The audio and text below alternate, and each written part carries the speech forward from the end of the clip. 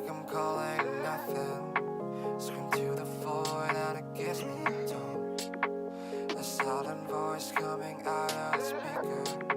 Just stay awake, it won't take long. It's like I'm calling nothing.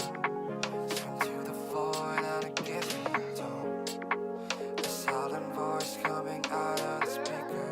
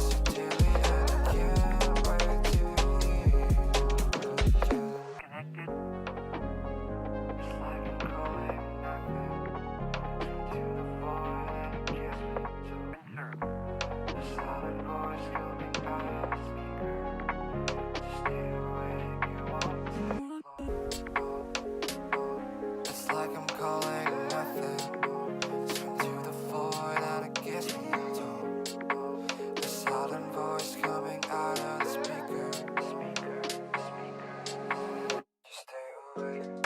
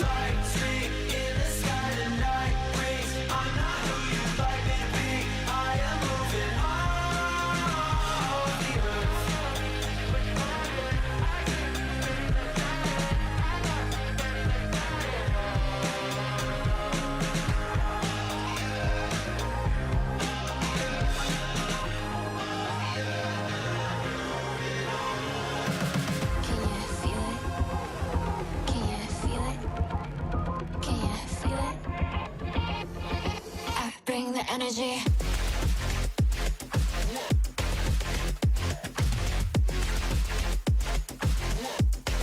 I bring the energy.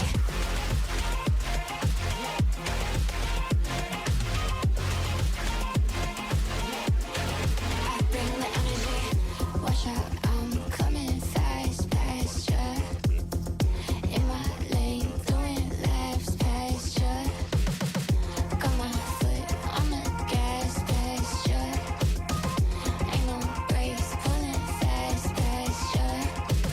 Can you feel it? Can you feel it? Can you feel it? I bring the energy.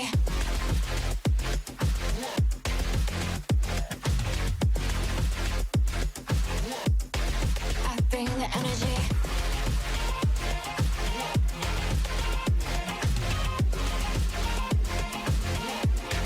I bring the energy.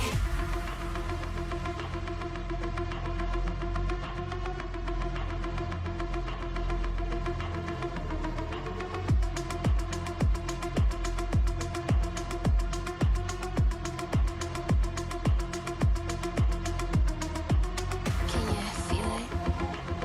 Can you feel it? Can you feel it?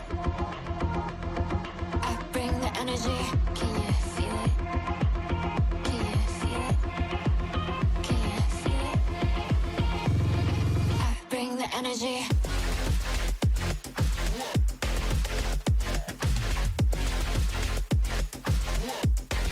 I bring the energy. Can you feel it? Can you feel it?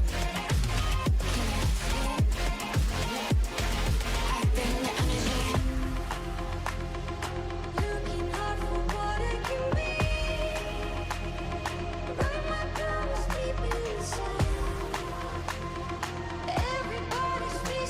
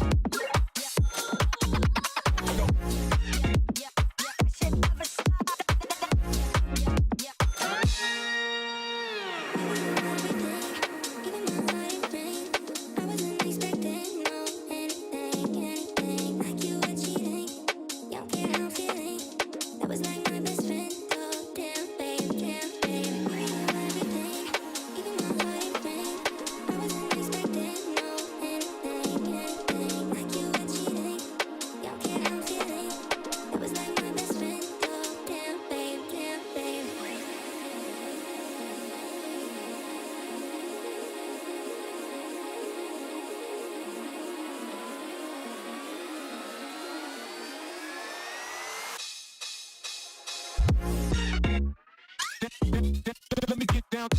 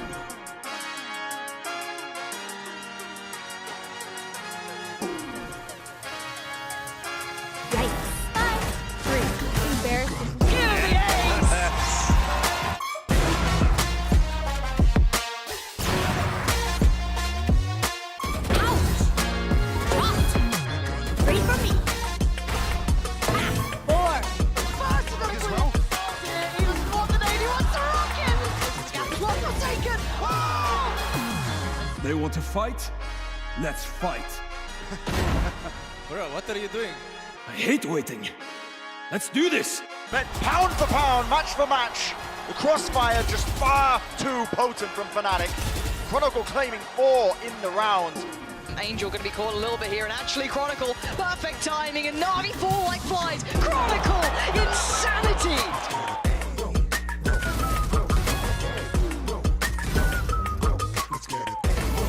Which allows Chronicle to move in from behind. That's 1 kill. 10 seconds. He needs the kill. Needs to look to the other side.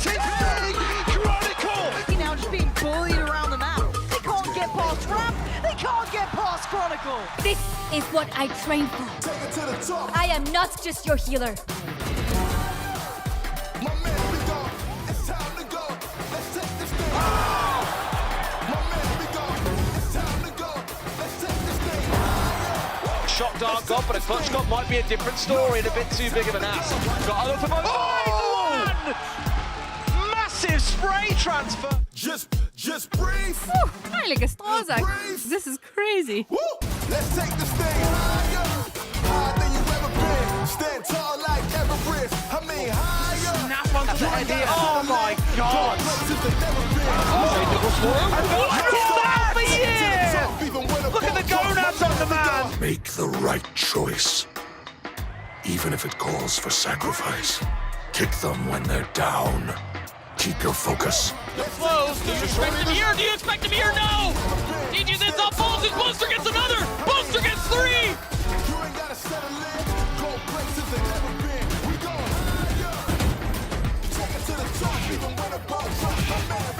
One round away. And the fight is over. 14-12. Leo, the one to send him away again, as Fnatic's dynasty starts today. Back-to-back international winners, the first of their kind. Incredible run from Fnatic.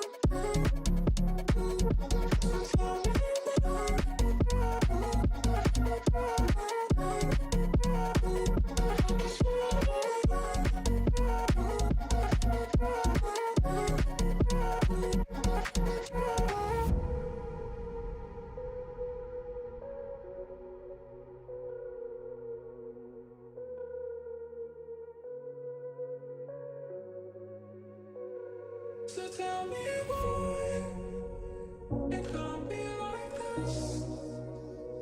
I just wanna know what I'm gonna miss. So tell me why you don't feel like this. Where did you go? There's no time for this. So tell me why.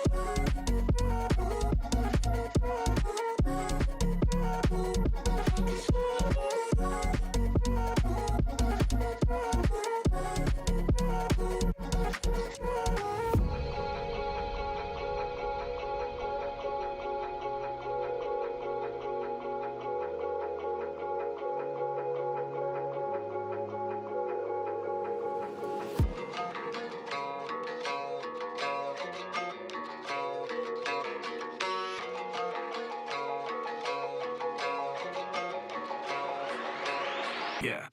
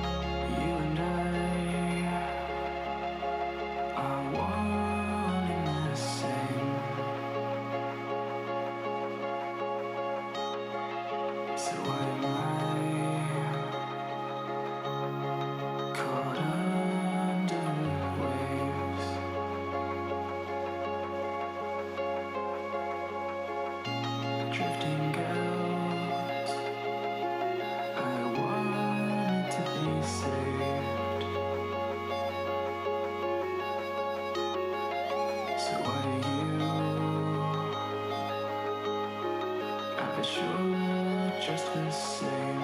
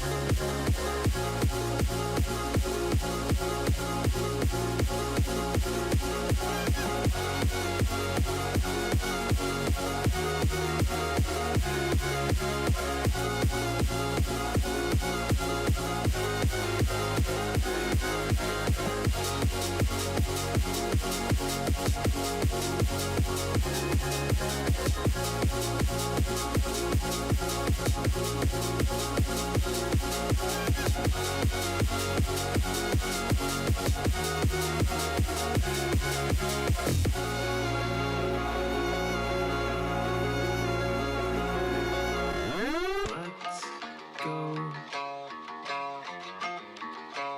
Let's see who swims best.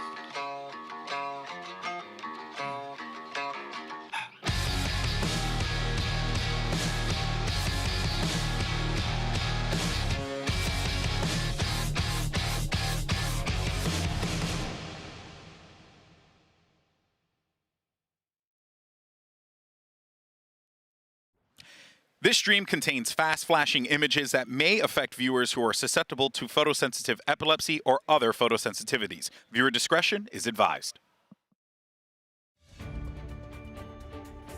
Welcome to the Valorant News Network, your most trusted source for all things Valorant. Live from Los Angeles. I'm Yingsu Collins. And I'm Mimi Wormkrantz. Today's show is brought to you by Boostios, America's saltiest breakfast cereal. Just one bowl will give you the boost you need to overcome second-place curses. Warning, Boostios may cause delusions, high-pitched screams, and cringe.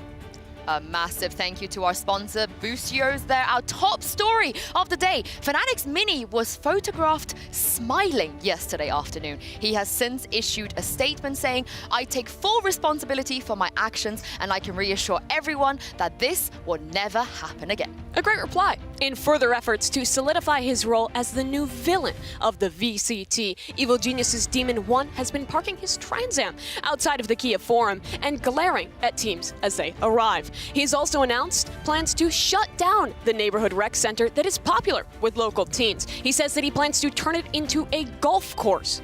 I love golf. Right, Tropical Storm Hillary hit Southern California during the lower bracket matches at the Shrine Expo Hall on Sunday. And for more on the weather here at the Forum, let's send it over to VCT meteorologist Seth Sprinkle for a special report. Yeah, Mimi, it's LA. It's really sunny. I don't have sunglasses. I can't see a damn thing. Back to you guys. Excellent. In-depth reporting per usual, Seth. PaperX's Something has revealed that he's disappointed with his in-game name not tripping up the casters as much as he would have hoped. Following Champions, he's considering changing his name to either The Spike or HFMI 0DZ JC9Z7. Fantastic choice. In science and technology, Loud have discovered a revolutionary new lumbar treatment by lying on their backs. It's rumored that they've also been working on a new product called the Back to Back, although consumers are a little skeptical after they botched the comeback. In other news, with the explosive growth of the Chinese Valorant community and the steady improvements of Chinese teams in each VCT tournament, it has been decided that Edward Gaming are the winners of Champions 2024. Congratulations on the hard-fought victory. Gongxi, gongxi to Edward. Well played. For the Valorant News Network, I'm Yingsu Collins. And I'm still Mimi Wormkrantz. Thanks for watching.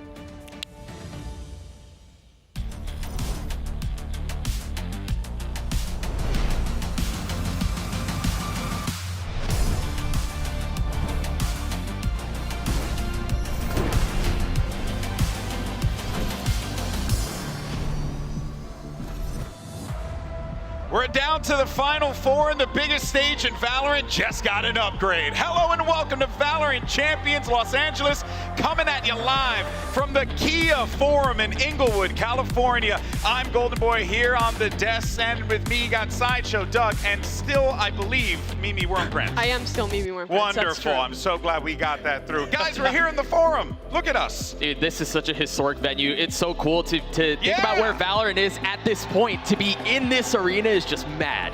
I think it's going to apply extra pressure to the players as well. We've seen some of these players get a little nervous even when they're on the stage performing, in a crowd where it's a couple hundred up to 1,000, and then this really turns the pressure even further. Yeah, and those players were walking through the hallway with the names of every band, every famous person that's ever performed at this venue on the wall, and I'm sure they're just walking past and just thinking like, I can't believe we're here. I can't believe VALORANT Champions is on that same list. This is a historic venue, and it is incredible that we are here being able to share something that we all love with you guys today. But that being said, though, let's talk about what we have coming up, because we have a few great matches for you. And oh boy, is this going to be a banger. We got Paper X taking on Evil Geniuses, and then after that, it's going to be a a lock-in rematch. Apologies. It will be Loud facing off against Fnatic, and of course, the winner will go on to the grand final, or you know what I mean. The basically winner moves on, loser stays home. Guys, I'm excited. It's the Forum. This is an incredible occasion, though, and of course, we have Loud, our reigning champions here.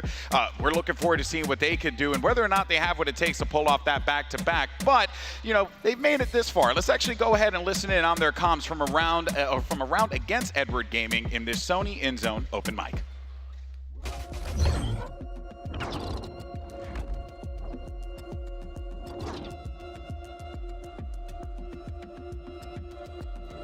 Não vem nada fundo. Tô estrefando a esquerda só, tá? Só sai de dentro do banheiro. Chegar na esquerda. Chegar. Fundo é meu, guys. Tem duas smoke só. Fundo marcando. Eu 120 nele. Caralho. Tem fundo aqui, tá perto mesmo. Deixa eu dar será que eu tenho antes？我开帘子。我们一会儿杀了人，我拍左边了，我封烟了。好，后点烟，兄弟们。咱不拉炮没有？来拉开的。他在黑雾门，他在黑雾门。我想下包脱包了，可以。我下包往上脱包了。包点后都没有，包点后都没有。哎，炸弹妹到了，炸弹妹到了。Verde. Vai ter como é da verde 1. Tá, cravei direita. Fez uma casa certa. Vai comer lá, gente. 中后面的死了。两个点后，别躲一下。二楼上一个2点后。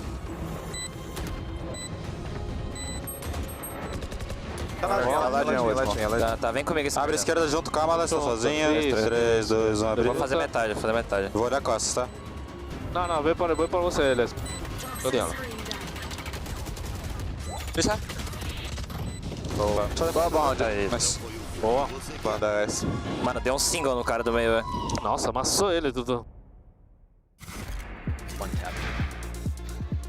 An excellent listening there, obviously, with Loud, who are here today, and they're, well, on a mission to be able to prove themselves that they can pull off back-to-back World Championships. But ahead of today's matches, we actually gathered some of the biggest brains together for an IGL roundtable. Here's Sadak, Divide, Boaster, and Boostio. Listen in, and maybe you'll learn something.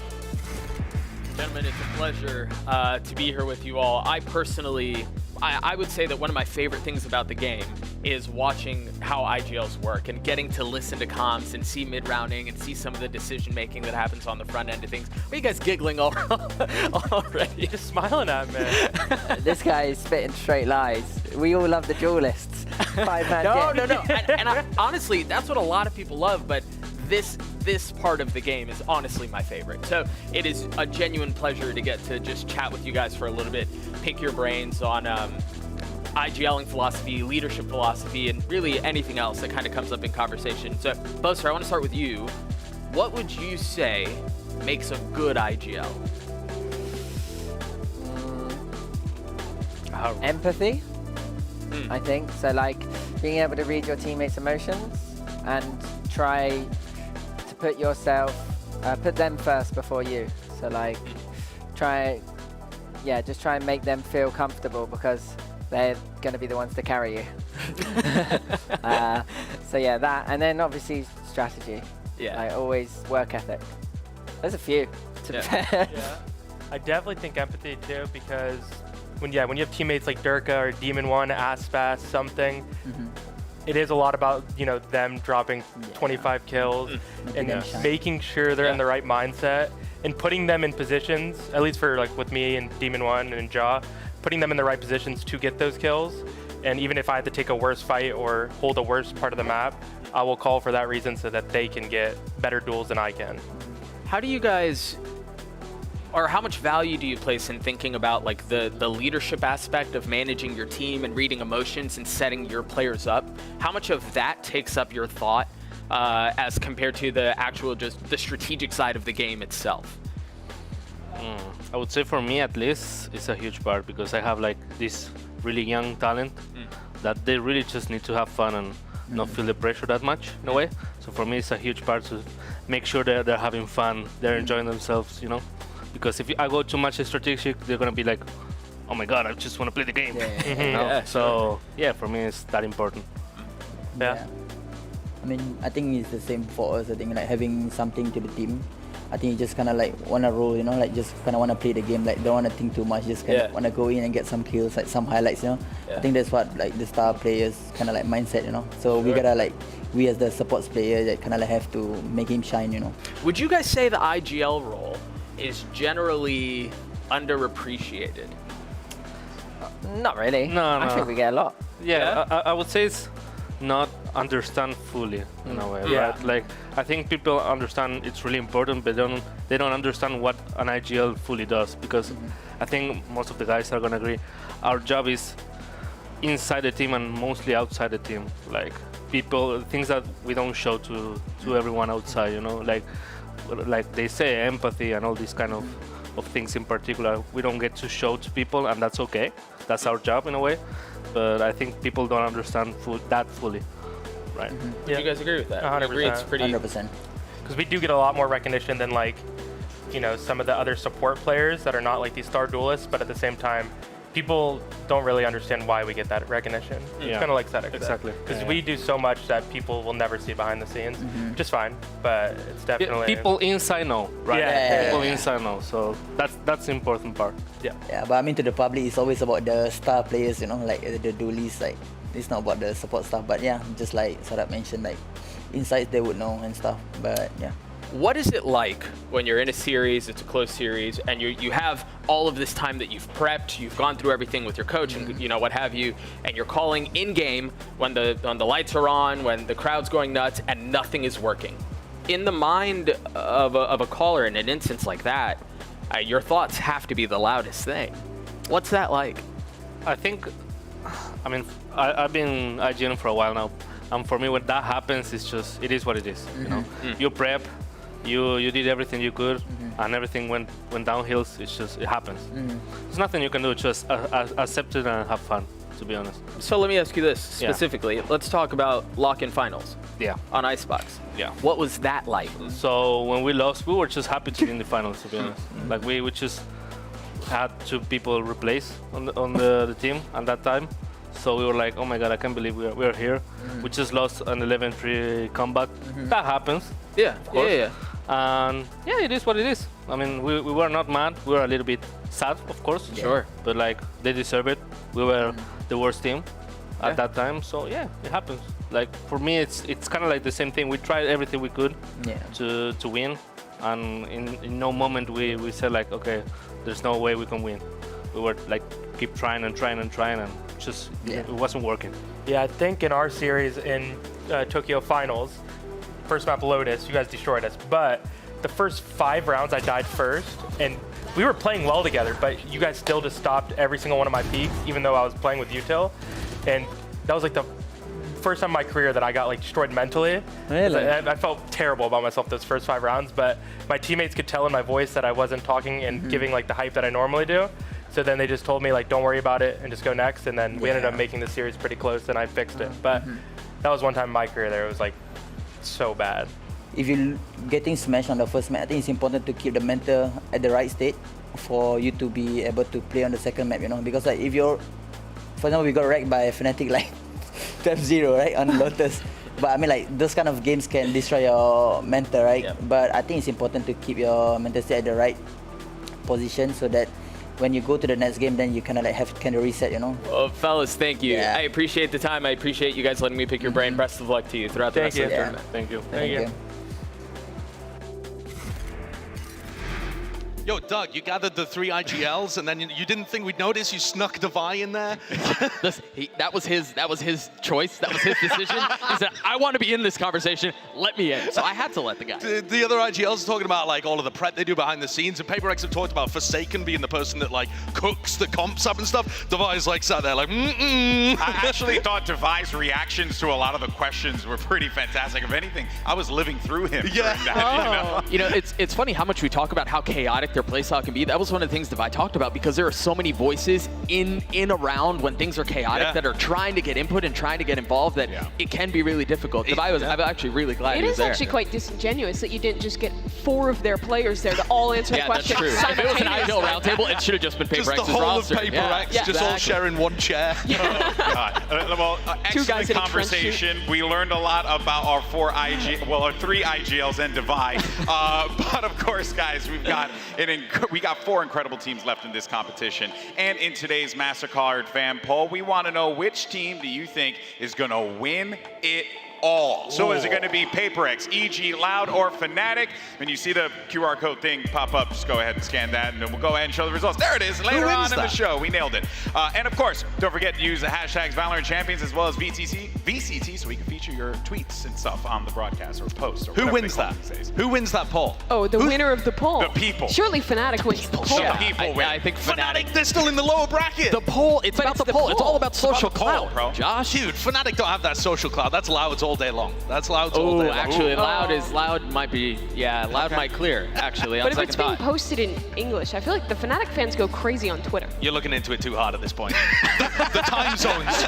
Wilkinson, the time zones. I mean, all it takes is just one guy to comment like just the Loud emoji. Just like anything green, and they're on that. That's it. Instantly. It's over. It's in. All right, well, let's go ahead, though, and talk about some of the matchups we're going to be seeing here today, because at Masters Tokyo, PaperX did not have something on the roster, but he is here now and is going to be facing off against Demon One. And Mimi, this is setting up, I'm going to you because I know you love these duelist clashes. It's setting up a war between these two, and I have no idea where things are going to land because they're both so talented. It's interesting, the comparison between these two players, because for Demon One, right, he was at Tokyo, but I think he disappointed a lot of people. He was this ultra superstar in Americas, who in a lot of ways was the guy who stepped up and helped them make the run to make it to Tokyo in the first place. He wasn't as great at that tournament, but now showing up to Champions, it has been that Demon One that was exceptional in Americas. They He's talked been about great that. on the jet. He's also been flexing around other roles and playing just as well. He's the best controller in the tournament now. He's played a third of his time on controller, and he's the highest rated player in the tournament. He's actually insane. That's unbelievable. And it's not just Omen, it's like he's locking in the Astra and stuff too, which is so hard to frag on. And then on the other hand, it's Something's first tournament, and he is playing that full-time duelist role that people would expect from this guy.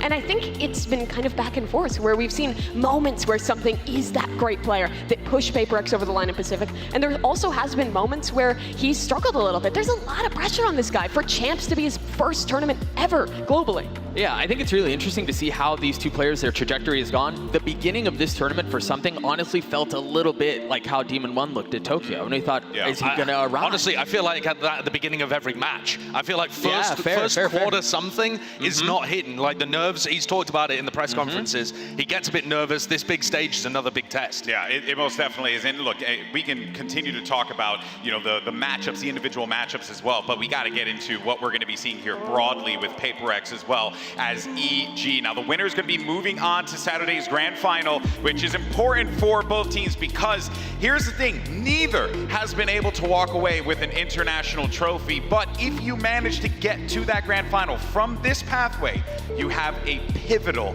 map ban advantage. Doug, we've seen how this has played out time and time before. It doesn't bode well for the person who's coming from the lower bracket. It will be an arduous climb for whoever's in that situation. Yeah, and I think that's why you see so many teams throughout the year try to focus on having a 7-map pool. So that if you're caught in situations like this, you have some depth, because it is outrageously suffocating to know you're not going to be able to ban out your perma. You know they're going to target you with the second ban or get rid of something else that is really good for you, and you just find yourself down at the very beginning of the series. Going through this from the uppers is outrageously important. I would agree. I think that both of these teams, though, have good map pools overall, and so it's not going to be as large of a disadvantage for one of the teams, but it's just a great position to be in, finding yourself in the grand final with a V2 advantage. Yeah, you deserve to be there. Couldn't agree more. I think especially if you end up playing against a Fnatic who's had a permaban the entire tournament, who's also fraudulent perma, by the way. They're bringing out Pearl at some point. I've seen it in the team leagues. They're going to have it. I mean, they'll have to. If they make it to the finals either way, there's no way they're going to have that advantage. They're going to do it today. You think today? It's today. Just Pearl time? It's happening at some point. This man is losing his mind. If he doesn't see Pearl, I don't know what's going to happen in this place. But, you know, what's also exciting about this, though, is that these two teams did meet one another at Masters Tokyo, lower final.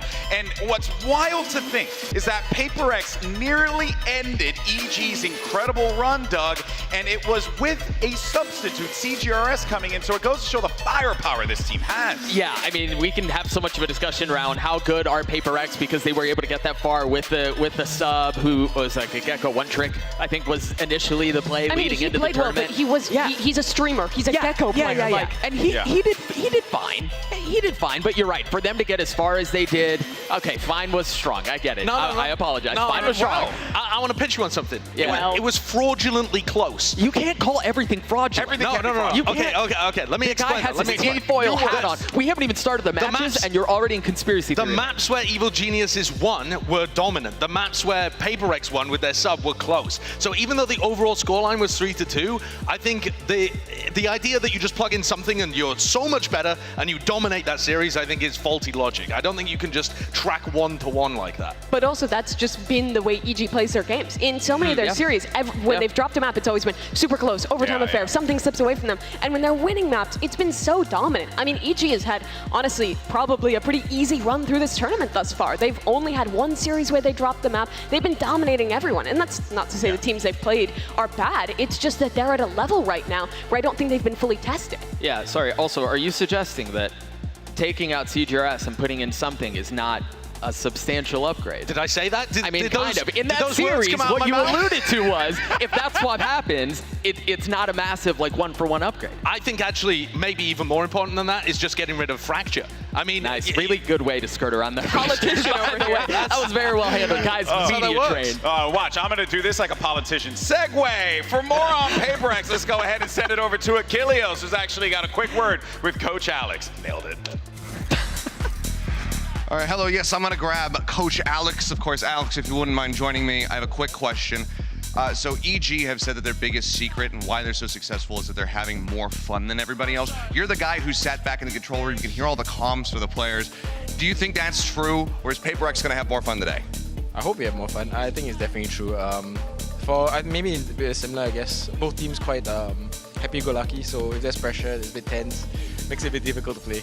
All right, happy-go-lucky. I think that's the best way to put it, but thank you very much, my friend. Good luck today. Ciao. One thing for certain is that fun will be had today, but when you look at the bracket and where we are right now, oh boy, a lot of people weren't having fun on the road to the top four. PaperX, EG, Fnatic, Loud.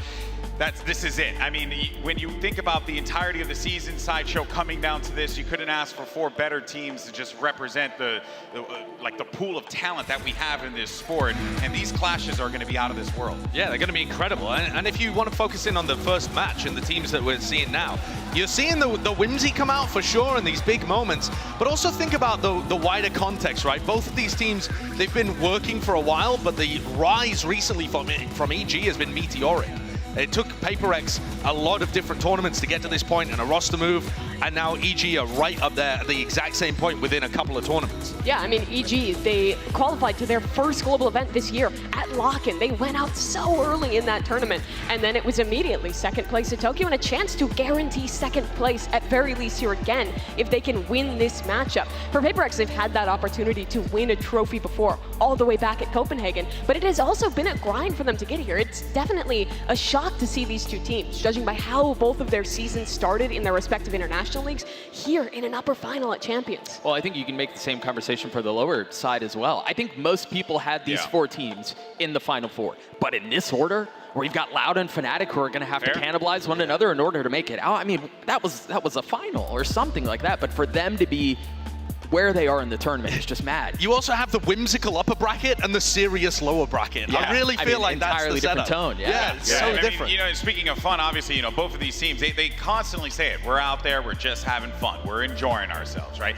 EG, right, I think is a great example of this. When you just look at a guy like Jogamo play, for example, he's out there just vibing, doing his thing. You're talking about Jojimo. I'm talking about Calm. He's knifing people in the middle of rounds. He's deciding to die to a turret because, guys, it's going to be optimal. The Killjoy is at least ultimate orb. No, they're just silly. And that's part of the reason EG is so good, because they've managed, despite the added pressures of, for their first time ever here at Champions, not being an underdog, they're still out here having fun, being goofy in the server, which I think is really important to keep the energy that they had at Tokyo. The silliest thing about Calm dying to that turret was apparently the team was telling him to die to the turret, and Calm's like, no, I'm not going to die. And they're like, no, go, man, go die to the turret. Finally commits, and it's just a classic My man's moment. thinking about his stats, you know? Yeah, and everyone's like, dude, do it for the memes.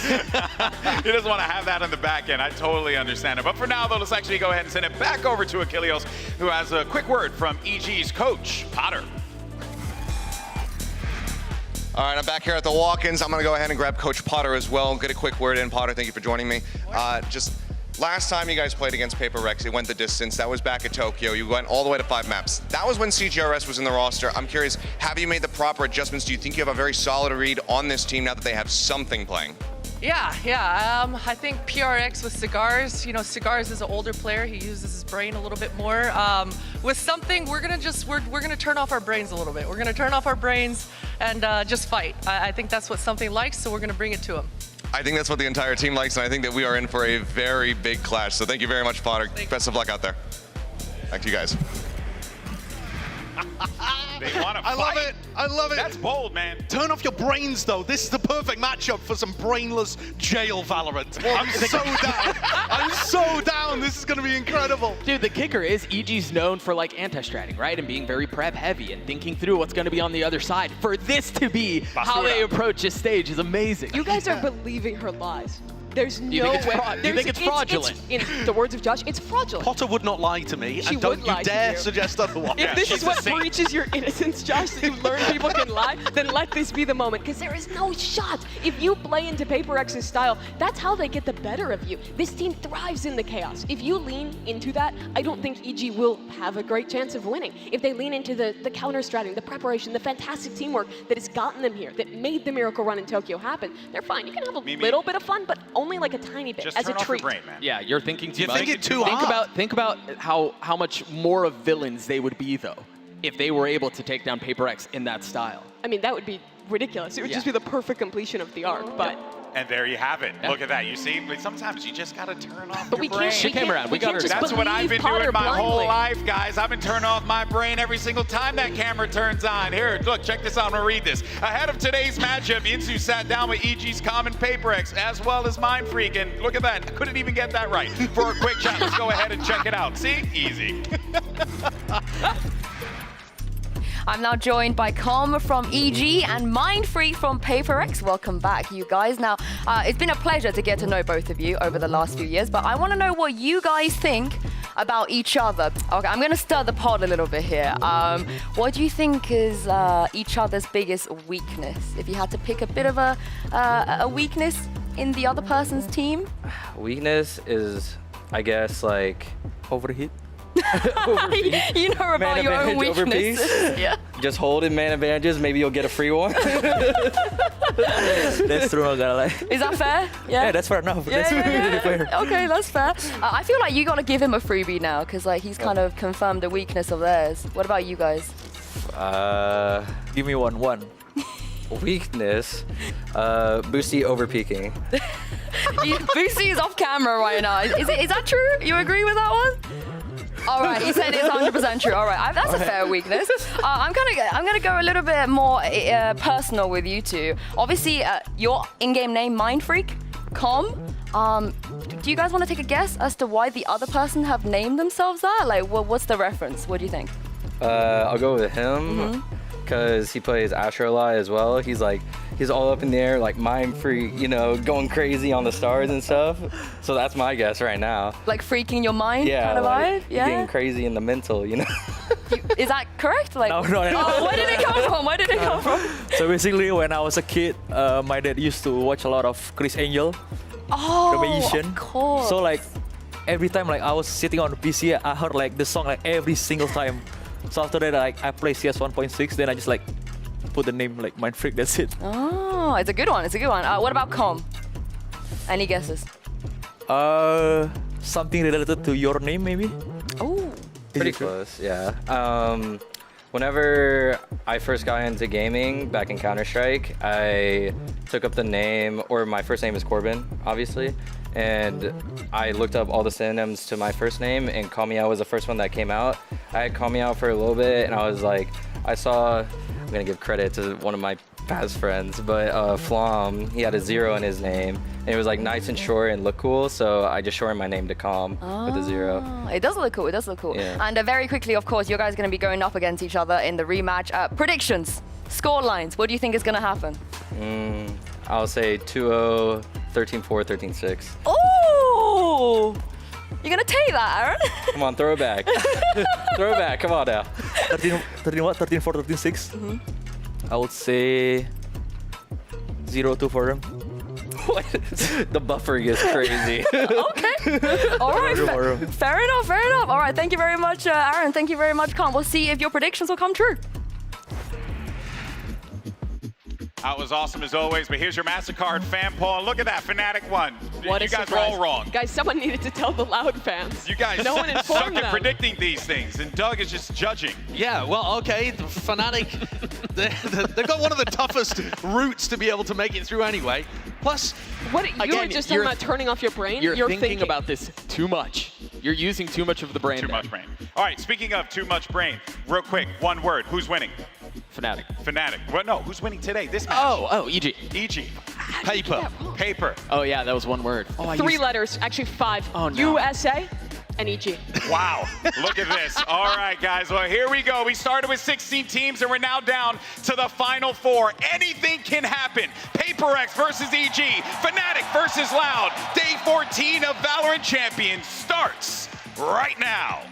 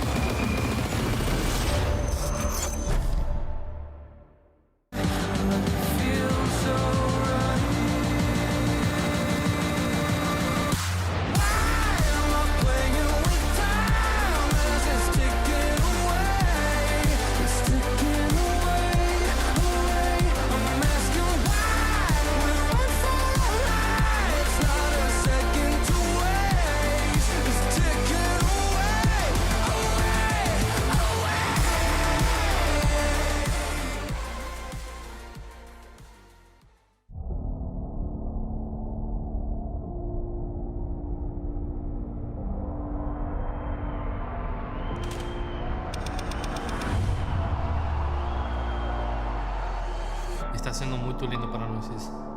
Eu não achei que ia chegar no top 4 tão rápido na minha carreira novamente.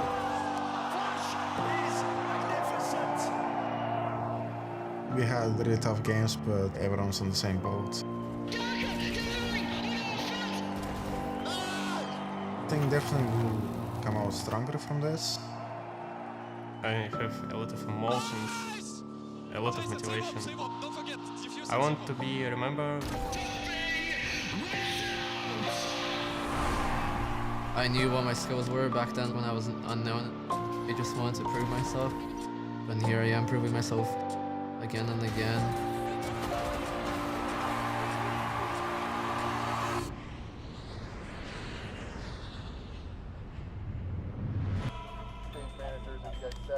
All 15, check mics on 15, ready 13. Let's make sure the stage is ready and players are lined up. Well, this is it, guys. We're here at the Kia Forum. History is about to be made. The year started with both of these teams in the finals of Bakken. It was heartbreak for Loud. They already managed to get their revenge on Fnatic at Champions. The score is 1-1 tied. There's pressure on them. 2 trophies, 1 in a row. But if you don't win Champions, what's your legacy? Highest placement we got at Champions. Yeah, it's true. We're breaking records. But now it's gonna be like really deciding match. Who's better team? Eu acho que eu me identifico muito com o Boxer. Ele se entrega muito pro time dele. Ele quer sempre o melhor pro time. They played really well, and it's like now I hope for a good rematch. Eu acho que dele que vai vir com sangue no olho para jogar contra as pinhas. This could be the greatest Valorant rivalry we have ever had. We want to learn from each other, and no matter what happens, we just like respect each other. Hey, Baz. Hey, you guys go win this tournament, okay? We'll try. Raspas, Kawan, Tuis, Les y eu. Vamos a estar ahí sem medo. De líder a líder vamos nos divertir. Loud. One more. I knew we were gonna be here. No doubt in my mind ever. I'm super excited to rematch Paper X. Last time, Paper X, they managed to take EG all the way, go the distance to the last map with a stand-in. I want to like get revenge to EG because they beat us on Tokyo. Their playstyle was kind of similar to ours. They swing, we swing. They do like random stuff, we do random stuff. This time, I can't wait to play something. Something is still above Demon 1. I think they being really arrogant, and I really don't like it. Yeah, I talked to every single person I've ever played against. I'm not stopping. So just enjoy watching me destroy your favorite teams and cry about it on Twitter. Practice always try to like having fun as much as we can. If we laugh, I think we will win the game.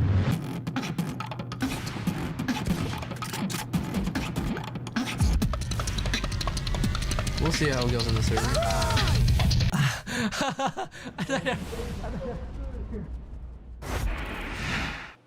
With both teams making it through upper bracket as 1 seeds, this is going to be our last and final coin flip of the event. So again, alphabetical order according to team name. So EG will be heads and PRX will be tails. And I will go ahead and give this a flip.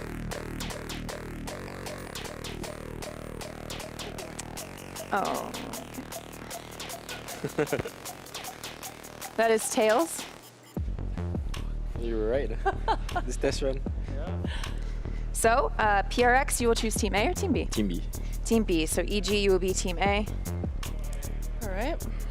We will ban split. Okay. And your ban? Fracture.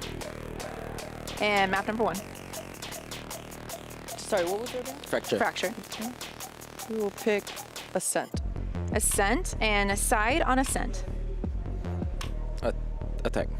Attack. And then map number 2? Bind. Bind. Side on Bind. Pick Defense.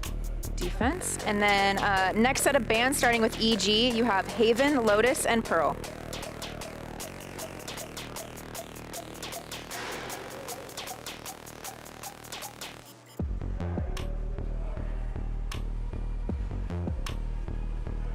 Okay, we'll take out Lotus. Lotus, okay. And your ban, you have Haven and Pearl. Pick Ben Haven. Ban Haven. So map number 3 will be Pearl, EG, side on Pearl. Defense. Defense. Okay, let's run back through this. First set of bans, we have EG with Split, PRX with Fracture. Map number 1 is Ascent with PRX on Attack. Map number 2 is Bind with EG on Defense. Next set of bans are Lotus and Haven. Map number 3 Decider is Pearl with EG on Defense. Cool. All right, good luck to you both. That was good.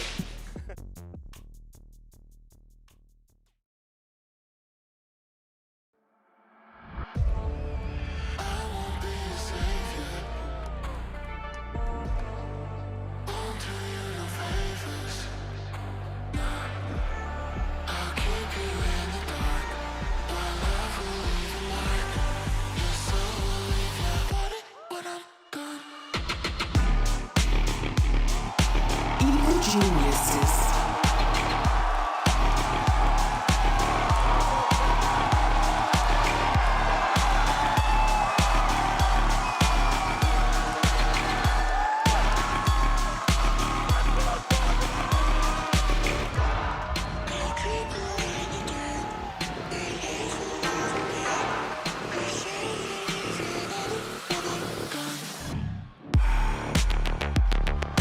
Paper X.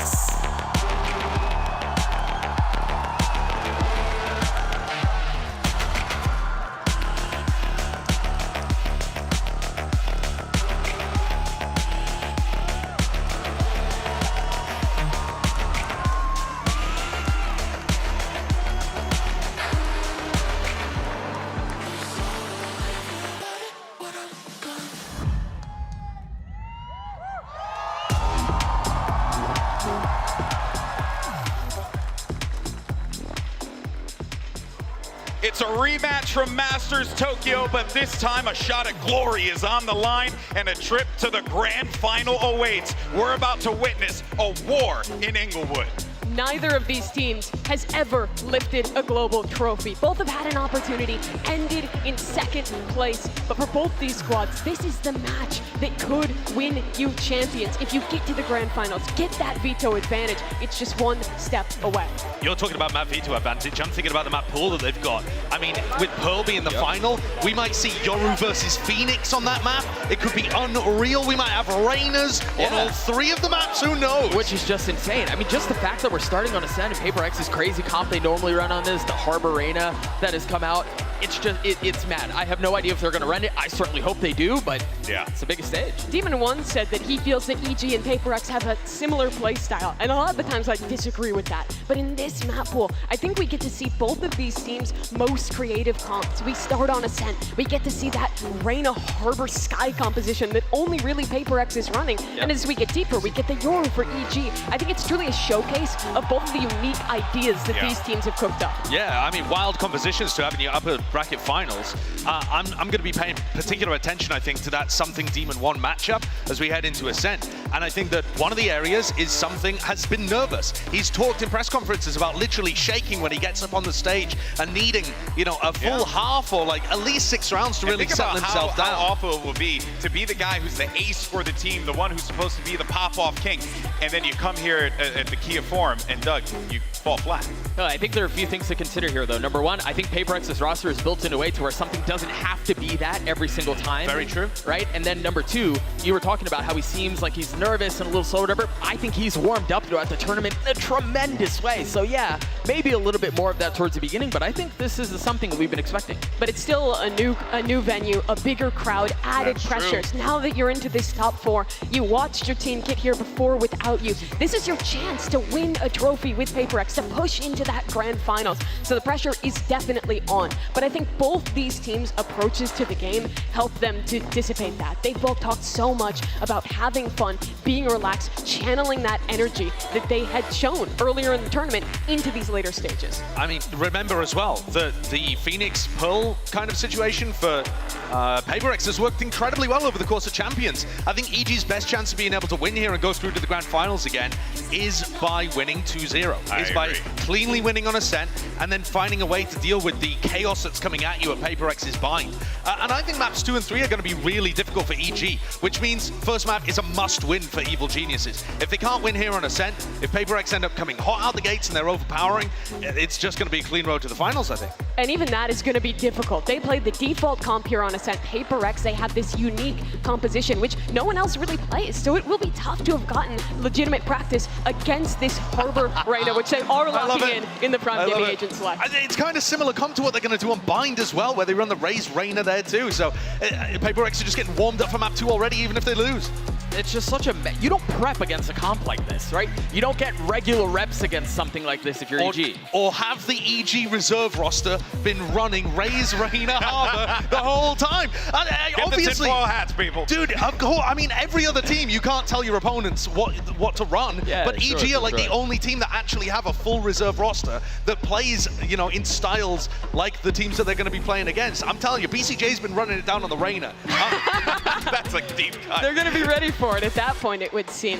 But EG, even though they play the default comp, this map has been their playground. They have a lot of specific trap plays that they've innovated here, setting up off of their ultimates, just like they do on Fracture. Just because it's the basic comp doesn't mean EG's going to have a basic style. Well, the agents are all locked in, and we're ready to kick off our first match here at the Kia Forum. So, come on, guys, make some noise as we get hyped for this first matchup as we send it over to Achilles and Paper Thin. Thank you very much, GP. Yes, it is an honor to be here for this upper final between Paper X and EG. I'm Achilles here with Paper Thin, and we'll be guiding you through what could very well be some chaotic action. Given what we were hearing from Potter coming into this, they said we're going to turn the brains off, we're going to dive into this, and we are just going to fight. And I love the way that she's talking about it, because it's so important to be ready for this against Paper X, because what makes them so good is their W King, folks. They are so confident, so spectacular in the heat of the moment with their opening shots. And here on the pistol, as we get ready for Ascent, our first map, I can already see that Paper Rex has set up the same toxic screen where they push bench, but it looks like an A hit here, full on for Paper Rex on their attack side. Jing with a quick swing, gets himself all the way down. And the cat now Drake pushing forward. Paint shells at the ready, right as the wall drops. Something going to be finding that first blood. Now Jing going to be doubling up. Juggernaut going to be taken down. Already site being occupied. Plant coming in. A very swift hit right off the rip here as Jing gets some timing, gets himself swung up around the corner, catches Calm off guard, Forsaken on the pinch. Jing now with a 3K to kick things off.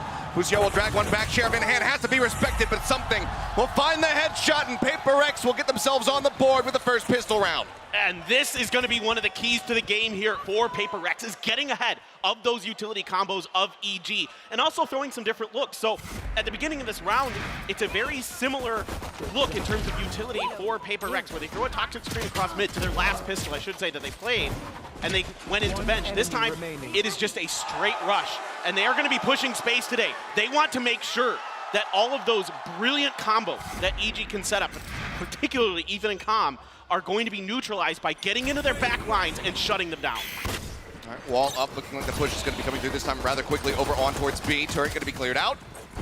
And the site is going to be taken, so it's going to have to be a full five-man retake here on this B site as the spike gets planted in the default corner.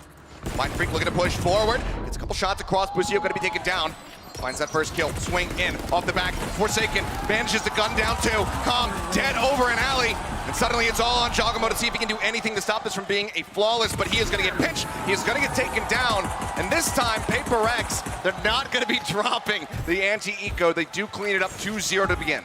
And already what I'm seeing here from Paper Rex is super encouraging, not just because they won that round flawless, but because they're reacting really well. There's a 0 point that hits the back wall from B. Immediately, the Cove comes down from Forsaken to protect the B main door. It's kind of a fallback point because they're expecting pressure on that flank. They're able to deal with it very, very nicely. So already, it seems like Paper Rex, not only are they kind of on that W key gaming mode where they're just pushing space, but they're also using their utility, reacting really well to what they're seeing from EG.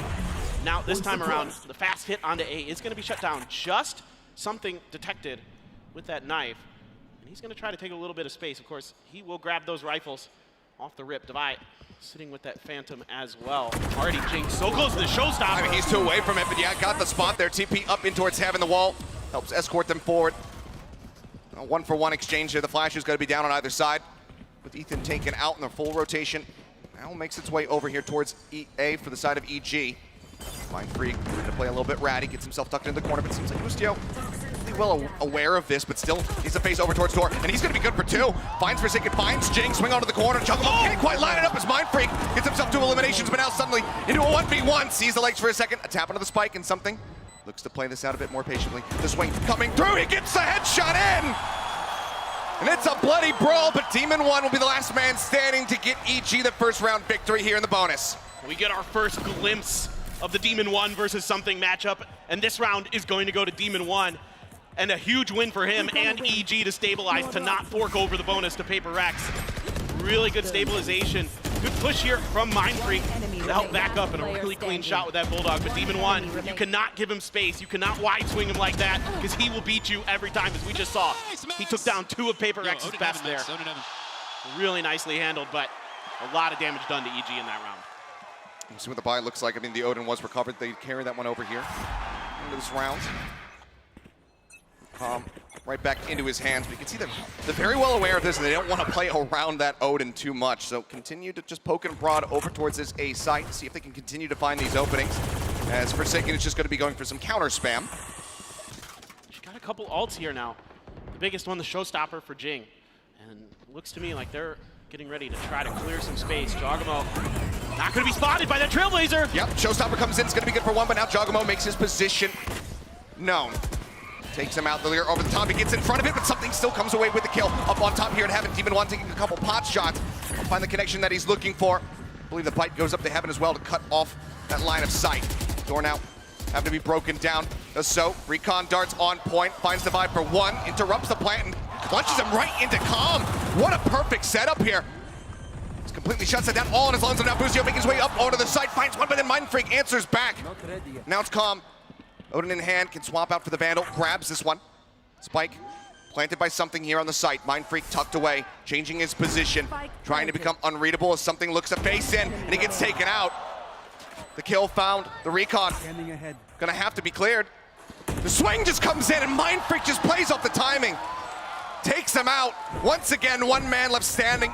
Paper Rex will now move up to 3. I mean, it's a brilliant round here from Calm, doing everything he can to try to swing this into EG's favor.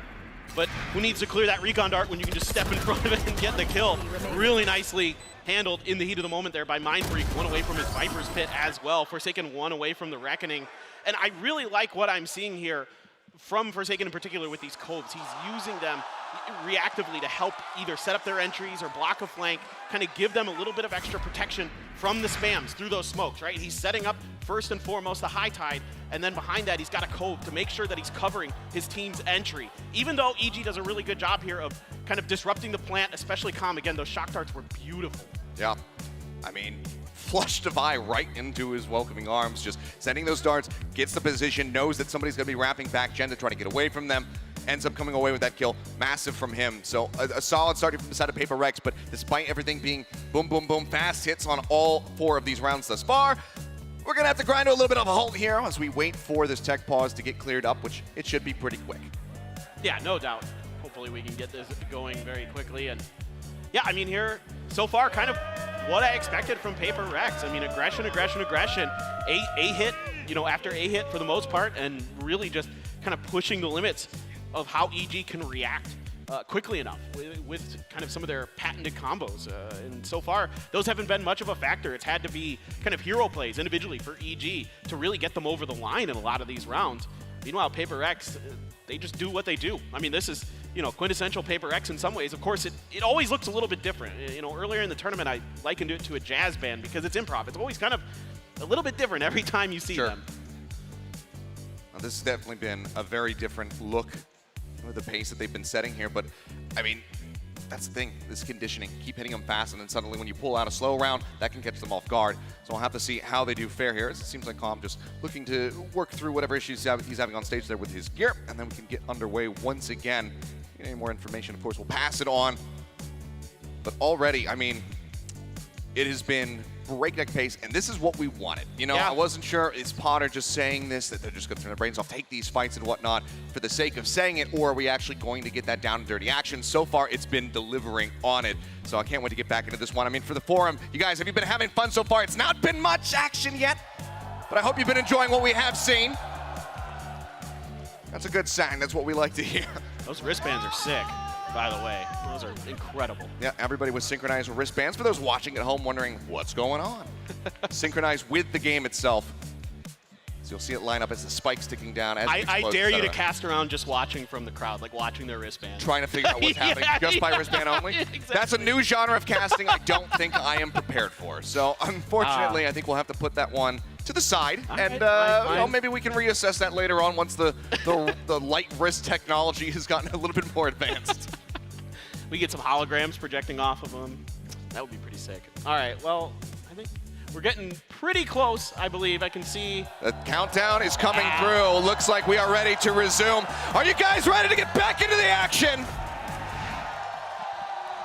Yeah. Well, then that's exactly what we shall do. 8 seconds till the barriers drop, and you can see not much here in the kit for the side of EG. A lockdown available. Another Sheriff going to be picked up here from Boostio. Well, now they're going to try to contest this A main push that Paper Rex has been doing over and over. They're going to use a one-way to sneak Boostio over in the corner. One of the things, or excuse me, Jogamo, one of the really impressive things I think about Jogamo on this map is he's really tricky with his TPs sometimes. He fakes them, he doesn't, and he kind of gets into your head. Watching their previous match, he's doing a great job with that, but Poison Cloud going to back him up just a little bit. Let's see if Paper Rex commits. It's a triple stack on this side for the first time pretty much. It's okay, spotting one, Demon one, just tucking away back into hell. Nade to try to flush him out, gets a good chunk of damage across, puts him down a half as the Cove comes up, the Leer over top of it. Fragment to try to slow the advance, something already in here for full flash committing. And it's just to catch him, but still going to be Divide coming away with the kill as Demon one gets taken out. Now Ethan Jogamo, all following the plant, going to be coming through. Calm with that frenzy in hand, able to find one. Boostio trying to get the timing to get the headshot across. Can't make it happen. It's not going to be a flawless, but it is going to be still very clean here for the side of Paper Rex, now 4-1.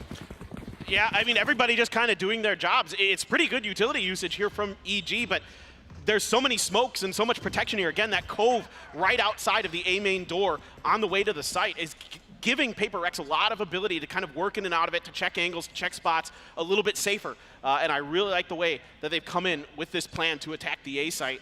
And it's really giving EG some fits. Yeah, you could see that something got pretty flashed up, but nobody was really able to track him down. Jing immediately blast packing up into heaven to cover that. So, and it's just the same thing here. Again, it's just A over and over. Oh. Tom got the spot. There's a tag. Can he get him? Yes, he does. He lines it up for the double kill.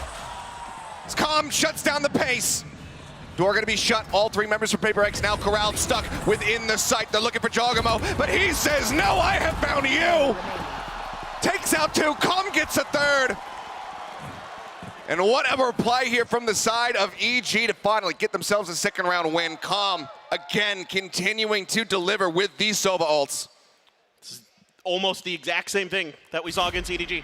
Almost the exact same play. And this is a point of concern sometimes for Paper Rex, where sometimes their utility tracking is good, sometimes it's not. And you know, every once in a while, Paper Rex's protocols break down where they don't clear a recon dart that they need to, or they don't quite think about the situation as well as they need to. So and this is going to be one of those moments, you know, Calm here just dialing up the exact same play, and this time he finds two even out of it. I mean, to continue to just look to hit this A site.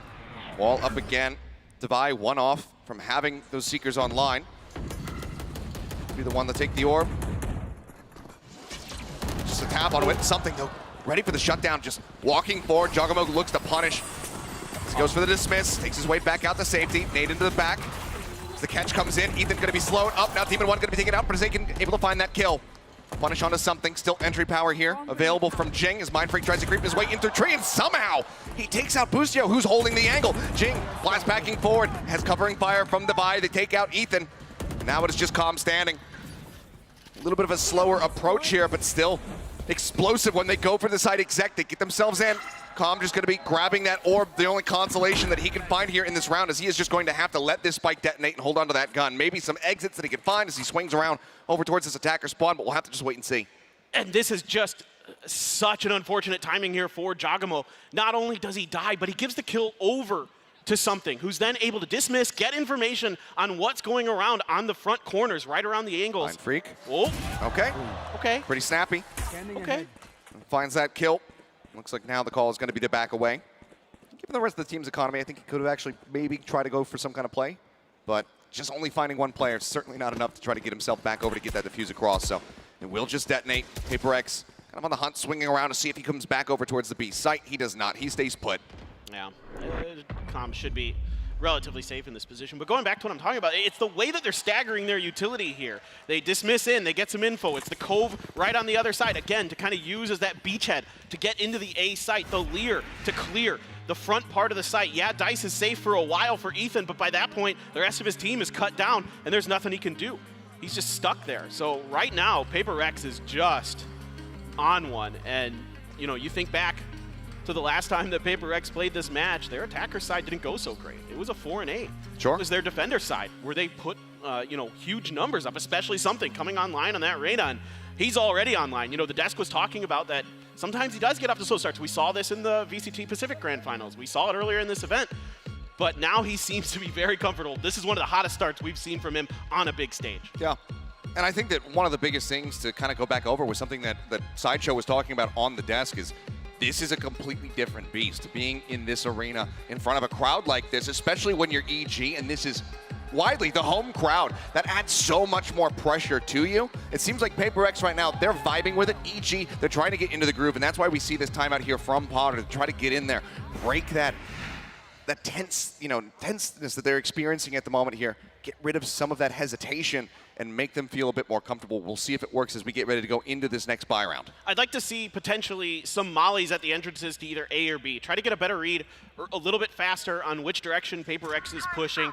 Use either the nano swarms or the fragment from Ethan to try to gum up the works, buy a little bit of time, buy some time for these rotations, buy time for particularly like Calm to get into place and really kind of try to disrupt these retakes. That's the one time we've seen. It's the tile scrunch? It looks like it could be. Paranoia across. Demon 1's just going to be moving forward through mid, ready to swing onto the corner. Already, one going to be taken down, but Jing answering back, finds himself 2 kills, so it's just going to be a 2-for-2 exchange as Ethan also gets himself on the board. Secret pushing forward. Bustio revealed the lockdown. Now going to be committed here into the fray. The Lear forward, something he desperately wants to try to clear this one off, and even one going to be taken down on short. Now they'll just make their exit. Pay respect here to this lockdown, backing away for now. A site not going to be attacked, but this does leave B completely open. Yeah, and I like the proactive play here at the beginning of the round from EG, even though it doesn't go quite their way. I mean, Jing is just really feeling it along with all of Paper Rex, but still able to slow down this momentum, at least temporarily, give enough time for Boostio to get that lockdown in, but now he's the only one left here on A site, and no utility to speak of. The dry swing in, something getting a bit of damage. Boostio going to be good for one, finds a headshot. The dog chasing forward, however, does get that stun, but they don't have any gap close to try to get on top of him.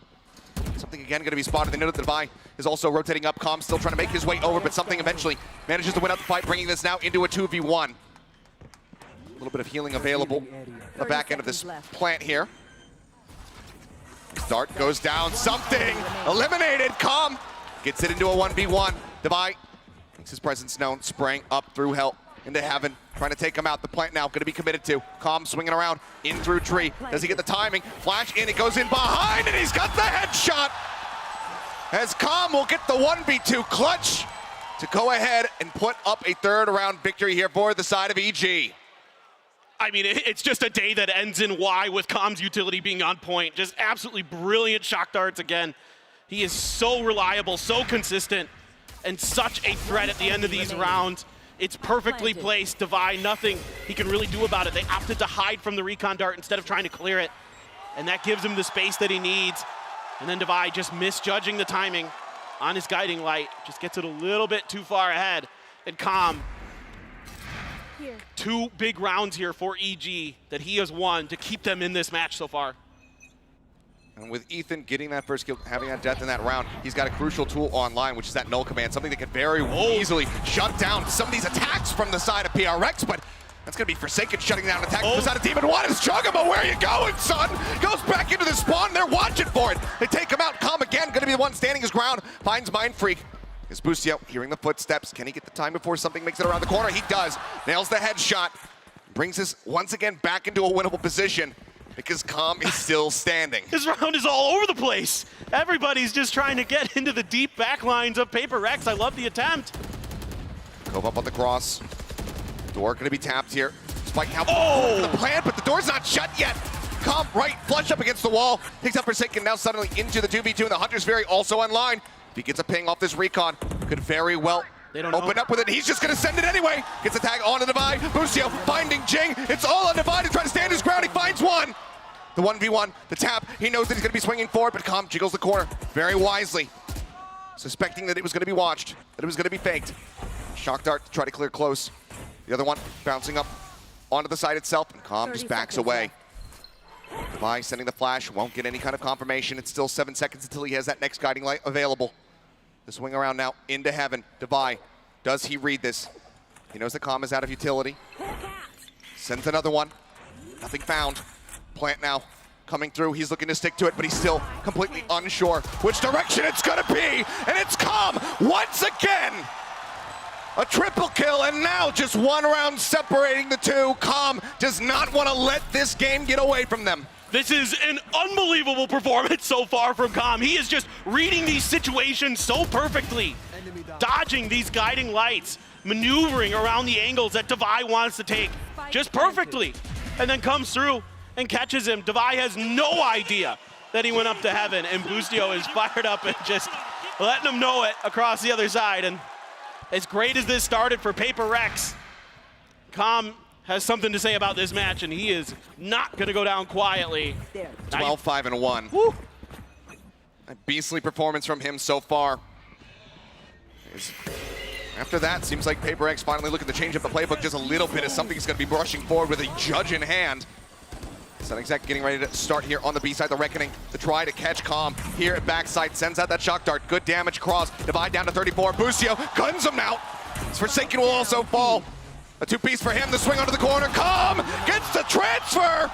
Holds it down to find Mind Freak, and now suddenly EG on for that Prime Gaming Flawless. It's just something left tucked into a corner, and he will be found. It's Calm again with a triple kill. The Prime Gaming Flawless comes to fruition as we get tied up at 5-5. Yeah, again, just brilliant work here by Calm, staying alive to set up Boostio to knock a couple down.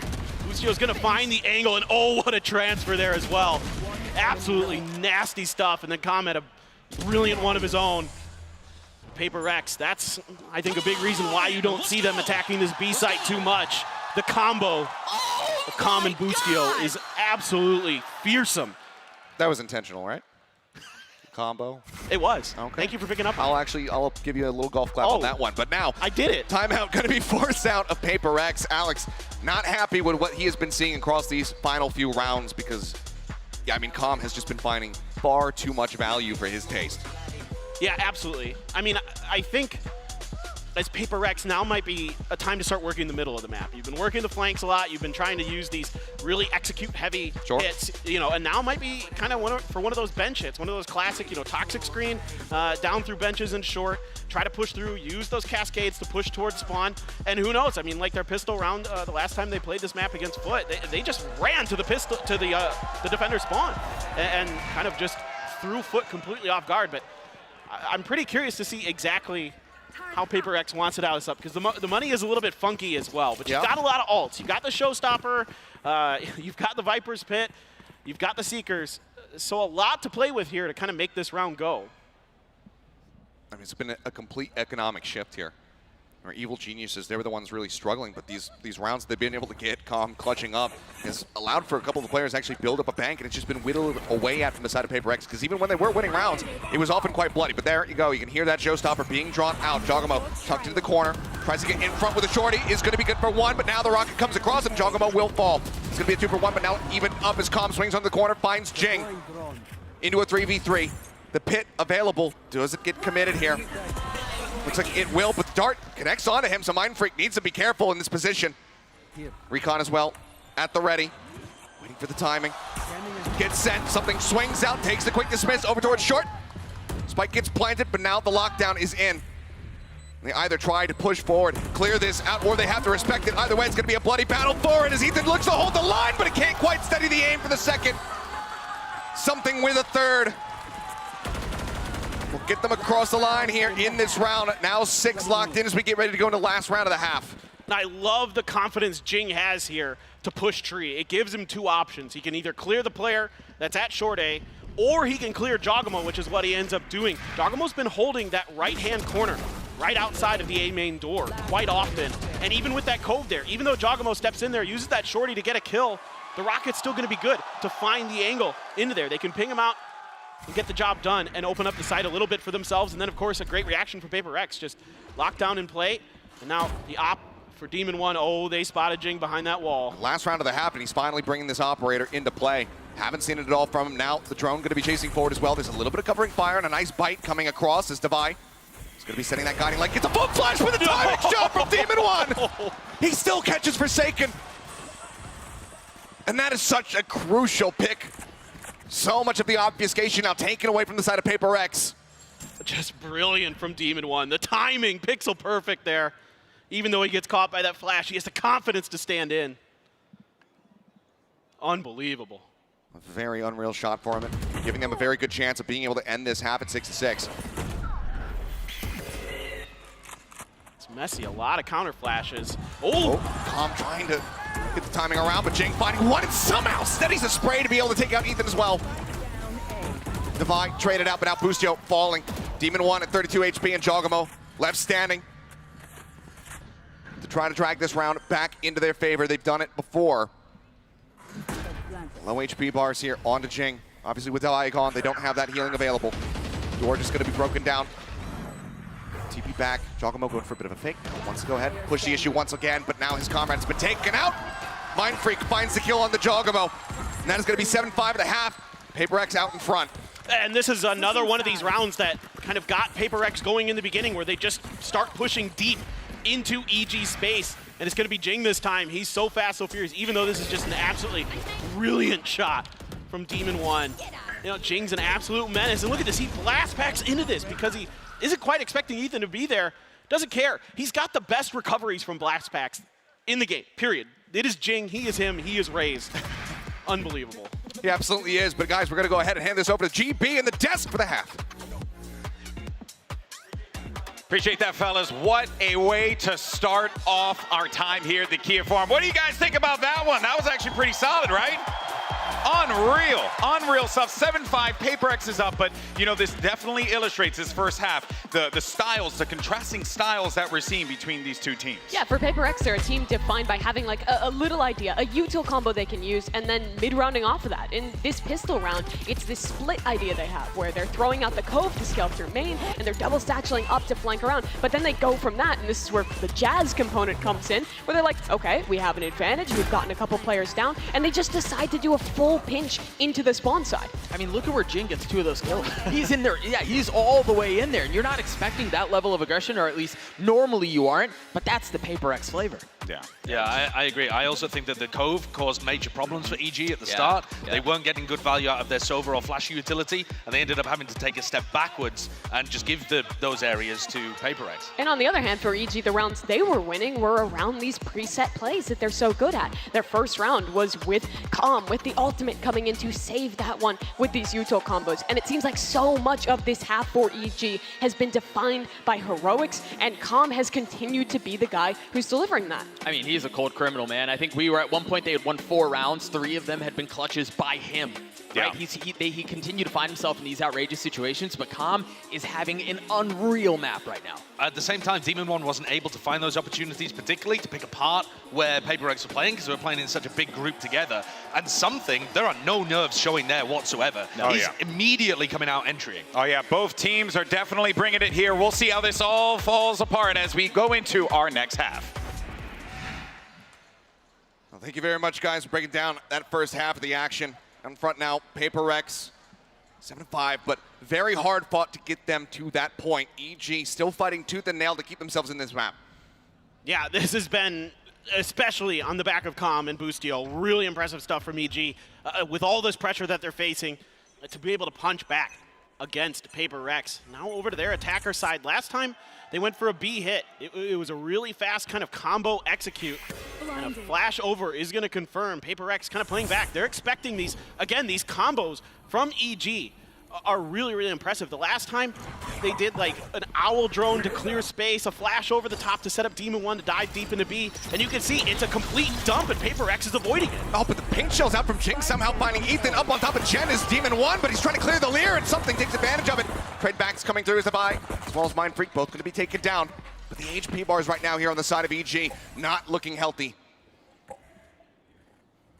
And everything just gets ground to a halt. Turret confirming one, just spotting something there for a brief little moment. But for the side of PaperX, they can leave that standing. Don't have to worry about it. Now you can see just backing away. They know. They've read it. All the way back to the spawn. Looks like they want to play this one out as slowly as humanly possible, just in case it's going to be that mid pinch as well. Ball comes up from Forsaken, but all 3 members from the side of PaperX still going to be staying corralled over towards A widely. So 30 seconds this is looking left. like it's going to end up coming down to a 3v3 retake, and with entrenched positions, EG could certainly win this out. Yeah, and now that high tide going to be on a bit of a cooldown. See if it comes back in time. Calm's going to grab an orb, and now you can see them shifting over. Otherwise, not much util, just the Cove for Forsaken. Calm pushing angles. Looking for the timing, and he's going to be able to get them both. Grabs another gun. A triple kill here for Calm. Something, everything to do, but no dismisses, no Leers, no Devours left to try to make it happen. So it's 68 HP. To try to win out this round. Knows that one's around the backside, but Calm is playing quite far out. He's a shock dart. He's just waiting. Not even within B main at the moment. Swing on the corner at the time, running low. Something has to turn his sights back over towards this spike. The turret as well set up to play contact. See what the call is going to be. Maybe just stay tucked, try to get some exit frags, try to get himself up towards that Empress, and then widely just go down to the spike if possible. Just waiting, and it looks like EG still also very happy to sacrifice themselves. They will do just that. Do not want to give him the chance at building up that ult. Pistol round goes the way of EG. Now, once again, 1 round away from tying us up. Yeah, and it's a good early read here from PaperX, expecting this util dump onto the A site. When you can see that they're using Fragment, the Nano Swarm, the Owl Drone, the Flashes to clear space for Demon One to try to rush in, but, you know, Jing able to find that Fragment kill onto Ethan early. kind of slow things down, but EG with a good rotation, and it looked like maybe Paper X was going to read it there for a moment, but they kind of double down back towards the A site, and they get caught in rotation by yet another beautiful lurk from Com. This guy has been so brilliant on those moments. A little bit of spray here, and Ethan is going to find Forsaken. A little bit of spraying. One little kill coming across. Yeah, Forsaken taking out Jing, getting dinged up just a bit. Cover going out. He's trying desperately to get that ult orb online. Wants to be able to have that showstopper. Something playing up close. Spots one. Can't quite line him up though. Shot goes into Jogamo's shoulder. He stands tall. 3 players left. I have the spike. Dart up towards heaven. The grab on the orb. Com saying, hey, you know what? If I grab this, if I get that plant, I'm just going to be one away. Once they have that Hunter's Fury, as we've seen how impactful they can be. Jogamo down to 7, but covering fire from Boostio comes up with yet another kill. That's all on Mind Freak. He'll come away with 1, denying the flawless, but Com, well, he's looking for that Hunter's Fury, and with this spike plant, he will have it as we are tied up 7-7. What is that, 4 or 5 util kills for Com so far? I mean, he got 2 on a Hunter's Fury. I know he's got at least 2 shock darts that I can think of. Yeah. He's been absolutely just brilliant. 20-7 right now. Just having an incredible map. Absolutely stunning and stellar performance all throughout this event for Com. He has just been, he does so much for this team. Whether it just be the util usage, that's probably one of the flashier points of it, but he's so good at lurking. He's so good at hitting the flanks as well. You know, when you see him on Fracture in particular, he does a great job with it. Jing gonna be checking in on Boostio's little jiggle peek there. Immediately, knife comes out to check.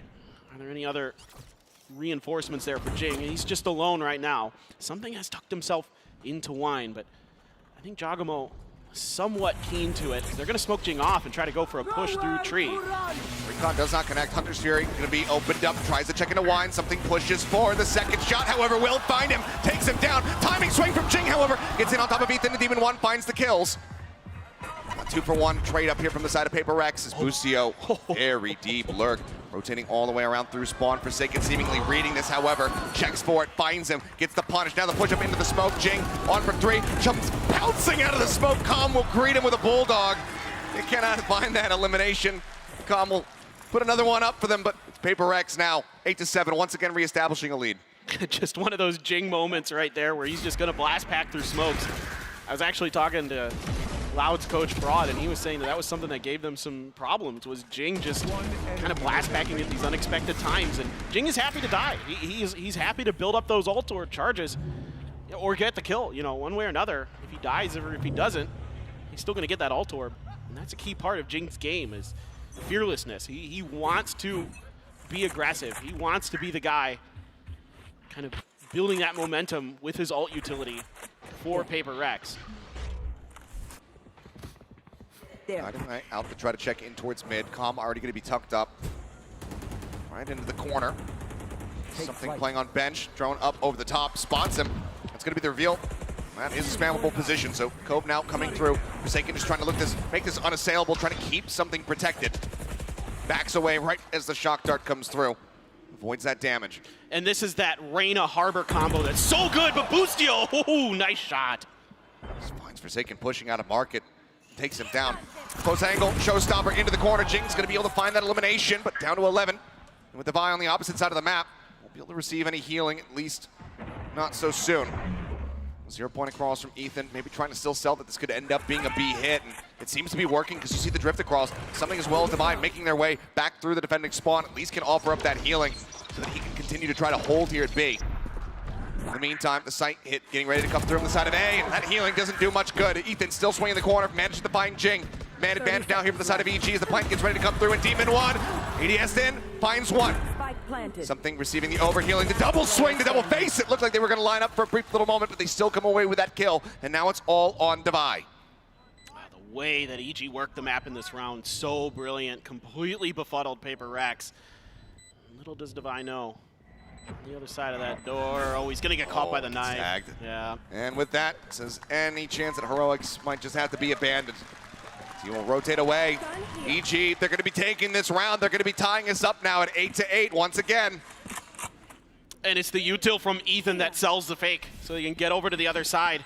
You know, Mind Freak even just kind of trying to figure out exactly if he should stay planted or shift back over towards B. Because of that heavy investment, you know, everything that Ethan had. Flashes, the fragment, the knife. invested to really sell that, and not only does he sell it, he gets a kill on a Jing. So that is a ton of value found for Ethan in that round. It has been a bit of a shaky one for him in terms of the scoreboard, but that round right there, he wins that for EG. That is something that won't show up in the stat board. Yeah, we haven't seen him necessarily popping off in some of the ways that we have seen from Ethan, but still comes out here the most assists on his team at the moment, the most assists in the lobby, so that util placement has still been quite strong for him. He's always just going to keep getting better as each round goes in, but now 8-8. There he's dropping once again. Flash out, looking for the push forward, just clear out on the turret at least. And everybody just going to be backing away. Yeah, just kind of Paper Rex seeing if they can maybe catch EG getting a little bit aggressive towards B main, but EG wise to it. And they're just sitting around the corner, and High Tide going to be used here. Forsaken loves to play off his own utility as a Harbor. He plays very differently than a lot of Harbors because of that duelist nature inside of him. He's very happy. Oh, he didn't see it. Reading it, but he should have heard the drop down, and now, yep, certainly knows. Jogamo able to get away with his life. Doesn't take any damage either. Ping's coming down, wall goes up to try to cut off B-main again. Forsaken just checking on the corner, seeing if anyone's gonna come pushing forward. Drone over the top, gets the tag. Jing revealed back at market. Something looks to try to hold that mid-access, stop them from getting over towards benches. As we can see, 5 members now stacked up here from the side of EG. B is going to be where this spike ends up going. Wall again going to be raised. Busio gets in ahead of this. Before getting slowed, and there's no one to try to swing off this. Trying to watch this angle. 30 seconds left. Forsaken just has to respect it. Smoke on out on the mid, and actually this could end up being an A pivot. The push comes in, Busio just inching forward, still trying to sell this as being a B hit. And now it is going to be. They actually pivot back. They're just running out of time, however, 17 seconds remaining. The double stack, a little bit of a high-low setup. Busio, the first to fall, swing onto the corner. Forsaken's gonna be taken out. Now Divide gone, 10 seconds remaining. They can get themselves into the site, they can get this plant down. And something is gonna be caught on the rotation. Jogamo looking forward, finds the kill. Stinger in hand. Mindfreak able to find one. Jing takes out Demon 1. Continues to play forward here into the site. Ethan falling low, sprays him down through the box, and now it's just calm once again. In this 1v2 situation, the shock dart's available, the spike being held. Mindfreak just keeping him interested, but the defuse has already come through. He'll take out Jing. He's looking for Mindfreak. Can he get him? The answer is gonna be yes. But it's not the round win that they were looking for. Paper Rex again move up by 1. Unbelievable the state of affairs here. Jing just pushing space, and Calm kind of caught in an awkward spot between Mindfreak and the spike. I mean, he just can't do anything. He can't use those shock darts because Mindfreak will punish it. So he has to try to bait Mindfreak out, and Mindfreak with some great discipline there to not give up that space, to not give up that kill. And as great as Calm has been in these clutches, this time around, Paper Rex is going to get the better of him, and another hit here, a big util combo. Yeah, they're going for it. That's 4 players. Demon 1 forced to try to go ahead and exit. Busio flushed out the paint shells right over top of his head. Now Mindfreak with a pinch in over towards short. Finds that kill. Snakebite down to try to slow up the remaining players. They are able to get themselves successfully into the A site. But now they're going to be completely surrounded. A 5v3, this would be a monstrous defense of the spike here from the side of EG if they could pull it off, but that is a fantastic start. Jogamo looking forward now, going to be caught with util in hand, something strikes him down. The kill found, no command rolling.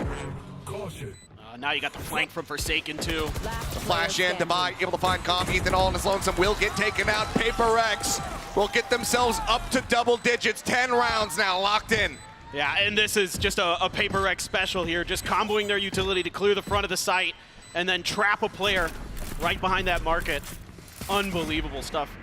Just that aggression from Paper Rex, you know, this is something that, you know, we heard Potter talk about was they were going to be expecting. They were going to try to fight back against the W key gaming, but I don't know how much you can W key against these guys, because once, you know, every key on their keyboard is actually W. Like, there is no other key on this keyboard for this team sometimes.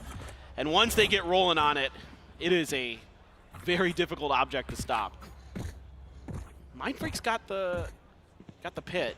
Let's see if he's going to pop it here on A main. Well, with that toxic screen there, looks like he's more just looking to play kind of space there. Knife to check. Big push through mid here for Paper Rex. But it's been noted. Oh, spotting the head. Spot each other. Again, TP from Jogamo, this time up into the site. Hunter's Fury across, even one of the knives out. Will find Jing for the first kill. Hunter's Fury still hunting, still looking for something, but this time won't be able to get the tag. Straight back, Mind Freak. Run across, but manages to find Ethan, and Demon One's 10 to the fragment! Oh no, For the first time, it seems like it destroyed it this year. The side of the util usage from EG gets caught up and it was tagged up. Ends up going down. Divide gonna be traded. Jogamo and Calm still standing. Jogamo relatively healthy as the shock darts come in. Looks like he spots a pixel. Jogamo now brings this into a somewhat winnable position if Calm can try to clutch it out. The recon dart available. They spot him. They know he's on the cross. Rotates over, but the spike is stranded. There's just nothing more that he could do. The plant was never able to come in. He's still got some time. I mean, he could try to really make a long wrap here.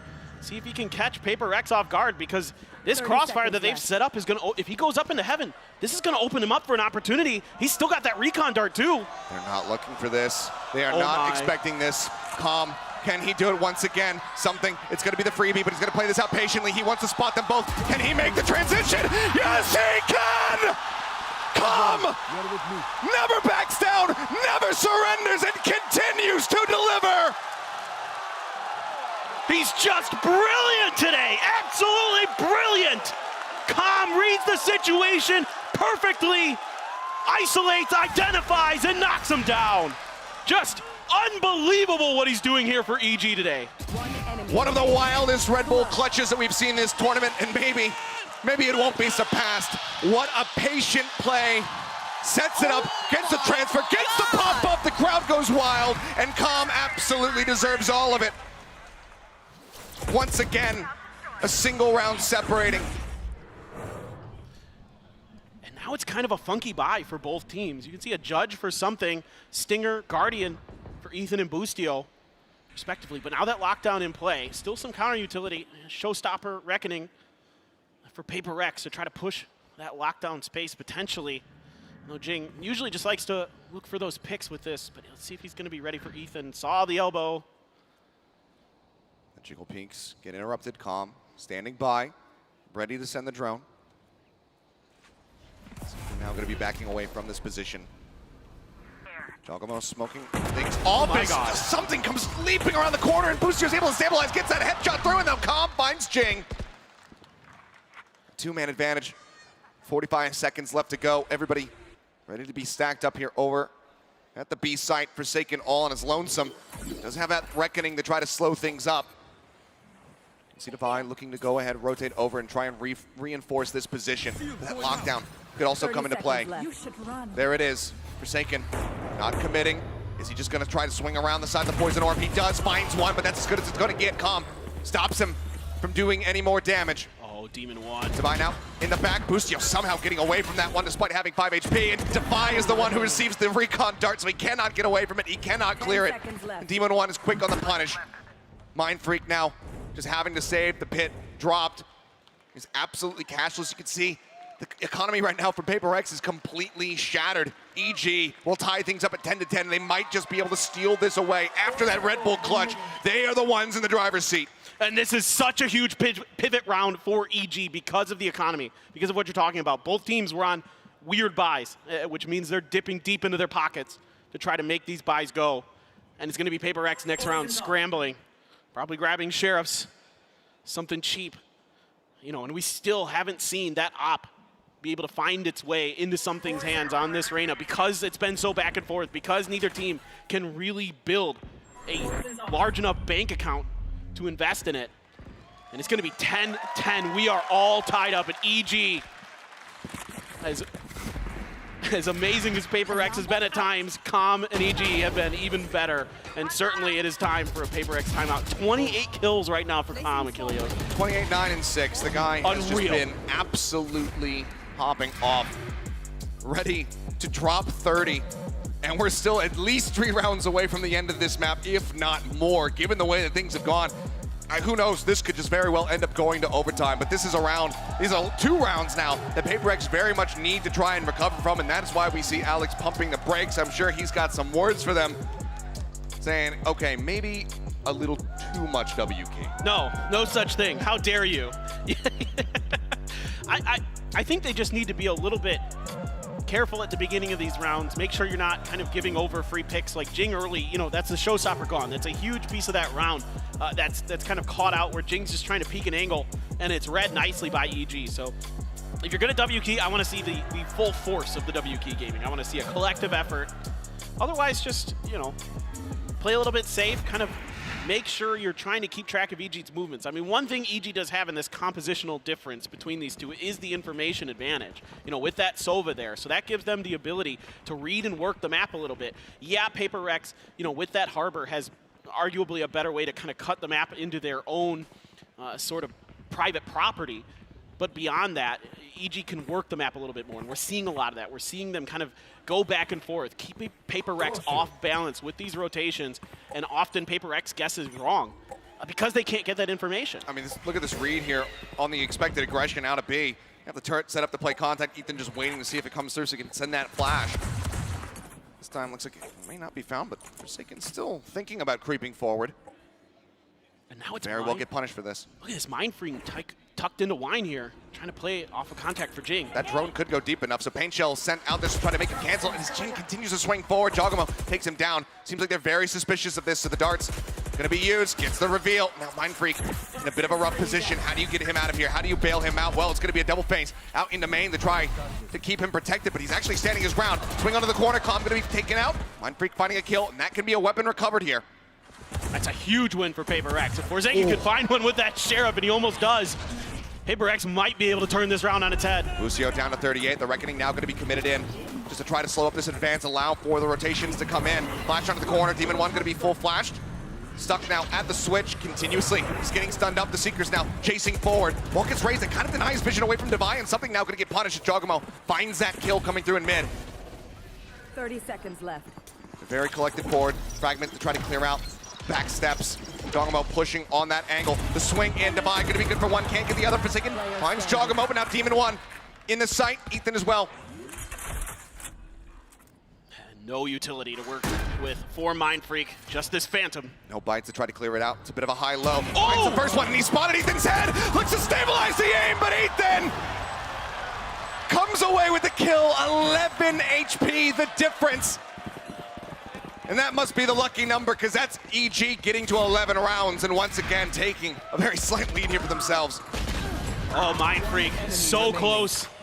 And really a good round here from Paper Rex. Again, bailing out Mind Freak to at least give him the ability in the early round to have the potential to get this clutch. So it is a thrifty for Paper Rex, but push EG to the limit.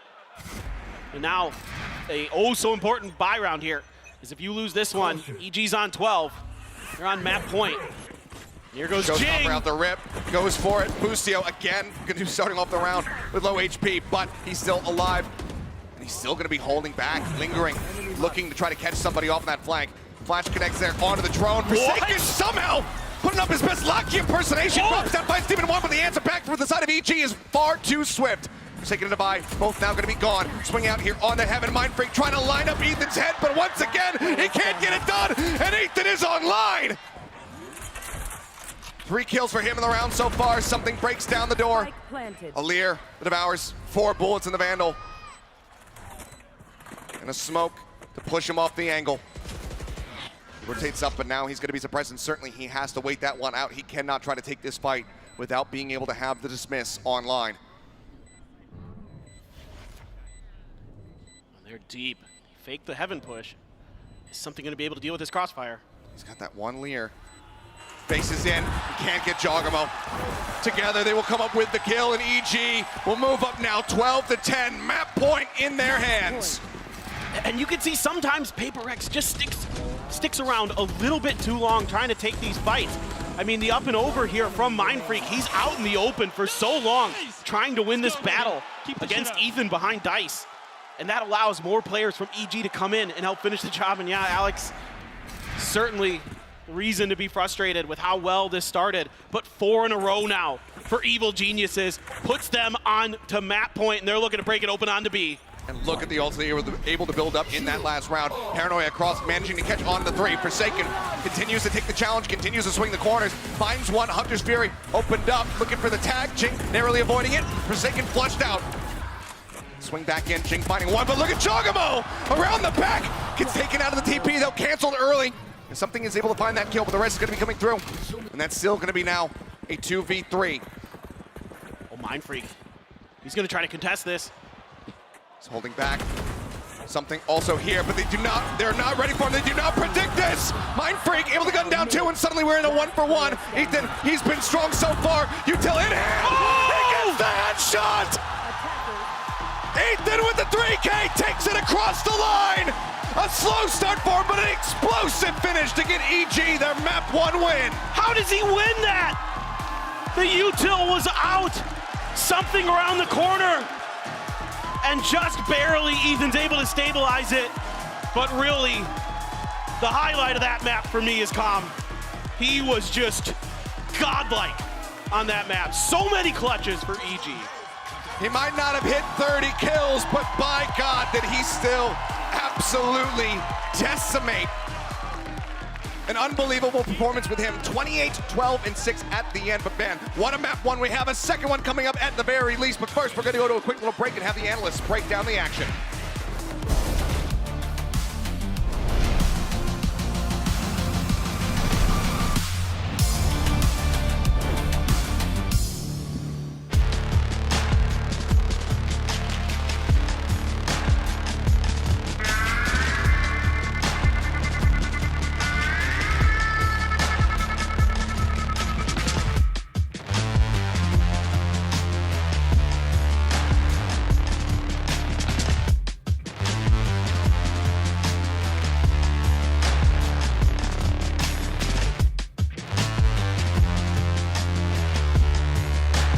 When you play an actual ranked game, it's 50 minutes, but how much are you actually shooting? With Aim Labs, you can compete in over 1,000 tasks that will prepare you for any scenario in any game. So the new ranked season, you play, you get points, you can compare yourself to your friends. With Aim Labs' new 1-to-1 Valorant maps, you get instant feedback on how to get better crosshair placement, better peak efficiency. You can also instantly modify existing tasks with Discovery. Get started today by downloading Aim Labs for free and join millions of other satisfied players.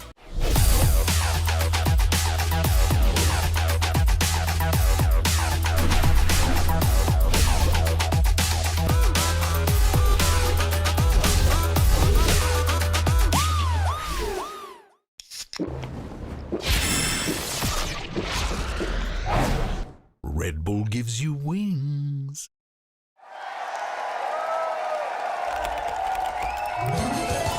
Red Bull gives you wings.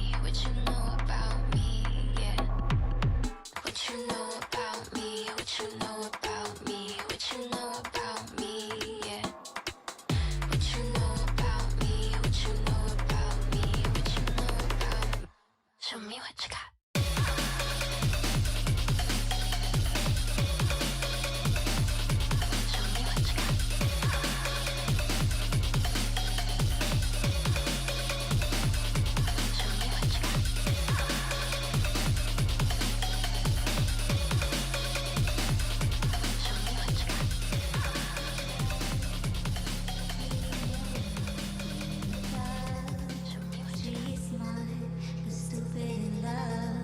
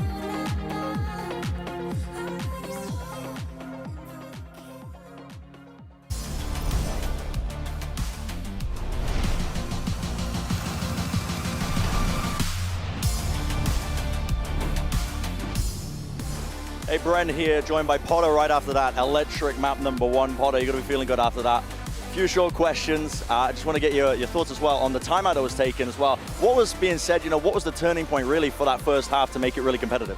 Oh man, it was a slow start for us. If it wasn't for Corbin's clutches, that first half would have gotten out of hand pretty quick. For us in that timeout, I gave them 3 rounds to do, 3 rounds in a row. They were confidence rounds coming for us. PRX had some good reads though. They had some good reads for us. We had to make quite a few adjustments there. And yeah, my final question would be, what did Com have for breakfast? That guy was popping off repeatedly. Just dominant performances from top to bottom. Easy answer, Chick-fil-A. Chick-fil-A, okay, well, you're here to hear first. We're going to send it back to the desk. Best of luck with the rest of the series, Potter. I don't know about you guys, that's quite a heavy meal for the start of the day, but if it works out for my boy, then it might as well work out for me too. The best thing for EG might be that the finals are on a Saturday. I guess so he can have his Chick-fil-A on Saturday morning. If it was a Sunday, he doesn't get it, they may be in trouble. No dice. We've gone too deep down the hole. Yeah, did I? This is way too deep down the hole. All right, well, welcome back, everyone, if we haven't made you leave already. Of course, as we look to break this one down, what a match we just witnessed. EG coming from the clutches of defeat. It looked like Paper X Sideshow had their number. For a good chunk of those rounds, it was boiling down to heroic clutches. And ultimately, it would be EG continuing to show why they are a damn good Ascent team. Potter was talking about Com's clutches in the first half, but he was everywhere. He was he was like white on rice. Yeah, like a spider monkey. He was all over Paper X at all times, winning huge rounds, having a life game, I think, and also helping keep the rest of his team in it, who actually weren't having that great performances individually. This is the map where they needed to dominate, and I think they still need to win 2-0. It's looking shaky out there. I think, Com can be very happy with how he performed, but I'll be going in the back room and like, guys, can I get some help as well? Like, are you going to play the game too? Yeah, I think Com was very good. I will say there was a bit of a glow up for the end, at the end for a couple of players on EG. Remember at halftime, Com was like what, 20-7? Yeah. Just closed things out. It was a very close end of the map, but Com had a couple of outrageous performances, but I do think it wasn't just Com at the end of the day. I think a couple of the players around him really stepped. Ethan had outrageous rounds, and we hadn't talked about Ethan very much. Yeah, well, you know what? I'm so glad that you're bringing this up, because we're going to continue to talk about Com for our Verizon high-speed moment of the match, because guess what? That round 19 clutch needs to be watched again. And yes, Doug, I totally agree with you. Everyone stepped up and really just smart plays across the board. But just the brain, I could see his brain expand in real time as this was happening. And Mimi, what a play, what a read that was. I know one thing and one thing only about Com, and that he's always flanking. He's never not been flanking. This guy wins so many of these late rounds just by doing that, but he was excellent throughout these clutches. I think for EG, the slow start is real, because like you're talking about, Ethan had some great rounds towards the end, and I think in particular, it seemed like Busio's calling was really warming up. They had some nice ideas on that attack side, using really like late round darts to fake out an A exec, go out towards B, selling a lot of those fakes that were super effective against Paper X, I think, to be able to close that map out beyond just the insane individual performance from Com. Yeah, they're going to need more though. Yeah. It's about to go to Bind, it's about to go to Pearl. It It gets more difficult. Yeah, I will say this though. I think EG I think they displayed excellence in handling a lot of the aggression that Paper X threw their way. Think about Paper X's defense side. I don't think there was a single round where they didn't right off the bat take B main control. Right? Yeah. And they learned how to navigate around that. A lot of times they were corralled towards A, they were corralled back in their spawn, and they were able to navigate through that. So if they can continue to handle that aggression, that Paper X-ian fire that we see from them, I think that bodes well. Yeah, I mean, look, I think that what we saw was resiliency from Evil Geniuses really being put to the test by hyper-aggressive Paper X, and it's only going to continue to be like this. Now, of course, let's go ahead, though, and take us over to our aim lab shoot-around for the time being. This time, we're going to be checking in on Demon 1. But as we continue this conversation, and also I think even another interesting point to bring up, because you guys were talking about like Com going to the locker room and being like, guys, I just need someone out there to shoot their gun. I think that you're really going to be turning to a guy like Demon 1, who did have some moments, and also a clutch himself against something, which was quite the motivator. Yeah, but barely any moments. This was his worst map of the entire event at Champions. And that's the question, is that going to keep up? It seems very unlikely. You know, at some point, he's just going to revert to his average, and his average is so much higher than you just witnessed there on Ascent. you know, it's still decent that they can win when Demon One's having his worst map, but that also means he's got to step up when he's going to be playing on Bind and Pearl. Again, he has been the best statistical player of the event thus far, and if we can even get close to that form for map 2, I think there is a really good chance for EG to look stronger in that one. But what's interesting is that the last comp that EG played on Bind was so weird. Boostio was locking in the chamber. It was another map where they're moving Demon One away from his, you know, normal comfort roles. You get Jajimo into the Raze there. So this is another one where I don't know if you can look to Demon One to be the carry. It's not going to be his normal star power that you get when he's playing the Jet. But I think there are still players you can see step up there. If Boostio has a map like he did at Tokyo, or if Jajimo has one of those Raze maps he's known for, I think those are the win conditions I'm looking at. Yeah, of course, map 1 belonging to EG here, but let's actually go ahead and hear what the coach of PaperX, Alex, had to say ahead of map 2. Hi, Brent here, joined by Alex as well after that map number 1 as well. Very close affair. You know, it could have gone either way. Short and sweet. What adjustments are you going to be making for the rest of the series here to come back into it? I think we were a little bit nervous coming into game 1. We let them come back into it. I think we had control of the game and the comp clutch killed us. So we're going to try and keep it calm, keep it happier, and try and just be less tense. Keep the nerves in check as well. All right, well, best of luck, Alex. Moving forward to the series as well. Back to you guys. Keeping the nerves in check is what the mission is here for PaperX. Quite shocking considering that pistol, they just flew at them.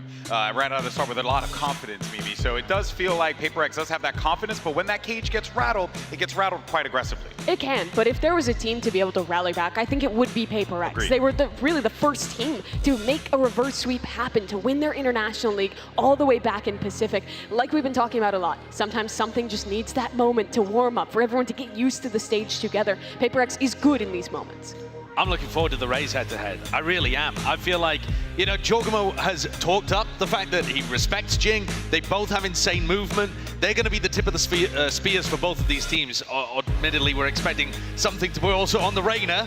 Yeah, and you know what, though? I would actually tip my hat a little bit more to Jing, because I feel like Jing was having one hell of a game, and if he keeps on firing like that, Josh, I really can't see how EG try and stop him, especially if he's going so freely on Bind. He actually performed better on the defensive half as well, and his utility was really important for them controlling, like B-Main, as you talked about earlier, Doug. They're going to be starting on attack side here on Bind, and that was where Jing was just kind of sending himself in so that something, you know, the defenders are distracted and something entries. So that's the combo that you should look towards. Those two players on their attack side are going to be looking to tear holes in EG's defense. Yeah, it's almost like when we had the chamber meta where the dive player is more focused on just creating space to enable that second player in to thrive. And I think this is a very good map for something. We already saw him looking quite good on the Reina in the first map, especially in those first few rounds, that first half. And I think this is another comp that is really built around enabling him, especially since PaperX, again, has so many creative options here. You'll see really strange pathing with the harbor walls coming in, Jing going like back sight on their A execs instead of just taking normal space. It's a very disruptive style to play against. And that's what concerns me a little bit, because in the first half on Ascent, when you saw PaperX attacking, Forsaken was getting huge value out of putting his Cove down in the chokes to let them into sights. And it took EG a long time to adapt to that, and frankly, they were saved by Com having a life game. If someone doesn't step up to a really huge degree for PaperX, for EG, then it might take them still a while to adjust to what PaperX are doing and using the harbor utility in that kind of way. Yes, they've just played against a very similar comp, but when it's a new map, it's new ideas. And with PaperX, you do all the VOD review you like, they'll be coming out with new things creatively on the fly. And here's your Prime Gaming Agent Select, and once again, we're going to see that Reina Raze. You're going to get the Harbor in action as well, and Demon One is actually swapping over to the Chamber. We saw Boostio take that role last time. I love that change. I think Demon One was on fire when he played Chamber on this map previously. I prefer it. I think it makes more sense. Get him out there. I also think it's really important for that to be where you have the chamber, because again, he had a slower game. He had a slower game in map 1, so get him a little bit loose, get him comfortable, set him up for success, and really let him go. People haven't really watched this guy on Chamber, but back when he played Tier 2, when he was an unknown name, this was his star agent. He was taking names in smaller tournaments here. Yeah, he's super comfortable on Chamber, so I think that's a great change. But on the other side, Josh, you're already talking about some of the things that can make this PaperX comp so good. I think one of them is with this dive of Jing and the double flash combos you can get with the Reina Sky. It can be pretty difficult to play Chamber against that. I expect PaperX to prioritize shutting down those TPs. Now that you have Demon One on Chamber too, you can actually leave him alone to guard one of the sites with his trademark rendezvous setups, and you can start stacking the other side on defense, which is really good against a PaperX team that doesn't default very much. Well, let's find out if this rematch goes the distance and if PaperX can walk away with the win here on Bind. Let's go ahead, for the time being, send it over to your casters, Achilleos and Paperthin. Thank you very much. Yes, it's now time to go into map number 2 to see whether or not PaperX can do what we saw from the side of EG. Get a win on their map pick. It was hard fought, but slipped through their fingers at the very end there. PaperX need to be able to rally back. And one of the things that we've heard, you know, from Coach Minnie as you were interviewing him actually just a couple days ago is that when you do have those losses and it's so close to the very end, that can be way harder to recover from compared to when you just get blown out of the water. Yeah, exactly. The good news, I would say, if you're a PaperX fan, is historically we've seen them bounce back quite nicely after any kind of loss. It doesn't seem to affect them too much mentally. Of course, they had the first ever reverse sweep in VCT Pacific, in VCT history, period. They did. Well, looks like pace again going to be set here very quickly from the side of PaperX as they storm their way over onto the A site. Teleporters around the back here. They do start coming through as Demon 1 looks to hold the line. It's going to be good for one. Something going to be taken down, but Jing with that frenzy will answer back. Site now going to be occupied. For a plant in the back here, it would seem. Swing around actually into the front. Forsaken. Trying to get this spike over more towards default. This Mind Freak tries to hold the line at backside. Can't make it happen here. Ends up getting taken out. It's just a bloodbath here. Suddenly we're into a 2v2. Forsaken still tagged up, just creeping through the smokes, getting decayed down. And now it's all in Divide in the blink of an eye. Such a fast rotation. Got one flash to try to play with here. Shots continue to come his way. Spike scooped up. He's gonna go through spawn. Looks like he's going to creep his way across. He's just going to try to exit. He does have time to play with, but they also have a teleporter on their side, so they can very quickly get their way over to the B site. This was just a brilliant rotation here from EG. Quick into the teleporter. This is the same kind of pistol setup, except map sides are swapped. They leave the chamber on one side, the other 4 players on the other, so they can pivot around that chamber if need be. Otherwise, they give you a really ferocious defense. Let's see if Divide can put up a strong defense of his own here in this post plant. They're looking to play right into him. 92 health. Jogamo. Frenzy at range, the first one to face, gets some damage across. The double face comes in, he gets the dink, but cannot get the kills. And that's going to be the pistol round going the way of EG. Second pistol win for them as they start things off 1-0. Yeah, again, just a brilliant setup on these pistols from EG on Bind. Going back to what we saw against Foot on their defender's side. They won that pistol, and then they strung 6 rounds together on Bind last time they played it. So absolutely, see if PaperX can stop the momentum. Just a pixel spotted there. Just enough. Just enough. And you can see the sprays are getting a little bit off for PaperX. You can, you know, Coach Alex just talked about it in that interview, that there's some nerves that are starting to play into PaperX. And even though they are the team, yes, that had that reverse sweep in a best-of-5 against DRX in the VCT Pacific Finals, still, though, this is an even bigger stage. There's so much pressure on them to get this win, to the last representative of Pacific left here in this event. Certainly, you know, everyone over on the other side of the Pacific Ocean is rooting for them. Some sprays down short. This is just going to be a full send coming through. Jing going to be taken out first and foremost. Good damage across. Now on to something. Can they find any value whatsoever? It seems like the answer is going to be no. And there you go. It's confirmed. Jogamo with 3. A Prime Gaming flawless here in this anti-eco round. EG showing up huge. I mean, Jogamo now already 5-0-1 on the start. 2 orbs away from having that showstopper online. Look what they're doing. They're 5 stacking B. It's like they've kind of tried to download the way that PaperX maneuvers round to round, how they change sides round to round. Okay, finally now. Okay, they're going to send Calm back to the other side. I think realizing that maybe that might not be the ideal play. But PaperX is just going to spread the map a little bit here. Just Forsaken on his own towards short. 2 showers to Hookah and a push out. This rush. Yeah. Footsteps going to be noted. Something. Well, the spot 1 has that. The Smith can take it. Yeah, he needs to. Down to 10 HP, but now the healing is going to be gone as Divide falls to Boostio. So he needs to rely on another kill or an assist to be able to try to get any kind of health back. They've got to clear the smoke. Calm just lurking forward. You know that Judge is around. Do they sense this? Sky Smoke comes down. He pushes up into this one. Forsaken just on the edge. Pushes in, finds the headshot, flushes him out. A major play here for Forsaken. Anyone else goes down, he continues to lurk in that position. That could be the round gone. Something now going to try to get all the way around through that defender's spawn and catch them by surprise. Jing up close, just on the opposite side of the wall. Managing to find one, continues to spray in, will be able to find the second. Bustio gone, now it's all on Demon 1. Mind Freak getting a bit of a read here, swing onto the corner, and he can't quite get his head lined up. Mind Freak survives with 10 HP. His Paper Rex will get themselves on the board. Yeah, and I like what EG's showing here. Showing some pressure, showing some things that Paper Rex has to respect going forward. Something that's going to be in their minds. Forsaken just barely getting the better of Calm here. I mean, if Calm had been turned another 10 degrees to his left, he might have been able to take Forsaken down, and this could be a completely different round. But again, sometimes Paper Rex just kind of, as brilliant as they are on the fly, as brilliant as they are kind of developing their own unique strategies and methods, they do kind of lose track of possibilities, of situations. You know, I think back to the first Hunter's Fury from Calm on the previous map. Here, they're maybe not quite reading that judge play after they got, you know, smoked by it a couple times in the round before, but Jing gonna be grabbing that orb. Again, name of the game for Paper Rex oftentimes, get Jing ult. Dog out, gets a good amount of information, spotting too, and something unable to find the punish. Ethan will scurry away. Meantime, 3 players now inching their way forward, getting ready to attack here onto short. Oh, look at this high-low. Oh, yep. Shoulder spotted. Lear's going to come through. That does not catch on to Ethan. They will be able to gun him down. Nice pick, but that's just a solo player. 3 players here in response to the side of EG, ready to go on this A site. As rotations begin from the side of Demon 1 as well as Ethan. So Ethan's going to linger just to see if there's any additional pressure, but Jing into the back, ends up getting gunned down as Calm will be able to find a second as well. Forsaken gone. The nade forward, Devi has to exit, gets himself out of lamps, avoiding the damage. Showstopper at the ready, should he feel that he needs it. And that was Spike. Yep. Stranded in such a poor position. Challenge into the corner. Jogamo wins it out. Now on for the flawless, and they will find it. Yet another one tucked under their belts. EG moving up 3-1.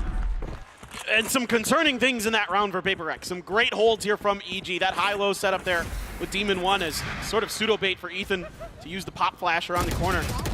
You got to be careful with these Reynas. Playing on your own, it's so feast or famine. And I'd like to see something work with, you know, especially Forsaken and some of the other players to kind of get some of that momentum, get that blood underneath him, get his confidence going, because his aim already looks a little shaky to me. A lot of times he might at least ding up Ethan there on Ethan's jiggle peak.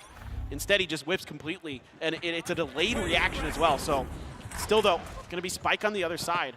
They're going to try to clear some space, make sure the Octagon here is empty of that brilliant util specialist defense. He has to back up. Trademark cleared. And now a lot of space being gained here by Paper Rex. Something that killed them sometimes on their defender side. On Ascent, giving up space, and oh my god, Demon Push 1. up the challenge, yeah, gets a little bit of damage across, but it doesn't matter. Nothing that Ethan can't fix. Will come in, he'll get pushed back up to 100. It's just a quick little spot. Divine out grabbing the gun. Still 4 members now pushing out of Hookah. Wall coming up. It's going to cut off Demon 1, but he still continues to play it forward. Ethan falling, looks for the timing, swing, but Forsaken turns back to actually get that covering fire through. Only outfight as well going to be used. Calm just trying to spray out through Labs. Forsaken swings over the corner, he guns down 2! Gets himself a 3rd kill in the round. Now it's just Bustio left standing. Can you find anything to take this round to at least make it a little bit more costly for the side of Paper Rex, given that they have not been able to build up too much cash? Any eliminations found would still be very strong here for the side of EG. Pushing up, looking for the time. Oh no! Goes for the jump and just can't quite reset. Devi helps bail out something in case he wasn't able to find it himself. And that's going to be Paper Rex now bringing it back to within 1. Yeah, I like the entry here for the side of Paper Rex. Again, clearing that space to make sure they've got Hookah and Octagon to work with this time. Forsaken just getting in there, using that cove to cut off that elbow angle, or if somebody's close to the B main door. Really smart. Hopefully we don't see any of those coves that are a little bit questionable for Forsaken. Questionable lineups, landing on top of Covey rather than in front of it. Yeah, it was totally on purpose. Yeah. 3 times in a row. Well, early Molly just to try to stop any aggression, but as we can see, everybody's playing very far back on the side of Paper Rex. Rotations now beginning. Off the back of that Trailblazer call here from Demon 1.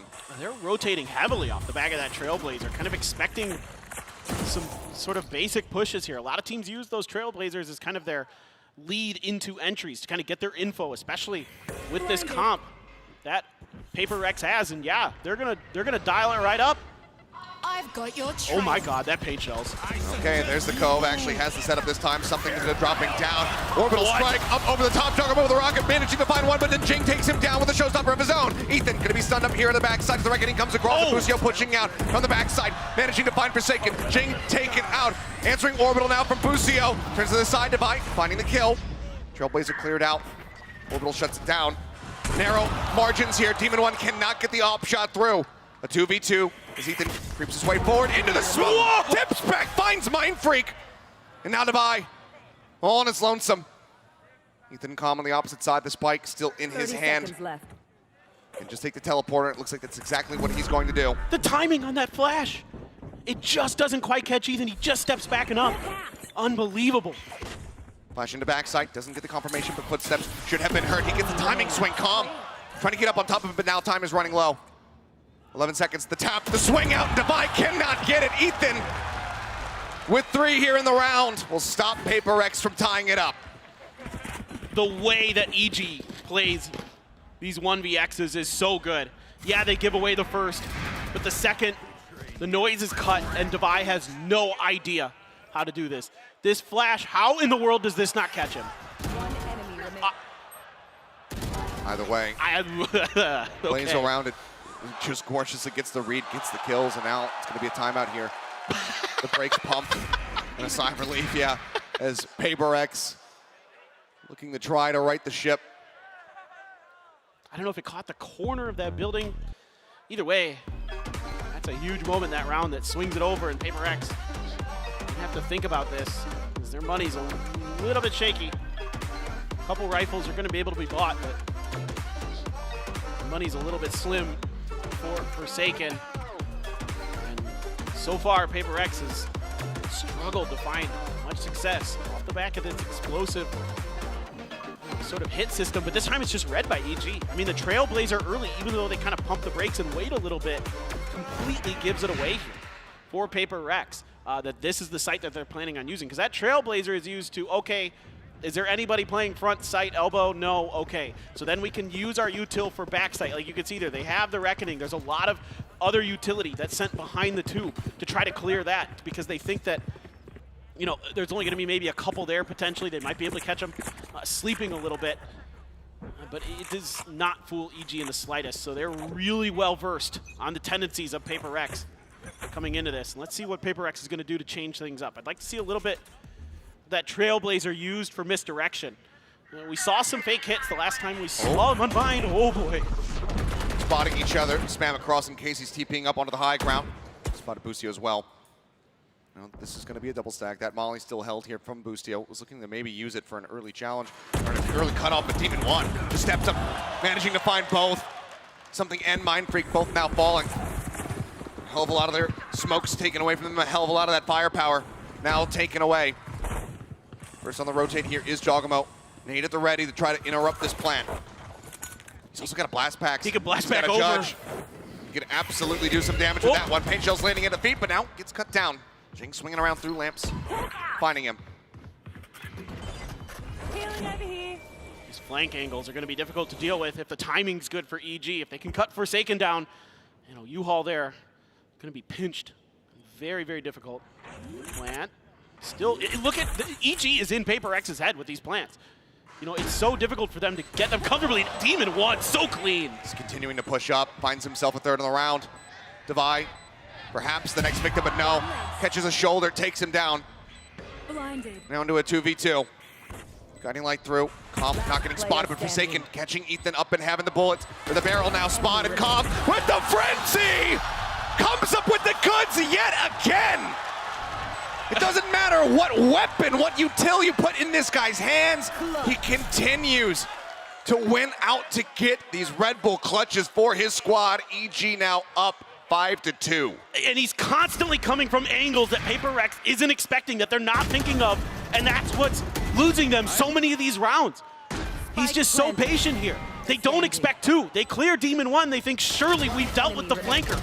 But Calm is always flanking. He is just on a permanent flank. And he's just, he knows it too. He is clutching time and time again. I mean, one of the most spectacular individual performances in terms of clutches I have seen in quite some time here from Com. Guiding light out. Confirmation there from Ethan. This Demon 1 holding forward. Lear comes in, tucks away behind the box for just a little brief moment. Spots him. Guns down something that's a slow field now out, and he wants to re-aggress up into Hookah. He's looking for the target, sees the corner divide. Gets himself a second. Jogamo TPing forward. The challenge coming in. Forsaken will get the kill, but the boom bot secures it. It's Demon 1 on a tear here. The Tour de Force delivering. So now it's just Jing left standing in an impossible scenario. Spotted. The day's in. Some damage dealt. And Demon 1 creeping around the back, looking for that 4K. And I don't think he's going to be denied. It seems like Jing has no idea that they are encroaching on his position right now. They certainly are not. Well, it's going to be Com getting the final kill here of the round. But still, very clean from the side of Evil Geniuses, who are now up by 4. The pressure certainly mounting on Paper Rex. And this off angle to start is huge, and then getting ahead of the cascade is something. And he gets taken down, Devi, and it's just great positioning here from Demon 1, period, end of story, and he's able to stay ahead of those smokes. Like, kind of one of the things that can give Chambers a problem on Bind is the heavy amount. You know, most teams are running at least some kind of double controller, so it can give you some difficulty in finding some value out of those tour de forces if the smokes are placed properly, but he gets ahead of them. And yeah, it is a thrifty round there for Paper Rex, but still. Still got it. Nice Demon pick. 1, I'm trying to go on an unexpected swing, and to his credit, yeah, who's going to expect you swinging out off of your, or on top of your own team's molly? His red is watched, and Mind Freak comes away with that kill for an early punish. I think they saw Boostio doing that some other time. Sometimes he'll just kind of try to push through short there. EG had that in their databanks, stored up and ready. Seekers, Boostio out in the open, done. Out in the open, too far back. Couldn't break that line of sight there with the truck, and now Jing deep into enemy territory, looking to try to get a catch here. Ethan swinging around, spots him. Has to maybe back away, gets the headshot. He'll try to make his exit, jog him on out, though spotting him, clears him out. It's a shutdown, Boombot looking to just blast pack that one forward as Heeman gets the buy. Now it's all on Com. We've seen him pull off these 1v2s, but a 1v3, certainly he cannot. Would have to start with Mind Freak. That Molly's still in the back pocket. Hasn't sent it yet. Seems like Com just going to look to play this out patiently, try to take some additional weapons away from Paper Rex. I mean, Mind Freak, kind of expecting this.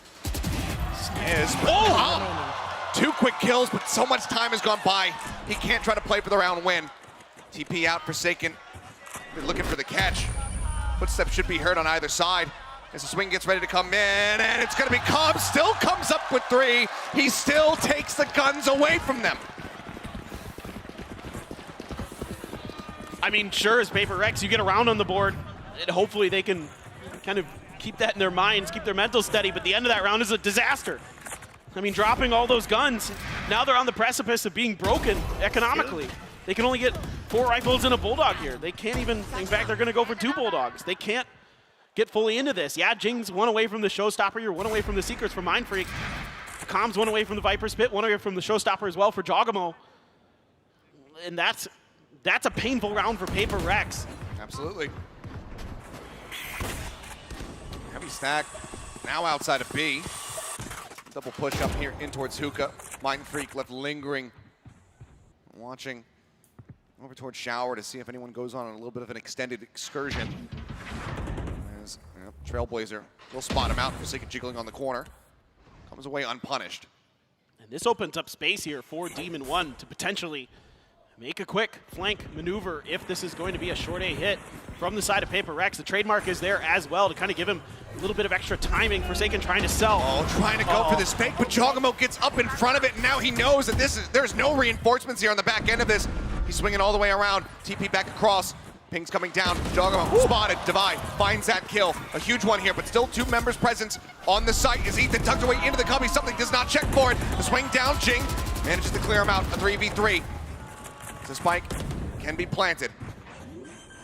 No ults to try and dissuade this one here. Comp nearly with a pit online, but the counter spray through the smoke. Jing comes away with a kill. Lucio gonna be down. Even one Calm now in a 2v3. Showstopper now for Jing as well. He's gonna play point. They know he's there. Here. They don't have the fight to try to flush him out. They're still looking for it. Challenge swing comes in. Demon 1 now brings it back into a 1v1. Devi narrowly gets the win. Can upgrade his Bulldog, but again, it's just so much damage dealt here to the side of Paper Rex, who are just trying desperately to hold on to whatever cash they can get. No doubt. I mean, even though Paper Rex is getting wins, EG is making them fight tooth and nail for it. Top to bottom here. I mean, a decent entry. Mindfreak able to get into that cubby, but that trade there for Jing, it puts Devi in a really difficult position, as great as Devi has been all year with these clutches, with these key moments for Paper Rex. Right now, I don't want to give, if I'm Paper Rex, EG any opportunities to clutch, because they are feeling it. They are feeling that confidence to win all of those clutches, even if it's not Calm. I don't care who it is.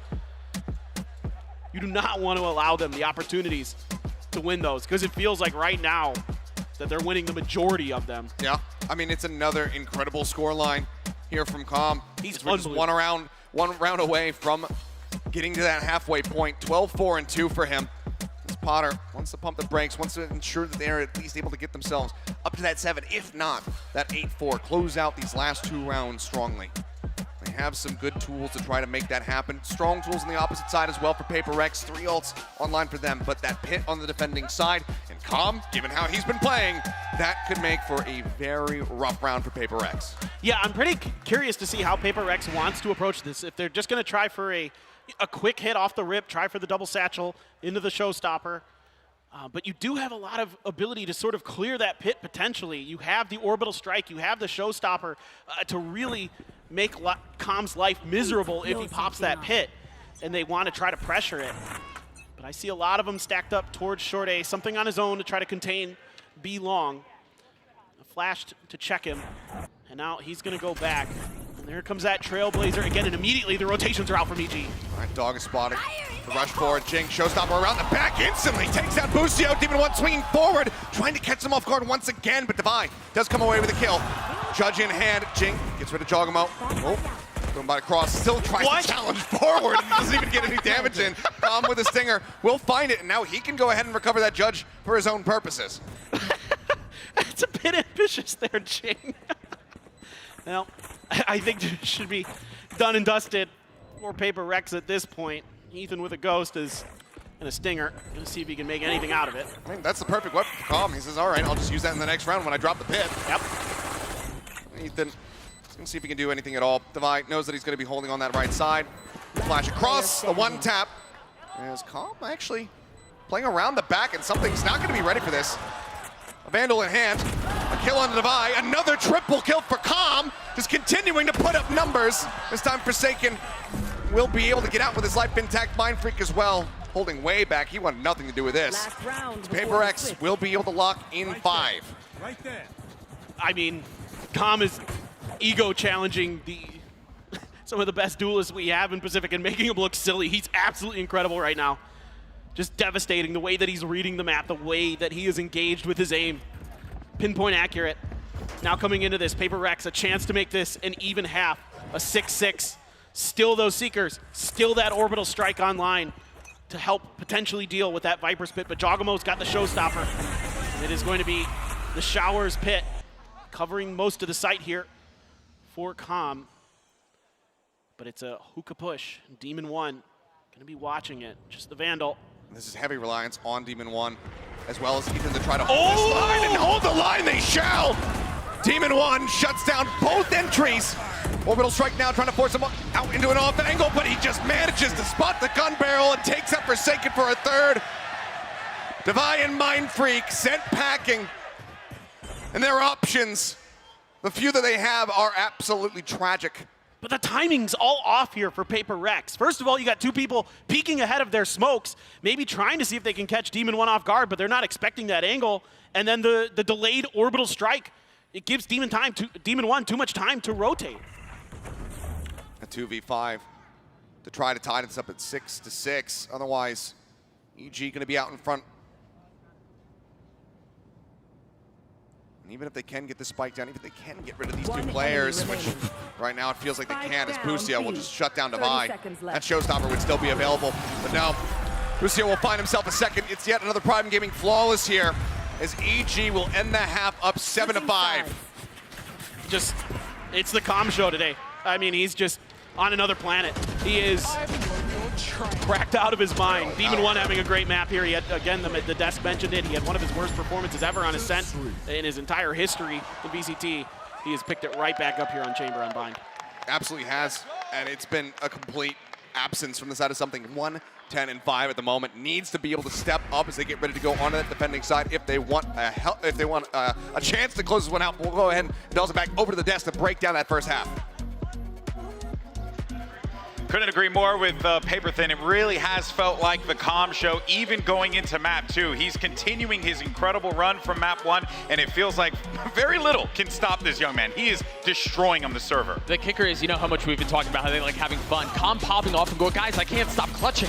Like, I just can't stop clutching, and that 1v2 was gold. I also think, though, that this Raze show has still been a delight to watch. Yeah. You have Jing's movement, Chogamo's nuts plays happening all over the place, and then the pieces of whether or not something's having a big map or Com's having a big map kind of inserted around the side. I've been looking forward to this Raze head-to-head, and it's delivered. It absolutely has. I think Jing has honestly done a really good job of just creating space for the team, trying to give something opportunities to thrive, even if he has been struggling a lot this map. But on the other hand, I've been really impressed with Jojimo. He always does a great job of putting pressure on these plants, throwing out his nade, throwing out these satchels to buy time for these EG flanks that were so effective at punishing Paper X's style on this map. Yeah, I think the flanks and the gameplay ideas in general for EG have been fantastic.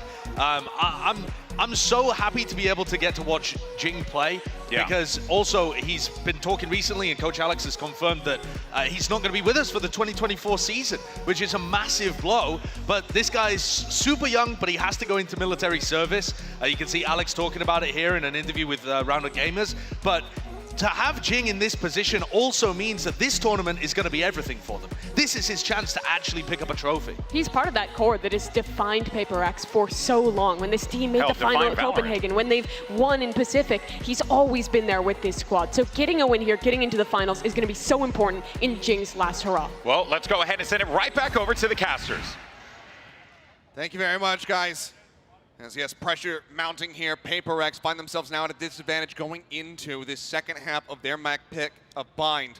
They need to be able to run this back, take it all the way to Pearl if they want to be moving forward into that grand final. But right now, given the pace, given the performance that we've been seeing from Demon 1, stepping up compared to that first map from Com, who's been so consistent, it feels like EG might just be poised to take them out. Absolutely. I mean, with the way that EG is playing right now, Mind Freak playing with fire. Demon 1 comes away with 2 quick taps. The spray on the corpse. He is here to shut this down. A 3rd kill now. He continues his reign of terror. Demon 1 hath arrived. And crowd wants the ace already. 2 more to go. Paper X, see if they can get something online here. Divide as well, right behind him. But like you mentioned, Achilleos 1-10 for something. So really struggling so far. Full flash into the corner, something. Still trying to creep forward, but it's going to be Jogamo taking it away, so no chance at that ace. Divide able to find the punish, but it's going to be as good as it could possibly get as well. As Demon 1 will move up 4 kills in that round to try to fast track a tour de force, and Evil Geniuses will close out another pistol round win. Pistols now. Fine. Paper X gonna have to dial up something crazy. They're gonna go for a force buy is my question. Probably not, it looks like. Not quite enough money, not enough damage done to really justify it. Now you've got a Vandal already in Demon 1 hand. Full armor to back it up. Guardian for Boostio. Tons of firepower here as they look to put some pressure on Hookah, but look at this. It's a stack. 4 players waiting right there. It's everyone. It's all 5. Oh, it's all 5. All 5 players from Paper X sat here in Hookah, waiting to see if that push-up's going to come through. But you could see EG, they say, we know how you like to play when you're in these positions. You like to stay grouped up. You like to try to catch us by surprise. And oftentimes go for some form of rush play. This time, they're not having it. But EG, do they get a sense of this? You can see they don't really want to peek out over here towards Hookah. So Paper Rex, they start to go on the hunt. Holding here on the corner. Ethan going to be good for one. Boostio with the covering fire of the Guardian. Comes away with another one. Com swings in, finds two, cannot get three. It's all on Devi. It's the clear out, the boom bot, the distracted to get the kill. Honestly, I think more kills than we might have expected for Paper Rex to walk away with, but it's still Evil Geniuses now moving up 9-5. And the Roomba getting in on it today. He's gotten a couple kills as well. It just a really good hold here from EG. I mean, a lot of their early rounds have been spreading the map on their attacker side, kind of just looking to see, what their opponents are going to do. They did this against Foot, especially early on their attacker side, where they really spread the map, sold some fakes, and then went to the other side of the map. So they're really cagey, they're really coy on their attacker side, making it very, very difficult. Looks like they might go for a fast hit. The blast packs are in. U-Haul going to be under control of Jogamo with this judge. Something holding up on top of truck, able to find one. Jogamo able to just go ahead and shut him down, however. Looks for Jing as the paint shell going to be sent through, and it forces him back into the front once again, but Forsaken will strike him down. Wave set up, comp low, spike planted, but Boostio taken down as soon as that spike gets on the floor. Demon 1, he's been living up to the name thus far. How demonic can he get here in this round to try to drag it back to get that bonus conversion? They're just holding it. Never mind. They'll just stick to the fuse. Yeah, And in the end, Com will have to go down. That'll be the cleanup. Here's Mind Freak, just gets the wall bang, shut him out. Fairly clean and very necessary for Paper Rex.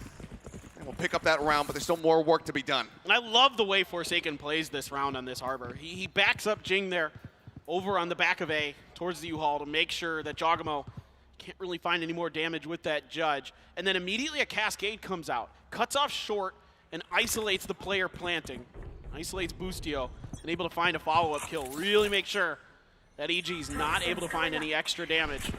Because now we're getting a little aggressive out of long B. Boostio, that was so close. Close, but avoids the shots. Something in Divide just backing away. Well, what's about to happen here? Into Hookah. Jogamo just spraying through. Just make his exit. Doesn't want to overstay his welcome here. Smoke comes down. Jing holding wide outside a shower, rather in shower. This is watching on this extremity. Huge battle. Demon 1 just taking this one step at a time. Swings forward, looking for Jing, but Jing's able to line him up just a little bit faster. Damage not exchanged. Cove now Forsaken, just trying to get himself across and deeper into the site here. Double push up now through lamps. Spot to make sure they had him pushed out. Oh, the timing. Forsaken comes up huge, catches him with paint gel in hand. Gets the follow up on the Boostio, something, no way. Yes! No way! Gets the knife into the back and twists it. As Ethan will fall. Com, as good as he has been, I think a 1v5 ace clutch might just be a bridge too far, but there's the start. He finds the first one. Mind Freak says absolutely not, does not give him that second step. Paper X will string 2 rounds together, now 2 rounds separating, 9-7. Just a classic Pacific moment here. Knife in the back. Loosen up. You love to see it, and those are the momentum changers. We saw this so much in our region, Achilleos, where a team would get one knife, and then it was just like a switch flipped on that team, and they were able to just start playing with so much more confidence and so much more aggression. Is that going to be the moment here for Paper Rex?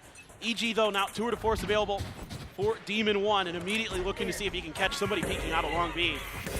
It was a knife that got EG to the international competitions to begin with. We'll see if it could be their undoing, if Paper Rex can run things back here on Bind. Or just going to be snatched up, Jogamo. Saying, hey, take this weapon. I've got a showstopper. And Trailblazer to check forward. And to check close. Jogamo bouncing up.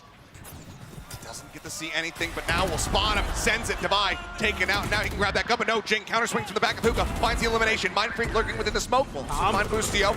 Stun up into the corner. Ethan dead. TP out. The cleanup coming in. Now it's all in this tour de force. The first shot whipping. Swaps over the head. Hunter tries to line it up. Cannot get it done. Paper Rex only lose out on Devi to the ult. It's leg day. You got to do those squats. Keep those thighs nice and toned. And Paper X string together 3 rounds consecutively.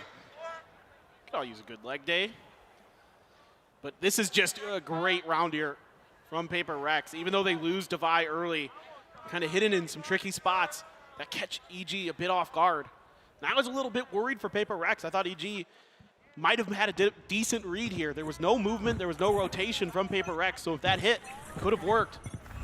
Cleared a little bit more space, but Forsaken aware of Com's lurk, now trying to take control of short A, but with that toxic screen there, doesn't feel like he's going to be comfortable to get much more. I'm just checking to see if there's anybody lurking out there. No, there is not. So now you're going to leave something in the showers. Jing going to be playing a pivot position. Just by Mind Freak be under a little bit of pressure here shortly. Smoke going to come down to buy a little bit of time.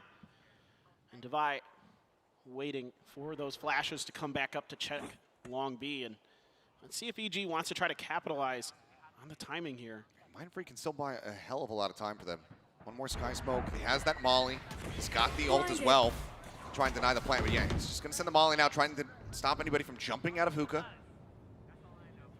Creep up continues. Giacomo right on the edge of the window. There. Pings trying to set up for the nade. Send it in towards backside. Orbital strike cuts off the advance there from Garden. Forsaken, however, swinging in, managing to find one. McCom comes up with two. Another hefty start from him as Jing tries to get in behind, gets the dink through the box, and is able to finish the job. Now into a 3v3. The TP across something. Gets the first shot, takes a dismiss, sends out the Lear, backs away towards short. Sees the gun barrel. The swing in, gets himself another one.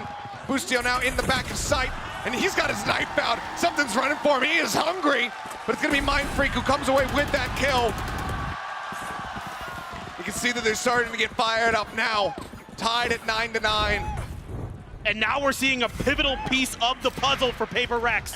It is that op for something. And once he gets rolling with this, once he gets these dismisses online, you can see he can work these angles so well on the outside of showers. We've seen this before. We saw this in the Pacific Finals where he gave DRX fits around that corner. Now he's going to be doing it again. And EG Com still very good, still very strong with those openers into hookah. Really just throwing everything he's got. Just an unbelievable performance he's had here so far today. And now Evil Genius is going to pump the brakes, try to figure out how they want to identify and isolate and eliminate something's op. Tied up at 9-9 here. Saw that first time out, so second one going to be burned from the side of EG. Let's get ready to go into this low buy. You can see, we see a Stinger, some Sheriffs perhaps coming into this one, but trying to keep the cash as close to 2,000 as they possibly can. So it's going to be very weakened weaponry. And around perhaps where they can try to build up some additional tools. They've already got that Viper's Pit online for Com if they can take a site. They have the Orbital for a post plan. But getting the Seekers for Ethan, trying to identify positions, especially in slower rounds where the brakes are being pumped from the side of Paper Rex, identify their positioning. That could be huge. So we'll see if that's going to be the focus of this one.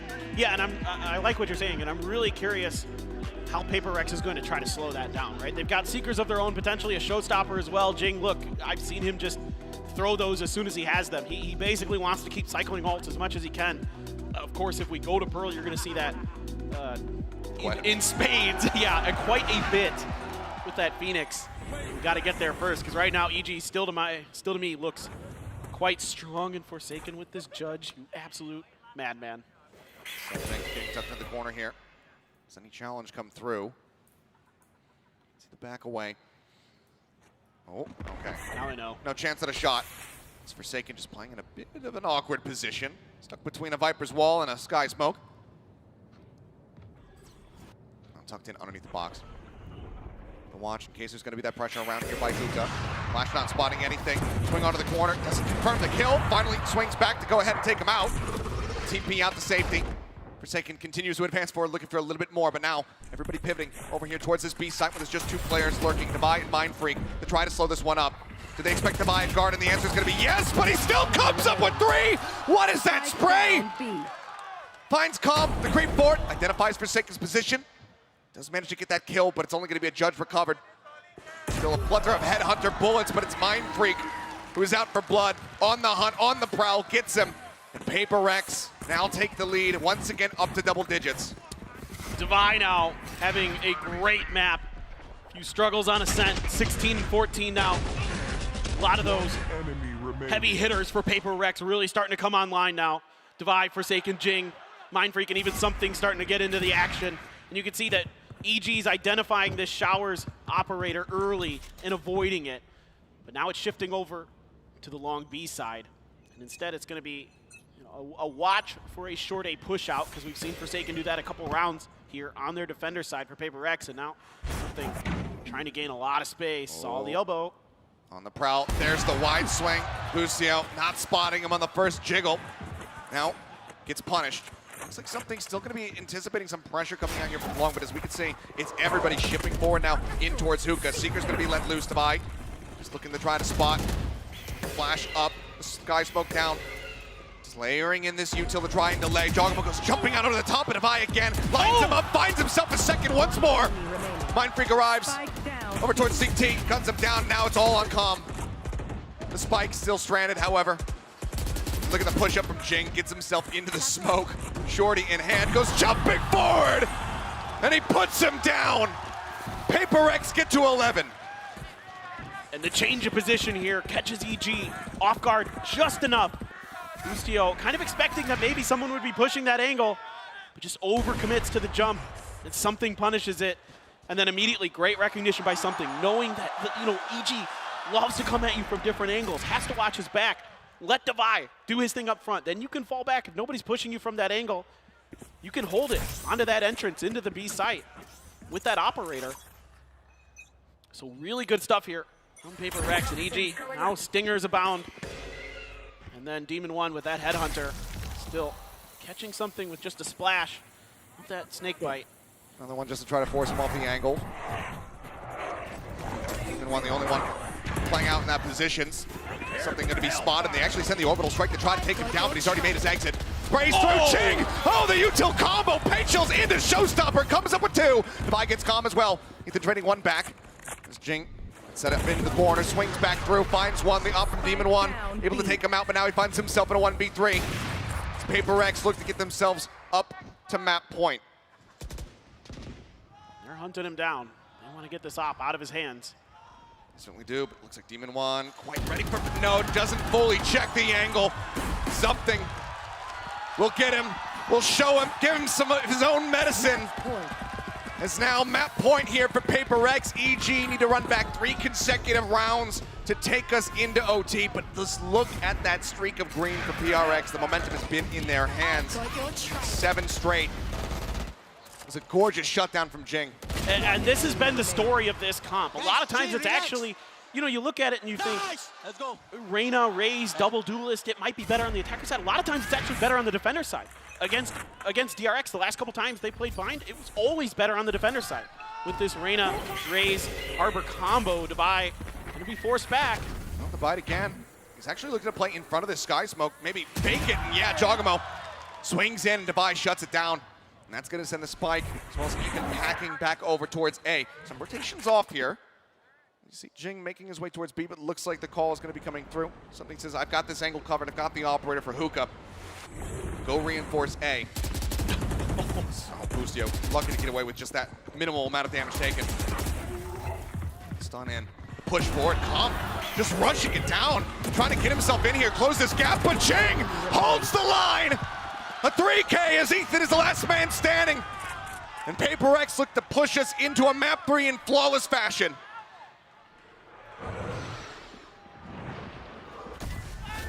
Belair forward. Ethan wisely not spraying at it, doesn't want to reveal his position. But now, what do you even do in this scenario? Shorty waiting for you on the opposite side of the wall. Swing back over to the up. Goes on the corner, Mind Freak holding out from heaven. The push comes in, Ethan will shut that down. The flawless not gonna be found. There's still so much work to be done. The flash in, Jing swings, Ethan gets the challenge, finds himself a third. Suddenly have they overstepped. But with 6 HP, it's just not quite enough. 13-9, Paper Rex rally back on their map, pick a bind, and they take us the distance once again. And the first thing that comes to my mind is Phoenix versus Yoru. Are we going to get it? The fans went nuts when Pearl came up during the map draft, and now we get to see it. We get to see such an iconic map for both of these teams. They're absolutely insane. I can't wait. was a 13-6 in EG's favor the last time they played on Pearl. We'll see if that script is going to be rewritten, but it all comes down to one final map to determine who is going to the grand finals. First, we're going to take a break. We're going to have the analyst desk break down the action from Bind, so do not go anywhere.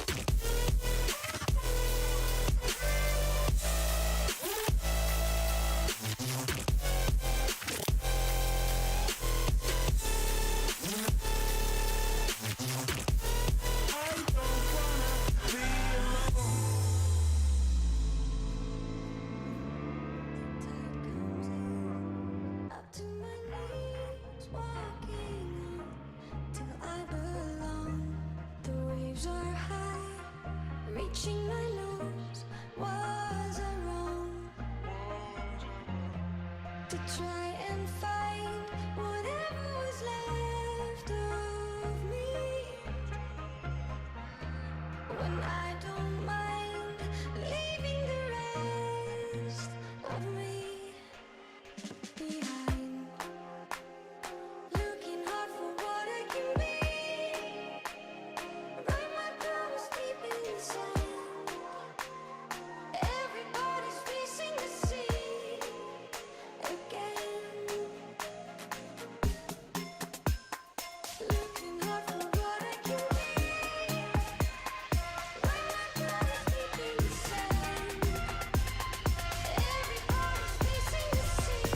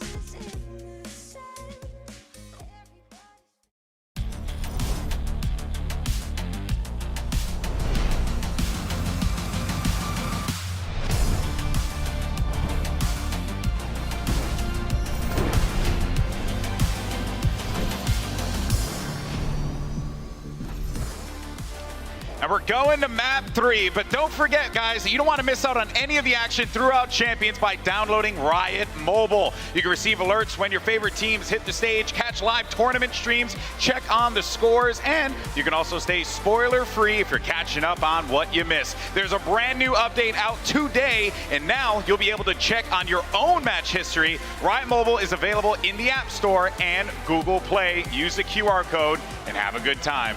But welcome back, everyone, to Champions Los Angeles here as we are being pushed to a map 3. And oh boy, am I so happy about this, because Paper Thin and Achilleo said it on the cast, right? When Pearl came up, people were cheering, people were excited. They wanted to see a clash in the underwater city, and that's exactly what we're gonna get. And there's a lot to be excited about, right? You know, we may have the Yoru, we may have the Phoenix, we may have all of this silliness going down on Pearl, but I think to think about Bind in particular, I was really impressed with the tenacity that Paper X showed. I think they just rolled them on the defense half as well. That Their helps. defensive utility is so good. They're throwing it all at the right times. Mindfreak is breaking them up with the molly and with his ultimate. And then you've also got Jing flying around the map, having value.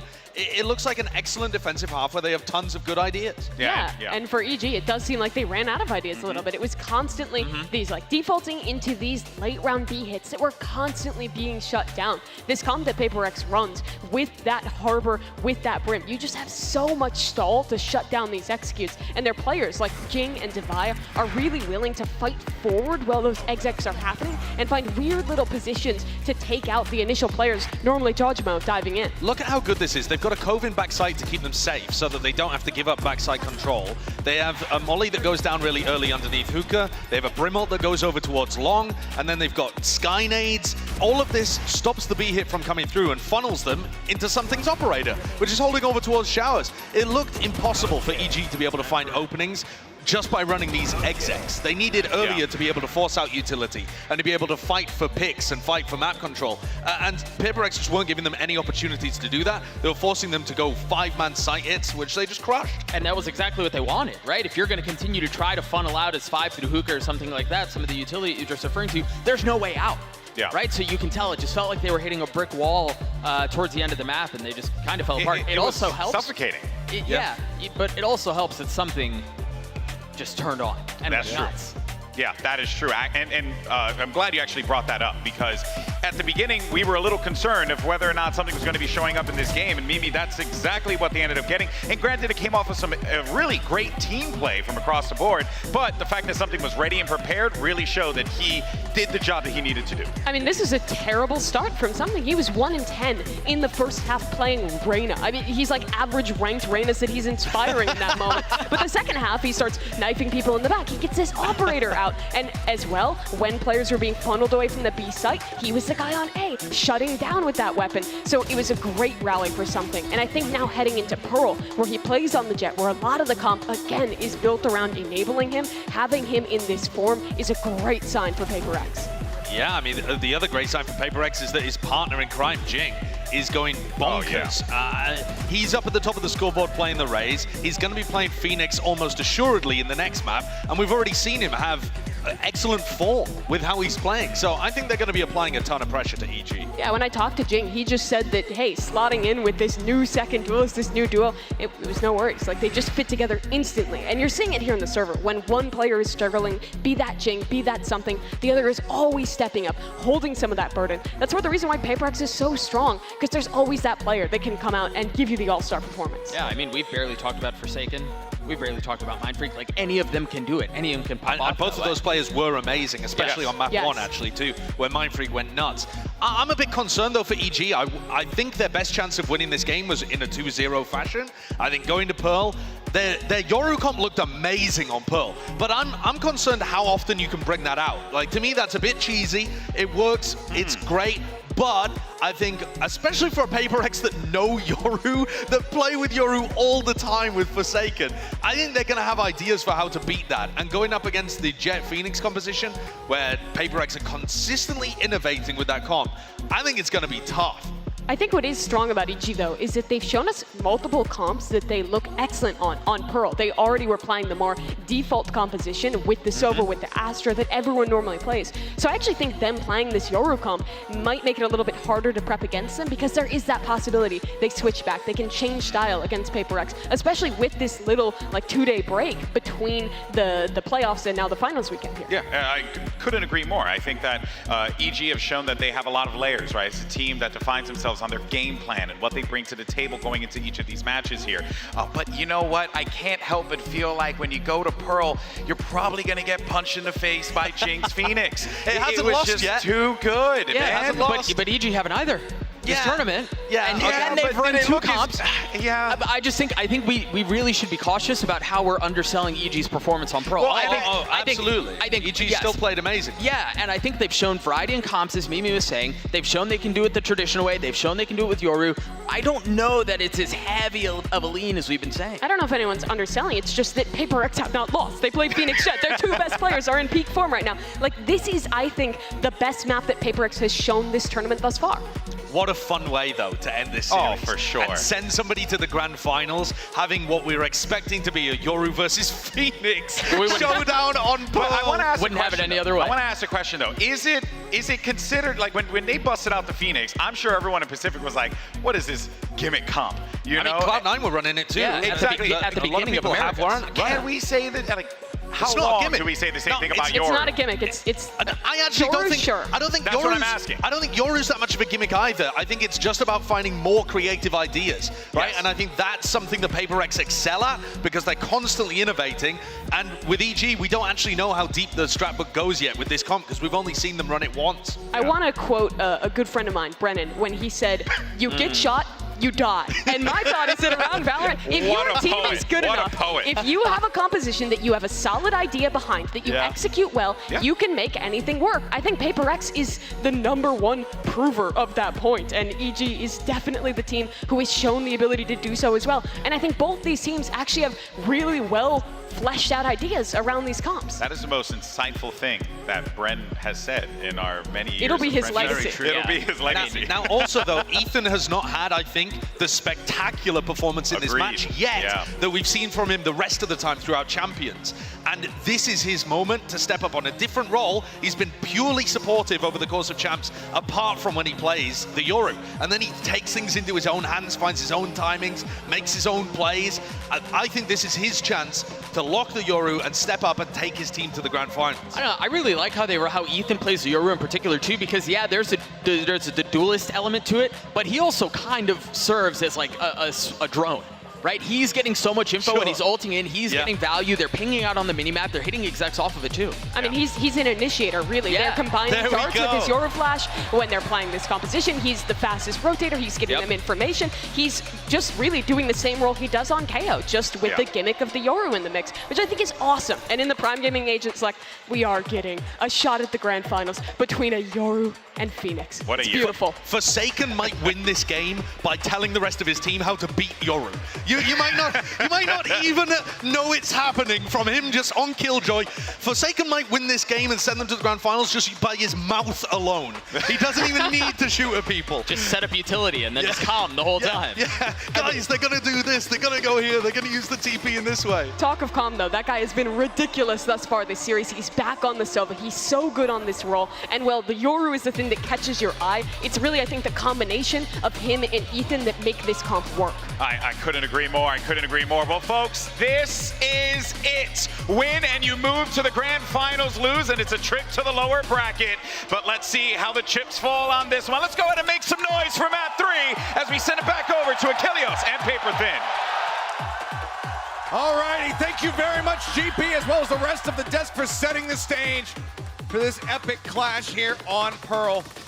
As soon as we saw the draft, we knew it was going to happen, that Yoru versus the Phoenix, something that we do not see in a blue moon, but I have to side with Sideshow on this one. Perhaps Forsaken will have the read, because you're taking a Yoru against the progenitors of this pick, the guys who made this look viable.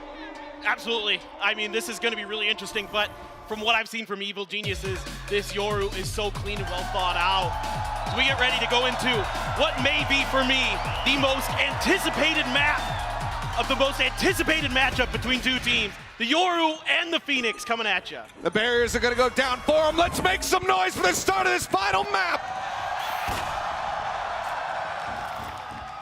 PaperX first here on the attack, just rushing forward, looking to push the pace once again. Already checked that corner. Going to use this Blaze a lot to cut down into alley. Oh, Ethan. Runs him down. Somebody taking so much damage there from that entry. As Lucio swinging on the corner, spots him off. Flash. But now they suddenly manage to stabilize, find that kill, but Ethan comes up with the second one. Forsaken going to be taken down. Damage across here on the Jinx. Sends that hot hands right at his feet. Keep himself protected, get himself healed up. As the spike gets planted, a 3v4 to try to defend here from the side of PaperX. You got one flash left for Jing. Device is on cooldown. Oh, there goes. Jing taken out. To the ready, Demon 1. Dashing forward, Ethan, a bit of contact here. It's tagged up. Ethan trying to stay safe, spam across, that does interrupt that spike defuse. Mindfreak swinging on that pillar, managing to find another one. They're both quite so low. Ethan not quite falling. Mindfreak trying to hold it all down. 10 HP versus 2, Ethan! Comes up with a 4K, but the time dwindling. He's got it. Just about have this one in the bag. It's going to be so very narrow though, but yeah, just over a second remaining. Barely any health, 2 HP, the difference maker. The reload costing them, and Paper Rex dropping yet another pistol. 4-1 in that regard. EG way out in front. And you can see the preparation with both of these teams. So EG's kind of looking for some mid-aggression. Last time around on their pistol on their attacker side, Paper Rex put a lot of pressure in the mid. And Paper Rex immediately checking for that Yoru around that corner, in that cubby by the pillar on their entry in, because that is where Ethan had set up. And then a lot of times he's going to post himself in that cubby next to the pillar, send his TP all the way across the map. Look at the top, look at the north side of the mini-map. He sends it all the way to the overside. This gives him so much ability to rotate, but they're just gonna try to pressure him. He's gonna get taken down. Yeah, does get taken out. And the force by coming in from the side of Paper Rex, looking to try to catch them off guard, but now they are very well aware of this. Bustio being back behind the screen as the heavy rotations coming through. Now pushing up here onto the side. Paper Rex is allowing for EG to go ahead and reinforce this position. I love this rotate. See if you can sell a little bit of false info here. Send Forsaken out to watch for these lurks. The dart from Calm, though, could give everything up. He's situated here on the high ground with that Bulldog, and he can deal a hefty amount of damage with it. Bustio still standing, means that that turret set up over at mid link. Would spot out Forsaken. So he's just going on a merry little walkabout. And this is something Paper Rex loves to do. They love to push sewers. They love to get and try to cut through your flanks, try to cut through your back lines. Smoke up, hot hands into the corner of Halls. Dart trying to reveal anybody who's moving up here into the side, but no one's going to be spotted. With 29 seconds remaining, they're going to actually go on this swing, but Forsaken ends up getting caught outside of water. And now they have to commit to this one. Where did they decide to go? Looks like it's still going to be over towards the A site. Which right now, Demon 1 is going to be looking to hold down with this Bulldog, and losing this round. Already the amount of people that they lost is going to be devastating for the side of Paper Rex, given that they forced up into this one. The push forward, gets the dick across, holding on the corner is Jogamo, and it all comes tumbling down! Ethan will be the only casualty here on the side of EG as they move up now 2-0. Just so well handled here by EG. Yeah, Paper Rex, again, doing their homework, clearing out that position of Ethan that I was talking about in that cubby. And that's a real pain point for teams trying to deal with this Yoru, because it opens up such easy rotation. So much flexibility on the map. That's not even getting into the layers that this Yoru offers for this EG squad. The way that they're able to combo their utility hasn't come into play. But now already the dimensional drift is available for Ethan. A lot of times he'll save it for post plants. He's very patient with it.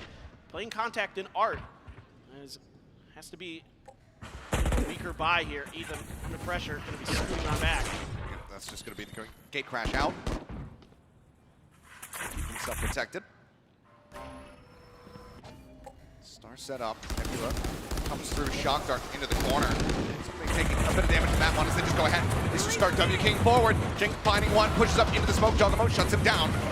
It's a little bit of damage in reply, however. As you can see, the double corral out now into a main. Ethan as well as Jogamo. Just looking to try to get a pinch scenario set up in case the plant does come down here, but Paper Rex are potentially thinking about exploring elsewhere, but Ethan, having built up that dimensional drift very quickly, he's going to go exploring, see what he can spot, but he actually didn't rush through into art, so he might not see much. Back into spawn, yeah, he didn't see really much, so they either have to assume this is long B, or as kind of Ethan and Jogamo are anticipating, a re-hit towards A. You're going to see something trying to push through on this angle, and the pings come down. I think EG is pretty aware. Still a flash for Ethan in the pocket. In, Jogamo trying to creep up, gets spotted, but can't quite get the timing there to get the punch onto the divide. Now needs to try to stand tall, but he cannot. Ethan on the flank shuts him down, and that is going to be a big conversion here from the side of EG, moving up 3-0 off the rip. Again, it's just so valuable the way that Ethan plays this, because not only can he rotate, but in moments like this he can get info that's so valuable, then use that gate crash to get back into a pivot position, a position where he can slide to either A or B there from that spawn to help out wherever they think that Paper Rex is going. And again, him and Jogamo read it perfectly. Right back to A. They work that angle around the box on A site so well there, make it so difficult for Paper Rex to get anything going. And now Jing already won, run it back. going to be found here in the 4th round. And this one starting to feel important. Demon 1 with that operator over at Long B. Let's see if Paper Rex can find a way to deal with it. Do they expect it? Granted, they should, just given the amount of money has been built up after those 3 rounds coming through.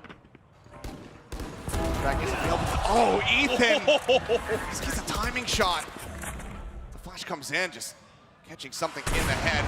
Should go onto the corner. Jing gonna be able to walk away from that one, but now they know that the op is in play. Just clearing some utility, trying to limit the amount of information that EG can have. Still a lot of space being gained here for Paper Rex. A lot of control over mid. A main not really being contested. A lot of times you're going to see Paper Rex fight over this A main side, of course, to get orbs into Jing's hands for those run it backs. But he's still got the run it back, so this time around, he'll put a little bit of pressure towards A. But now this might be a bit of an easier sight take here for Paper Rex. Devi's going to grab the orb, get the Seekers. Joke's over! You're dead! I've got your trail. Run it back, going to be popped. Right there. Rushing forward, Jogamo hiding right here on the wall.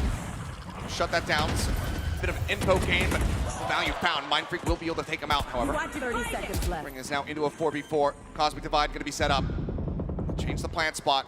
Something that, delaying it for a little bit longer. Jing now. Second round, they're actually trying to hold forward. Catches Boostio on the rotation. Tucks back into water. Reaggress over by Art. And that's Forsaken's favorite play on this map. Com's going to try to counter him, coming from Sewers himself. Creeping forward. Find each other. Com coming away with that elimination. The site emptied. Hot hand still in the hands of Jing here, though. Flash at the ready. Tries to send it down. Will land at his feet. Demon 1 wanting to hold this up to half. Takes the updraft out, but low HP for him as well as Ethan.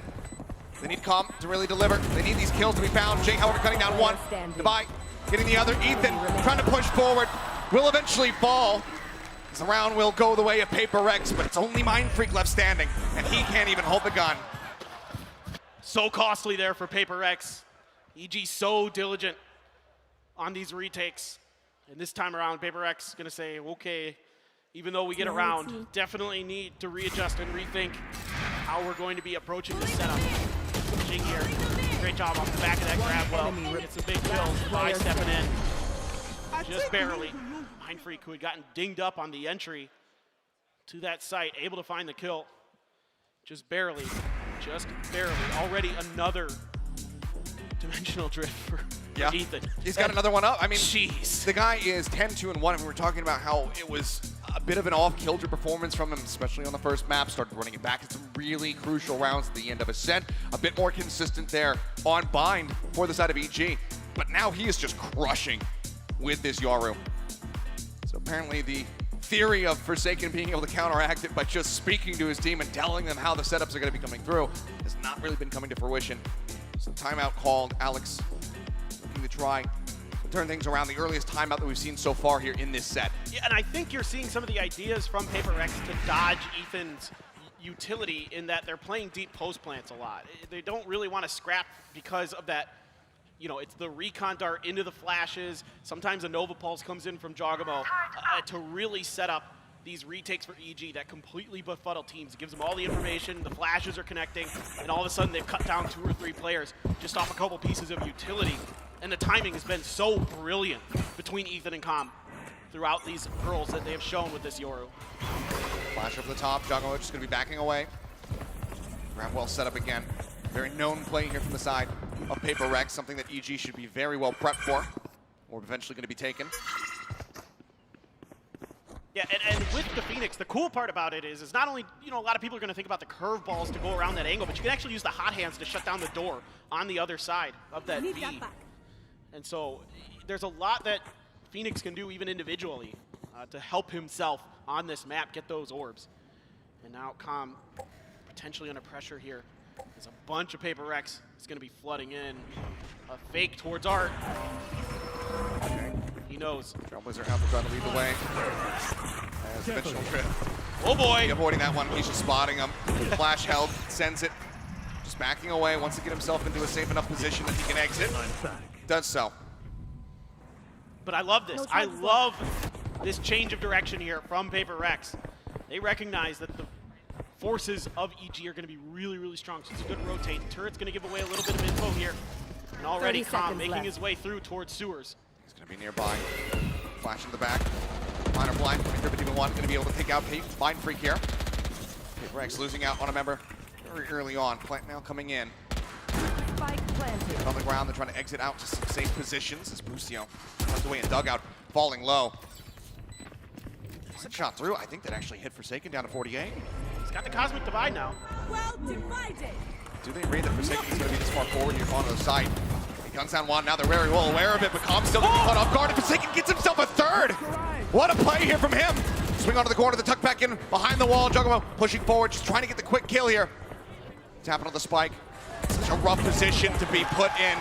They use the wall against them. That is going to be Paper Rex now moving up 2-3. And Forsaken is so good on this map. The way that he just reads the plays and gets ahead of it for Paper Rex is so, so smart. Just pushes this angle. Calm just not quite ready. There's a little bit of miscommunication on the other side of it as well. And that last bullet from Forsaken was nuts. The pace that he plays at is incredible. And that's a death that you just do not see coming whatsoever. Got the pick, but now within touching distance, 1 round separating the 2 squads. Let it by. Knives out here from Demon 1. Rushing forward, there's the flash, and he's just got to dash away. Breaks that line of sight. Up traps once again, wants to try to re-aggress, but everybody from Paper X is pulling away from this position, and they're rushing their way towards B, which right now is not reinforced whatsoever. Looks like a Gate Crash not in position either, so Ethan can't try to get there a little bit faster. Now Forsaken can play off that mid turret if anybody were to try to push that direction, but instead it's just a full rotate. It is full steam ahead. Yep. Busio nearby. That Sheriff can find some value. They might be able to yet swing this round. Gate Crash though. Just underneath of something. Here it notes it, destroys it. Spray across a 5v5 now. The advantage so very much here in the hands of Paper Rex. EG looking to try to turn the tides. Hot hands to cut off the one access point. It's going to be Jogamo getting taken down. Something guns out Ethan. String falls. Demon 1, however, with the blades, managing to find a kill. Puts him to use, gets that reset. Something tucked away. A weapon recovered. Tap onto the spike. Forsaken spamming. Finding one. Swings in. Demon 1 taken down. So 2 members lost, but the round win is there, and Paper Rex now tie it up at 3-3. Some great mid-rounding in a very un-Paper Rex round. A lot of times you might see them just try to fight over that A main orb, but I love that they back off of this. They give the respect to Demon 1. They know what he's capable of with that. They go to the other side, and again, they dodge a lot of this utility. Again, the recon into the Yoru flash is completely missed. The Gate Crash dealt with by something. So far in these last couple of rounds, Paper Rex has started to get their heads together. They've got their feet underneath them. Now they're starting to get a bit of a read on how EG wants to do this. That swarm between out some B site swarm grenades. Run it back here for Jing. Same old here from Jing. Dodge on the flash, put some damage on the Jogamo. Can't finish him off, but down to 70 HP. Now they pump the brakes. Jing gonna go back, recover the spike. Here. That one forward. Gate Crash set up, so Ethan a little bit more free to try to explore the opposite side of the map, but just go ahead and join back in rather quickly. Full flash into something's face, just trying to play elusively. Up drafts, Hunter's Fury across, finds Forsaken for a single tap. Something gonna be taken down. Follow-up hit, Jing down to 70. Hot hands available if he wants to try to heal himself up. The lockdown clears them all the way back into their own spawn. And look at where Mind Freak pushed to. They're letting him know. We know you like to go there. And recon not cleared fast enough. Jing does get pinged, but Forsaken swinging forward. Manages to get the timing across on a comp. Finds Jogamo as well to boot. A 2v3, however, the man advantage still going to be in the hands. Defy tries to play off the back of his own flash. Ends up getting gunned down, but Mind Freak! 1, 2, 3! Shuts them down! The Red Bull clutch to give Paper Rex the lead! Unreal! Mind Freak has been put in that spot a couple times here so far at Champions, and this is the first time he's come through with it, and what a moment to do it for Paper Rex. Unbelievable. I mean, vulnerable be damned, he didn't need it, they're all headshots. Ridiculous. Clean adjustments, knew where the swing was going to be coming in from. What a shutdown of here from Mind Freak, stealing the round away. tough one to take. Taking that back. A lot of good things done by EG in that round. They handled that retake so well. Able to just dissect Paper Rex piece by piece. This is the thing about this Paper Rex team. Top to bottom, they are cracked. The blades are in the back pocket for something as well. Hot hands lineup actually out for Jing.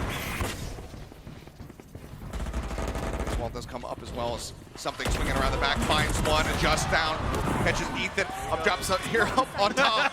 Just putting the fear of God there in the calm. You know that short. You don't know where I'm at. The calm pushing forward, does manage to find time to be able to pick up a kill on the divide, but they know exactly where Demon 1 is at. Headshot through the wall, weapon recovered.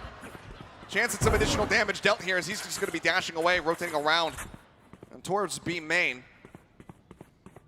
Can he find more value? Can he potentially replicate what we just saw from Mindfreak? A 1v3 clutch to try to save this. And here is Paper Rex. You got to be thinking, you know, okay, if he gets it, that's fine, but you don't mind sacrificing a few bodies. If you look at Mindfreak's bank account, they're willing to throw a few bodies at this to try to make sure this gun doesn't get through, and that's beautiful for Mindfreak. So well done. Can't make it happen. Paper Rex can close out that round. Now 5-3. Starting to find their footing once again here. Now we'll get another purchase coming in, and EG going to be burning the timeout. Yeah, and I think this is obviously rightly so with 5 rounds in a row for Paper Rex. And like I said, they've kind of gotten a read on this. They're able to really push and pull the map and kind of even dodge some of what I thought might be a problem for Paper Rex is those gate crashes. It seems like they're doing a really good job of kind of keeping track of that timing. And who knows, maybe that's, you know, what Sideshow was talking about on the desk with Forsaken being able to kind of relay, hey guys, the cooldown, I think it's about 45 seconds or something like that on the gate crash. But just making sure that they're kind of very mentally aware of these timings, even though still has yet another dimensional drift. It's his third one, 15-6. Absolutely nuts.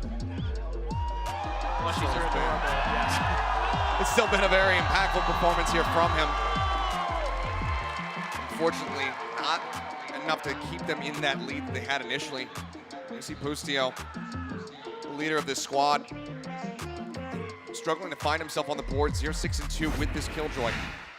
Let's see if this could be the turning point round right now, as the players can fan back out. And I'm curious to see what they go with for this setup. I'm seeing some danger pings out on the B site for the side of Paper Rex. Need that back. And it looks like, yeah, we're going to see that gate crash from Ethan all the way to the other side of the map. He's going to tuck himself into that cubby. Something. Blade Storm, no op yet. Mindfreak be sitting on a Cosmic Divide. Potentially post plant. This is just a play for an orb. Yep, here we go again. Commit the curveball, get the orb, get closer to that next run it back. One more to go. There's something ready to challenge him against Ethan, but Ethan gets the spray. Kill comes through, exits with 70. Now let's see if Paper Rex should realize they might be able to take advantage of this open space. You know, Ethan all the way over using that dimensional drift on the other side of the map even. There's an opportunity here with this Cosmic Divide to at least get a plant down, possibly set up for a post plant for Paper Rex. Calm is here to kind of potentially do some damage with those shock darts, and you can see a little bit of a more open plant for Paper Rex because of that. Call it the Neo default right here into the open. Just that single nano swarm set up here. Trying to defend it. Hot hand still from Jing is available. CG now arrived at the side, but Ethan going to be the first one to fall. Forsaken finding the opening elimination. Shock dart down, just trying to clear out that utils. And now Nano going to be taken away from them. Running back, still going to be held in the back pocket here for the side of Jing. And now he's going to start pushing forward. They clear him out, just a spray through the smoke. Gets him off the spike. They haven't held at the half. The push up comes through. Jing now swapping over to the Sheriff. Ends up getting snapped back, but Demon 1 all on his lonesome with 49 HP. Spots one, gets the headshot. Knows that Mindfreak's up front, or in the back, and Devi is up front, up close. Swings the corner, takes him out. 6 rounds now established for Paper Rex as Devi will go down to the spike. At least there wasn't an op in his hands this time. True. Something now going to have the funds for that operator. This guy can make magic happen on the attacker's side. Shorty in the back pocket, I am sure.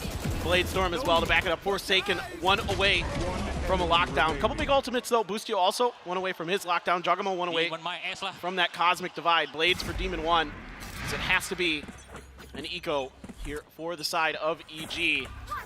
And they're just going to try to go for a mid crunch.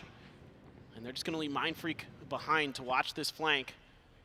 Right in shops. Something is going to be looking. See if anyone's going to try to contest him.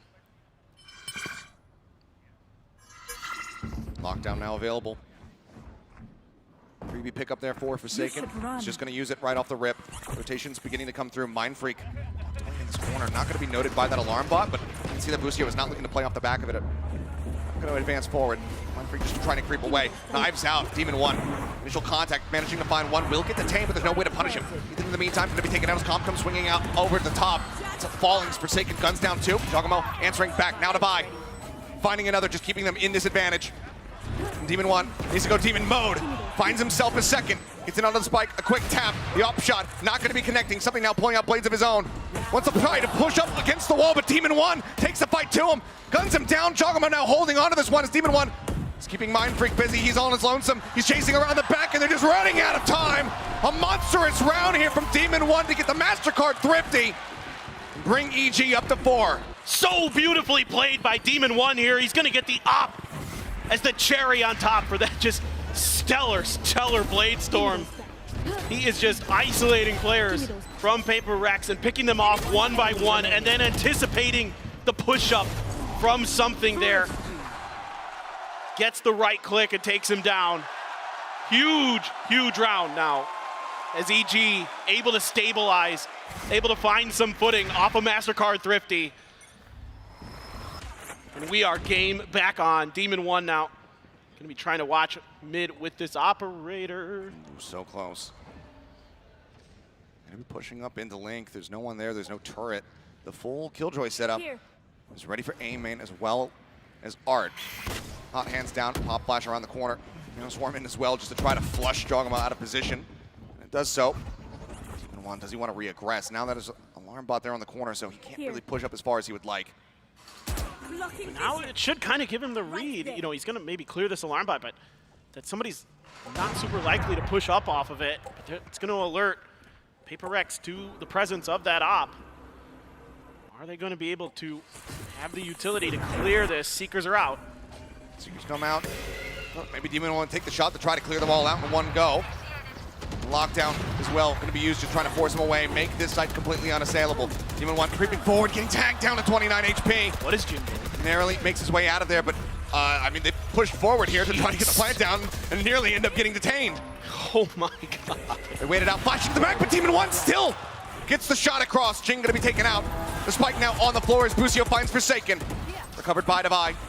They try to make his exit, but with 20 seconds remaining, they actually basically just have to commit to this side. Demon continuing to hold the angle. They force him back, but they still don't get the punish. Oh, Busio! Swinging out of the smoke, still somehow comes away with a kill, and there's something. 10 seconds left. He gets 3 to keep him alive, and Demon 1, he falls low, but he stands tall until the end. And EG continue to fight back now, potentially tying it up at 6-6 at the half.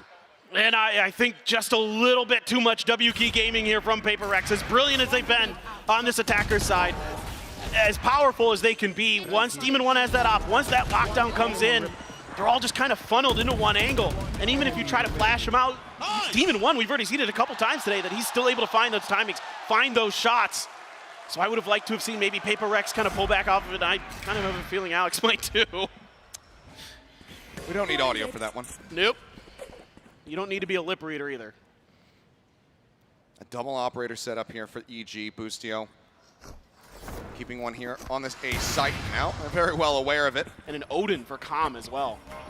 Here on the back to spam through these walls to really deny these plants. Last round of the half, buy down. There's the entry from something, dashing forward. Nanoswarms, however, taking him low, and Bustio with a spray will also find a kill. Jing answering back, however, with one of his own, but now Ethan joining into the fight. Helps get rid of Forsaken. Killjoy eliminated. The swing into dugout. Jing unable to come up with the goods. Ends up falling. It's a back and forth, but one that widely EG were winning, but with that kill here from Mindfreak brings it back somewhat into parity. Nasty! To the side, Ethan trying to break his wrist, trying to play him and catch him off guard, but he cannot. And Jogamo wins out the Astra 1v1 to tie it up 6-6 here in map 3. And again, Paper Rex just kind of beating their head against the wall here in these last couple of rounds on the A site. And it doesn't fool EG at all. They're able to commit their resources to this. That Odin spam The crossfire angles set up, just really shutting this down. Reading this round so well. And Ethan almost gets away with the backstab there, but somehow Mindfreak's able to respond to that. And Ethan having just an unbelievable half on this Yoru. Just brilliant stuff. Well, earlier we were able to speak with Forsaken about the win that got PaperX into this upper final, as well as facing off against EG once again. Loudless just destroying us on split a lot. But general, I think we're kind of like play so scared on that map because we don't like used to split. But I would say for our playstyle, it's not only with W gaming, but we also play with their mind, which is sometimes we can like we do fake or whatever. So it's not only like W gaming and stuff. We have Jing, something, Davai, Mindfreak, and Forsaken in the team, which is this all player is really good at aiming. So yeah. Forms a snake bite, all hidden, nearsighted, and away. But PaperX seeking it as well. They don't want to give up this space. They want to be jumping straight into them. Divine! It's an absolute menace! I think for EG, they're more like structured team, which is they play like playbook, you know, like strategy, combine utility. I think they're really a good team as well. Yeah, I mean, for PaperX, I think for expectation, we don't really expect that much since like we like just play like for fun, you know, as usual. But coming into champion, I would say we have a little bit expectation because literally this is our last chance to like win the trophy to bring PaperX become #1. And I'm really excited to play.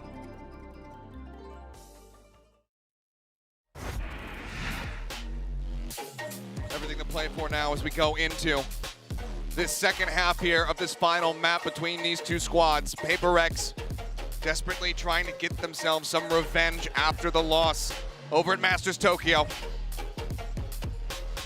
EG, a decent little run back, those 3 rounds strung together on the very end to bring this into parity, a 6 and 6.5. And they have been quite strong when it comes down to these pistols. EG, can they get themselves a 5th? Really interested about this. Last time it was a 4-man push towards B on their pistol round, and they'll leave Jogamo in shops to just kind of watch their flanks. But this time they're expecting this mid push out. This turret from Boostio should give them some info, and that gives PaperX a moment of pause. This gate crash set up towards the back of A main there. In fact, it's going to be canceled. Got forward, now he's kind of in a committed position. Commit, he does indeed. Finds to buy something as well. Going to be taken down the opposite side of Boostio. Comes up with a second. Jogamo with the covering fire. Finishes off Jing. Now it's just Forsaken left standing. Jogamo watching the wraparound approach. Let's see, he's going to pull away from this angle. Rotate back across. Maybe go through Art. But how do you try to get a pistol in this position? Surely he can't. It just feels so impossible given the setup, given how many people are alive and they are all healthy. And they're shock darts. It's a good first headshot. Star now, set up late, grab well instantly, just buying some time. The drone as well, going to be leading forward. Let's see, maybe a bit of a tempo push here. Spots one on the side, gets the snappy headshot. The flank coming in. He knows that it's going to be there, and he finds that kill, but now I would have to stick for it, and certainly he just no! It's a 4K from Forsaken, but it's a round win. Another pistol. Their 5th of this series going to EG as they once again take the lead. A casual sip of the cup there as Forsaken says, yeah, I did what I could, but it's not good enough. Sure, damage done, but you got to be careful here as PaperX. I can see some marshals floating in the mix, and something can be quite devastating at long B on that, but as good as Forsaken can be, the early part of this round is really where it's at. They use that turret pressure to gain space into mid, to make that push into Art to really catch PaperX off balance, get a bunch of big kills, make that a very winnable round. I think EG should be wise to this. Drone cleared. Com 49. Crash. Should be noted. Swinging in behind him, but they're not going to go for the clear on it.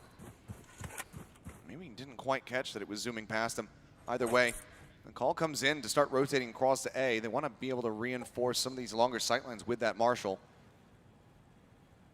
And you've got the Phantom, a Guardian for Demon 1. Mindfreak just holding the angle. The Sheriff. And the first line of offense here, being mind freak. Oh, it's be cut down, and Demon 1 just swinging the corner with the Guardian. Finds something, takes him out. Now it looks like with that, they might just end up counter swinging back over towards B. Yeah, absolutely the right play here from EG. Sensing the pressure, knowing that they Gun here. cut down a couple already. And Marshall being thought about, of course, by Jing, and now EG get a double pump. Try to come back through. 30 seconds left. Steps being heard. Flash out, hot hands here from Jing just to try to slow them up, but Demon 1 spraying into that Nebula, managing to find the kill. Devi gets taken down. Fake out sent in. Cobb with a shock dart comes up with yet another kill. Plan can come through, and now it's all on Forsaken. This time he doesn't have a ghost, it's just a classic in hand. Some heftier firepower, see if he can find anything.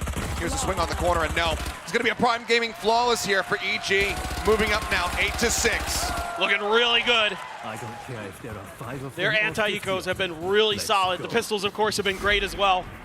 And that's been a huge boon for them. Now, they did win both pistols on Vine, and Paper Rex was able to run it back. Remaining. But now you got to start thinking about the moment for both of these teams. EG wants to get back to those finals for the second time this year. You know, we saw them in Tokyo. And then you looked over to Paper Rex, who hasn't been to one since Copenhagen last year. They did go directly into those grand finals last time through the winner's bracket, even though they weren't able to come through with a win. And this time around, we're going to see if they can repeat history.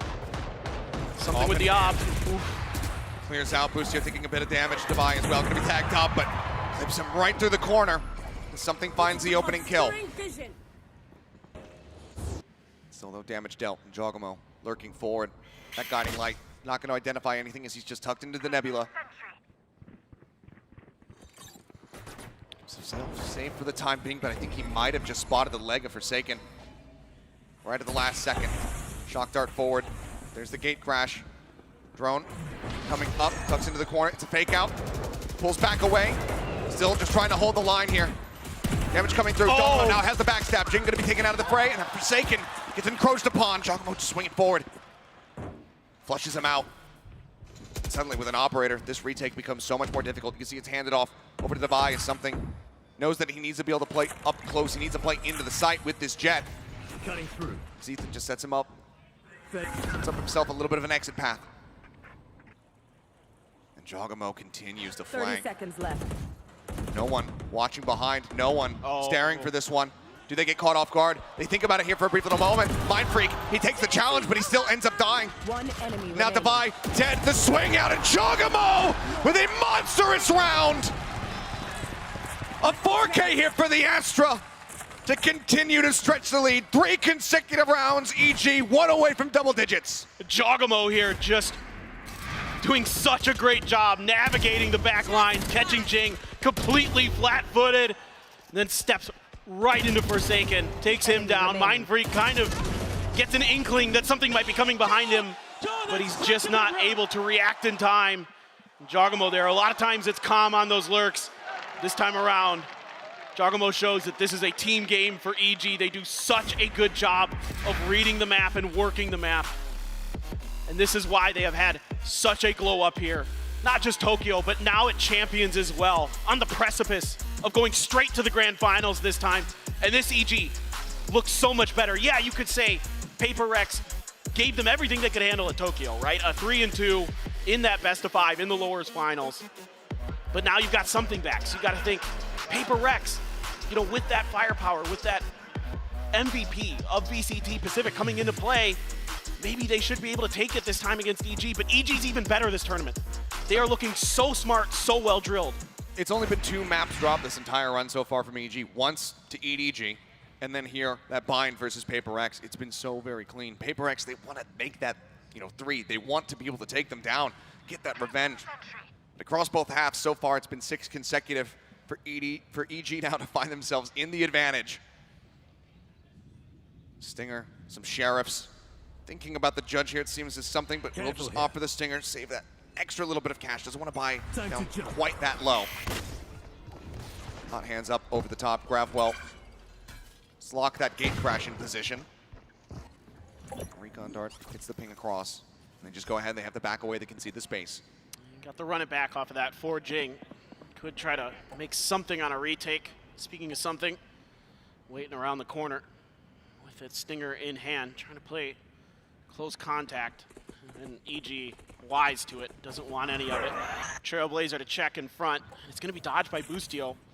Maybe going to try to reaggress this angle or just clear it with a nano. Considering it, pinging it, seems to be, again, wise to the positioning here of something.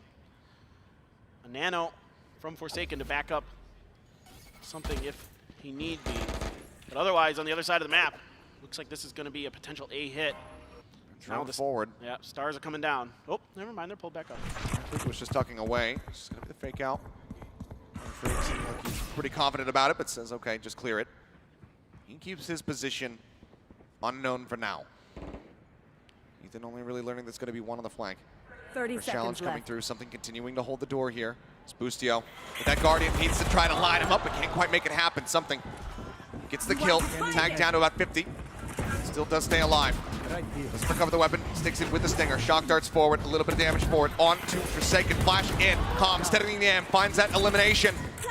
Now the man advantage going to be here for the side of EG as Demon One pushes forward, knows exactly where Jing's coming from. Takes him out. And now it's all on Mind Freak having rotated over. Cosmic Divide makes it 9 possible.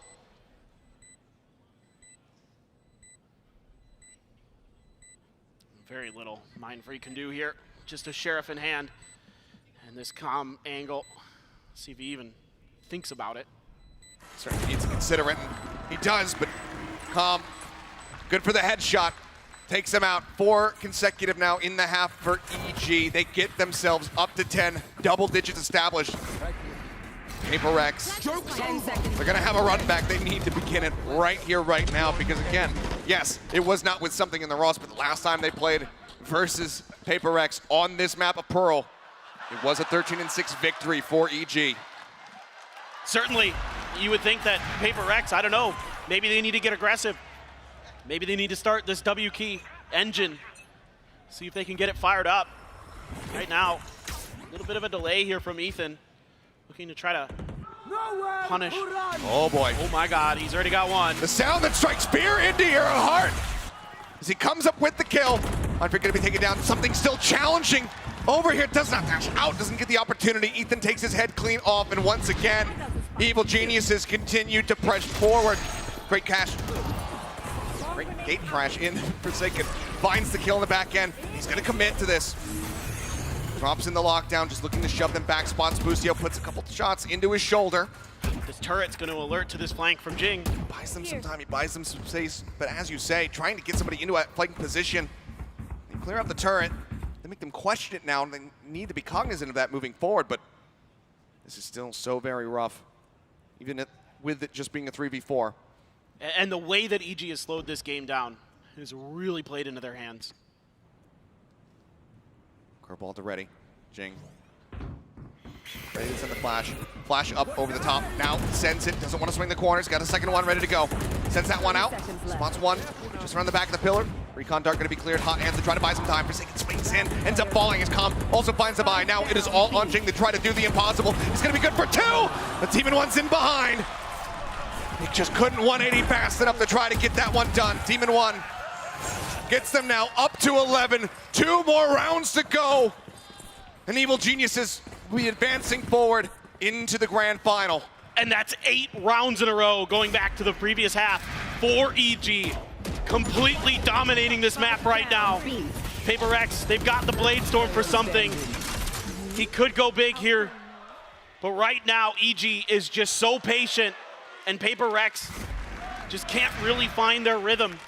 Can't find the ability to just start getting some of those valuable kills. Dimensional Drift to check Art, and then a push in potentially towards Link. Dart over the top. Jing taking quite a bit of damage. Ends up falling down actually. Forsaken will get a little bit of revenge for the fallen comrade. Boostio. Let's get traded out. Forsaken just having to back away. Keep up now. Be completely open. Exposed. This Demon One finding a timing. Spotting Divide. He's not going to go on the deep pursuit, however. He'll swing back around through the Link, try to get himself back over to the site. Something. That smoke dissipating just a second too late for him to try to find a headshot. They need to wait for these flashes for this retake potentially. Something just looking if any heads are going to peek out for him. Doesn't have a dash. Plant still not in. Star set up the Nebula. Now getting popped. Talking about pushing forward. Fine, swinging onto the corner, finding one. Forsaken gets Ethan. Something with the blades. Not going to be able to find anything here, but a little bit of damage. Whoa! Calm answers back, and now it's all on Mind Freak. 30 seconds left. In a 1v1. Demon 1, putting on the clutch. Shots exchanged. Spike now. It's being committed to. Mind Freak, does he swing off this one? Yes, he does! He manages to get the catch with the Red Bull clutch from Mind Freak once more. As Paper X finally break the win streak. It's just an unbelievable peak here from Devi that starts to break this open for Paper Rex. It looks like EG has once again got this in the bag. Their patience just waiting for them. And Calm then able to shut two down with a big spray. But Mind Freak finds himself another clutch here on the Pearl. And a breath of life for Paper Rex. Is it going to be enough though? Just 2 more rounds for EG to close this out, to go into that grand finals here at Champions 2023. But it is, once again, what we've been seeing this entire map, this entire series, narrow margins, where Paper X are able to find that win. We saw a couple shots coming through there from Demon 1. He gets the one tap, it's over. Oh, Forsaken. Flash out, Ethan gets the time, he pushes up into the smoke. Jing able to find the punish back. Dash takes him into the pillar. Forsaken able to find Demon 1, but Lucio quick on the response, brings it back into a 3v3. Jing tagged up, everything already expended, so cannot get the self-healing through. As Hunter's Fury, Calm again, just looking to try to hound somebody down. Clears some space. Plant comes in, but something swinging around the back does get that punish. Double push with Jing approaching now from the defender spawn. Lucio looking to take maybe a forward challenge angle, but seems like instead, just work his way back here. Into the hall. Nebula's up on either side. Jogamo holding close. Right here on the opposite side, pushes into the smoke. He's revealed. Mind Freak coming away with one. Now it's all on Jogamo. He's gone huge. He's had some great performances, and there's another one. Finds him, but Mind Freak is able to bang him through the wall. Takes him down, has the defuse. Paper X holding on by a thread once again. Just one player left standing. There's 3 more to tie it up. This is shades of 2022 Mind Freak. Just clutching rounds over and over again for Paper X. This is unbelievable here. I don't know what this Cosmic Divide was, though, in the middle of this map. He literally just cut the map in half with it. Did Mind Freak to kind of just throw this round into disarray. Slap at the table. At least it's not Jing's butt this time. No, it is not. Moving on. Still, though, cash aplenty coming into this round here for the side of Evil Geniuses. He's taking everything here for Paper X to try to break down the banks. But again, clear out on the turret. Bucio just backing away for the time being. I mean, it's still 2 Bulldogs for Paper X, even after winning 2 rounds in a row. That's how scrappy these are. That's how close this is. Now it looks like they're going to try to shift over to A. That fake out going all the way through Flowers from EG. And in fact, the fake out is selling a fake, potentially. But Paper X sort of mirroring the movements of EG right now. No utility really cleared, no space really gained for EG. So for right now, Paper X feeling pretty comfortable. They could have a read on this if they're going to contest over mid. Oh, that they do. It's going to be a 2 for 1. Jing able to find Bucio, but Calm answering back. It's Forsaken now dead. He was 1 away from having that lockdown. Now has it, but might have to use it in case they end up going down to match point. Really man advantage set out. The Seeker's cleared. Jogamo spotting, but somehow something walking away relatively healthy from that exchange. Wow. Nebula going to be popped. Recon Dart moving forward. Devi holding the angle here from Art. Comes up with 2 clean kills. Now gets a 3rd. Calm is dead. And they stretch it again. 9 rounds here from Paper X.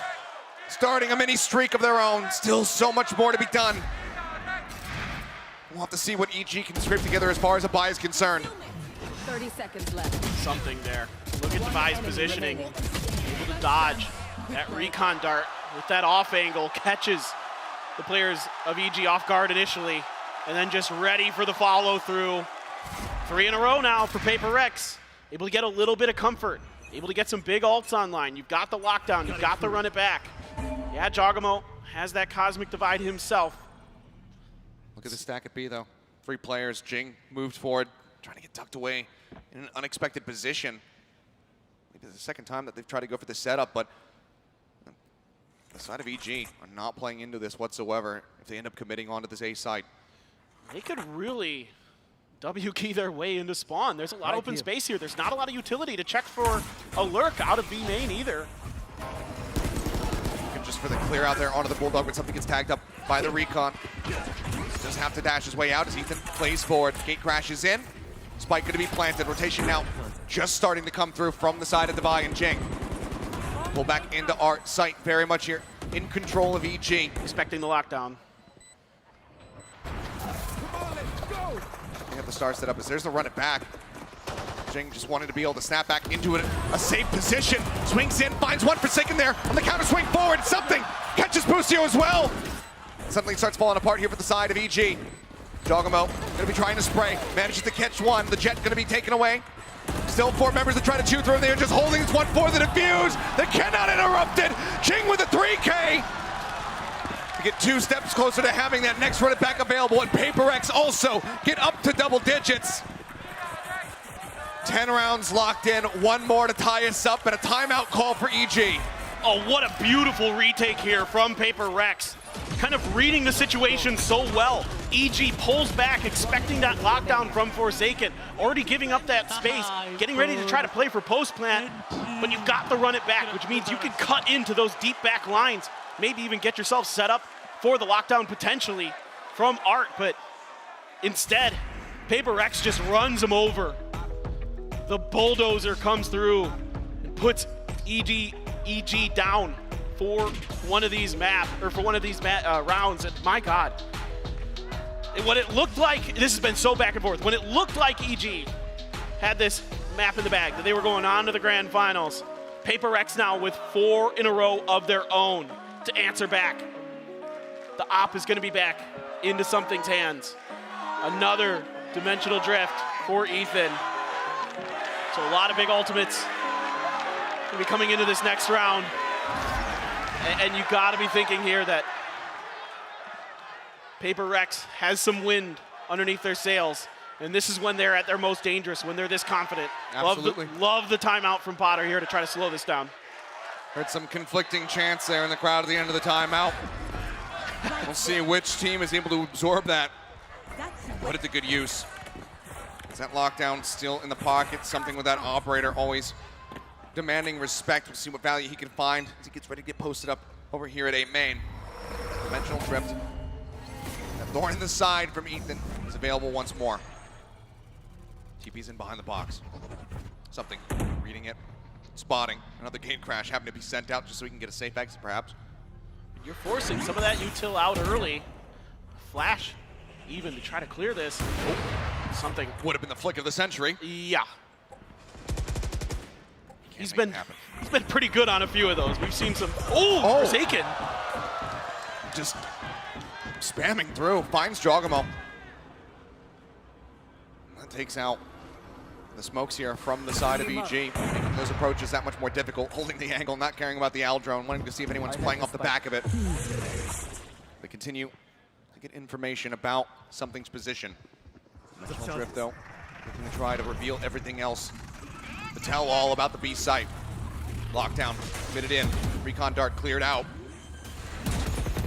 Clear onto the turret with the flash. Shoves Forsaken back off the angle. He gets a dink onto Ethan, right through the top.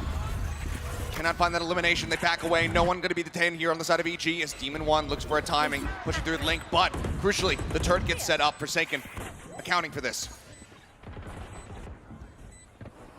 Darts forward, trying to push them off that back pillar. Demon 1 now starting to rush in. Closing the gap, but it's an explosion of death as Mind Freak finds 2 and something comes away with 1. The defuse is already in. We're already tied up.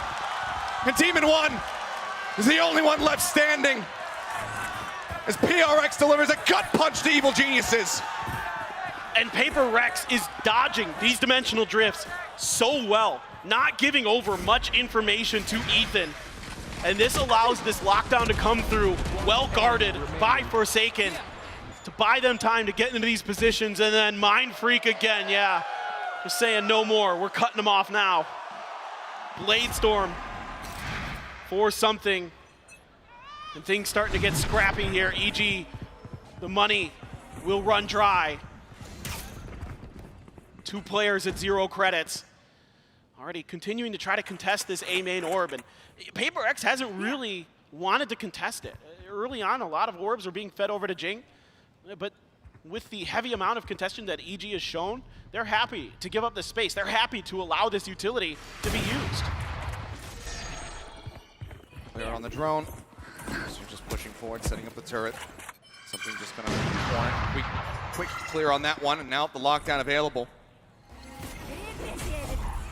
Opposite, given the positions, it's not an attempt at a fake, but still do have time to rotate back out. Something checking forward. Oh, trying to go for something here as far as the timing is concerned, and he's going to be detained. Did they push the wall to try to find him? No. They do pay respects to the covering fire that could potentially be there. Spike now going to be planted. Calm has to just run over the hot hands to get himself out. He and Ethan both going to be tagged up very low, but now Hunter's Fury online. If Calm can continue to play in a disconnected position, he might be able to turn the tide to this one. Sprayed through the smoke, so much damage dealt. Jing gonna be taken down, now something Forsaken, all falling. The Hunter's Fury across, he kills off Ethan! Oh no! I'm not sure about that one, Cheap, but either way, Demon 1 is holding things down from Art. Suddenly it's all on Mindfreak, pushing forward, and he cannot get it done. Busio finds him, a 3K, as Evil Geniuses move up to match point. One more round is all that is separating them from the grand finals. And what a crucial round for Evil Geniuses to win. The economy was in the gutter. Big ult used here to make sure that they could get this done. The Cosmic Divide, the Hunter's Fury, the lockdown, all in play.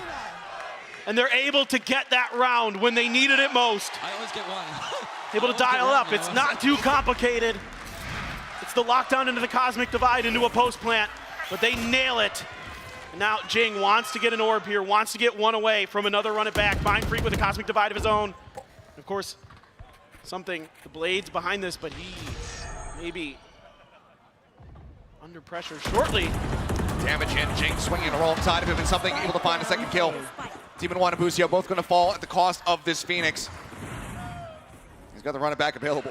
We're not going to be able to see it here. A one-man advantage for the side of PaperX. The promise of overtime here on the horizon. The Spike being rotated across towards this B site. Forsaken on his lonesome. An Odin in hand. Nebulas are popped. Swarm still available. Blades now coming through. Something looking to play entry. The spam across. Takes him low. Finds one. Gets a dig. And the transfer comes in. Forsaken gets him across the line. The defuse is there, and we are not done yet. Overtime is coming through. That is the most PaperX round I have ever seen. Just Forsaken with the Odin, blasting through the smoke, and finds all 3. Gets the dink on a comm on the way in, and then the transfer through. Finds the plant. Overtime again on Pearl for PaperX. You think back to NRG at Tokyo, and the way that they were able to get this done. And now we switch sides. My word, Achilles. What a map. What a map indeed. And what a way to close out this series with overtime. It feels like it absolutely deserves it. And I think no matter who you're cheering for, whether you're at home or here in the audience, you have to be entertained, because this is absolutely insane between these two squads. The back and forth, the run back from PaperX to get us to this point. It's so much at stake. You know, EG, their story of the year, from zeros to heroes to villains throughout the year. Some pressure onto Bustio, stuck in the corner there with those smokes. PaperX trying to crunch through in towards Link. Backs away, but the hit continues, and something. He's found a timing up through Link. Mindfreak as well, backing him up. Takes out a Calm. Ethan taken down. Mindfreak eliminates him. 2 players left now. This is just Jogamo and Demon 1 to try to do, possible run back here on the 2v5. Demon 1 now as well, approaching back through Link. Eyes on this one. Mindfreak cognizant of this, and it's going to be a flawless beginning for PaperX here in overtime now. Match point in their hands.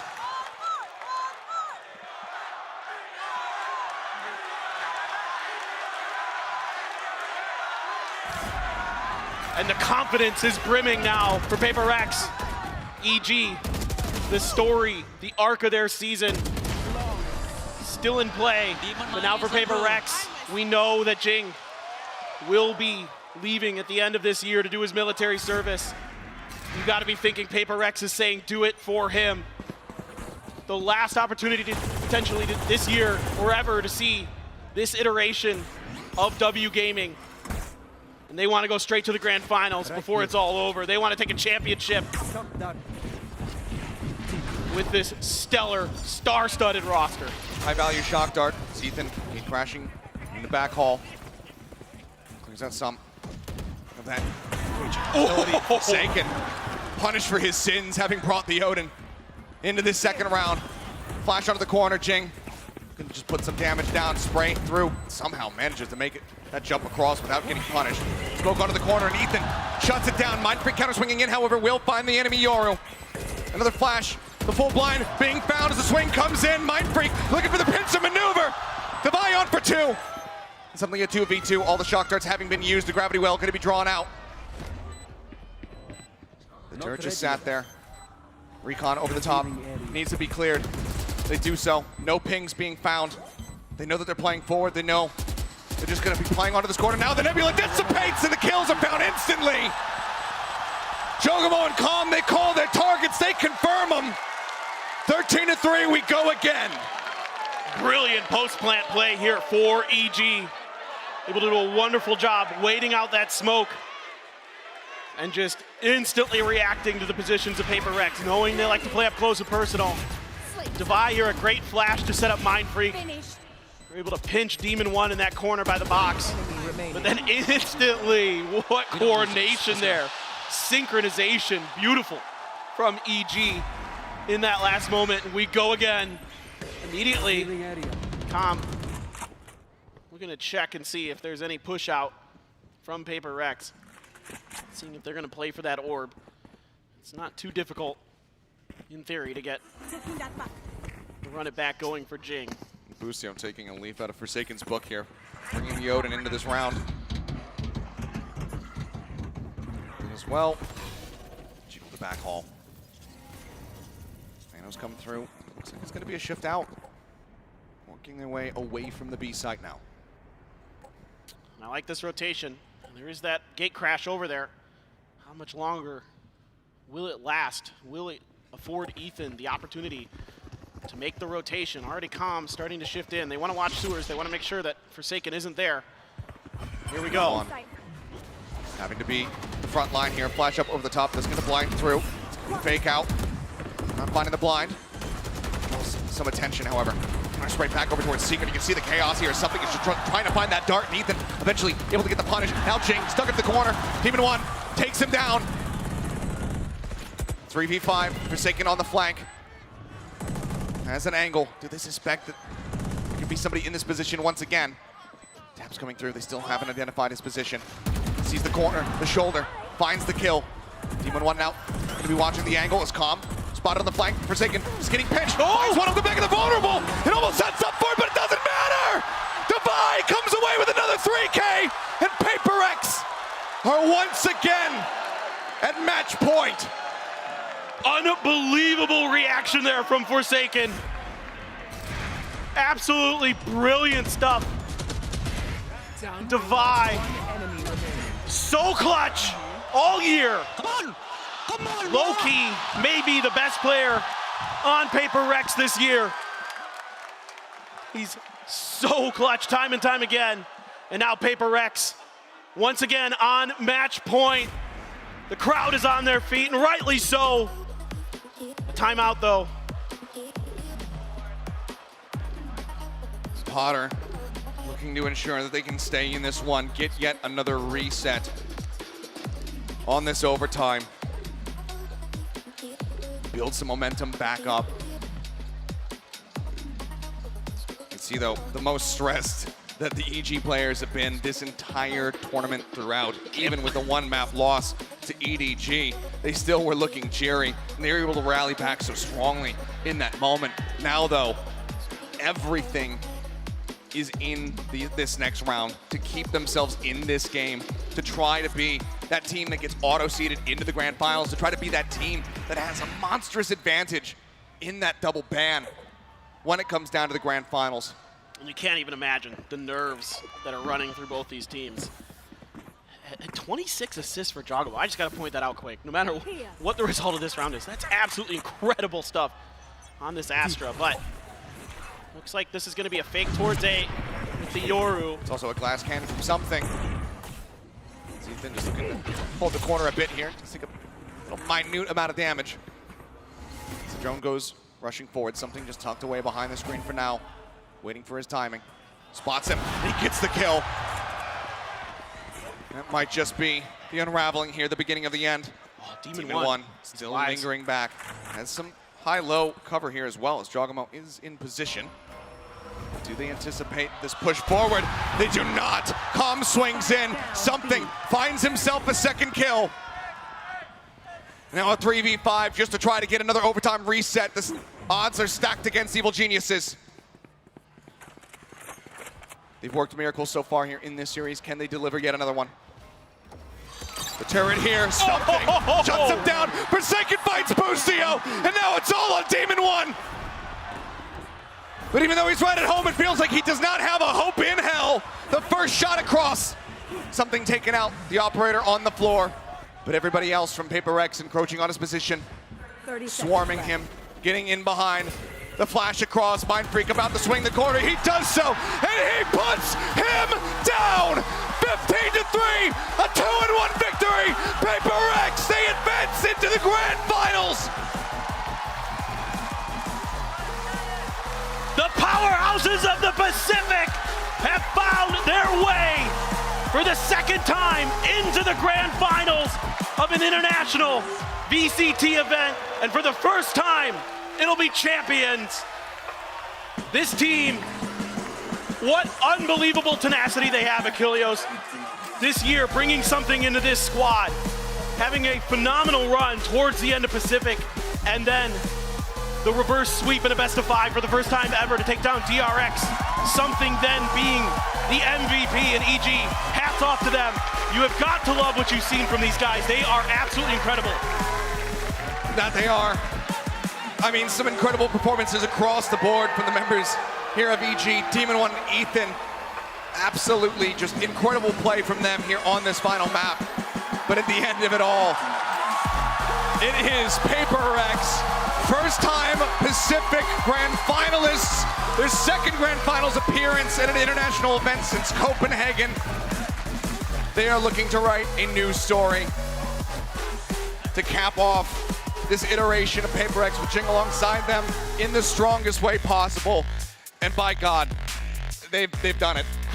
It's not over. It's obviously not over yet here. They still have to fight that grand finals. They do have that advantage. They get that double ban going into it.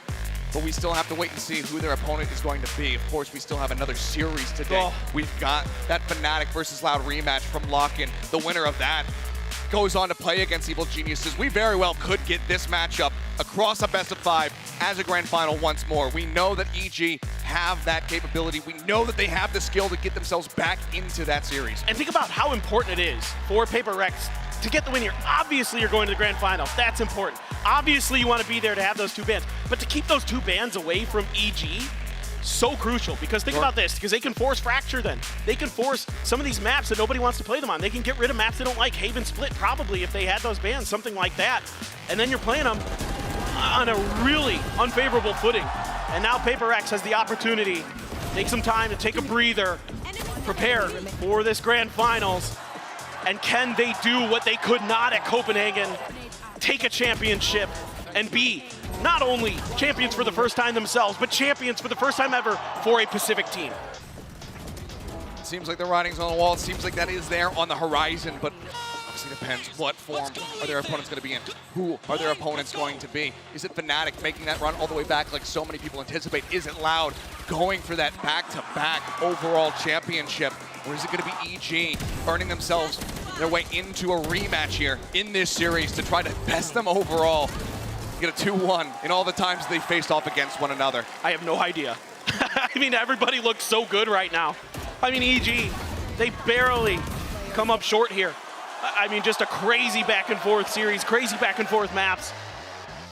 One of the most electric series you will see between two just brilliant, beautiful teams. With the way that they're off meta on this map in particular, with the Yoru and the Phoenix.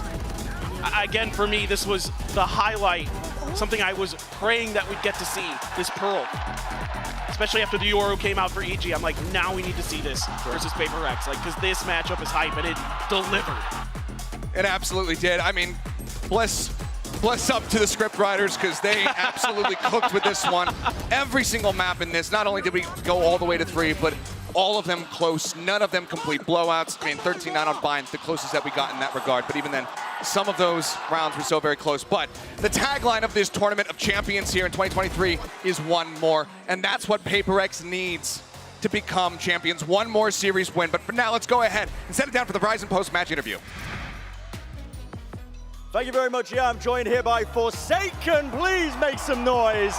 What an electric beginning for our opening match here in the forum. I mean, just insanity. Forsaken, first of all, congratulations for making that placement into the grand finals now with that win. I want to get started. My first question talking about, the resilience that your team has shown. Binds, there was a moment, I think something got a knife kill. You won many rounds after that. Pearl, you brought it all the way back from the brink once more. What was the resilience like in your team? What was the mentality like? What were the vibes like? I mean, I think we start slow. We don't know why on the first map this happened. But somehow on the third map, I think we kind of get into the mode, even though we're getting far score, I would say, but we managed to come back, and we just whenever we beaten up by maybe 7-11 right before, we just mentality reset, and I know that from the beginning this is our map and we win. Nice, yeah, I mean, it definitely showcased. Okay, so the last time you guys made the grand finals, it was all the way back in Copenhagen, all the way to the grand finals. This time, going through the upper bracket here at Champs 2023, does it feel different? Does it feel like, everything's on your side this time around? I mean, Paper Rex always come with no expectation, right? Yeah, so, of course. We get into grand final and it's already great for us, and I think no matter who we fight later, we just try our best and we try to take the trophy, I think, this time, so yeah.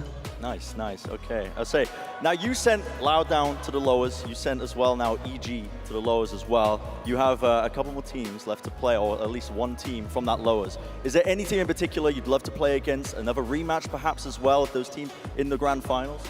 I would say Fnatic, because we already beat EG, we already do our revenge. Now we want to revenge to Fnatic as well because they beat us as well. So I think Fnatic, yeah. That's excellent to hear as well. Well, thank you very much, Forsaken, for your time as well. Much appreciated, bro, and congrats on the win. And with that as well, we're going to be setting it up for our next series of the day. You don't want to miss it. It is Loud versus Fnatic, and we'll see you in just a few.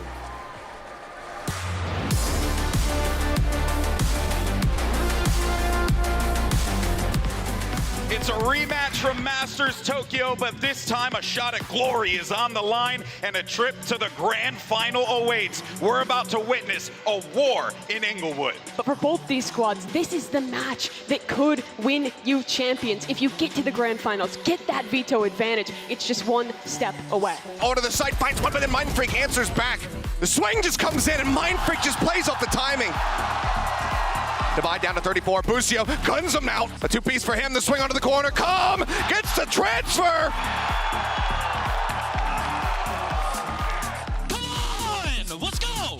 Ends up going down. Divide going to be traded. Looks like he spots a pixel. And Chongamo now brings this into a somewhat winnable position if Calm can try to clutch it out. Can he make the transition? Yes, he can! A slow start for him, but an explosive finish to get EG their map 1 win. Gonna linger just to see if there's any additional pressure, but Jink into the back ends up getting gunned down as Calm will be able to find a second as well. Now on for the flawless and they will find it.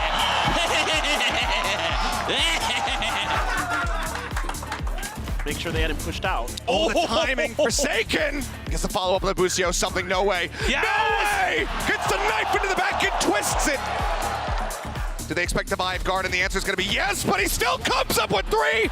What is that spray? 13-9, Paper Rex rally back on their map, pick a bind, and they take us the distance once again. Off the back of his own flash, ends up getting gunned down, but Mind Freak! 1, 2, 3, shuts them down. Damage coming through. Domo now has the backstab. Jing going to be taken out of the fray, and have Chongamo just swinging forward. Now Divide dead. The swing out, and Chongamo with a monstrous round. Wow. Nebula going to be popped. Recon Dart moving forward. Devi holding the angle here from Art. Comes up with 2 clean kills. Now gets a 3rd, and they stretch it again.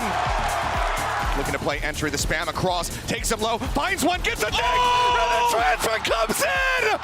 15-3, a 2-1 victory!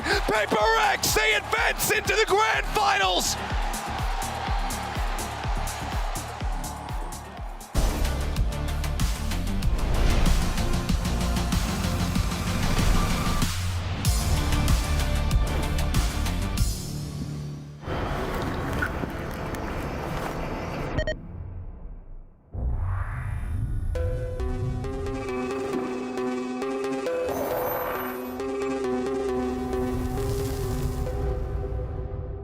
VALORANT 冬の陣千秋楽誇りをかけた戦いを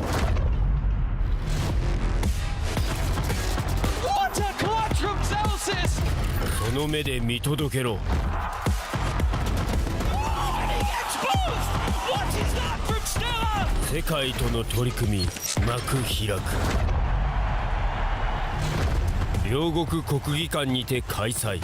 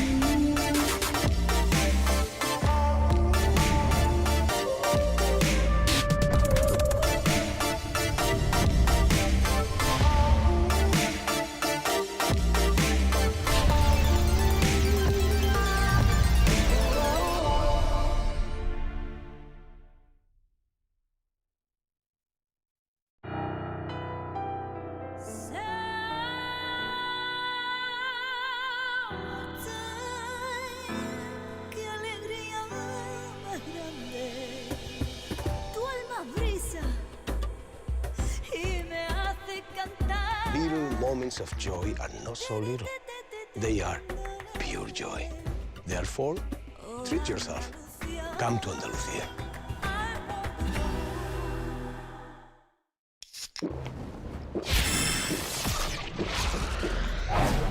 Red Bull gives you wings.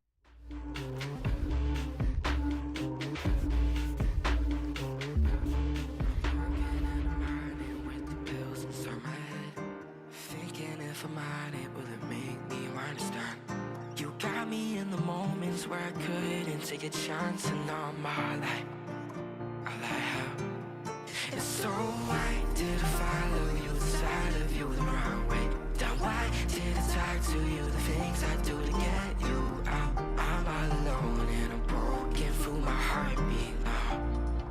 Why did you hurt me so damn well?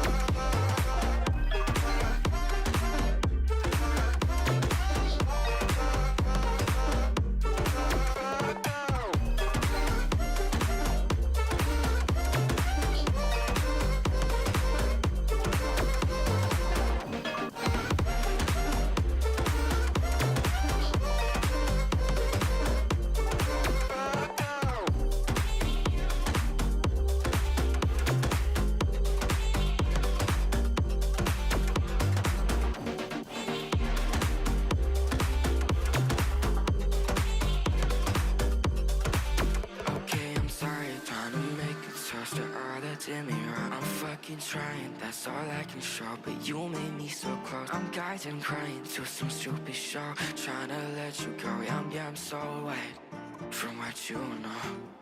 It's so why did I follow you, the side of you the wrong way? Then why?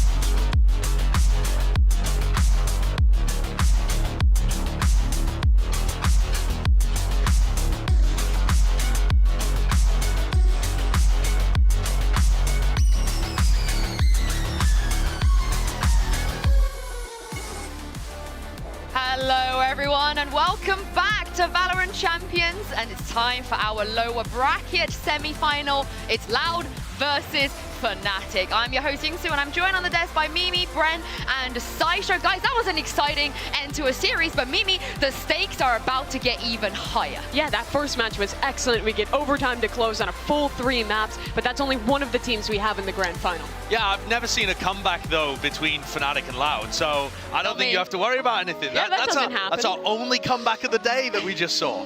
Yeah, okay, sure, sure, mate, sure. I mean, listen, if this second series that we've got right now, this Loud Fnatic matchup, even matches, you know, 1% of the energy of that previous one, I mean, we are in for a treat, I think, as well. I mean, to decide as well that chance in the lower finals itself, which isn't even at the grand finals yet, but still the lower finals itself, big deal between these two matches and the history we've got between them. Yeah, what a way to round it off as well here at Champions, because if we throw our minds back to lock-in, Saisho, like you said, definitely did not see a comeback whatsoever, but that's when the Fnatic dynasty started, and a lot of heartbreak for Loud back then. Absolutely. I mean, they let a trophy slip through their fingers in front of a Brazilian crowd with an enormous comeback, and then also followed up from that with this rematch that we saw in Champions to send Fnatic down to the lower bracket. Fnatic are trying to do something we've barely ever seen before, of going on their lower bracket run, and now they have to face the team that put them in that spot. Yeah, they'd have to go on a full lower bracket run to win 3 tournaments in a row. It would be so historic if they can stay alive, even if they can make it to the grand finals. But on the other side, Loud is looking for that history as well. They beat them in the upper finals. They kind of got their revenge from that 11-3 choke at lock-in. But really, eliminating them from the tournament, this would be the moment where you truly get your revenge, where you have a chance to defend your title here at Champions. It feels cold. Like you have a chance to just properly send them home. What's mad about this too is Fnatic have only lost 11 maps all time. They're 52-11 with this roster. 4 of those losses are to Loud. So that's a sizable chunk out of Fnatic's losses delivered by this opponent. Yeah, and Loud going to be their kryptonite as well. We've already seen signs of weakness, I think, from this Fnatic squad. I mean, throughout this entire lower bracket run, them being sent down here, they've already had to show more than they probably wanted compared to when they were going for the uppers, not losing anything at any of these international events. But, you know, Champs 2023 is a different story so far. I mean, Brett, let's talk about those, because against DRX, I mean, outside of the 13-1, it was, Fnatic, they did show some weaknesses. This lower bracket run has not been clean. No, I think the one-sided affair that was Bind, okay, it was one-sided. DRX came out swinging with some really good proactivity, and it did kind of pry open that weakness that, potentially it's there. Fnatic don't have a rock-solid 6-map pool like we were expecting coming into this event. They have been tested now at this point, but they've weathered the storm and made it to this point as well, which is worth noting. They have managed to, make it all the way to this point, and typically teams, when it comes to these rematches, you will find that the loser ends up being a bit more favored. I think there's 2 ways you can look at it. One, you can look at it as kind of that sign of weakness. So you can get worried about Fnatic for the rest of this one. As the opponents get harder, will these cracks get the better of them? And the other way you can look at it is they had a terrible map 1 and they rallied back. Players like Leo stepping up big time to win 2 fairly convincing maps where I think, especially that 3rd map, they had great control over, and that shows Fnatic's resiliency, which is so important for a run like this. I couldn't believe that Fnatic lost 13-1 on Bind, so I went back and looked at the last time they'd played Bind, and I counted every piece of utility that they used across both maps, and they used about 50% more util last time they played Bind. They were too slow, they were too contacty around the map, and think back to when Loud actually beat them in the upper bracket too. That was the same thing. They were stood there not doing anything, scared to make moves, not throwing their utility, and ended up getting punished for playing too slow of a game. I need to see the aggressive, get in your face, win the tournament Fnatic. And all the way back to lock-in again, when the last time that we saw these teams in an elimination match, it was the same issue, right? They were 2 maps up, they were about to close the grand finals, and then they let 2 maps in a row, nearly a third, slip away from them to Loud, making a lot of those same mistakes. It seems like in these high-pressure matches,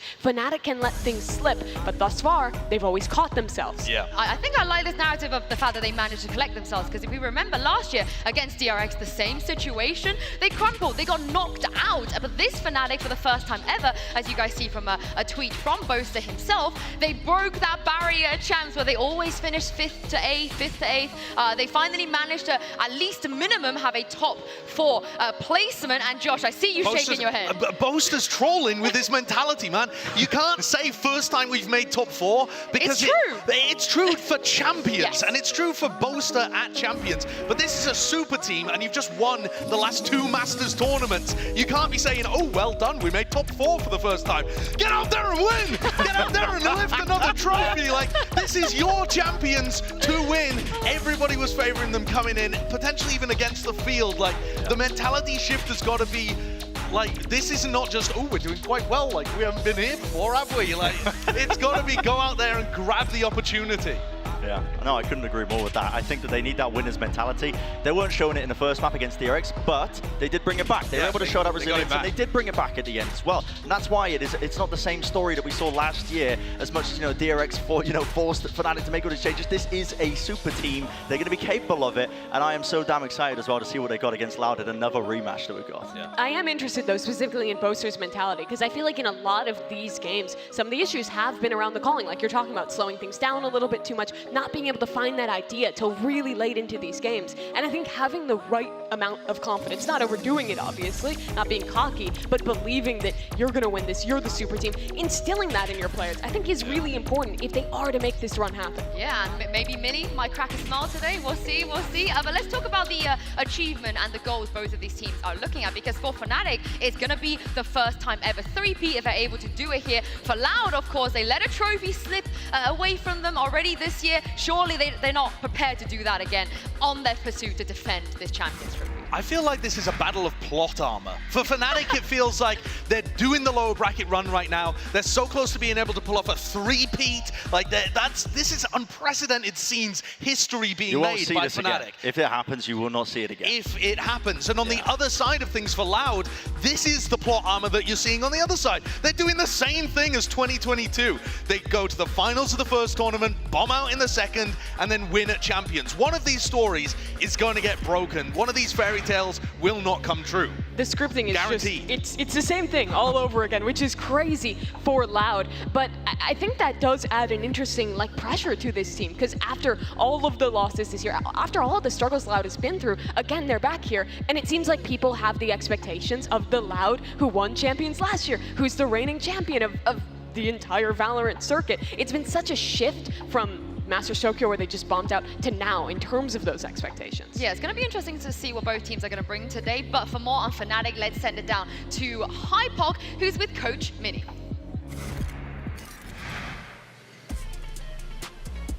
So I'm going to try and grab Mini on the end here. How's it going? Quick question today. Obviously, after an impeccable year, we haven't really seen you guys have to come back and play against a team that you've lost previously. The first being obviously Liquid in EMEA finals and Loud here in Los Angeles. What are the main focuses for you guys coming into the matchup today? Just the same as you always. I know that's the coach response, I guess, but it's there's no difference. We expect to lose games sometimes, I think today there's going to be a different read on the veto, so I think that's going to be the interesting kind of point of contention today, I think. So yeah. Okay, awesome. Well, best of luck today. What did you guys Different read on the veto? That? Are they finally unveiling Pearl? Are they not going to ban Pearl? Maybe. You've been talking about this for ages. Old man I think he might refer to no buying. That's where I'm getting a feel, because obviously when you get 13-1 smash, they don't want to go there again. Yeah, or possibly Lotus as well. I mean, they got smashed by Loud on Lotus, which we would always, attribute to being one of those the best maps for Fnatic as well. Maybe they're going to pivot it away from that direction as well. I feel like no matter what the map veto is, one of the biggest issues that hurt them the first time these two teams faced were the pistol rounds and bonuses that Loud was winning. They just constantly were able to get good starts in every map that they played, and that was one of the big issues that they talked about in the press conference afterwards. They summed it up in two ways. They said we were playing too scared and we just lost too many pistols and bonuses.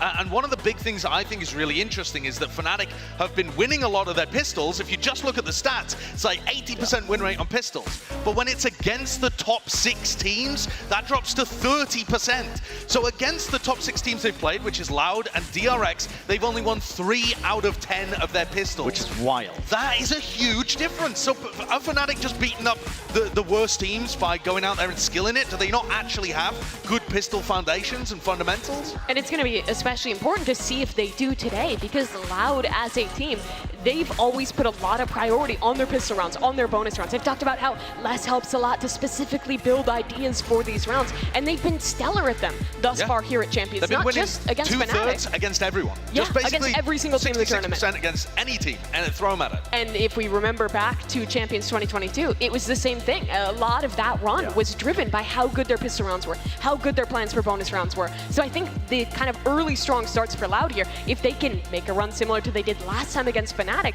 it could be really challenging for Fnatic to get into this series. Oh, you guys heard from Mini already. Let's hear from Loud as well. I'm going to throw this over down to Tashinia and get a quick word from their IGL, Sadak. Manito, come here.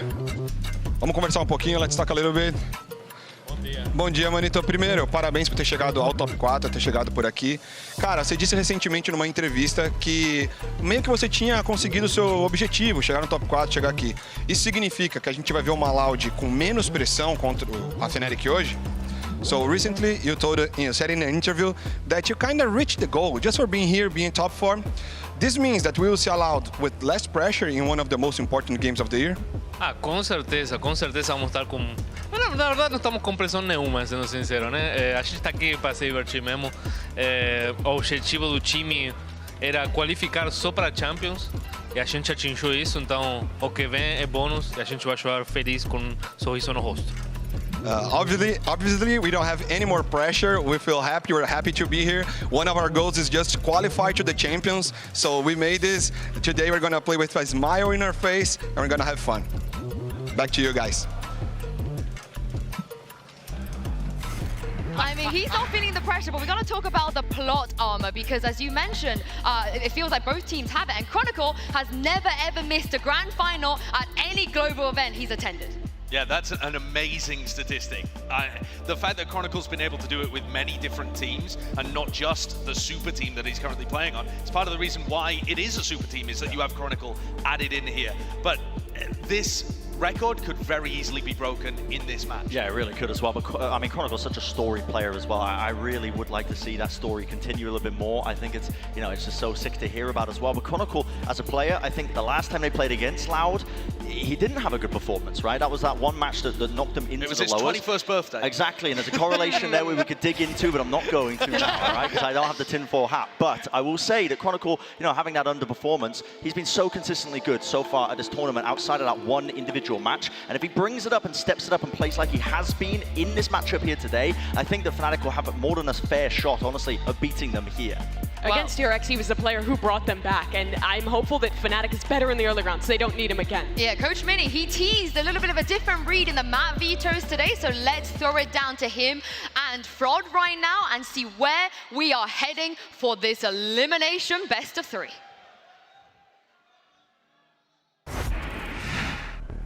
For this match, Loud is going to be the higher seed. Team A or Team B? Team B. Team B. So Fnatic, you will be Team A. And we will start with your first ban. Pearl. They banned Pearl, your ban. We banned Fracture. Fracture, and map number 1. Split. Split, and side on split. Attack. Attack, and map number 2. Ascent. Ascent, side on ascent. Defense. Defense, okay. And next set of bans, starting with Fnatic, you have Haven, Bind, and Lotus. Ban that. Which one do you have? Yeah, that. Ban Lotus. Ban Lotus. Your ban, you have Haven and Bind. We ban Bind. Ban Bind. So map number 3 is going to be Haven, and Fnatic side on Haven. Oh, attack. Okay, let's run back through this, make sure we're all set. First set of bans, we have Fnatic with Pearl, Loud with Fracture. Map number 1 is Split with Loud on attack. Map number 2 is Ascent with Fnatic on defense. Next set of bans are Lotus and Bind. Map 3 decider is Haven with Fnatic on attack. Yes. All right, good luck to you both. Good luck, guys. Good luck, boys. Yeah.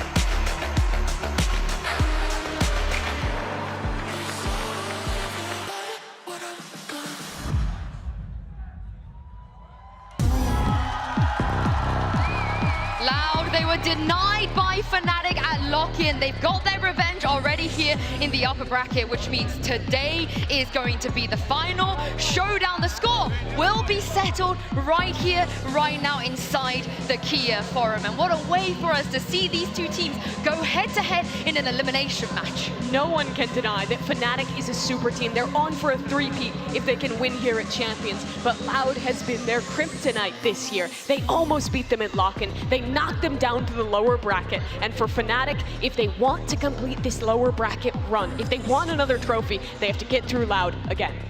I think it's going to be so interesting to see some of these head-to-head matchups. I mean, look at Leo versus Cowanzine, Durka versus Aspas, Alpha against Les as well. There are just so many battles between these teams that are going to be pivotal in deciding how matchups happen. Yeah, and Brent, you were right about the map vetoes. Lotus, they took it away in the second round. That was bizarre to me. I mean, just touching on the map vetoes as well, we end up at Split as our opening map here, as our decider for this series, and Loud getting their choice to decide their run. They just beat PaperX, right, on this one, I believe on the attack side. They smoked them. And this is a map that Fnatic have decided to go into here today. A lot of preparation is going to be coming into this matchup here as well. Mini wasn't giving too much away with the arrival interview, but I'm sure that they've been taking a close look at some part of that footage as well to find some way to pick it apart. I think Fnatic are finally getting punished by the fact that they have a permaban. It felt like the rest of their map pool was so good for so long, it was impossible to push them into bad spots. But now that Loud actually have a few maps where they feel favored against them, it really makes that Pearl look like a liability. I actually think that this map pool is really strong overall for Loud. We start with Split that they've shown to be excellent on. They beat Fnatic on Ascent last time and get to head there again. And their Haven, I think, has been their best map this tournament, playing the Harbor Viper style that we've seen a lot of EMEA teams struggle against. If Fnatic are able to win this, if they're able to get through some of these most difficult maps and take down a Loud that's been their kryptonite, they are primed. Oh yeah. Primed to continue the run. I mean, it'll be outstanding as well. This isn't the same, dominant super team Fnatic at the beginning of the event that we were saying. It was just going to be a grand coronation carpet to get them into the grand finals. They have been tested through and through. They've shown the resilience, capable of it in the lower bracket here, and they've got one of their hardest challenges yet in the form of Loud. Yeah, Loud. They will be starting on attack on Split, but Fnatic, after their DRX win, their defense looked all right. They looked like they tidied things up. They had new ideas. So I feel like we're going to get a close map one no matter what. I want to see that Haven, though. We got to get Fnatic Loud on Haven. Yeah, I think Fnatic have got to start out on good footing. They need to be able to win a pistol. They need Boaster to start generating ideas as well if they get punched early. Well, let's take a look where we're going to get in terms of agents in the Prime Gaming Agent Select. And it doesn't seem like they're going to make any changes here, Mimi. No surprises. They play a slightly different comp, just switching out the Initiator and the Controller role into this one. Or excuse me, it is actually both the Sky here. But they both play a very similar style. For Fnatic on defense, what I'm looking for in particular is the trap plays that they can set up around Alphayear's Cypher and how Loud can contend with Alpha's variety of setups. He's constantly moving the trips, the cam, and it gives such great info. I agree with that. I think it's so important as well to keep track of Alphayear with his setups when they're on the defense side. I think Loud's mid-rounding, they need to be taking care of that as well to just remove it. Remove the information away from Fnatic with their calling. And specifically Loud, because they don't have a Cypher or a Viper, have been leaning heavy towards B main control. They can't lurk aggressively towards ramp. They just don't have the smokes to be able to do that. So I think that's a focus for Fnatic to think about. It's a weakness for the Loud composition, and so far they haven't really been punished for that. I think you could see some really explosive fights around B main, or trap plays set up knowing that Loud are going to be in that area. Talking about the exciting head-to-heads here, I think both these Raze players tend to pop off here on Split. Aspas had a really tough start to this tournament, but he has come out swinging in the playoffs, and there's a guy who won a tournament playing only Raze, and it's none other than Durka. Yeah, I can't wait to get into game. These teams have faced off twice this year already. It's only fitting that they meet here one last time. Kia Forum, give a warm welcome to your casters. It's Pansy and Hypok. Thank you so much, Sue and the Des. Yes, I think the Des said it so well, but Mike, I have to reiterate, this is a clash of titans between these two. Heavyweight matchup here, pound for pound. Where is your mind going? I mean, I do want to come back to something Mimi was just asking on this. I feel like Loud maybe actually have Edsist out on the veto. Okay. We look at maybe some recency bias. Sure. Loud absolutely rocked Paper X here on Split. They're starting on the attack. We know obviously that Fnatic have a lot of plans laid in place that have barely been demonstrated around this Cypher, but it's like a very quick start to piston round here. The stun comes through. Aspas found the opening. Chronicle was deleted instantly. Look at the pace of this. Fnatic bullied away from it so far. Boaster, Alpha, and Leo, the last alive, and Alpha was not in his traditional spot. Finds Aspas, the plant yet to go down, and Boaster taking back space. Now with the plant in, they've got 2 alive, and Quarantine's on 35 HP. Holding towards that CT side, where Fnatic are starting to gather. 1 flash to play with. This could be huge. Kawanzini taking close contact here with the Frenzy. Boaster's creeping onto the The angle. timing. Kawanzini just gives it up. He just turned away, but he looks back in time. Catches Boaster, gets the flash, trying to find out, buys a second or 2. Might note that Leo has played ahead of this now, but 2E's gonna be playing a little bit deeper with that Ghost. Still paranoid of the ramp. Alpha clears through, snaps back. Oh, 2E's! What a start for Loud! What a way to open things up here on Split.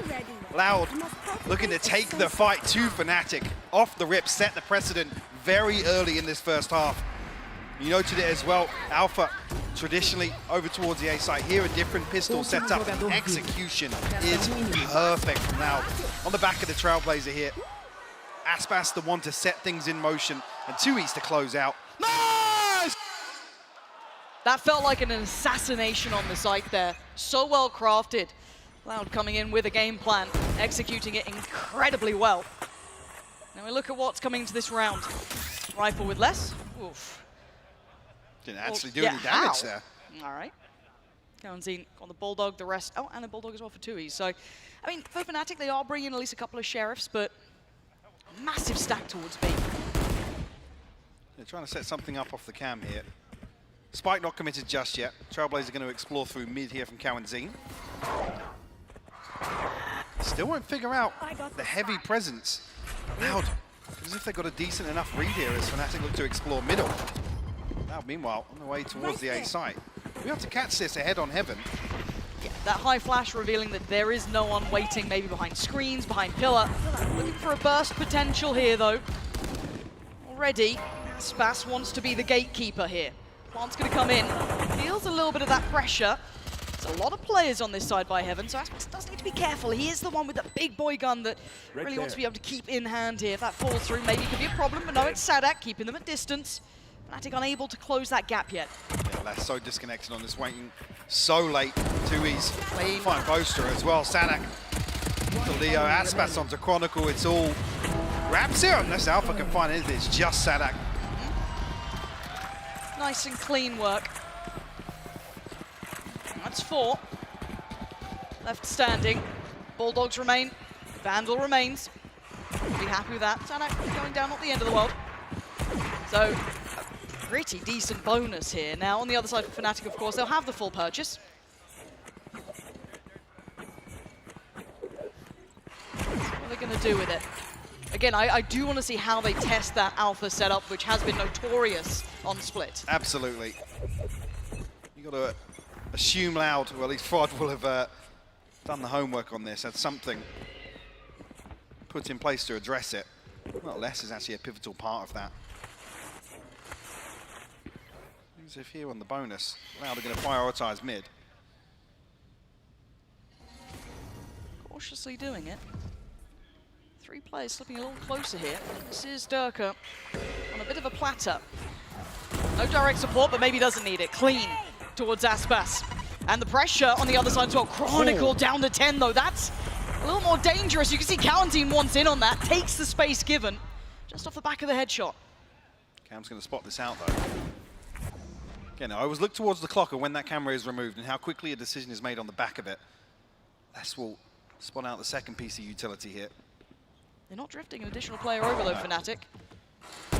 And with that contact, they'll probably commit to having 3 players still around this, but you can see the timing being worked out very nicely here for Loud. They've actually maybe threaded the needle just a touch. And even drawing the paranoia here is huge. Still find themselves an advantage here on the A side. They have to try and close the gap. Got to try and make the cross.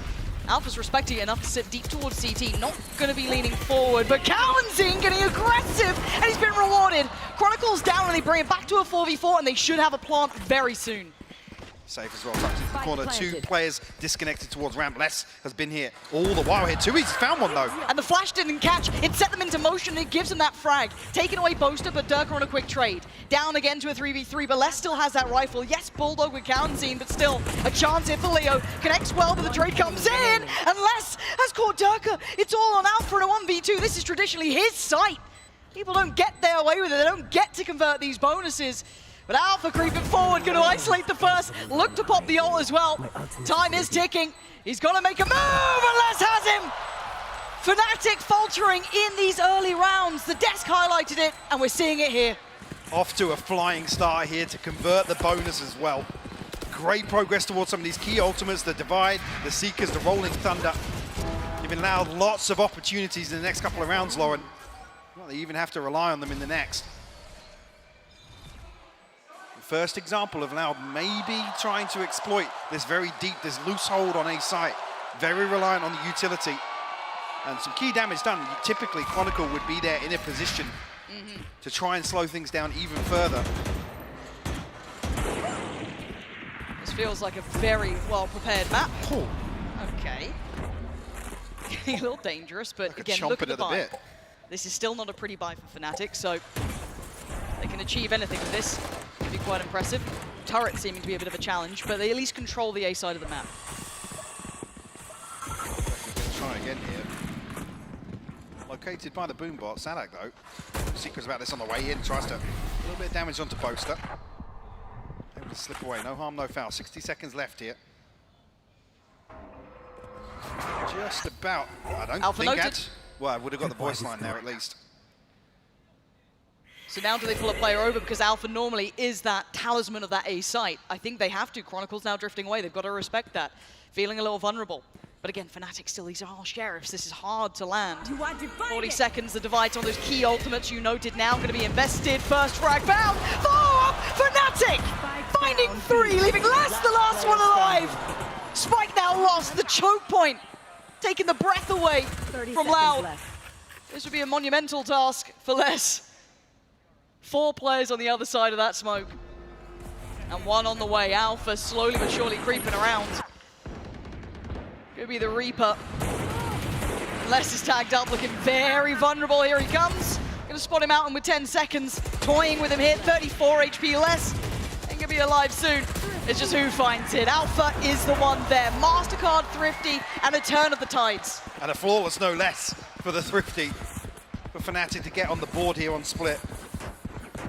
Again, I think maybe noting Alpha here there. They feel like they're going to draw the rotation and somebody's going to scramble to back him up. Because you've got to think, a blank canvas here, the read from now typically in the default on the defense, I guess, for them is 2 towards mid, 2 towards B, and Alpha kind of floating, playing off that utility.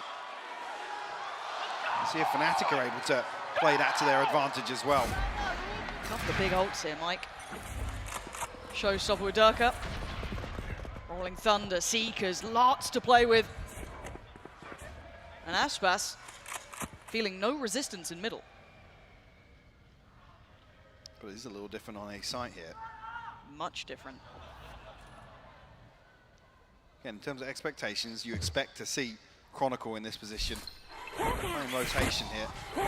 Go to hold down the fort towards Heaven. Boaster keeping up towards Rafters. Loud just time and time again trying to probe, figure out where these traps are set up.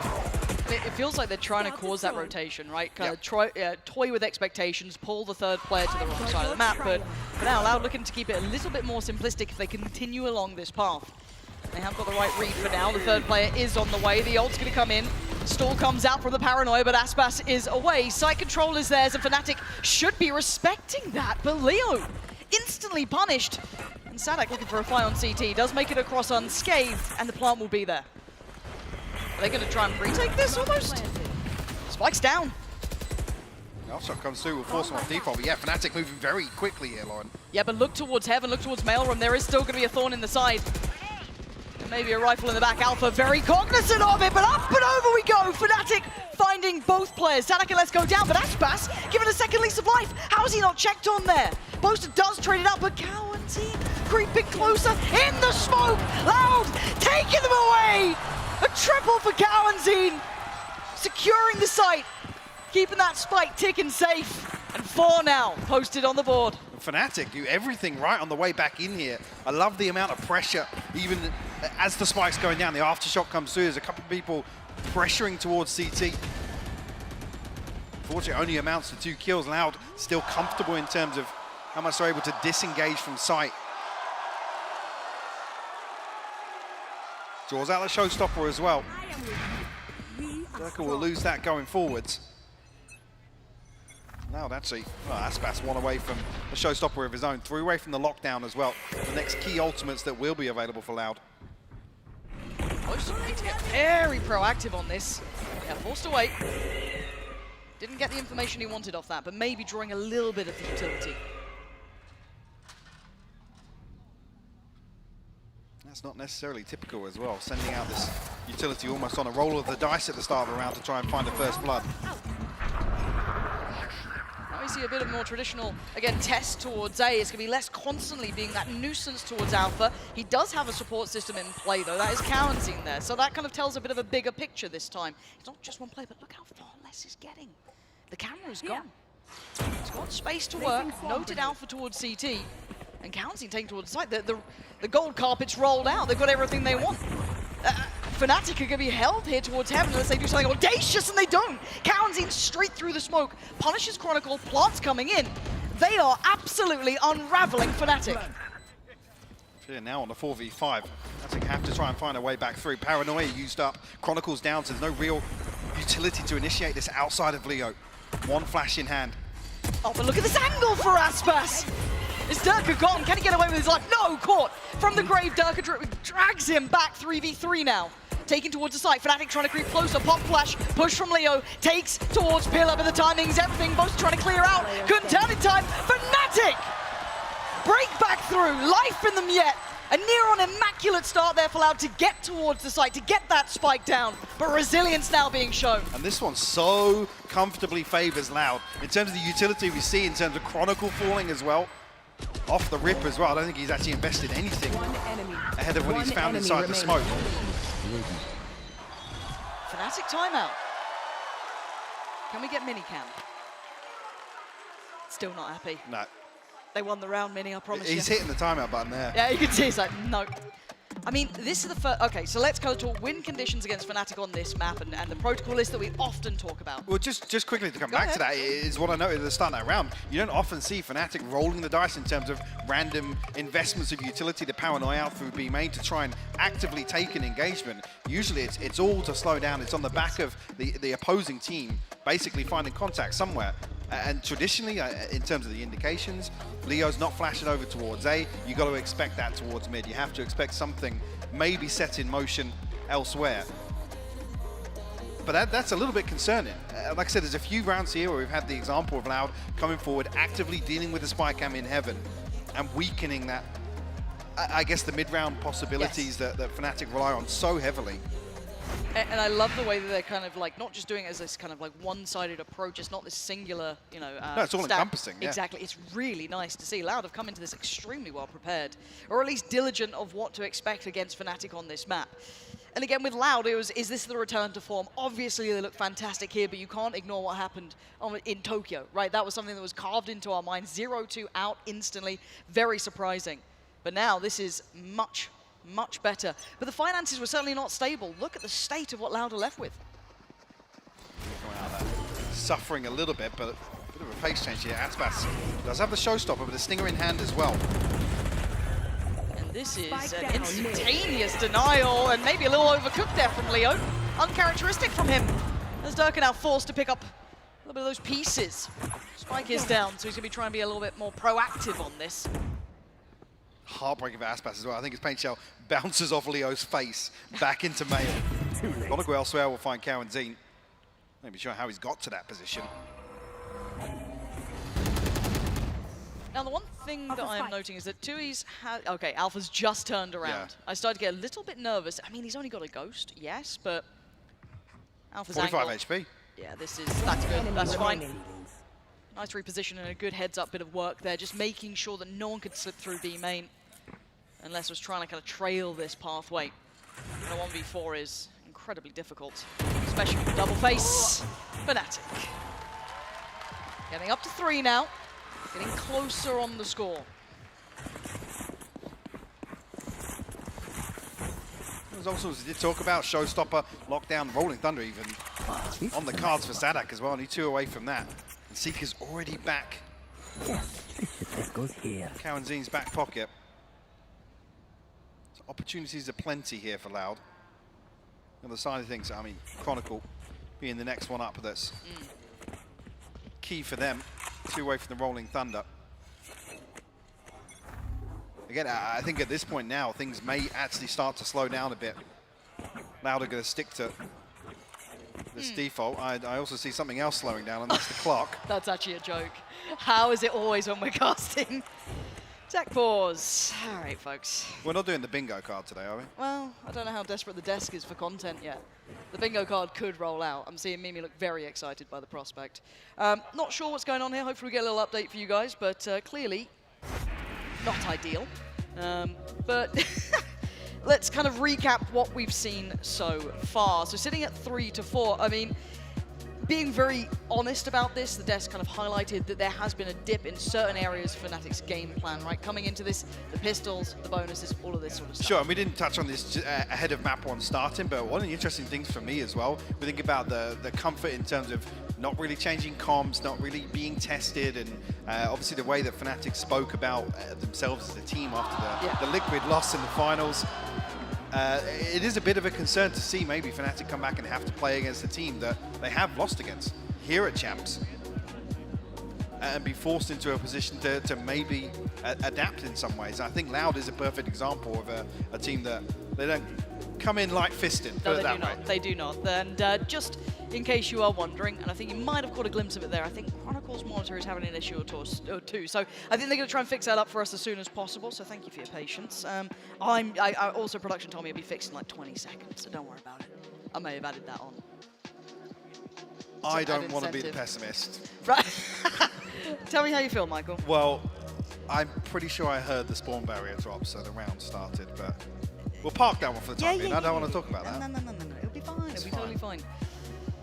Oh, I didn't expect to fill on this game. No? No. I was lulled into a false sense of security that... We've had too good a run. Exactly. In LA, though, that's the problem. That's the problem.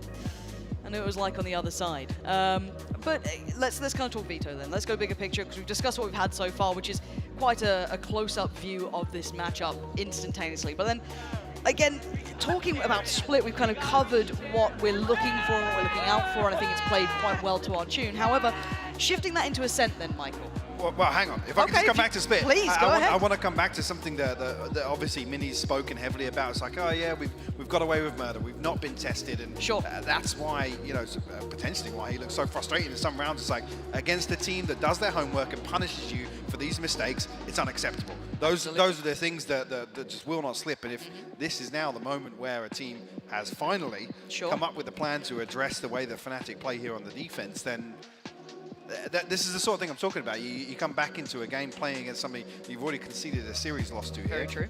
Split aside, then actually how well versed are some of these adjustments? I don't know how many times they've had to test run them, right? It's kind of walking a little into the unknown, because not many teams have been able to force them to this. Yes. Well, last time we saw Fnatic on Split, they were getting a little more proactive on defense. Yes, they were. We saw them actively clearing 3-man down ramp. So the Trailblazers that set things in motion. Alpha and Chronicle actually taking the space away from that lurk on the extremity, but it's all theory. It is, yeah. It's all theory. We're waiting for the actionable side of things. There's a hint of that with the paranoia play. Yeah, Boast getting a bit more. They're happy to kind of show their hand early on. Whereas previous, like, it's a big question mark. Yeah. Where is the trap play set up? And historically, this is a good map, I guess you could say. There are very few losses, and the only one really is to Loud, obviously. A couple of close games, though. Yes, roll your mind back to the kind of best of fives. We were looking, head-to-head with EG. Yes, EG got double digits, but they didn't convert. Again, Fnatic do have depth to this, But yes, I think you highlighted it well. We haven't seen the actionable, tangible proof of those adaptations I mean, yet. the other one is that, yes, it's a much looser narrative to lean on, but sure.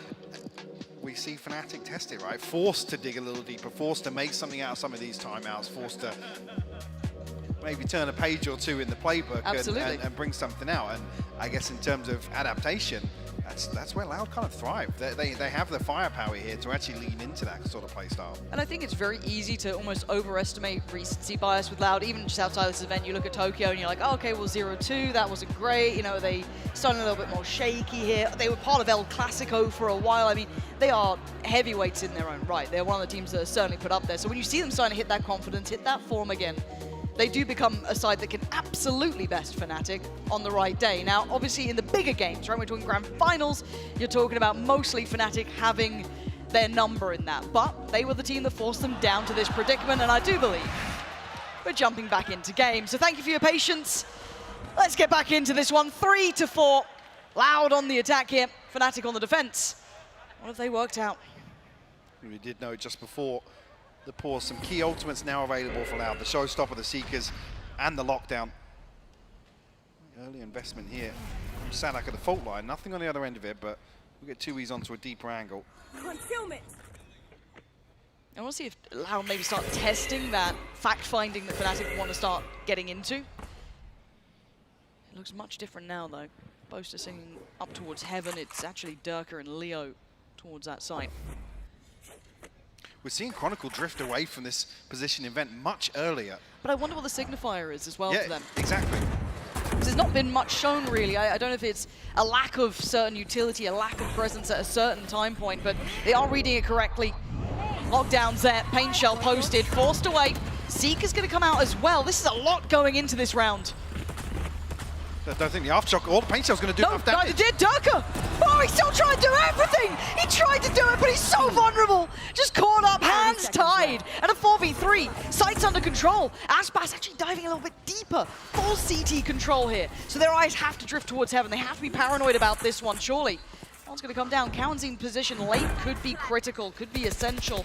But does this retake even get started here? Not really. Less denies the first prong of approach, and Aspas on the follow-up. It's all on Alpha, and I think he knows his days are numbered. He's drifting away. 1v4, able to get his way back into heaven here. Cowan's going to be the first, but beautiful. Will fall at the first hurdle. And the smallest of details, Les putting the Lockdown on top of the crates there in B main. The Pain Shell doesn't fully connect. The Aftershock can't follow through. You see it becomes a little bit chaotic there. I think Fnatic fully convinced that the Lockdown was going to be removed. Well, Durka stuck around, and it was like, well, it's sticking, so I got to try and play ahead. Fortunately, he did get one, but that was about it. Round not theirs. Breaking that 2 in a row that Fnatic started to build back on. Still enough money. And the aggression being implemented again, the flash. Would come in. Boaster's got himself the angle there. Oh dear, this could be dangerous. He's stuck in the gravity well as well. The paranoia though, the paranoia slowed it down. That's perfect, but how long can Boaster last here? How is he standing? Darker and Leo, the perfect supports for him. And now Cowanzine and Les, they are so far away from this. We spotted on the camp straight away here, Alpha. Relay that information. Still has Chronicle by this side. Spike not necessarily noted here. Cowan's going to have a chance to retain it, but Les has to find something in this lurk. 60 seconds left on the clock now. He's got to sell him. Can he? They're playing so safe. Look how deep they are sat on this Fnatic. I mean, one kill will draw everybody this side. They're nearly there. Yeah. So a little bit of a question mark still towards B Heaven from Durka and Leo. He saw him. He absolutely saw Chronicle. All the timing, though. Chronicle's going to get away. But again, they're selling the idea, right? The concept that they're in this position, and actually you're seeing the adjustment now. Cowanzine coming up towards heaven. They feel as though maybe they've got the cross here. But Les, the angle, the flash. How is he alive on this? They're so tentative, so scared to find this fight. But Alpha punished on the cross. Caught as Cowanzine gives himself a chance for the plant. 2v3 now. Does he lose his life for this? No. Gets away standing. Let's go, another one. Durka. This could be a 2v4. No way! Les catches out Loud, and it's so individual from Fnatic. Faltering here. Let's Chronicle towards the site. This guy, truly renowned for his capability, but flashed up, forced down! Loud! Miracle work! What an absolute fumble by Fnatic, though. A 2v4. Loud pulling off what feels like an impossibility versus a team like Fnatic. Shouldn't I be mean, happening. it starts off unorthodox as well. Fnatic getting hyper-aggressive into B main. Yes. Nearly punished with the response and utility. But there were individual fights, Mike. That's what baffles me. You don't Never see see that. You Never. do not see it. And credit to Loud for dividing and conquering, yes, but still, you got to be looking at that from a really clean perspective, that was a mistake from Fnatic there, but credit to Loud for capitalizing on that. Absolutely. Beautiful work from them. Flash, no follow-up. Loud back into this, just stretching that lead away now. Players will come through. Like Cow and Zine here. Look at the intent here from Fnatic. 2 in vents, 2 in heaven. Same sort of thing. Loud this time are on the other side of this. Now they've had a little bit of freedom in mid here. They have. We've been seeing Aspas take that space, kind of working off the back of it. This is the time we're seeing a real pop. Oh dear. Durka sends them scurrying, but it's Leo to actually find Cowanzine. So Loud now halted this time around. Look at the chip damage on Less. Suffering from this, no heal to be had. This is much better, herding Loud around the map now. Fully prepared for that follow-up, and with Less so low, this is a very difficult round. Let's try and find something on the paranoia here. Got the TP behind the aftershock being invested here, but maybe noted. He's tagged up down to 52 already. Be a shot in the dark or whatever you want. Oh, you don't want to fall at this point. 30 They're seconds readdressing left. middle. They've drawn all the eyes towards B main, right? Smoke's gone in, so Fnatic can either assume they're behind it or, you know, hope that they're somewhere else. And for now, you can see that Loud are looking at other options. A spike is in Sadak's hand, though. So where do they take this? They're trying to toy with that A expectation, but you know you're not going to pull out for away from this or anyone over while that cam is still in play. They have limited options, and I think they've realized it with 8 seconds. They're going to be keeping hold of these weapons here, but finally Fnatic starting to find a little bit of rhythm with this one. Absolutely, and this could potentially be the second layer.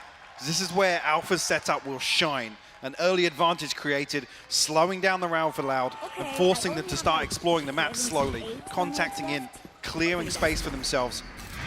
But I want to see layers as well coming out from Loud, right? Is there going to be a timeout now? Because this could be that next step, right? Fnatic have shown their next hand. They've gone, right, okay, we're being pushed around the map in this sort of manner. Okay, cool. We're going to now have to find a way to identify this from what we've just learned in that previous round and come up with a plan. And it looks like that is indeed the case. Loud pumping the brakes now. Slowing things down. A couple of ults to play with as well, and they're only 2 off from the Seekers, so they've got a couple of key pieces ready to go. Definitely do have tools to work with. The other side of things, Fnatic, one away from the Seekers themselves, Rolling Thunder in hand here, but I think already seeing some examples of Fnatic maybe feeling like they need to change some small parts of their split play here on defense. But I mean, for Loud, in terms of this half, you want them to just poke that. They've already, in my eyes, they've done well enough. Yeah, ticking the box. They've got 6 on the board. And I've got to say, I also really enjoy the fact that as soon as we saw that adjustment from Fnatic, instantaneous timeout. It's such heads-up work from Loud, and especially from Fraud as well, kind of backlining this, just watching over. And as soon as that adjustment came in, time to address it. Time to not let this slip away. Do not let them build back. Keep this one going for Loud. 6 already is very respectable. It's near on job done, but still a couple more rounds to be had, and they want as many as they can get. You can never underestimate Fnatic. With 4 rounds to their name, though, try to clutch on to what they can. Not expecting too much of a switch up here from Loud. See what looks pretty similar to the same default we've seen. Although maybe Cow and Zine now to solo explore mid. Well, I'm just kind of interested if they start trying to exploit the extremity, or does Fnatic read that that's the traditional counter? You stack middle, okay, well, we're going to pressure one of the, the extremities on this map, be it A, be it B main. It is only 3 players dedicated towards middle this time. Previously, it was 4. Not seeing the camera invested early either by Alpha, so aware of their goal potentially to find that. Now he's going to go for it.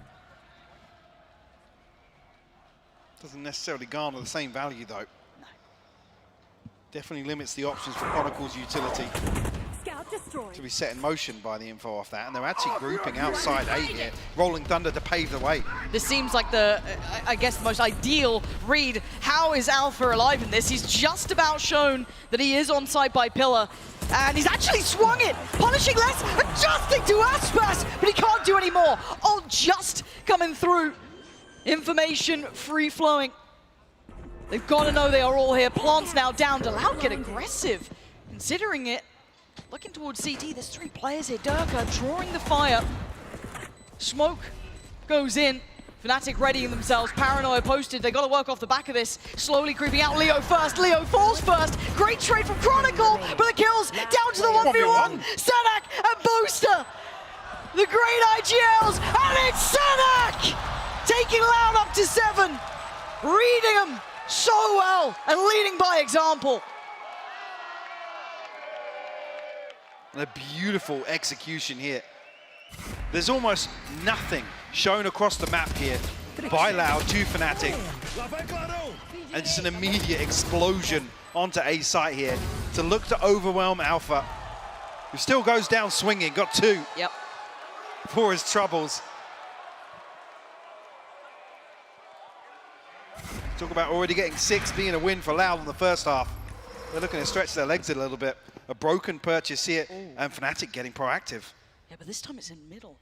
How long does Aspas wait? We've seen the pace being slowed down a bit, but this flash has caught him. Oh, he's still got Durka. The Paranoia a little disconnected and a little late, and he's fallen away. They're trying to triple down, double down. The Seeker's coming out. They're putting everything towards this, but they ain't winning. 2, he's going to find Chronicle. It's on Boaster, Alpha, and Leo, and they are just scattered across this map.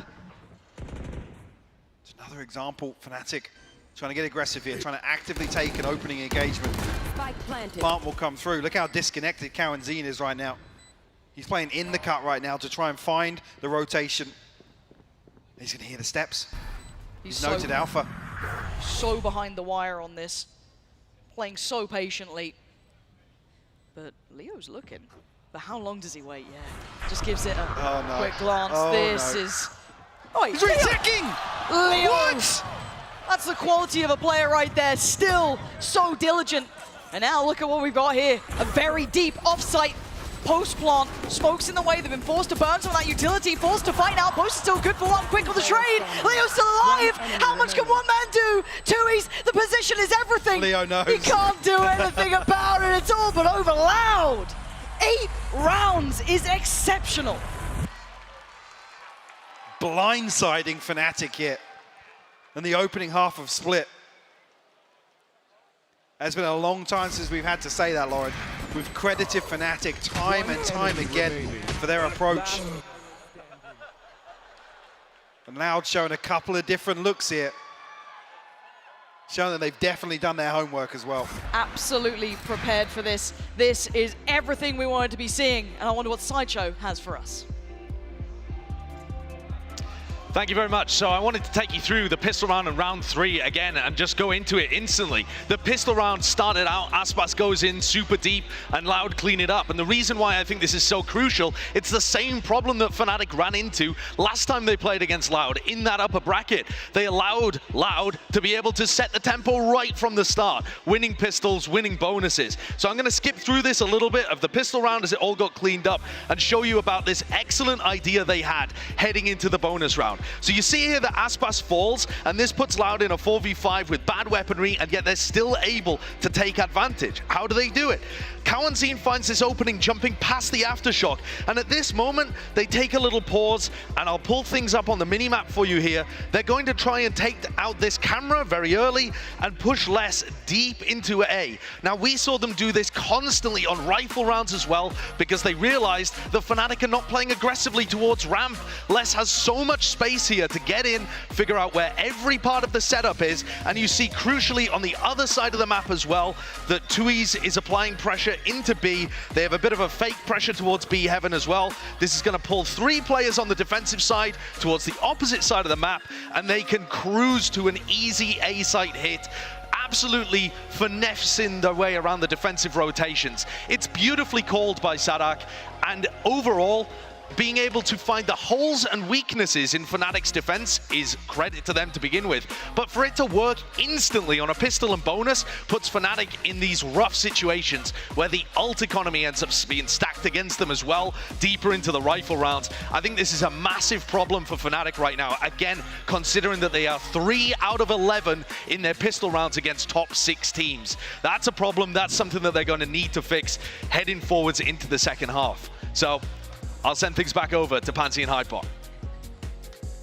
Yeah, thank you for that. And yeah, our eyes are very much waiting for that second half kickoff here because Fnatic are in dire need of a pistol, to say the least. Sat on 4 Mike, this is a long road back for them, and I think also noted very well there, the fact that Sadak is calling a brilliant game is certainly not going to help. Absolutely, and what I do want to note is as well, in some of the rounds where Fnatic are playing unorthodox, they're getting aggressive.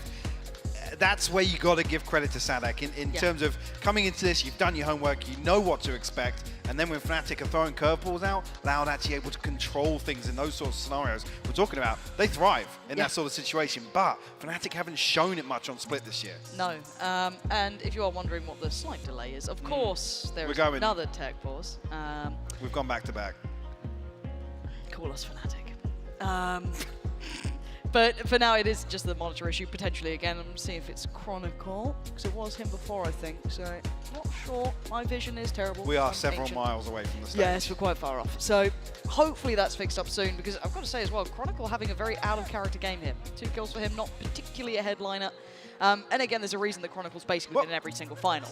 Well, to come back to that though, but the way that Loud playing, we're talking about him being drawn out of the position that usually he is the big swing factor in these rounds on defense for Fnatic. He's the one to really react off the spy cam, set things in motion towards A main or potentially towards mid on the back of a 3-man stack in heaven. We didn't see Alpha get played in. Josh was even noticing the number of times that Les was able to just walk onto A side, figure out exactly where both trips are, remove the camera nice and early.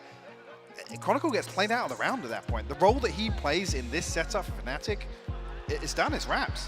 Yeah, and I think we're seeing that one scoreline-wise, and again, I think this is partly one of those scenarios where when you have the target on your back and you play a map so well, you become almost iconic for it, you get red. We've seen it from all the great teams. That's why it's so impressive when teams are able to do back-to-back events.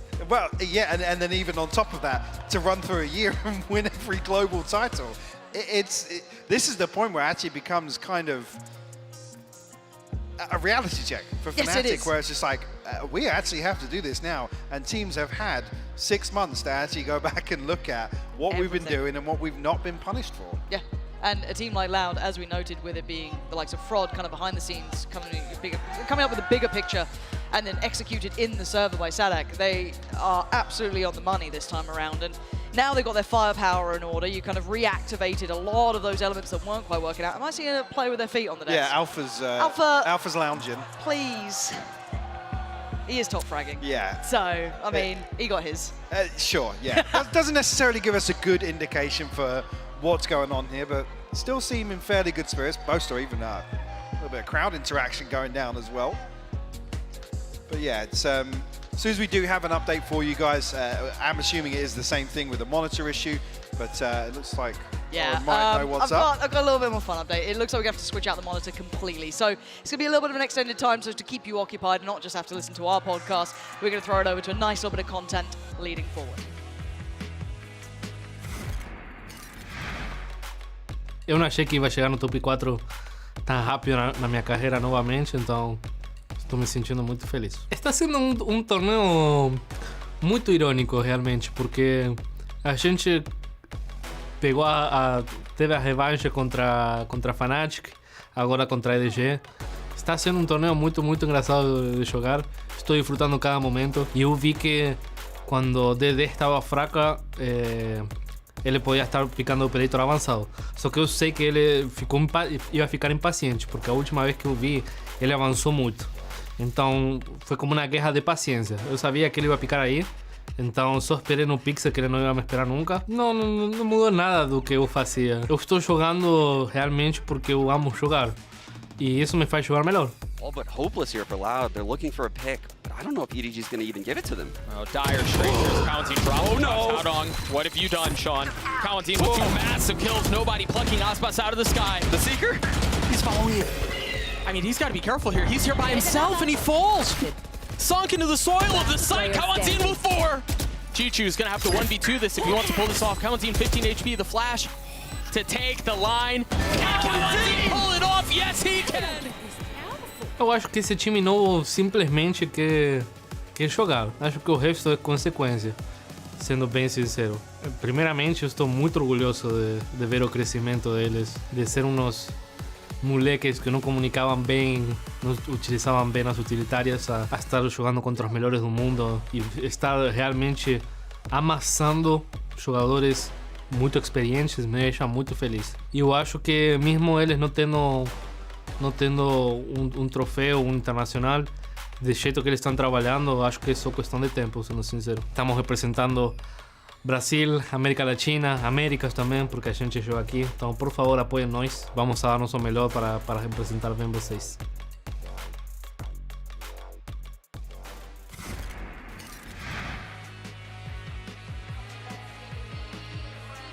Bren and Saisho. Just to give you guys an update, we are replacing a monitor right now on stage, so as soon as that is all done, we will get back into game. But let's talk about this first half real quick, because we saw that telestrator from you, Josh.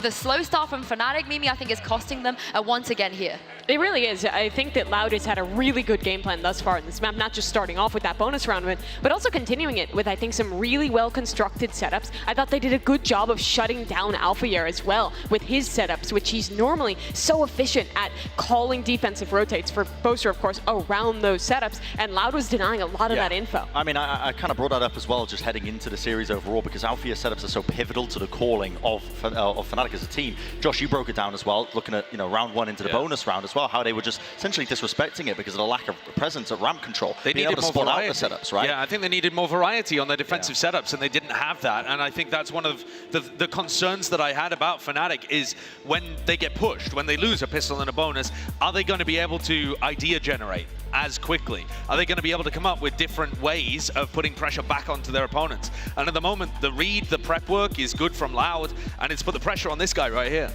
And that, again, I think brings up the question that we've had in previous series for Fnatic, where they have these rough starts where it doesn't seem like they have any ideas in the first half of always who is the player that is going to step up. In the finals of Lock-in, you had players stepping up like crazy. Durka, Alphayer having great games to rally back there on Icebox. In the upper final, it wasn't quite there, but there has been other games where it's always that moment. It's always Fnatic catching themselves at the last second. And the question is if someone will be able to have that again here against Loud. Yeah, you would think that someone like Chronicle would have the potential to pull these performances out, but as we mentioned before we went into the game, last time they played against Loud, Chronicle, Brent, didn't have the greatest of performances. We put it down as the birthday debuff, perhaps, the curse. Yeah. But this time around, it feels like he's struggling again in the first half. Yeah, he really is as well, and he's one of those players that you are going to need him to step it up. Look at these stats. These are on his birthday. He's played twice on his birthday in the past. Guy. Now, today's not his birthday, but it wasn't the previous time that he played against Loud, but he's having the same kind of downswing in terms of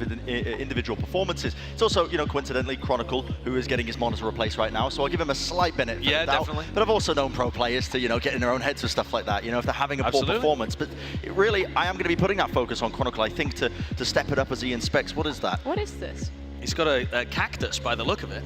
I thought it was like a sausage. No? Okay. Oh, it's a lens to clean the monitor. Oh, wow. There we go. We're getting advanced out here. But I think it is Chronicle that needs to be the player to step up for them, because I always think of him as one of the heavy hitters in the core of Fnatic that's really going to be winning rounds, generating rounds for them. I can't fault necessarily the utility that's been coming out his way, but when shots are afforded to you, when you are afforded duels and fights, you have to be winning it out for your team. You're expected to if you're Chronicle. Item as a top 2 player coming into this event. Yeah, but I think also Chronicle tends to set up other people to have that impact earlier in the round. And if things are already getting down to, Chronicle taking duels, it probably means that Loud are already in a really good spot positionally, where they've got themselves in like a post plan or something, if we're talking about the first half.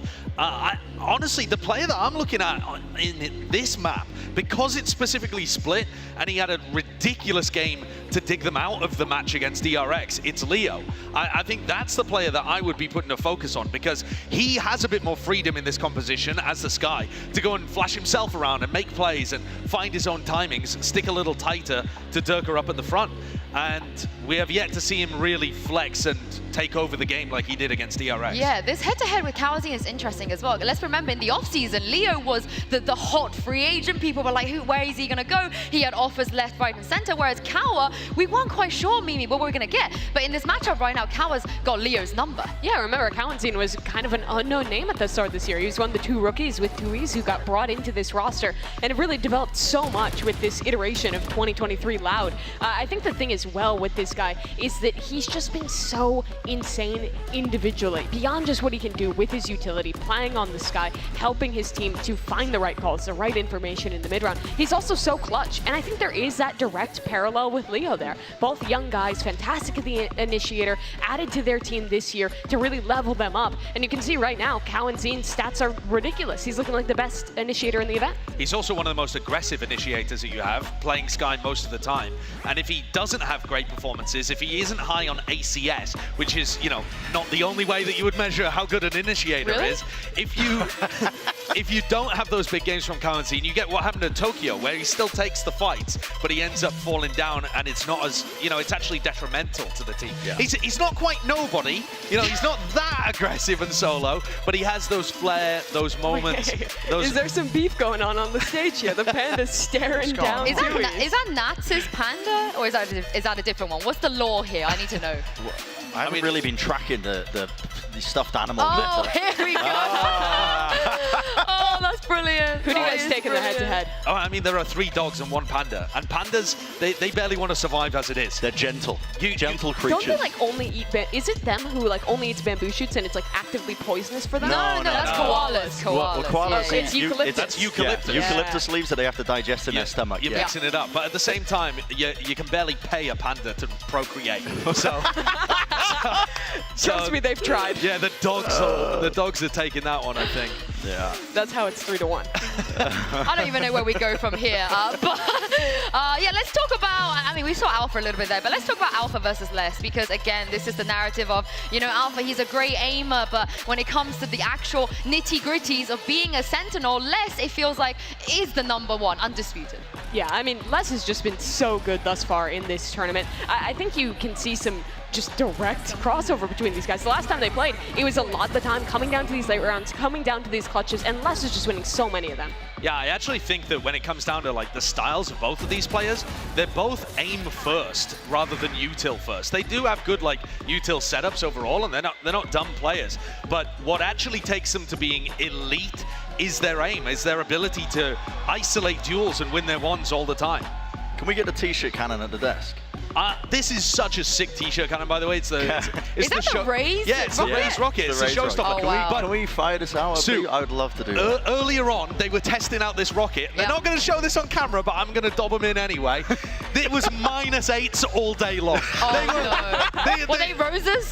They were Rosa alting these t-shirts. These t-shirts were dribbling into the crowd. There's some pressure here. Honestly, I'm gonna look out and see if we can get one of those t-shirts. But first, I want to hear what Bren has to say about Althea. About Althea? Your best take about Althea. I think he's a fantastic aimer. He's probably one of the best aimers that we have just at real the quick, event Brent, itself. before you continue, just as a reminder to everyone, Brent does not think he's a top 20 player. Okay, don't even start it. We've been bringing us up the entirety of the event. He there's only 20 players left. Surely he makes your top 20 now. Yes, of course he makes the top 20. I don't know what I was smoking. I mean, I wasn't in Cali at that point, but the Althea versus Les, I mean, they are putting up the numbers. They're both heavy aimers in terms of that play style. You know, maybe the setups are not entirely there in terms of them, you know, thinking it out themselves. They're not like born and bred Sentinel players, like when I think of players like Zagetsu or Nat, but they're still heavy hitters. They're still going to be the players that, you know, teams like Fnatic are leaning on when it gets down to those scenarios where it's just Boaster, Althea left in just really gritty scenarios where they have to try and pull themselves up out of rounds. Classic politician move. Get a question posed at you, just answer for like 45 seconds so people forget about their question,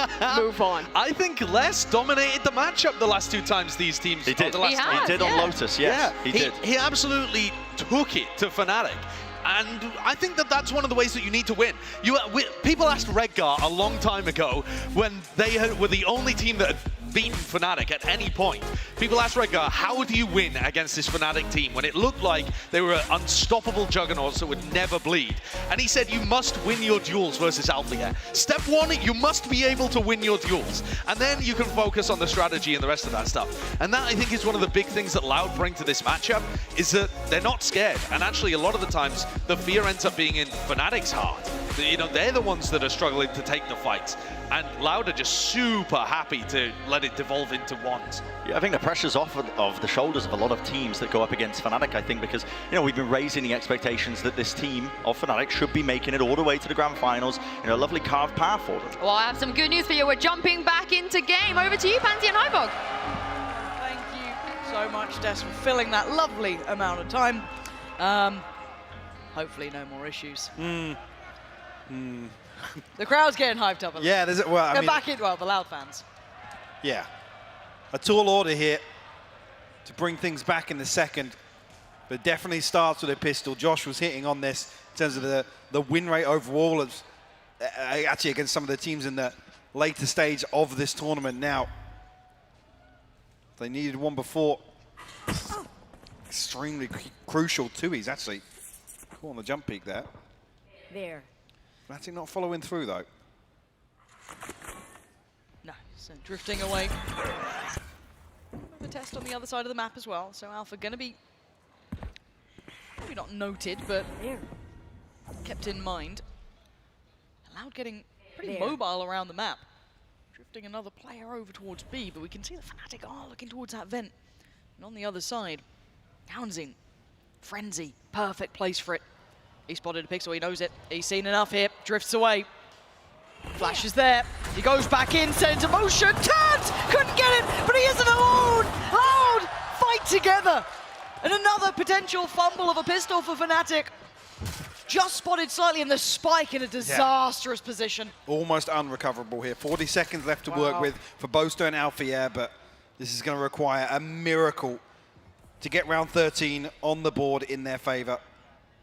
And almost here, Loud actually willing to give up this space now. Boaster dealt with though. Standing. Alpha, Ghost in hand, 1v4 required.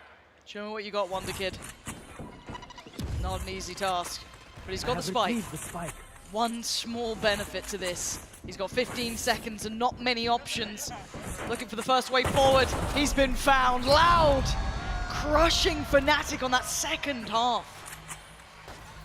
Knocking on the door of double digits now. Very confident start as well to the second half to have such a zero hesitation in executing this trap here.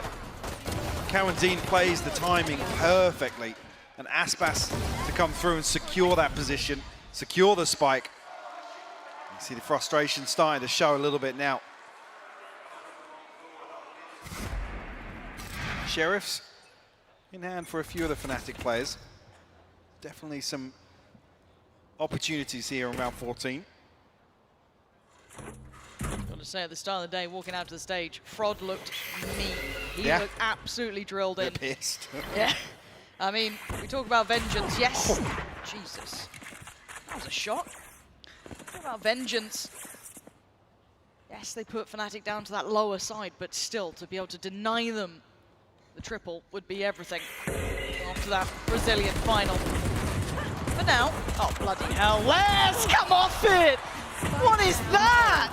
One enemy remaining. It's just Boaster. I mean, what are you meant to do? Cover going out. Sadak's low HP? A chance to do some damage maybe, but he was the only one that did bring a classic in here. So the range going to be a concern for him, and staring down a Phantom and two Spectres. Loud wisely playing distance on this one. 30 seconds left on the clock. 30 seconds left. And it should be a formality here, really. Any damage would be very impressive, and it is! 20 seconds now. And a 1v2, the factor that Sadak is the one still alive on 19 HP. The timing! Sadak spots him just before the smoke plumes. And no more naughtiness for Boaster, as it's 10 for Loud. Yes, gets away costly. with murder. A classic kill onto Aspas. Less looking so clean here with the Ghost. Oh. It's fine with the investment you saw. Now going to be pretty happy that they retain a Bulldog and a Phantom coming out of that. The double digits on the board. Fnatic have to answer back now. So the concern being Loud converted the bonus in the first half. Loud on a stack, getting aggressive off the back too. Taking full B main control. Ult being worked towards for Aspas and contact for Less. He does have a Vandal, so Les can hold his ground somewhat, but the pacing on this, they are already big info. Taken towards side. He can catch the cross for a second there, but he's going to decide against it. Sit safe, wait for the support. 20 seconds left on Sadak's fault line here. There's some other utility to work with, but that being the key component here towards a retake. Unless you can find a stun here. As he comes through, Sadak, he's found one with the aftershock. How has Sadak done that? It's Durka going down, but Alpha holds, stands. Loud though, breaking in! How is this happening again? Disaster about to strike. Boaster has to fall, and Loud. Yeah, Sadak knows it. That one is golden. 11 rounds now. Fnatic held on 4. Back-to-back bonus conversions. Absolutely ridiculous from Loud. And the combo here, the gravity well. Beautiful. The Trailblazer to come through as well. What is... That third kill from Sadak is ridiculous. He knows it as well. Yeah. 11 on the board. Fnatic will reinvest here. But it's far from perfect, Lauren. And now Guardian, 2 Bulldogs to round out this purchase. We talk bigger picture that we'll lean on later, but the fact that Loud are going to be confident, they've had the read. They found what was the cure to Fnatic, basically, with 11 rounds to their name. This is magnificent from them. Tui's now knows pressure his way. Durka's in, and he's got an opportunity. He takes it. Tui's down, and the side is theirs. Need to secure this, though, and need to get that plant. Need something else from Durka, though, especially if they decide to try and contest, but they don't. They allow the spike to be planted. A decent util once again. County nearly caught off guard. What? Durka down to 5 HP. How is he still breathing? Keep in mind, Alpha is slowly creeping middle, but his counterpart, Les, might just catch him. He does! Red again, but Fnatic are on the side. They have the numbers, but Sadak's just taking out Durka. 3v3. Oh, it's coming in. Boaster denies Sadak. Flying in, though. It's Aspas. Trade there for Les, and the 1v1 Les! Decimating Fnatic. 12 now, and only 1 away from taking map 1. Like Loud are barely missing a beat right now. Another flawlessly executed retake here. This is just beautiful to watch back. And the kill, as soon as the kill comes through from Sadak, I was about to mention at the start of that round how many ultimates were on the brink. Real close. The 1 kill that puts the Rolling Thunder on the cards. And that swings it back in their favor. Ultimates here now for Fnatic. Some opportunities, sure, but Loud on map point right now, Lauren. They need more than opportunities. They might need miracles. Not activating here on map 1, and this was their pick. Les instantly chased down Durka. Couldn't quite get there in time. But he, oh my God, Les! What is this guy on today? This is his domain. You don't want to walk that way at all. But they've got the first again, and above a minute. Plenty of time for Loud to drift away, force Fnatic's hand. Boaster going to try and find something in the lurk here, but they got proactive. Loud are there exploring elsewhere on the map already. The opportunities, the options starting to be limited here for Fnatic as they drift over towards B main. There's still 3 here. Yeah, Alpha's disconnected here, going to try and make a late play through mid. But I feel that Les has had his number. Yeah. So they've got to try and make it work pretty much against the odds, maybe depending a little on those Seekers. Tui's still with Kit, going to stall out time. 40 seconds now, who can close the gap, who can get in? It's Boaster taking down Tui's, but the trade comes in, and the cross is held. Again, there are problems here, forced away. Fnatic should have the site, but do they get the plant? Oh, Zadak's called out for this is problems. This is big problems now. They're trying to play as a pack. The last two of them alive. Chronicle and Leo against the four. The lockdown comes through as well. God, insult to injury. So Chronicle, a quiet game from him thus far. Now needs to be above and beyond, and he's already dead. It's all on Leo, and he's fallen. Loud, claim map 1. Pushing Fnatic further away from that triple, but it ain't over yet. Ascent will be up next. 13-4, absolute domination from Loud here. Didn't miss a beat in the second half. It's back-to-back series now where Fnatic are conceding the opening map here, Lauren. Their map pick.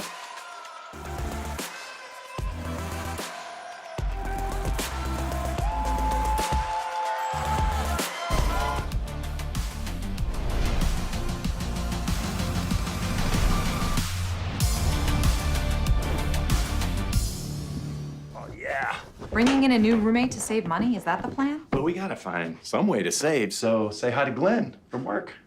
Hey, that's my mom. Yeah, I think I have a much better plan. We switched to my plan from Verizon for just $25 per line. And that price is guaranteed for 3 years. All on the network we can count on. It's a good plan. It is a good plan. Glenn, looks like we're not gonna be needing you, so I'll see you at work. Oh, later, Glenn. Save big with My Plan, starting at just $25 when you bring your own phones. Guaranteed for 3 years. It's your Verizon.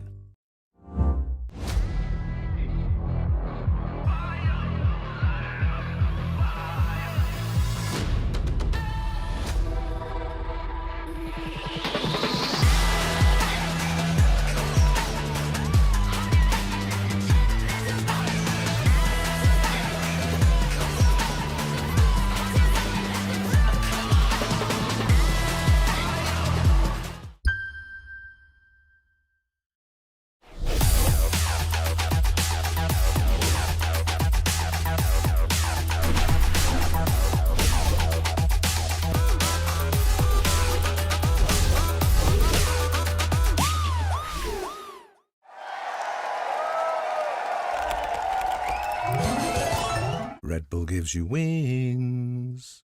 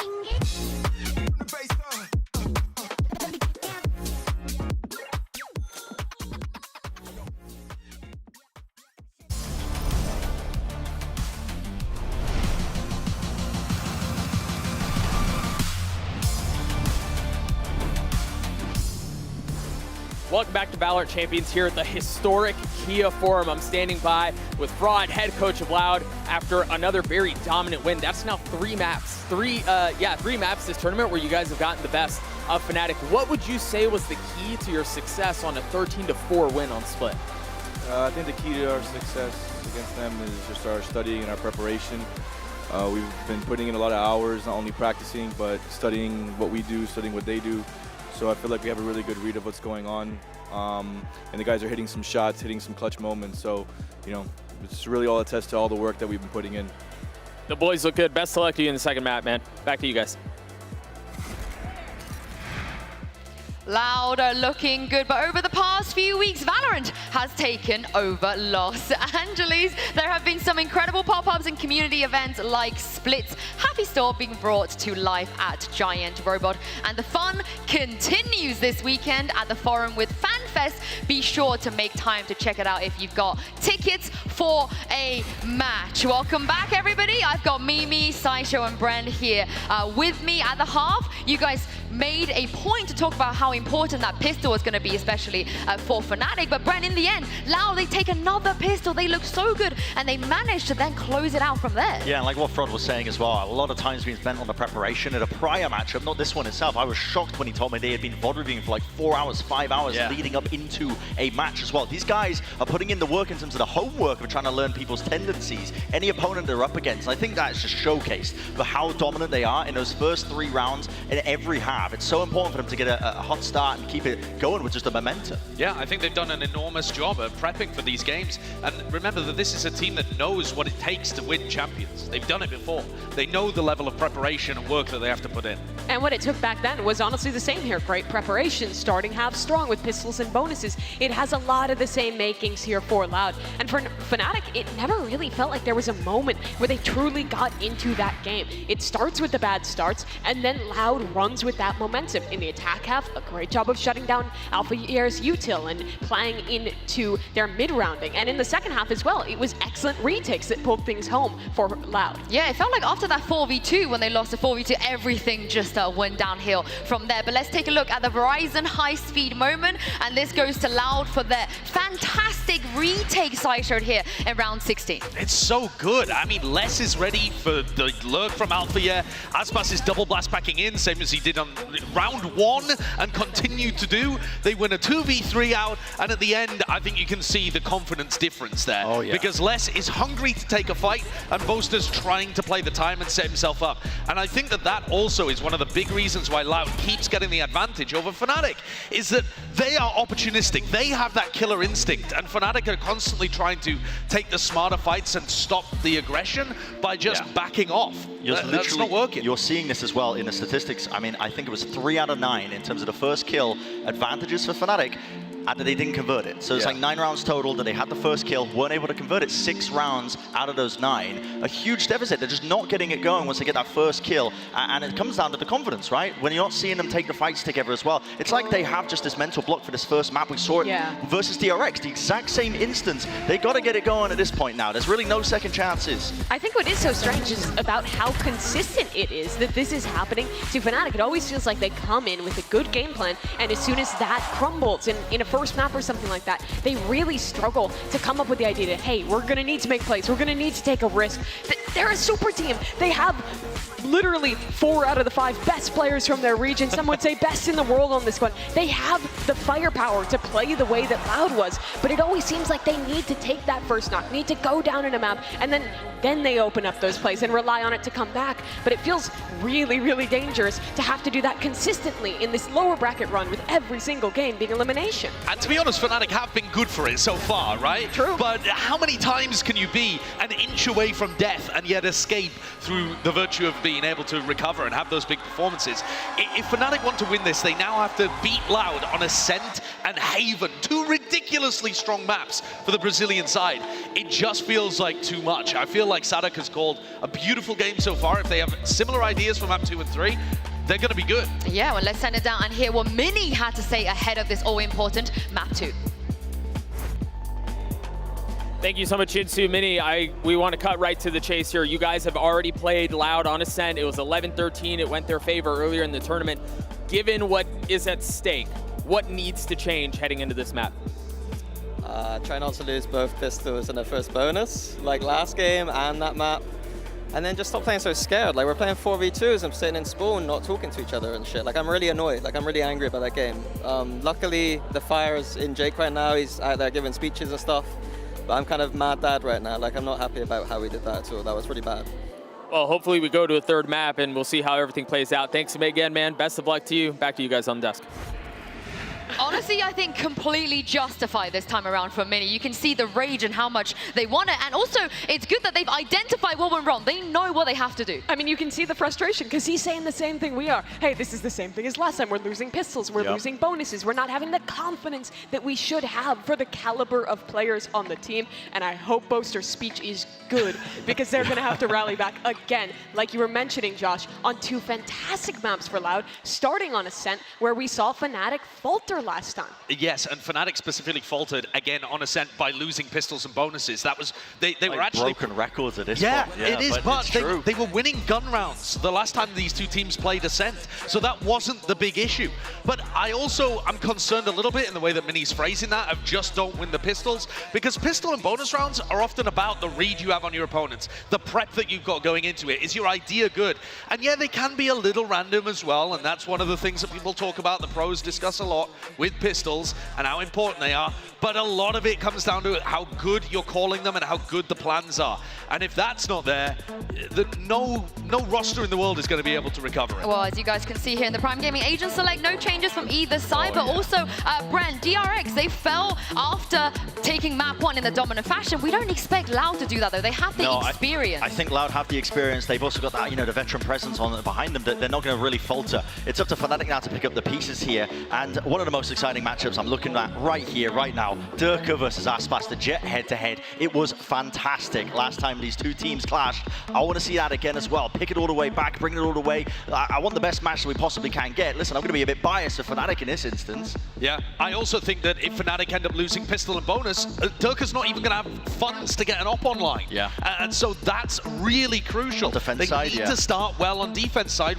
By winning that pistol, they're favored in terms of the sides, but it doesn't really mean much once it comes to having a good idea on the pistol rounds. And for this attacking side of Loud, a lot of me is looking at Cowanseen. He was so good last time these two teams played, and on the Sova role, he's always perfectly in sync with Aspas, setting this team up for not only those executes, but timing his util really well in the mid-round. Well, Fnatic, they're staring down the brink of elimination here at Champions. Let's send it back to your casters, Pansy and Hypok, and see if they can take it to a map 3. And I'm a little nervous, Mike. I'm a little scared. This map has never sat comfortably for Fnatic. This, in my mind, starts leaning to Loud, potentially in a 2-0 now. Absolutely. I mean, I was talking about this, Vito, almost feeling like giving Loud the edge. That was before we saw a 13-4 demolition on Split. Yes. So now I'm very concerned. I mean, some of the questions, I guess for me, yes, Loud. Are they going to make the same mistakes that DRX did in terms of showing something very different in map 1 and slowing things down in map 2? Absolutely not. And I think Fraud makes that very apparent from how well they've prepared for this and how much time and effort they've actually put into adjusting their game plan, making it bespoke towards their opponents. And now, Fnatic need to turn around these atrocious pistols. Mini noting it, the desk highlighting it. Setting this flash up here towards market potentially. Inside it, but space cleared here very quickly by Aspas. Yeah, Leo's position will be noted off the back of that, but Aspas just going to hold space for now. Does cause problems for rotations, but no one really playing into the space taken away. Nobody actively holding this angle though. He could. Yeah, potentially peek onto Durka. Is there anyone on stairs? No. It's a CT Chronicle, hold. I mean, yeah, look at where Chronicle's looking. Maybe feeling that mid's vulnerable. That could be the next step here. Loud looking to maybe punish that response. But Fnatic are trying to dig in. Right, they're going to go for a little bit of a B split. 3 players here though, and a pixel noted. Oh, Aspas! backhands Durga. Good trade for Chronicle straight through the smoke, but still, now this puts the pressure towards the site itself. You're looking at Leo, you're looking at maybe some chip damage on the cross. Loud are already in though, they're already on the site, but Leo holding firm. That's gonna be one, no second. Sadak on the trade, County holding the cross. Oh, and the follow-up too. Chronicle's on 11 HP, and he's got 2 to find. It ain't happening. Another pistol in the bank for Loud. Biding their time in market there. Things set in motion. Stark contrast to what we saw on map 1 though from Fnatic. Not looking to overstep the mark. Mini's frustration from map 1 at least. Demonstrated here. I'm curious about it because this is the concerning half, right? If Fnatic are going to give away a few here and there on their defense, it does make it harder. How clean can Loud make this round as well? Up against a Marshall, Ghost, Classics, and a Sheriff, it looks like. For them, 2 rifles out as well, Les and Aspas on that. Bulldogs to supplement.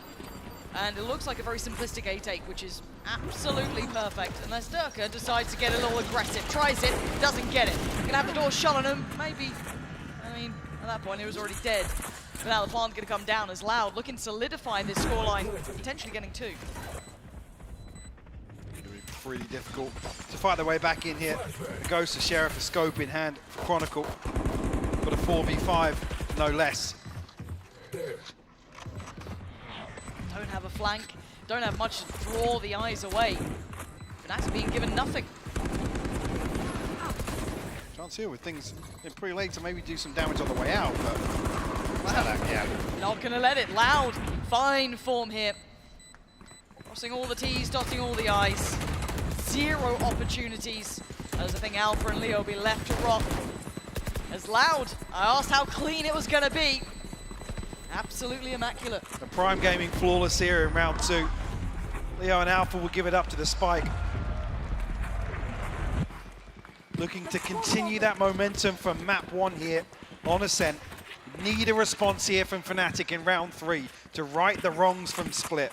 But look at the buy from Loud, it's certainly not lacking. You still have the 2 rifles fully decked out, good to go. You got the Bulldogs in there, and yeah, I mean, Sadak's got LSMG, but it's not the end of the world. This is still not a pretty buy for Fnatic. They're not going to be feeling comfortable. Barely warming into this. Only Chronicle claiming 2, Leo getting 1. Maybe some mid-aggression set up here. 3 members of Fnatic tucked into pizza right now. Oh my god, if that Aldrin gets close enough. Shouldn't. It does. They're going to swing it. Trying to catch Aspas. Going to do chip damage, yes, but not going to be able to claim their prize. Oh god, Leo taking a battering there, and he's not landing the shot. County now does him, and there's problems already. This is a great start for Loud. They're willing to entertain this brawl as they're winning it. Blow for blow. Durka goes down. No trade. Individual again. Unable to make this work on the fly. Close to 56 HP now. Has to ride this out. Spike not committed. This is Fnatic playing into Loud's setup here in mid. They wanted this fight. They're anticipating it. They've won out here with 2 kills. You just can't brawl the Brazilians. I mean, these guys are so fiery, yet control perfectly. 40 seconds. They temper the pace a touch. Enough time to regroup here. Chronicle in a very tricky position. Boaster disconnected, like I said, tagged up down to 56 HP. The smoke will slow things down. Gives him a chance. The Chronicle has to go nuclear here, Lauren. It's coming his way. 1 spotted, position now given up. He tries to look towards Cat, look towards Short. He can only do so much. Takes down 1 bit of a trade, yes, 13 seconds. Spike on the way, going down to the wire, and it's all on Alpha. Sat towards that CT side, he's got a long way around. That plant will not be contested. Nothing to deny. And the Wonder Kid once again called upon. A 1v3 no less. Turret's gonna make this harder. Double stack towards Hell. And Alpha, first step, he gets him. That's less gone. Now he's got a turret. This starts getting a little bit more interesting. He's making it look real good! And they gotta hide and cower away! He's the Wonder Kid for a reason, but how much can he do? They have to check on this. They have to respect the tap on the Spike. And that was very close because look at the HP left on Aspas, but the time is not on Alpha's side. It's now or it's never. He has to make it work, and Aspas breaking Fnatic's heart. 13 HP, able to survive out the round, close things out for Loud to convert a third again. This is unprecedented. You do not get these leads over Fnatic this year. And Loud have done it once more. We'll actually see some investment come back through from Fnatic. And these are the sort of things that do worry me. We saw them getting proactive, and it's happening again here. Most are so close with the judge, though. How's he gone here? Unchecked, but does get traded. Counting just a little bit closer, already getting ahead of that smoke. Knife denied, I'm pretty sure. Not going to find what he wants off that. Well, he's going to quell that early aggression. But look at the rest of the buy, Mike.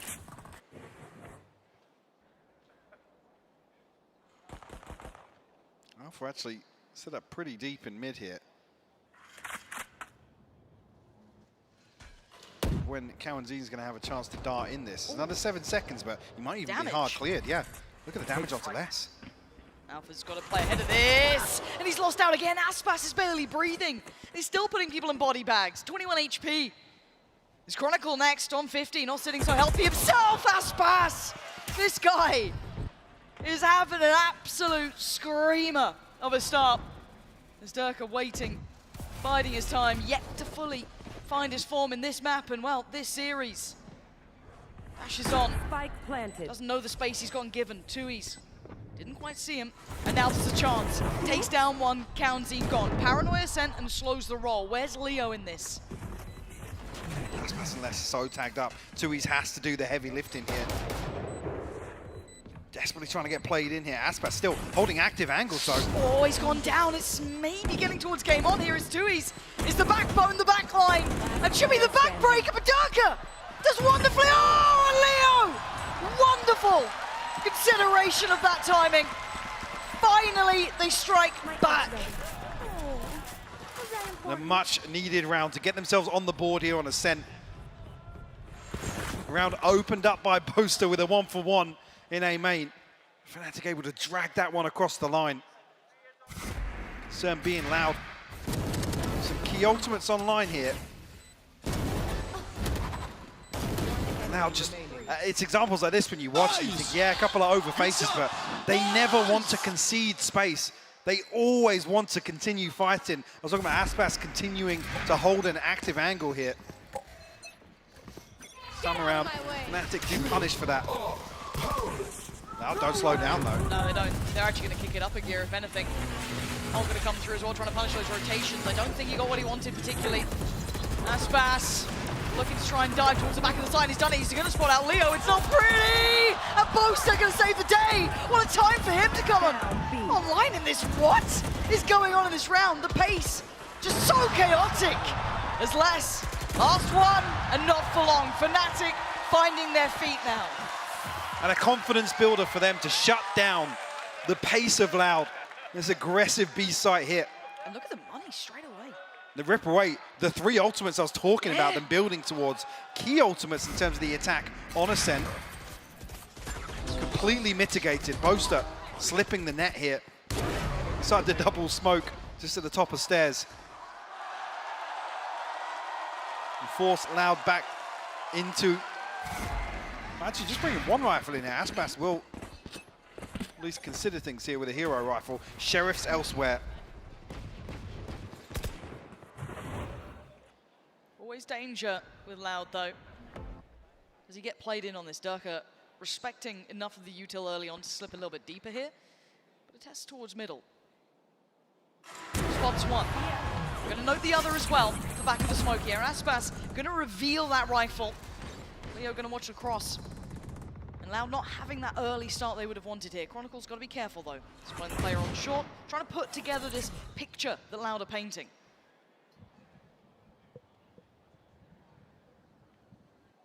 Still an opportunity to recover things here.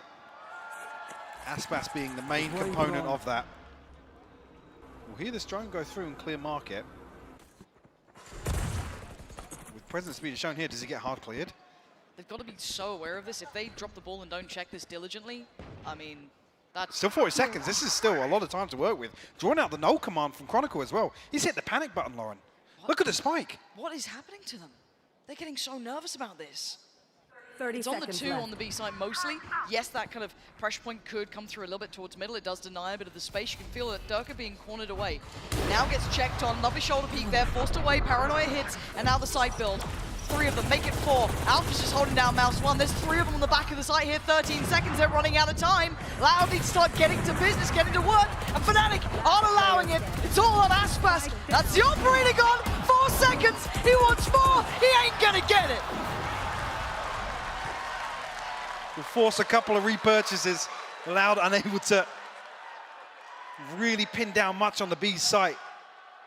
Boast are the one with the hero rotation there.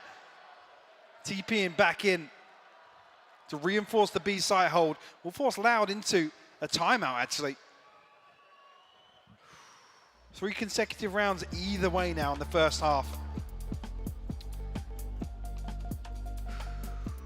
Stuff, and we're checking in on the battle between the likes of Aspas and Durka, and see them both in the jet roll, something that you love. I mean, they're both popping right now. They absolutely are. Aspas sitting on 8, Durka on 7, and you can see they are hopefully going to go toe-to-toe the whole game here. I'd love to see them both push to those limits. On the other side of things, though, bigger picture here, this is the first time we're seeing, it feels like Fnatic string together some rounds, some confidence builders. Because Loud, I mean, map 1 sure. was so prepared. But the key one for me is actually the shutdown on B side. When they pop the null command, the Hunter's Fury, and the Blade Storm all at the same time, Fnatic able to weather the storm, shut that down. It's almost going to force Loud to maybe readdress their approach, rethink things slightly in terms of set pieces, because on Split they were winning out in terms of the mid-round, in terms of where things turn chaotic, and Fnatic, like I said, unorthodox or not, were starting to explore the map elsewhere. At the moment,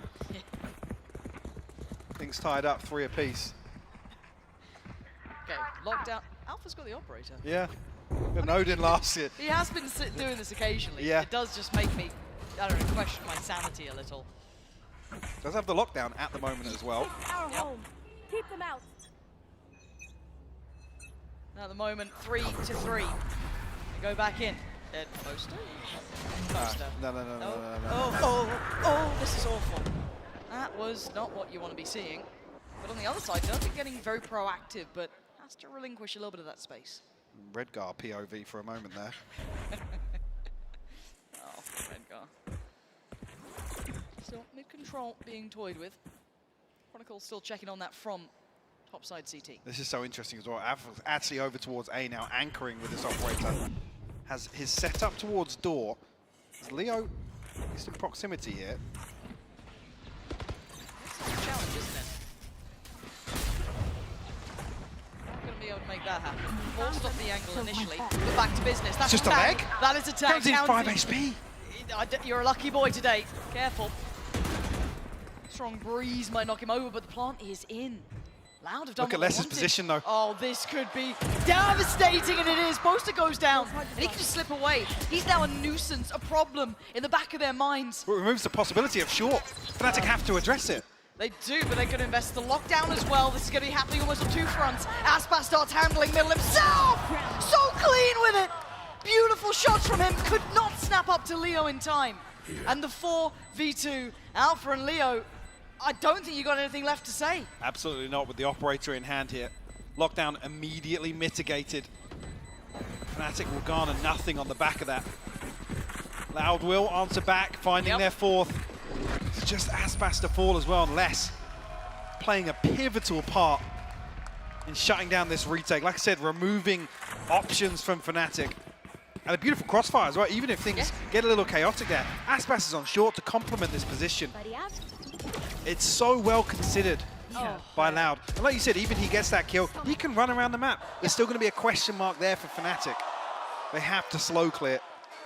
There's such punishment, as you noted, that Aspas then is kind of layering into it, right? It's like all that paranoia about playing through by tiles, and then, oh Christ, you got Aspas swinging out as well. Is this a base change? Get out of my way! They're just going to be trying to do a little set play off the back of it. Maybe just trying to wait on the punishment. Hot flash. First just slipped into wine though. Not the first time he's been playing this position. Normally some very nice complementary flashes from Chronicle do come through, but halting the approach for now. Paranoia invested, nothing on the back of it. Close a little bit of chip damage here with a shock dart. Forced back. It's Durka with the operator this time around. They've conceded this space. Chronicle's already rotating. Now they're going to find themselves pretty easy site access here. Yeah, this should be a goer, but they are also holding the rest of the map quite comfortably, but no rotations.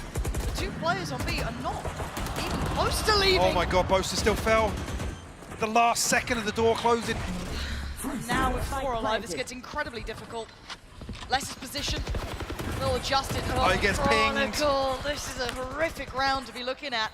Loud can't believe their luck in some of this. Some of those catches, some of those moments they're catching here on Fnatic are just fantastic. Oh, Loud. Brutalizing.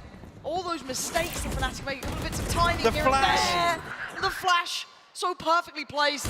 Durka would love to survive because that's all he's going to get out of this. Well, yeah, Aspas and Cowanzine actually headed towards chase spawn. it. Yeah, got to be careful. Time running low, yes. Durka should be able to pass. He's heard that. Oh, he's You can see the edge of it. The bait! Oh my god! It's like a jump scare for Durka. What are you meant to do? That's so sick. Well, 5-3, timeout seemingly worked. That's 2 now. Back to back, and do we see Mini answering back of his own, or do they still think they've got to go with this? That's so awkward as well for Boast to be caught right at the end there. In the smoke. And we're seeing a few instances of, where we don't typically see Fnatic players die. Yeah. Caught off guard, timing on a smoke here and there. Loud really toying with things in that regard.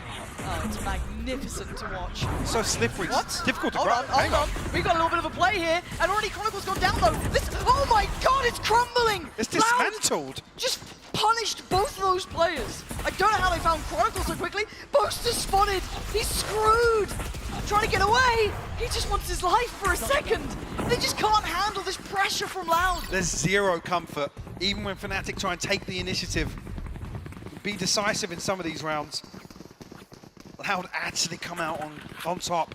Commanding. Durka and Chronicle down. It's left to Boaster, Alpha, and Leo to try and recover this. Alpha still comfortable in terms of the setup here towards B main. But how are you meant to hold back 4? Alpha's very good. I don't know if he's kill 4 of Loud good. Well, I guess we'll find out, won't we? Loud on the way, TP. Not going to be taken, but here we go. They know that Alpha's not backside, but now he's going to reveal his hand. Oh, maybe he is that good! Oh. 30 seconds left.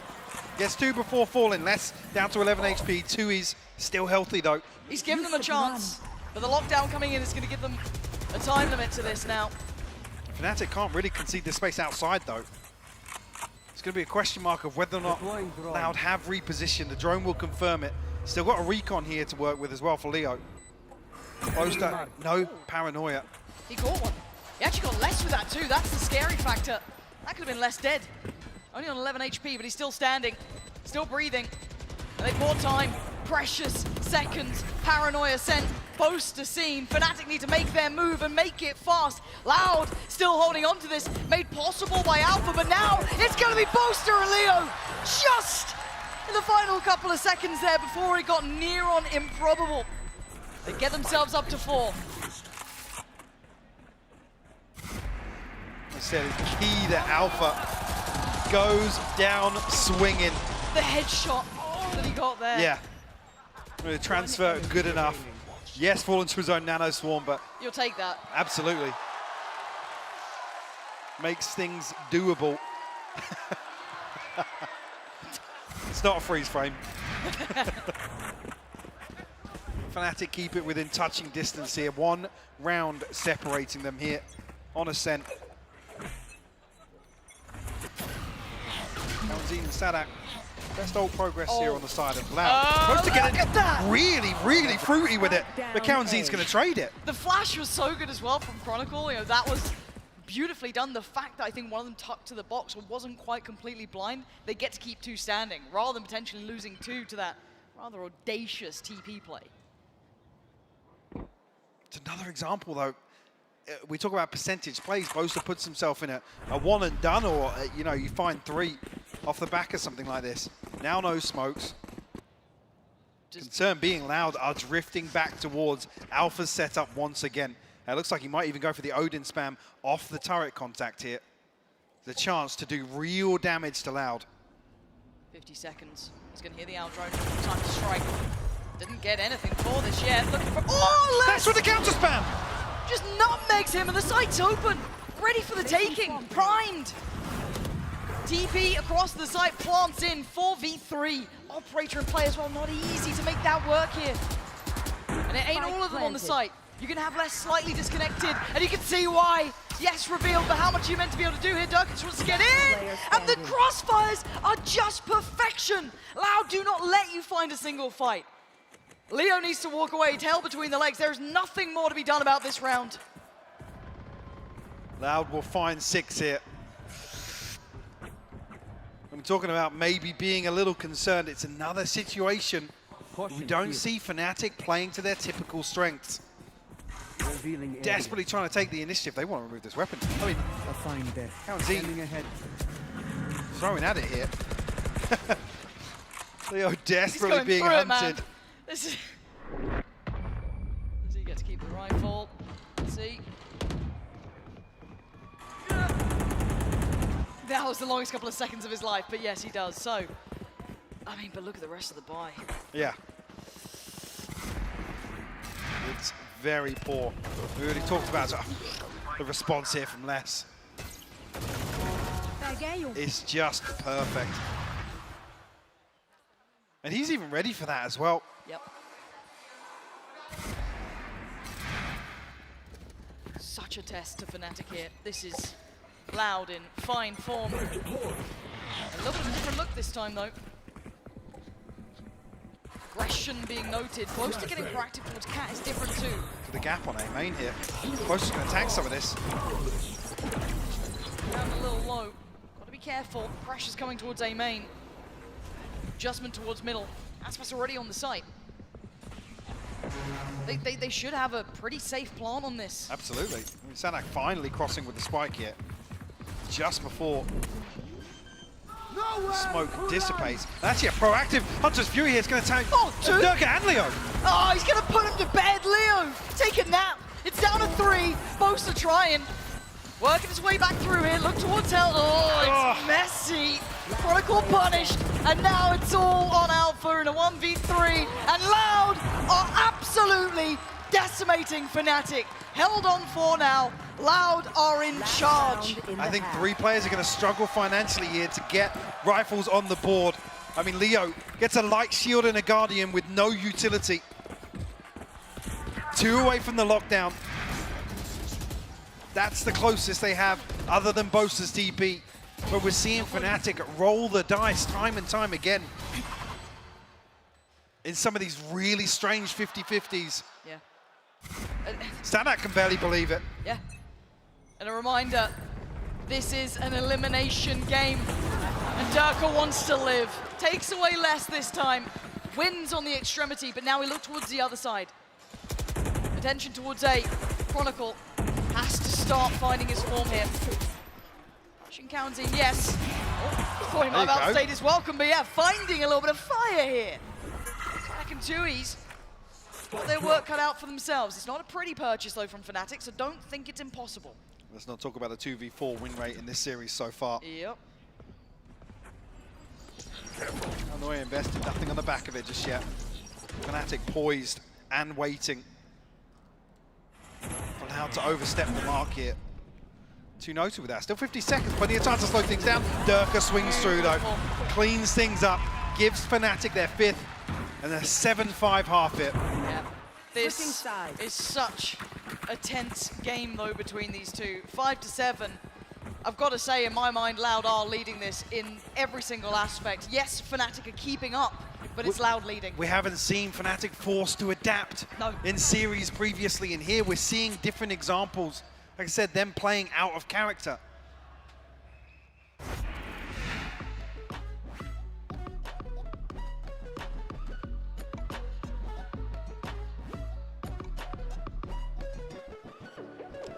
Hey, what's up, guys? I'm standing by here with Mixwell, or I guess sitting by. I suppose, Mixwell, I got to get your thoughts on this venue, on the atmosphere, on everything that's going on in here. What do you think?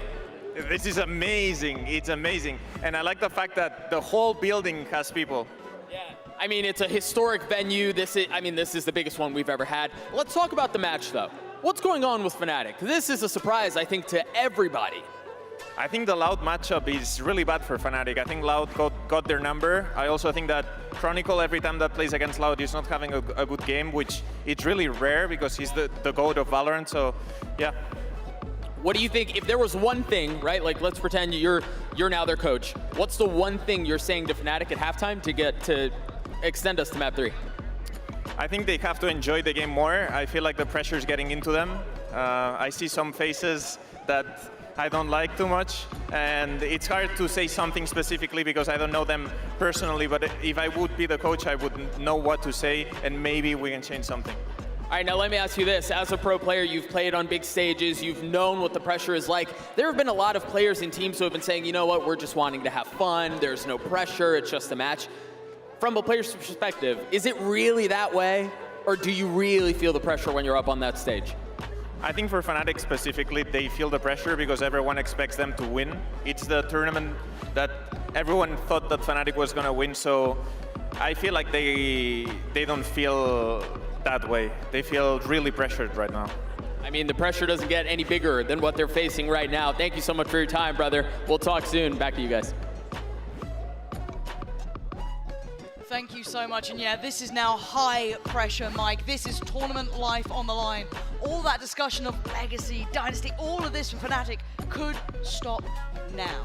It could be done for, sent to the lowers. And we asked the question, how do they fare in a repeat matchup? Well, we're finding the answers now, aren't we? And this is the thing as well, it's great to hear Mixwell mention this, but the fact that this is uncharted territory, trailing in a series, elimination on the line, playing against an opponent that has you read in so many different ways here.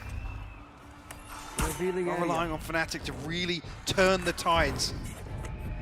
In the second half here on Ascent to force a third.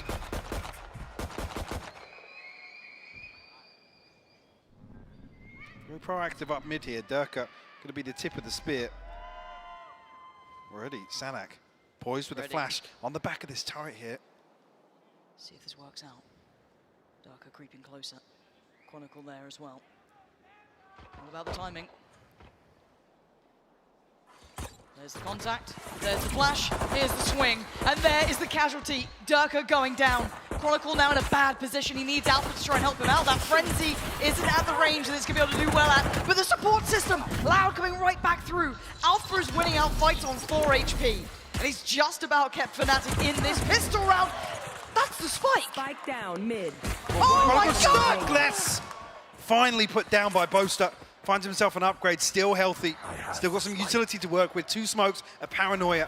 But 30 seconds left on the clock to try and find a pistol here for Fnatic. The captain, the poster boy of this side, needs to save him. 20 seconds. He's got the spike. He's got a ghost, smoke and paranoia. I mean, looking at this here, Loud happy to concede the spike, force the hand, allow this pressure to build for Boaster. Find himself a wide open plant here. Tui's will hear it. Should have 2 smokes to work with on the way back through. Yes, second, just online now. Aspas still with a dash, but no smoke. So he can clear some angles here. They're going to try and play this together, it looks like. Creeping in through by tree. Smoke back into play. Paranoia is there. Opting for hell. Do they walk this? They absolutely do. Dash towards the site, no attention drawn. They're clearing methodically, working out those next steps. Looking to capture Cross, beautiful! Boasted out, 1v1! He's playing this perfectly though. You might just call him going up towards Gen 2. He's looking like he's lost a little bit of the beat on this one. Ringer, Rosie, you gotta get towards the spike, and Boaster, he needs to check on this. Tui's drifts away! Boaster, leading by example, turning Fnatic's fate. Giving them their first pistol in what feels like a lifetime. The lifeline delivered here by the leader of Fnatic when they need him most. A beautiful conversion as well. Aspas just caught ahead of the smoke. If he doesn't get that kill, it feels so difficult to turn the tide once again in that round. Tui's has the active angle on the backside there. It's so hard if he doesn't find that kill. Loud will throw just 2 sheriffs in here. Now playing very patient here. No stack really being seen either. Take flight. Not seeing them trying to overly aggress on any side of the map, even though they are on Sheriffs and Classics. That's best with one, and that's with the other. Watching here. All gathered. Fnatic will take their time here. Looks like a time to discuss potentially as well. Get themselves prepared for going forward. Nice bit of contact made. No casualty to that. No damage on either side. So maybe they can look towards market here. Fnatic drifting towards mid. Spike not necessarily in the choke point just yet, but Les is here with a Sheriff. Outburst will cover the cross. Oh, I think Leo. Yep. Leo noticed it. Got a little bit dangerous there, considering Leo had the spike. Could have been a problem, not to be. 30 Sight is theirs. Yeah, should be it now with no further resistance. Nobody else from Loud in a position to really contest this. Boaster did just catch a glimpse. He's tagged up down to 37 HP. It's starting to close, but it needs someone to really find some big impact. We can box him in here. The chance. I mean, Sadak has to hold down the fort, but chance to maybe remove some of these weapons for him. See if they can cleanly exit. Looks like that is going to be the case. Boaster finding Sadak is very key to this. Yeah. That does unlock a safe avenue to leave the site. It should convert flawlessly here on the second. Holding on to 3 rifles. Leo even farming up towards the Hunter's Fury. Just 2 away. So another tick in the box here. We'll tie things up 7 apiece. After a comfortable start. Oh. There are other ways to be used. Feels like maybe game on the cards, but I wait for the gun round. Certainly isn't a light bonus either. Fnatic. Hey, sexy boy Boaster. 3 rifles. Boaster going for the Odin. Sexy boy. You're just a sexy boy. Not your boy, Tori. Thanks for that live listen in there to Fnatic's comms. Mini furious. Yeah. Absolutely seething. Please call the round. Back in we go though. Counting Boaster. Both opting for a similar thing here. And Loud trying to get the read of this round.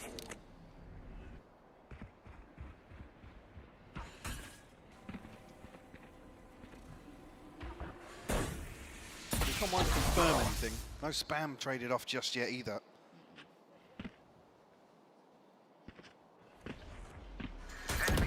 Very cautious approach here by Fnatic. Yeah, it is. This is testing every facet of the Loud defense, right? Trying to get the read on how they're approaching this, what they're doing with this. But there is that fine balance, of course, that you don't want to leave it too late. And right now, we are getting down to the 45-second marker. You want to start seeing them lean towards the site here. Knife might have caught Boaster there, but that's about it. Looks like a burst coming in now. Still 2 on the site, though. Les is one of them who's been on a heater, forced away from the initial angle. 30 seconds left. For the info on the frost up, 25 seconds down. Danger aplenty, tries to trace Durka out of the sky. Still standing. They still need to skill backside. They're running this so late. Durka goes down and out Loud, starting to get that momentum swing in the round. This isn't noted yet either. This is becoming a disaster. Counting, does he get cleared? Not just yet. 9 seconds now. They need to get the plant down. They need to try and do this uncontested. 28 HP. Where's the support? It's gone. It doesn't matter. Counting said, plant is in. Sadak and Tui's. But look at the HP. The walk-in, wounded on Fnatic. Alpha on 5, Boaster 28, and 44 on Leo. Still got a paranoia to work with as well. 20 seconds left on the knife, so no fact finder to send out here for Loud. Paranoia. Not looking like it would connect too well here. No, and Leo just living in that smoke. He's been found, and now down to 2, and look at the HP. bleeding by the wayside. A quick TP out, trying to readjust here.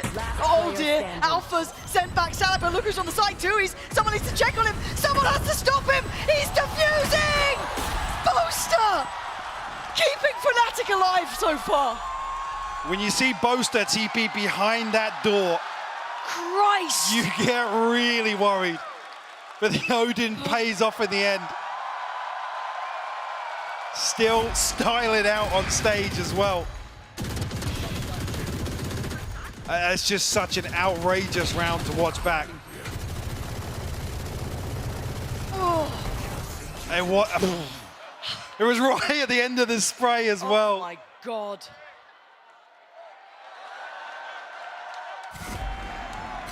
You've just taken the lead, Boaster. Let's relax a little. 8-7. Just a reminder, they have damaged the money enough to put them back down to Sheriffs, right? So they're going to take all that momentum away, all that confidence, all that safety net of the first half now. But can they keep it clean? Loud looking for damage. To build up some of these ults. Less Sadak County, not a million miles away, but Fnatic actually a little bit of danger here, Durka. No safety to be found, but he does claim the life of Tui's. Pop flash, spray, Chronicle connects on Sadak. Durka, relax, you're on 5 HP. Trying to make sure they can get that plant down as less dips towards the site. Chronicle finds Fnatic is maybe a little brutal, and Durka avoids it somehow. But they are still standing. 4. Boaster creeping close. Chance to do some real damage here, potentially. I mean, the crossfire between Chronicle and Durka should be enough to deny this. Yes, he's got the smoke, but no dash to try and divide. And Leo, late round utility, is going to make this horrific to try and handle. Can pin them in here, though. Just to run the clock down a little bit. So that's why they're getting proactive. Find a way out. Durka's like, now I've got to leave. I'm 5 HP, boys. I got to go. They're trying to make their exit through towards Street. Make a run for it if they can. They should be somewhat safe. Absolutely, just getting away on short. Fnatic finding the 9th round here to put them 2 ahead. Loud will come back in on a purchase. Timeout for Loud? Yeah, timeout for Loud. Deciding they want to check back in here because Fraud has been on the money so far. Map 1 was a masterclass. I think we have to be fair in that. Map 2 has been a different affair completely. Now, from what we've seen so far, Mike, what are your takeaways of what's working for Fnatic here? I mean, actually, them continuing some of the, I guess, those rounds where they want to set the precedent, they take the initiative and be the ones to actively seek contact. He allowed a conceding a lot of space. Fnatic are running away with that now. I don't necessarily want to see Loud get aggressive. An operator is definitely something here that can change up the pace, particularly in the early round, testing Fnatic, but so far, I mean, 4 unanswered rounds here. Yeah. And believe me, a couple of them come down to the wire. Yeah. Fnatic, at least, I feel like for the first time so far, are in control. I want to agree with you, but also Boaster saved them in the pistol, sprayed through the wall, a couple of really, like I said, down to the wire. Yeah, I guess you take them when you get them like that. You're not going to say no, but I think Loud, they could still turn this. There's a very, a high chance, but it's there. The operator is the big swing factor for me here. Coming into round 17, what can Aspas get done? Still leading the charge, 16-10 on the scoreboard. Tied with Boaster, yeah. The heavy hitter from Fnatic. Sorry, Durka, Alpha, Leo, I mean... That's kind of toxic. I mean, Boaster's literally saved them in this map. Jokes aside, it is mental. Let's see it. Smoked off initially, so Cat is available. And it looks like a pace change here, Mike. Maybe a gear shift coming through. Ult to complement. Does it connect? Not quite going to find what they want. And actually, Sadak getting a bit closer this time. And that's the spike. Aspas finds his connection. Oh dear, look at the aggression on this. Sadak desperate to win the fight and gets denied. Leo claims it. And now we look towards the side, but look at Alpha's position too. An opportunity to be absolutely wild in this. And how long does he wait? He's got all that info now. Oh God, Chronicle just fell. It's a double stack towards hell. And Alpha's so... Wait, is Aspas reading this? Aspas is looking, and Leo's got him. Leo bailing out what was looking to be the inevitable death, and Alpha on the clear. Now Cowanzine trying to play it back in from Cat. There's big damage, Big damage, yeah. Hold on, hold on! Hold! Oh! They line up for him. Good thing I was with you. Cowanzine with the Red Bull clutch to answer back here. And a heartbreaking round loss. The first shock dart forcing him initially off the plant, the second into what he feels is a little bit of safety behind Dice, but I don't know if they're waiting here to re-swing together. The second shock dart does so much damage. He said he's short. Maybe Mini reading that there's a miscommunication there of where the shock dart came from. I'm not entirely sure on that one. And how many times have we heard comms being the issue now? Something to address. High pressure game, yes, but critical to the difference between a good player and a great player. Keeping that nerve in these scenarios, keeping those comms so clean. And away we go. Chronicle looks, well, in his grave. Kaunzin straight away off the rip, giving them a huge advantage. And Aspas wasn't noted initially here. Dirk are going to try and repost on the angle. So close. Surely Dirk is none the wiser, he isn't. And the impact of the operator is starting to be felt here. Bladestorm in hand as well. Alpha though, crispy to remove the head of Aspas. A counter spam comes through. Kaunzin on top of that one. Boaster will fall. It's just Alpha and Leo to try and recover this. 2v4 of their own? I don't know. Kaunzin's position on the setup as well. This is very hard to break. 30 seconds left. Leo a little aware of that. Now 25 seconds, time is dwindling, and Kaunzin is just the immovable object. They can't get rid of him. Alpha trying it. Oh, it's not pretty. And neither's the time. Christ is Alpha crisp with his shots, but these two kills won't amount to a round. Loud have found their footing now, Mike. They are back in this game. The timeout clearly working. The check-in perfect. We are tied up now, 9 apiece. Just what you want to see here. If you're a Loud fan, the response comes back after 4 unanswered rounds. Kaunzin to open things up, and it's so key that the drone misses Aspas in Pizza here, especially with the response. Actually, the Hunter's Fury being sent out very proactively, just on the back of the tag, but preemptively, I should say. God, and look at the ults that Loud start. Yeah, I think Fnatic deciding it's time to slow the roll here. 1, Loud has 3 pretty impactful ults, to say the least. Sure. Depending on if Aspas wants to lean on it or not, that's irrelevant, but he's got it there in hand. And on the other side of things as well, with this purchase, there's a lot to consider here for Fnatic. This feels like a must-win. Loud win this, they're on double digits. You argue it gives them the edge to find 11. You're absolutely right. The momentum shift here is palpable. Loud so close now to breaking into 10. After that fantastic first half, they've given themselves a little bit of buffer. 4 rounds, yes, Fnatic were able to claim back here in the second. String off some heroics from Boaster, but now as the dust has settled, there's worries. Yes, they've got the lockdown on Alpha, but beyond that, the TP pretty close by, but not exactly essential to outcome. Chronicle near as well. Durka 2 off, and Leo pretty far away. Otherwise, this is leading Loud side heavily. Absolutely.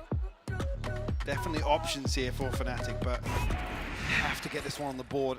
Round 19, absolutely crucial.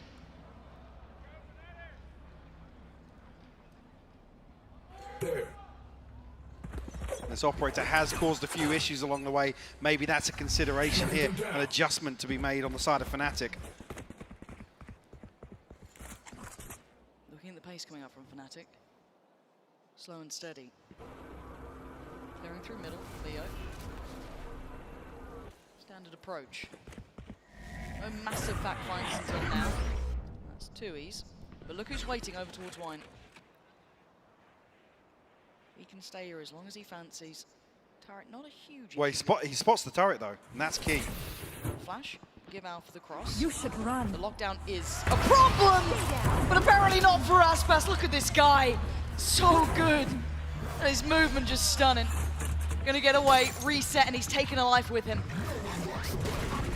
No command to follow this up as well. Sadak gonna nerf the execute here from Fnatic. Durka desperate to try and find something, a preemptive lockdown as well. This is very early on in the round. Big flash too. Didn't get spotted on the out-drone, but Aspas hyper aware of this. A quick pivot though, pace as they go towards B, trying to be secure between Durka and Boaster, trying to get some space for themselves here. And as Durka try and get proactive, get themselves a body in their favor, he's going to sit towards CT, but they've got to be aware of the chance of this. They've got to know there's a potential this could happen. Durka waiting. 4 players on the other side of this. Khan's going to come in, trying to be set into motion here between him and Leo. And the clear from Loud has to come in now, spraying.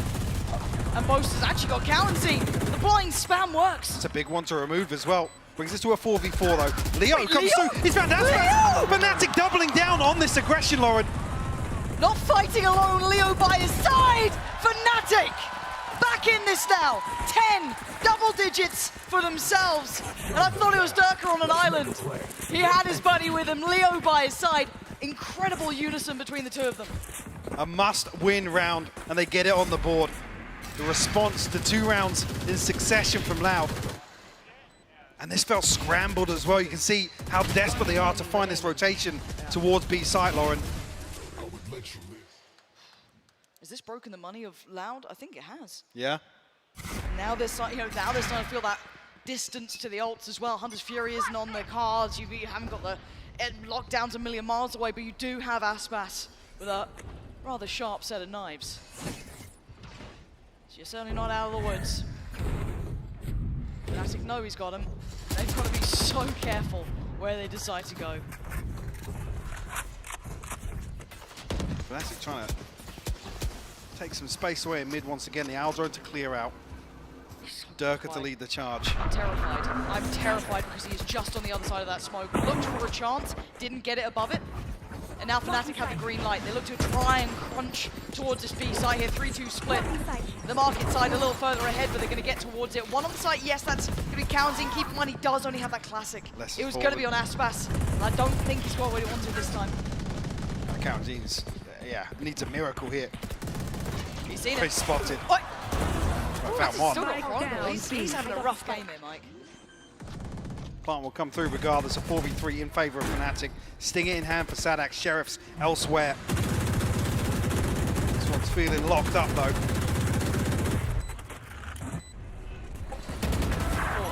Placing swamp grenade. Swamp grenade. Trying to allow safety on the exit here.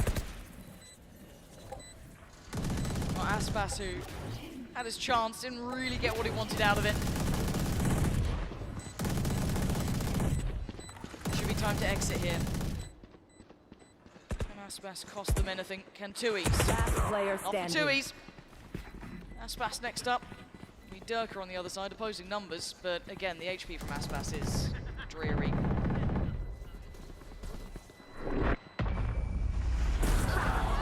Oh, wow. That works. 7-8 being an upgrade, no. The cursed gun. Alpha will remove it. Not too much of an issue, obviously. You can see Aspas come back on the operator regardless. Fnatic now building back into this. 11 on the board for them. Alarm bot out. I just don't know where I put this game, even with Fnatic. Even now, it's still so hard to quantify. Yeah, absolutely. This buy round is everything. Get out of my way. Aspas getting aggressive, and he's got targets potentially. Trying to play the timing on this as Fnatic are now walking towards him. A 1-for-1 trade out. Durka connects that knife. This is smokes down. Boaster has fallen on the other side. Makes things trickier towards the A side if they want to continue along this path, and there's utility on the way. Durka needs to get out of the blender. Respect that. Does he slow down the pace at all? Paranoia got posted and it didn't find anyone.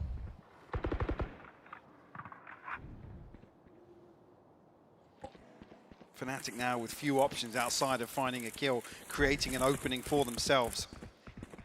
So Aspas offered up.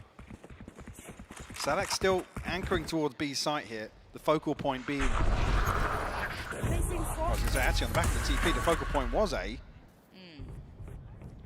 Well, Sadak. Hasn't changed too much yet on the back of the TP. No, I'm just seeing a drift from Callancy into top middle. Big enough information, but I mean the bulk of Fnatic are heading through middle. This is going to be a 30-second hit and the door's shut. They've got to get going here. This is on Alex trying to divide and conquer. Tries to flash out to the right. That was only going to be Chronicle. He's going to dip away towards the side. Second flash now. Goes in. They get... Chronicle! not going to be dissuaded from getting towards the side, and the plant should be happening here. Leo opting for the ult. Yeah, to clear the way here. The attack comes through.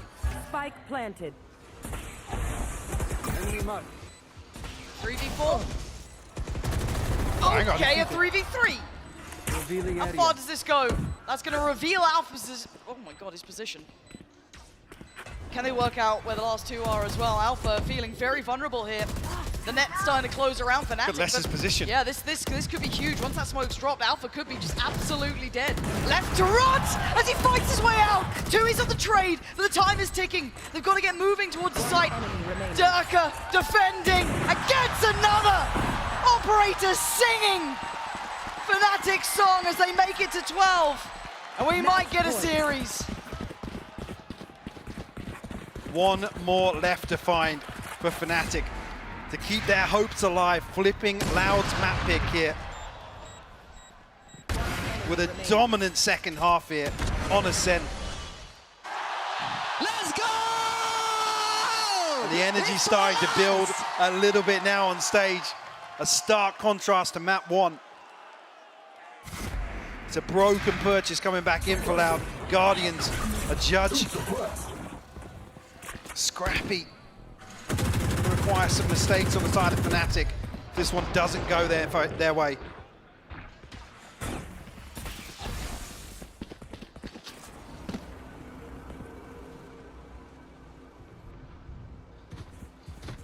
It's mid control to begin with.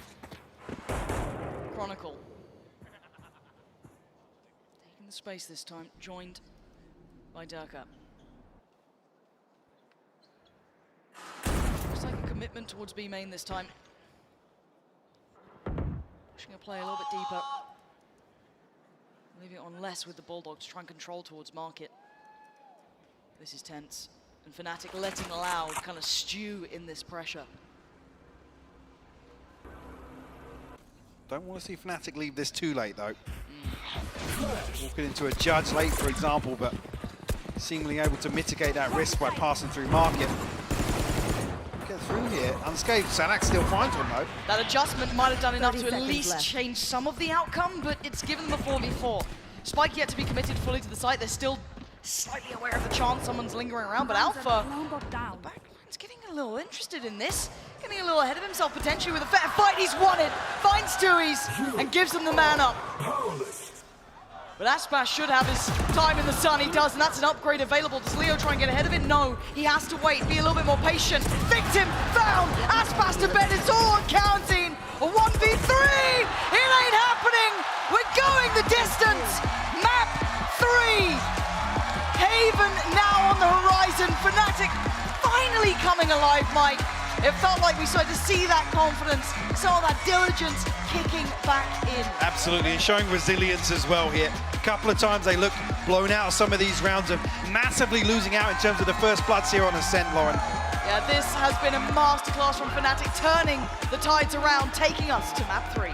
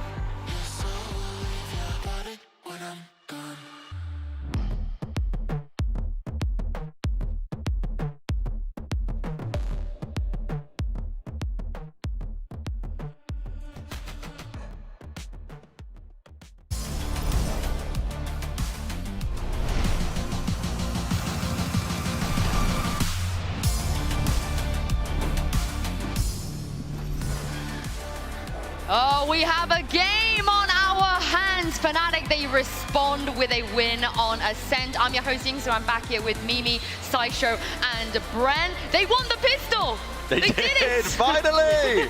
They won a pistol round. I mean, we were asking for it as well, but there was a real difference, I think, as well, even just before that. Round 12, it started to see, actually, Fnatic playing with a bit of fire in the belly, right? Actually trying to be proactive with the fights in these instances. And, you know, when they're down a man advantage, not actually giving up. They've remembered how to play Valorant. They remembered that they're a super team. That's what we wanted. Yeah, I mean, especially being down a player, they only got 6 first bloods across the entire map, and yet they were still able to win this one out. That speaks to how good they were actually in finding positions to mid-round in the second half and work their way around while Loud were attempting.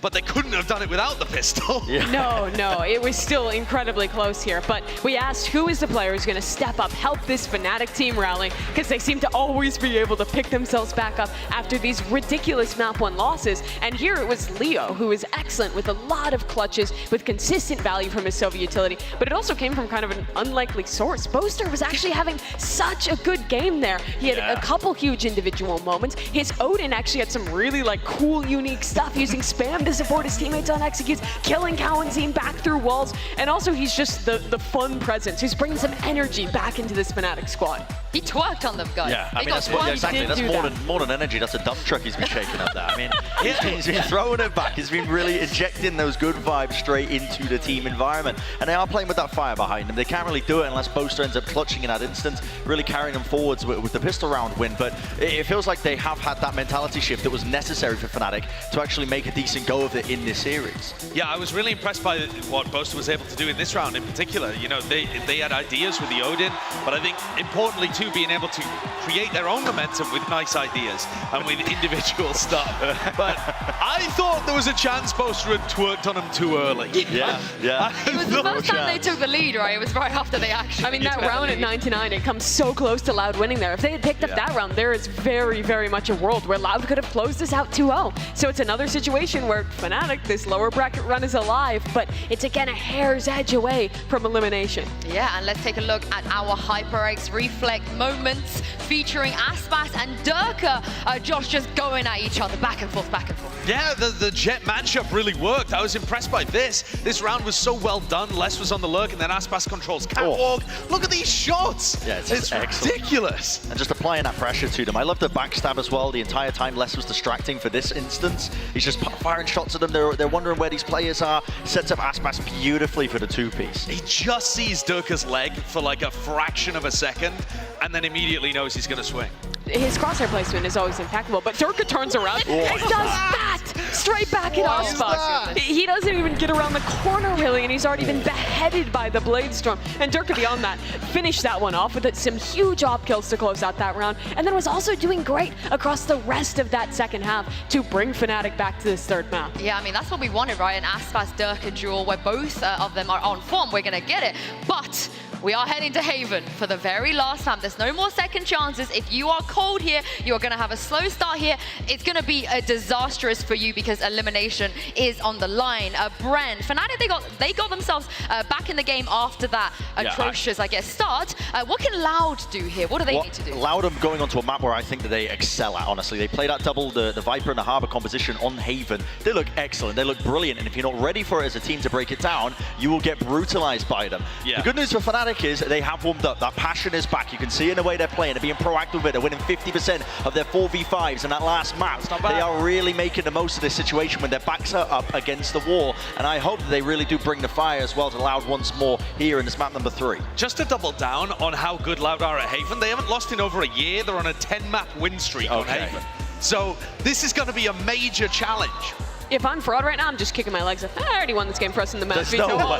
There's no way. There's no chance. No, but seriously. The stress levels, the cortisol levels are through the roof for Fraud. They've got to be anxious for him, but for the team, I think on the side of Loud, you can realize that, hey, we lost Ascent, we had a rough second half, but this is normally the map where we thrive, and Fnatic has really struggled here.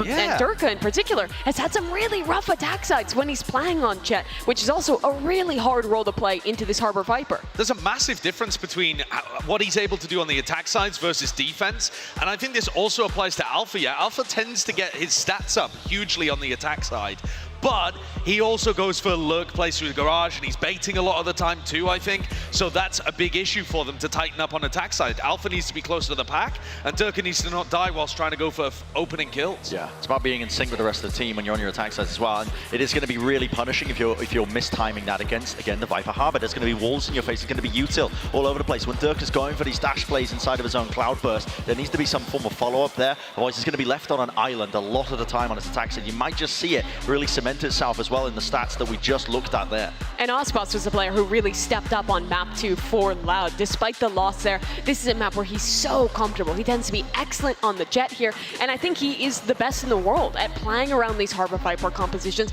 understanding what angles he has through these smokes, and coordinating with his teammates so well. Yeah, Fnatic, they had a choice to not ban Lotus and maybe force Loud to choose either Lotus or Bind, but they decided Which is insane because Lotus has been their best map all year. This is such a risk to take Loud to their best map. The way that I read into that is surely they have something on Haven, right? We talk about Fraud watching hours and hours and hours of VODs, but Brent, surely coming into this, Mini and Boaster must have been cooking for something. I have to assume they gave Loud the option of playing either Bind or Haven. Both maps as well, you know, Bind, when you look at Fnatic as a team, they didn't look hot on it the last time they played, and Haven, one of the better ones for Loud as well, their bread and butter. So I think that they kind of gave that choice to them. You have to imagine Fnatic come into this with a decent level of preparation. I think you're getting baited there a little by the optimism. I think, honestly, what that speaks to is their weakening map pool over the course of this. Loud proved that their Lotus can go toe-to-toe with Fnatic. They scaled up their ideas to a point where Loud looked phenomenal on that map.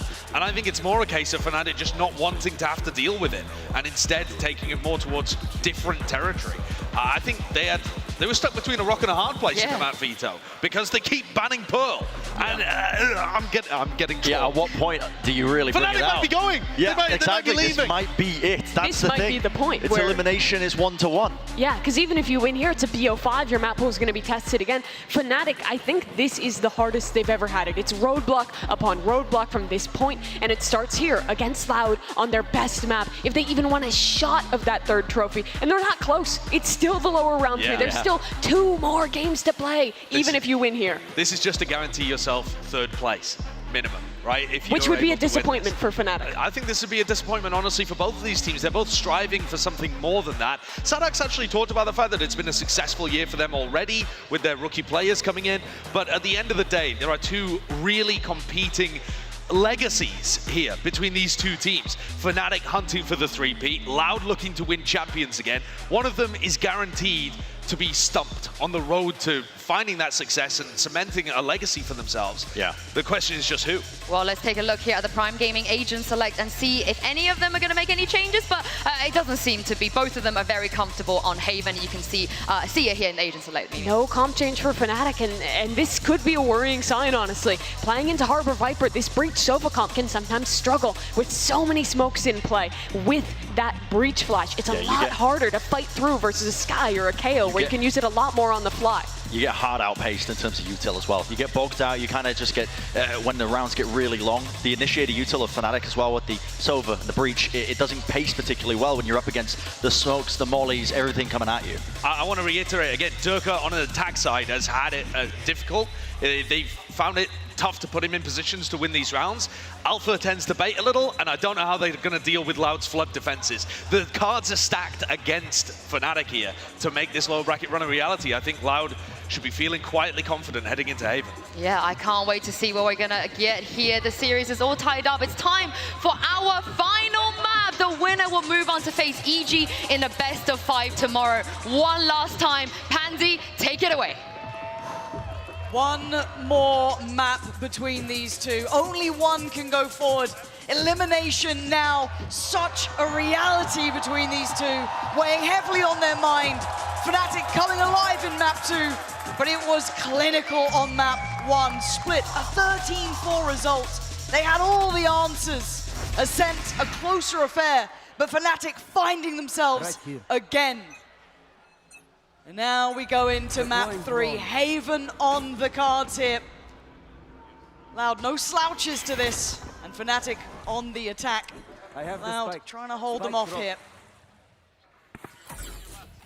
And already a patient start towards middle. Contact is made as Boaster maybe sent reeling on 50.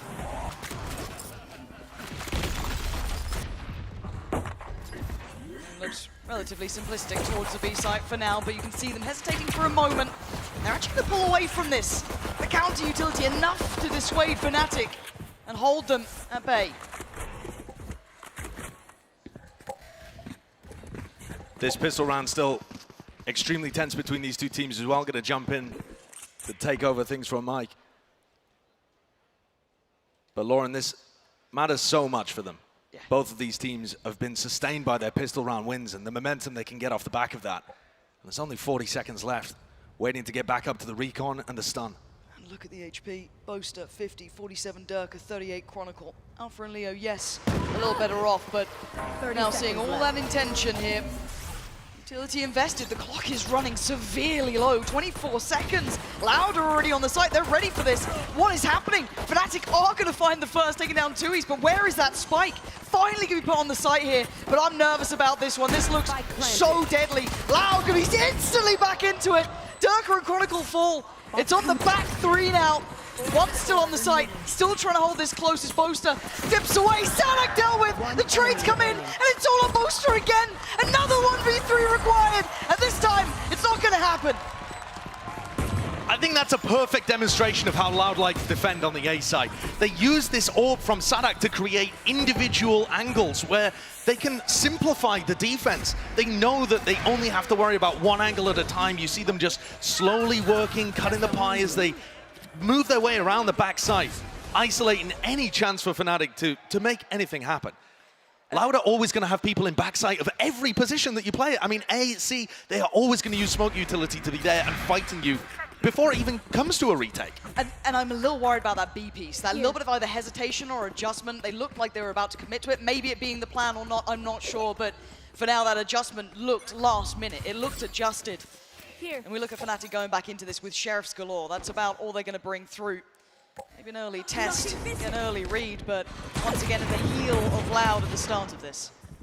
Fnatic love to try and remove Killjoy utility from Garage, but one of the things that I've noticed they struggle with, and one of the reasons I think that they've been struggling in general with their Haven attack, is that they make it so easy for the defenders to re-clear.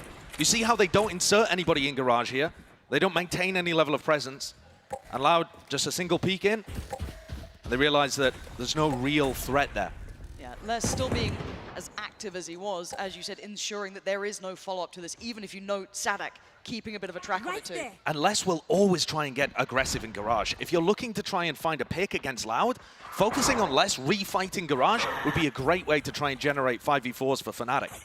And again, late round information coming through. The dog going down has now noted at least 2 players from Fnatic, so they're being forced around this map with very little reward for themselves. Maybe if they get timing on Sadak, but again, you're hoping for instances that you cannot determine yourself. Sadak here could catch Chronicle. I think he might just miss the timing. But works so well. Playing off the corner, great trade for Boaster. He ran into the wall. But there's still players here. Look at the amount of bodies on this site already. It's not just Les. Aspas very nearby, forced away towards CT. Leo trying to put the utility into play for Durka, but he's being checked on. He's being kept safe. And with 13 seconds, they're going to struggle for this plant. Maybe able to get it down here unless the swing comes in. Les, 22 HP. He's still punishing Alpha. Big trade for Boaster. Boaster! He's got to go nuclear in this though. A 1v2. He's got the plant. And now he's got to find both of these healed up. They're taking no chances away. The timing on this could be incredible. The catch on the flash doesn't reveal everything, but it's given them an inkling. But he's got an angle. He's got a chance! The timing on that, Aspas, so quick. Boaster found the only opening that was available to him, the tiniest of timings and opportunities, and still Loud were diligent enough to be able to hit that flick and deal with him. Must be nice to be Aspas. It definitely feels, though, like Fnatic are applying the pressure on the third map. They haven't just gone quietly into the night. They're still trying to bring it in these moments and make every round tough, force Loud to win.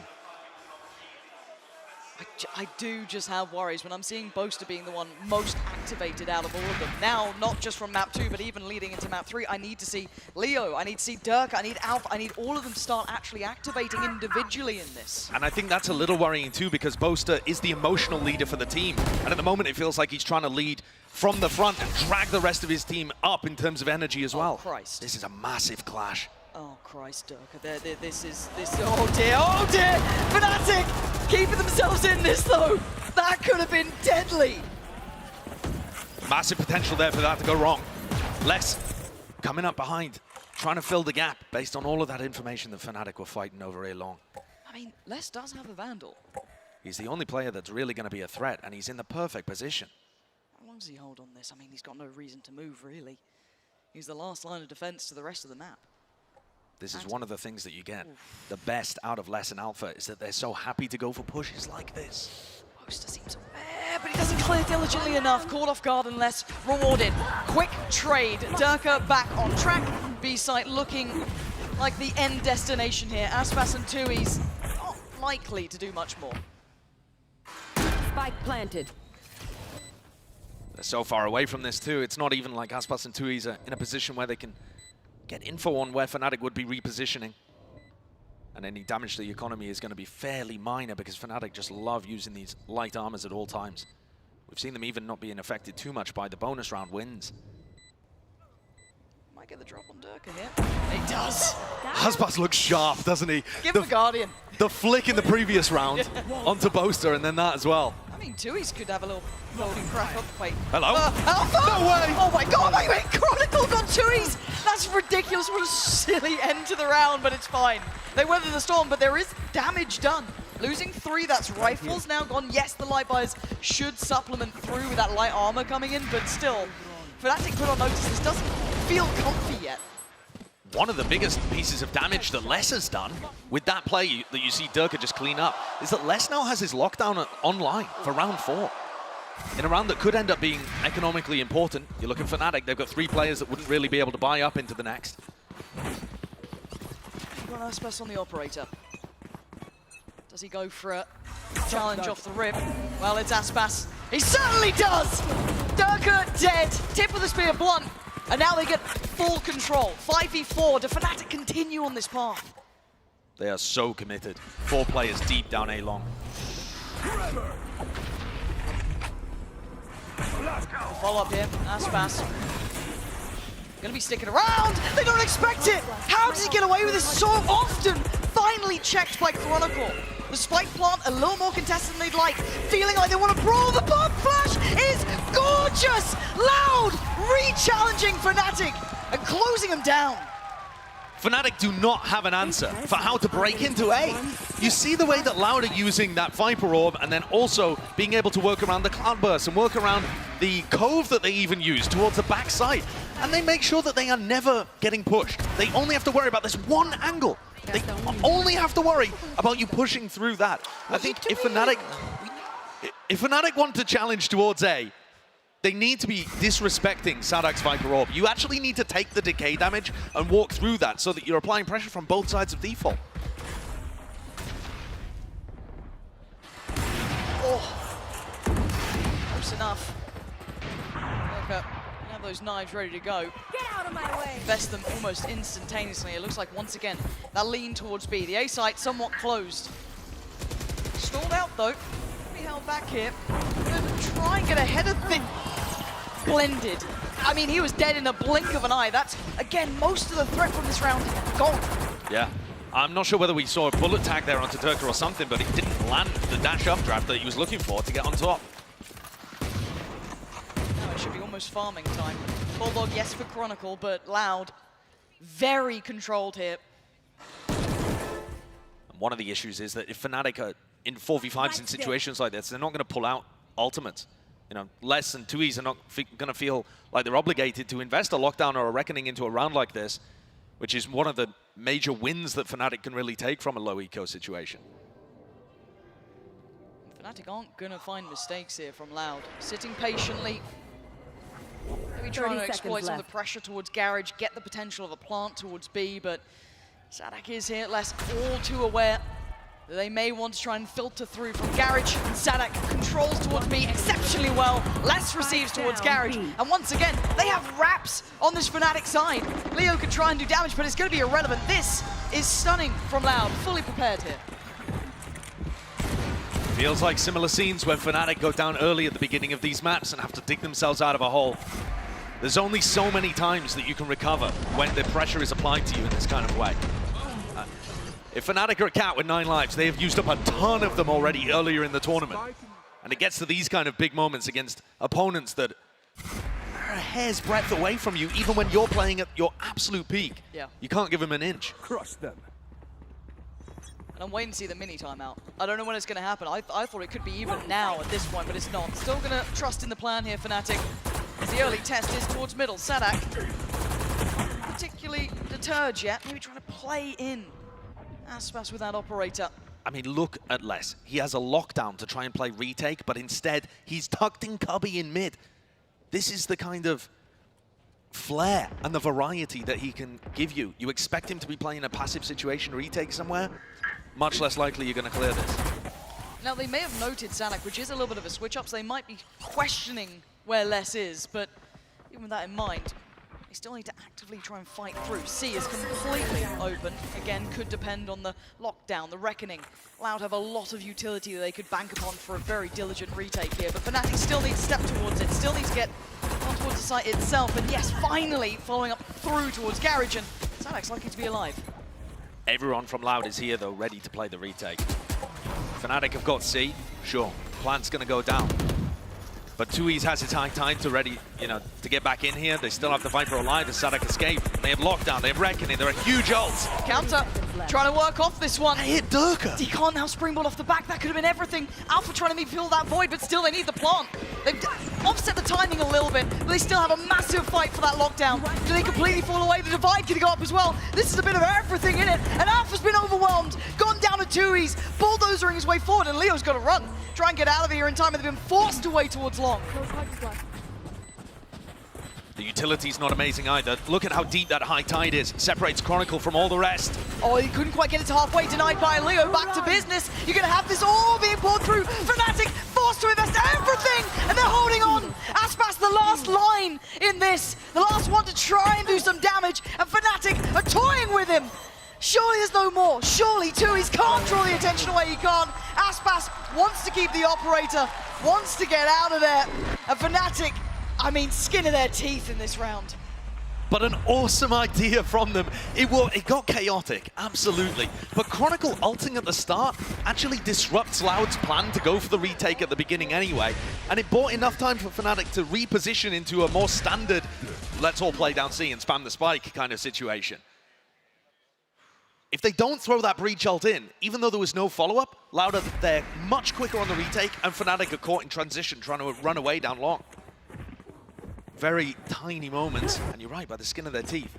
Aspas saved the operator, looking towards B, but Fnatic are going to continue to apply pressure A early. They're really trying to condition Loud to be afraid of this, and yet Loud still only have 2 people here because the actual A endings have not worked. You're absolutely right, they don't have to be too worried about that late round. Now, information should be found here, and it is. 2 noted, but Fnatic holding quite a deep default. Not really working too early throughout the map. Potential for a battle over Garage here. Both of these Killjoy players are extremely happy to take duels. But Alpha's being patient here, waiting for the rest of the team. It's only less, though. I mean, yes, he's got Aspas on towards B, but it's a 3-play stack towards A, and Leo's won them the fight. Off the support system of the spam coming out from Alpha, but C is on a platter once again. They found something that's working.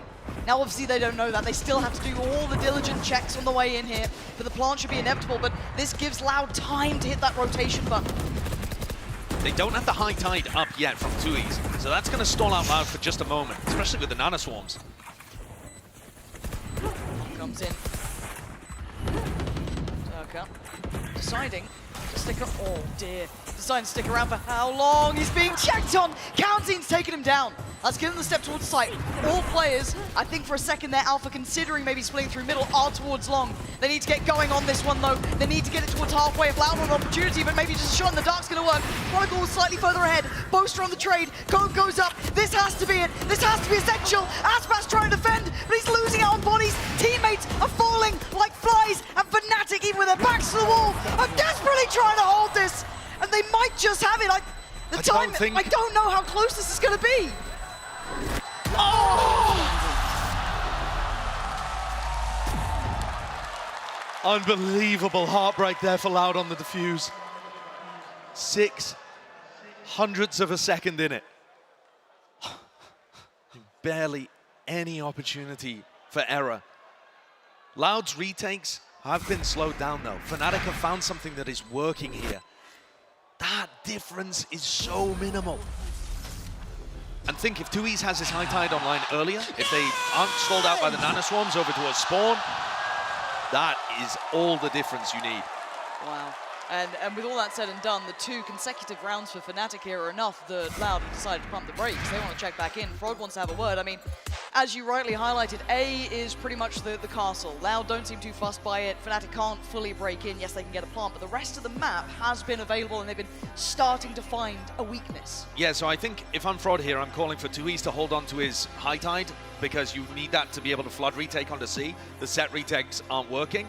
And I'm also calling for Les to play a little more passively in Garage because he clearly, Fnatic have identified that as an area where they can catch a pick. You saw them enter into Garage and then triple spam the position that Les is going to be playing in. Once you get hard red like that, you've got to adjust. And maybe that means playing in the C connector with a hard anchor from Sadak, but I would like to see them play flood defending instead and saving that high tide that 2E's has been throwing that cuts off front of B in front of Garage. This does give the option to Fnatic, though, to try and flex back into this A-take, but I am also seeing that Aspas is here.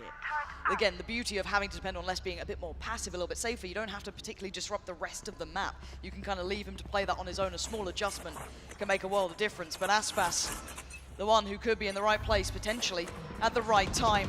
This is a lot of players down towards long, and Aspas is waiting patiently towards a sewer. Hello. Just gonna sit towards this corner, tell his teammates, you watch towards long, please. All of Fnatic are here. But can they make it work this time? Oh, the slow trip back. Aspas criminal to get away with it. Fnatic, there's no safety on this site. They have very little to work with. Finally, they at least have hell and backside, but it's the first time in a while, and it's not their own site at all. There's 3 players in sewer. These Loud players are going to be difficult to root out, and Boaster is the first one to try. He must know that there's a chance there's a couple of players down there. Well, he succeeded on the first, but the trade comes out. They've got to now know Aspas is here and Calendine. That's a big picture to be painting.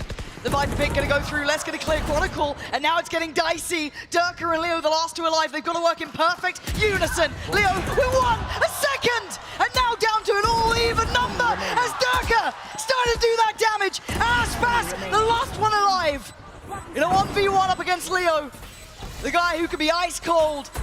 The king himself, Leo, can he buy the time? It looks like he has. Aspas has to relinquish, to walk away.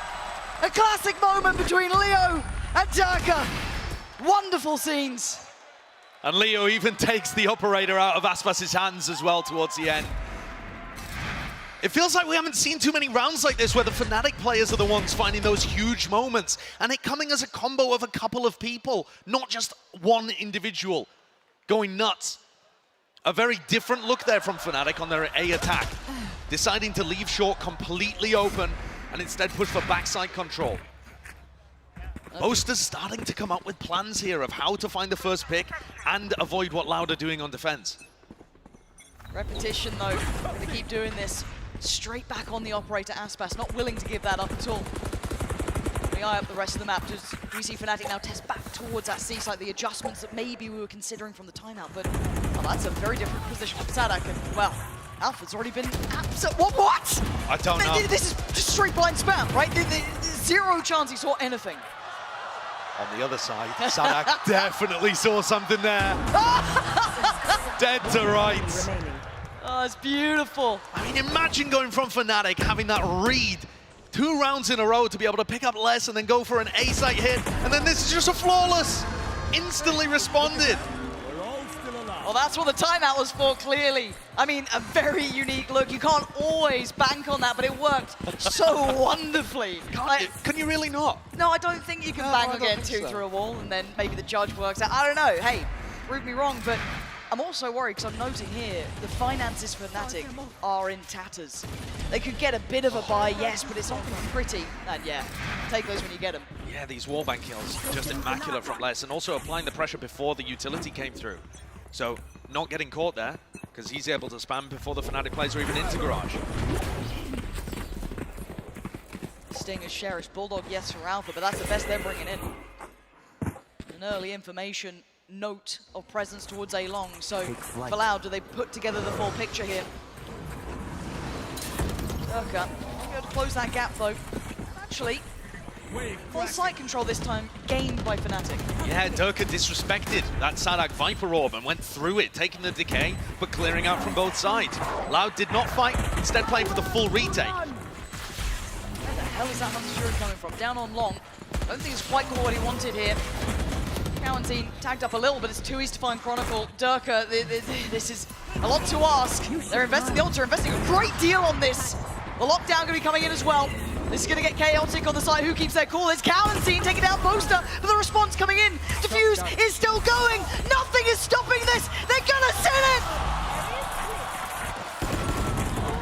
it. Unreal scenes.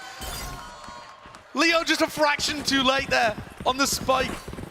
Throwing those shock darts in, desperately trying to keep his team alive, stop the defuse. Fnatic invested so many ultimates into a situation there where they had the worst economy.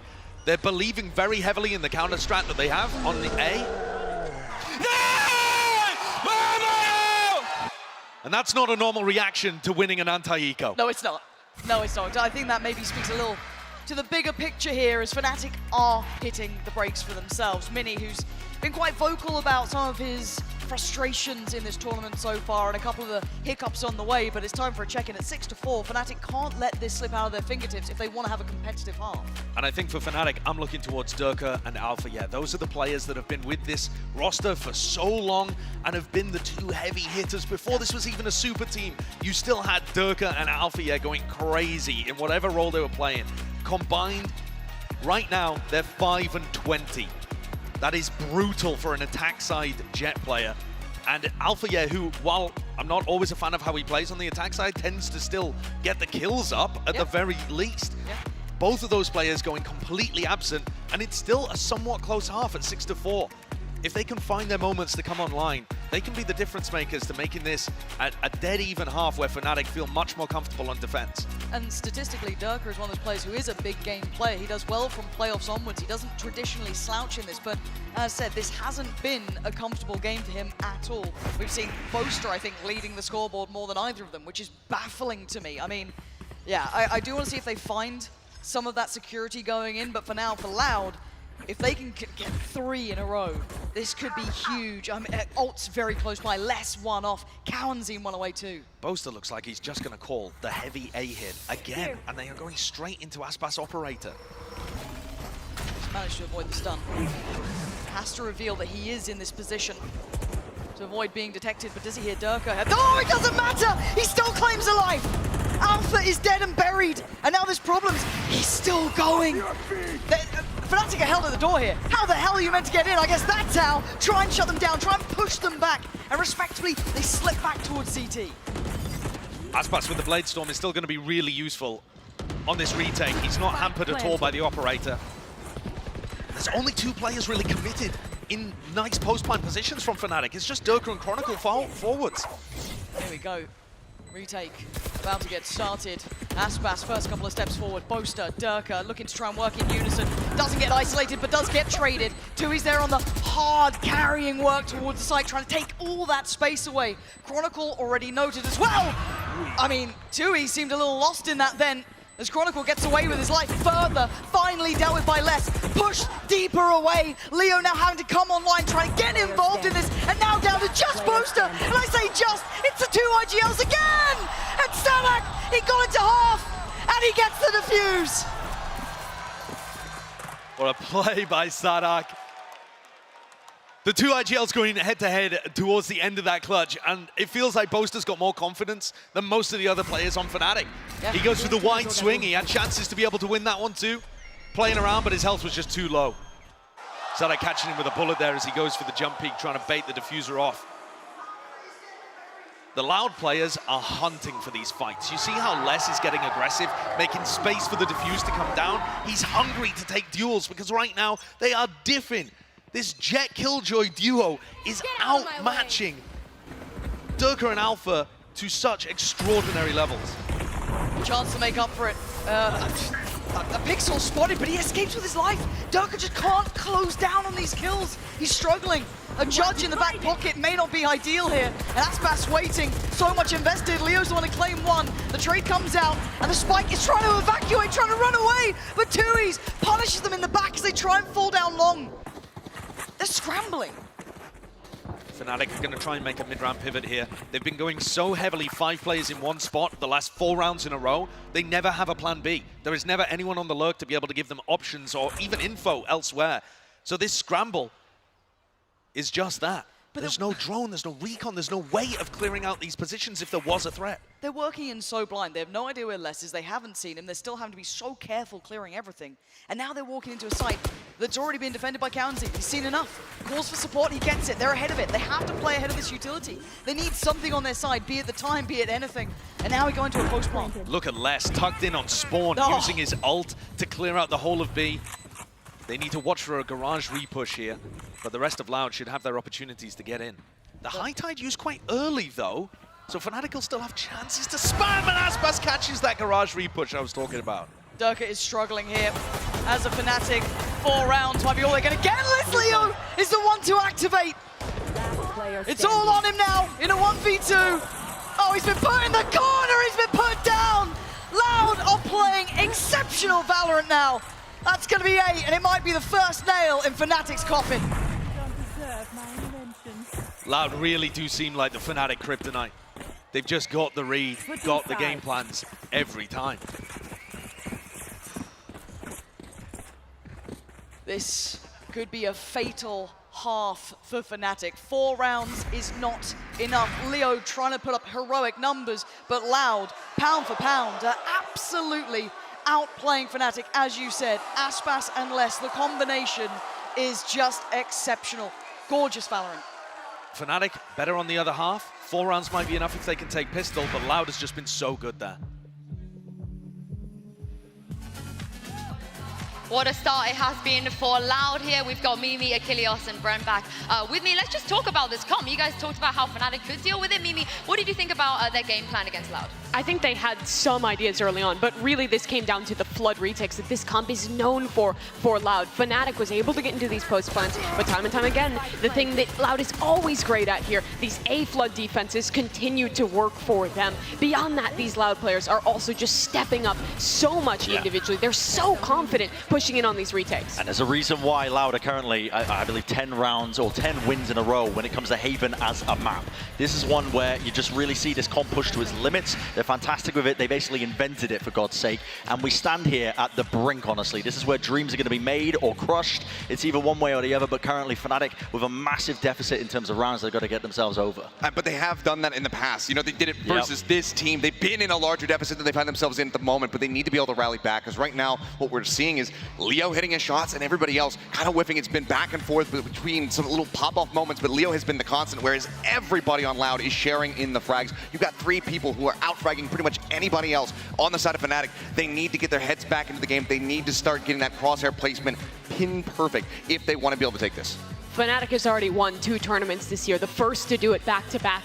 But if your year ends at Champions, disappointment, going out early in the lower round 3, that's what people will remember. Not the super team who went on a run, who made history. It'll be the team who disappointed when it mattered most. So for Fnatic, if there was ever a moment to channel that comeback, they found it lock-in, it would be here. Yeah, and Loud, they don't want to let this slip once again against this Fnatic team. Let's jump back into the half, Pansy and Sideshow, and see who's going to take this one. It's got to start with a pistol here for Fnatic. If you're looking for a turnaround, they have been absent for them thus far in this series and a little in this tournament. Loud, on the other hand, with a fabulous start here in map 3. This wall is going to apply so much pressure, and Durka's going to look to try and fight behind it. Oh, how does he get one and escape? It's a sparse one that he's claimed. He hasn't been exactly hitting here, but hey, if that's how you started off, if that's the turn of the half, you take them. The less fancies it back.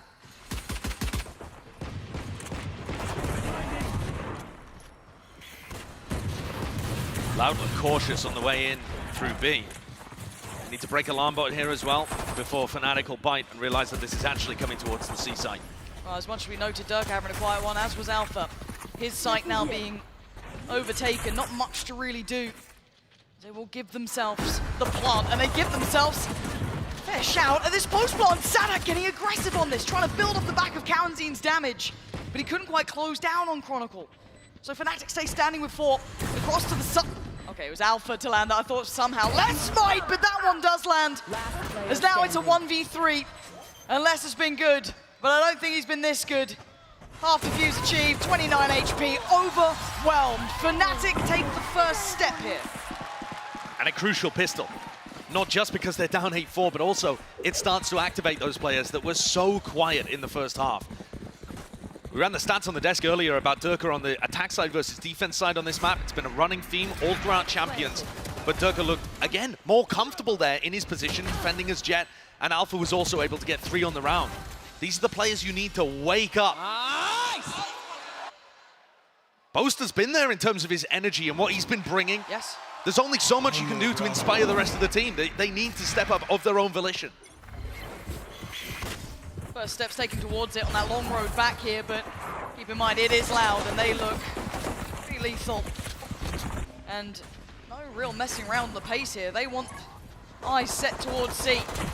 Be Boaster and Alpha. Get a plant here, Loud. This one gets dropped and Alpha's farming. The Eco Cobra doing very well for himself, but hold up a second.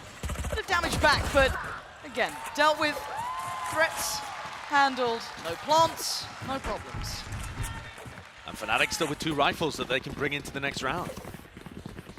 I've liked what Fnatic have brought on Haven, on their defense side. I think they've had some really cute set plays that have applied a lot of pressure. If there was ever a time to bring one out, you're not saving it for the lower bracket final or the grand final. You need it now. Fnatic, the super team, the favorites for this tournament, are being pushed and need something big to get the momentum back on their side on Haven. Well, this could be quite nice. Again, Durka, a little bit of a fiend down in the sewers. This time going to be forced away. Early investment of utility just to deal with his positioning. Loud prioritizing that long control as their first port of call. Fnatic are going to play around Durka and Leo controlling short. If this A hit does come through, they've still got a position to reinforce. And on the other side of the map, Alpha's taken a walk down C long. So again, playing these aggressive, almost one-and-done positions, as Les was on the defense side. Both of these Killjoys are really quite similar in how they approach the map. There's that second attempt now towards the side. They've got the sewer control to add to the collection. Loud slowly chipping away at this Fnatic hold, but still not taking fully committed steps towards the side just yet. Very patient. And I don't think he saw Sadak there. Maybe still aware. Yeah, still a jump spot, but almost got caught out there. Leo needs to be very careful with this. 40 seconds. Wow. This is now going to get dicey. Can Loud close the gap, or they're finding no early chances. They're leaving, and Althea has not taken the bait at all. 30 seconds left. Oh, there's indecision within the Loud camp. Sadak called for some kind of rotate, Wait. but it looks like it might have been Wait, an audio no. bait. The sound bait has just left the site, completely open. Fnatic got it, hook, line, and sinker. Wow, this is dreamy. They were never meant to get this. Just footsteps of them running away, and the whole of Fnatic rotated off A. They were so convinced that was going to be a late round rotate, as was I. I think we all were. And they made it work, but can they hold on now? It's retake time. Cove gonna go in, all the utility being poured through towards CT to stall out. Keep Fnatic at arm's length, and Aspas is breaking their back! 3 massive kills. Durka and Alpha have to save. There is no other option here. What a call. What a call. Whoever that was from Loud has just absolutely rinsed Fnatic. They looked scattered on the retake as well, like their heads were already out of the round. And Boaster's trying to get back in through spawn, and the next player is country mile away. That's mental. That's a rattler as well. Oh, that's in your head. That is absolutely in your head at that point. And keep it in mind, where was Alpha at that point? Because he was down C long earlier, he felt no pressure, no steps heard, no utility, maybe a little paranoid about B, but again, to fully pull the plug feels so overzealous. Yeah, and I think Mini at this point, you're not even seeing that level of emotional reaction, and that worries me even more. If he can feel within the team atmosphere that it's slipping away, almost a sense of apathy overtaking that determination and frustration from the perfection he usually expects. Can they recover? This puts their mental to the test, and Loud, I mean, you will adore getting around like that. They probably don't know how fortunate they were in that fact that Fnatic basically evacuated the site, but again, they'll watch it back. They'll feel that momentum shift here. They still have to get past the challenge in Sur if they fancy going back towards A. Fnatic didn't really adjust at all based on that B fake pressure at the start of this round. They're still in nice spots to stop the A hit. Here. Durka and Leo, the two on the site. The entirety of Loud coming up. That should be big info. Start ringing the alarm bells. Loud are in. Aspas taking those steps, but Durka trying to survive down here. Trying to keep some space for himself, but he's been called back towards site. And now look at Les, closing the gap. They're so aware. Aspas with the punish. And once again, perfection from Loud on the site take. What's going to come through? Can they hold against the retake from Fnatic? They don't have a jet to try and break these crosshairs. And once Sadak is positioned on the site, things become almost impossible. You are trying to push through the orb decay, the snake bites that create vulnerability on any players looking to try and retake as well. Alpha has finally got the lockdown online, but he's been absent otherwise in these rounds, just tucked into C Cubby. Having to watch, sadly, as Fnatic on the other side of the map lose all hope of holding on. Durka as well, so antsy, down short, using his Cloudburst, giving away his position when nobody really knew that he was there from Loud. Yeah. I mean, Les just has to comm that there is a jet on short, and he's dead. That's it, literally 3 players turn, there's no way out of that. This is Fnatic looks Loud. shook. Yeah, we were wondering the knock-on effect of some of those rounds, the one just prior. I think we're seeing it a little here. This is now scary times for Fnatic. Look at the economy too. Oh, Durka Christ. is going for a glass cannon operator here to try and be the difference maker and turn this one around. And the op is always going to find it difficult against a Viper Harbor comp. I mean, you're not going to be given any avenues to fight anyway, so Durka's going to find this so difficult. But he's decided he's the man for the job. And look at what they do. Look at what he's got to work against. He doesn't get the freedom. Oh, but he still gets the shot. Finds Sadak. A different start this time. But does Loud adjust, operating with 4 players this time rather than the 5? This could be the round where Alfia's position in C Cubby pays dividends too. Always got a chance that Les swings into this operator line, but in the meantime, Loud are taking map control towards Garage, and I don't think they know where Alpha is positioned. And Boaster's distracting wonderfully. Yeah, he's keeping all eyes on him, but again, as much as it looks like intent, I'm seeing the spike basically by spawn, and I'm seeing Les holding position. And maybe he's waiting for an audio cue if they try and rotate. It's still a test from Loud. They are absolutely trying to play on the nerves of Fnatic here. They're afraid, they are absolutely in pieces, but there's been no over-rotation this time. Thanks. Fnatic not falling for that again. And also thanks to the alarm bot that Alfia is positioned in top garage window. That allowed them to maintain that the whole time. Durka flashed off the angle. It's Leo now who's a little isolated, slowed down. He goes back for more. That shot didn't hit. And Loud get a second lease of life. Leo can't handle Aspas. And the front of the site's his. Chronicle in support though. Back and forth, leaving just 3 standing, but maybe that could be enough. That 3 is willing and ready to battle. Plant's gonna come in. And Durka rescinds further back. Alpha's on the flank. He's just put his turret down as well. He's using lockdown instead of going for a sneaky backstab, drawing all eyes to himself. But again, Durka's got an operator. He's missed! No! Devastating miss on that one. And now down to the 2v2. Durka's on 18 HP. And he needs to deliver here for Fnatic. He finds one. And Les punishes Boaster. And Les is now in the 1v1 for himself. He's just buying time. He's making it hurt. But he's drifting. In the open like this, could have played that a little different, I feel. Durka whiffed a couple of big chances to secure this round earlier on, but he delivers in the end. And he came in here with no armor, going for the op, believing in himself, found the opener somehow against all odds with this play, and then closes things out.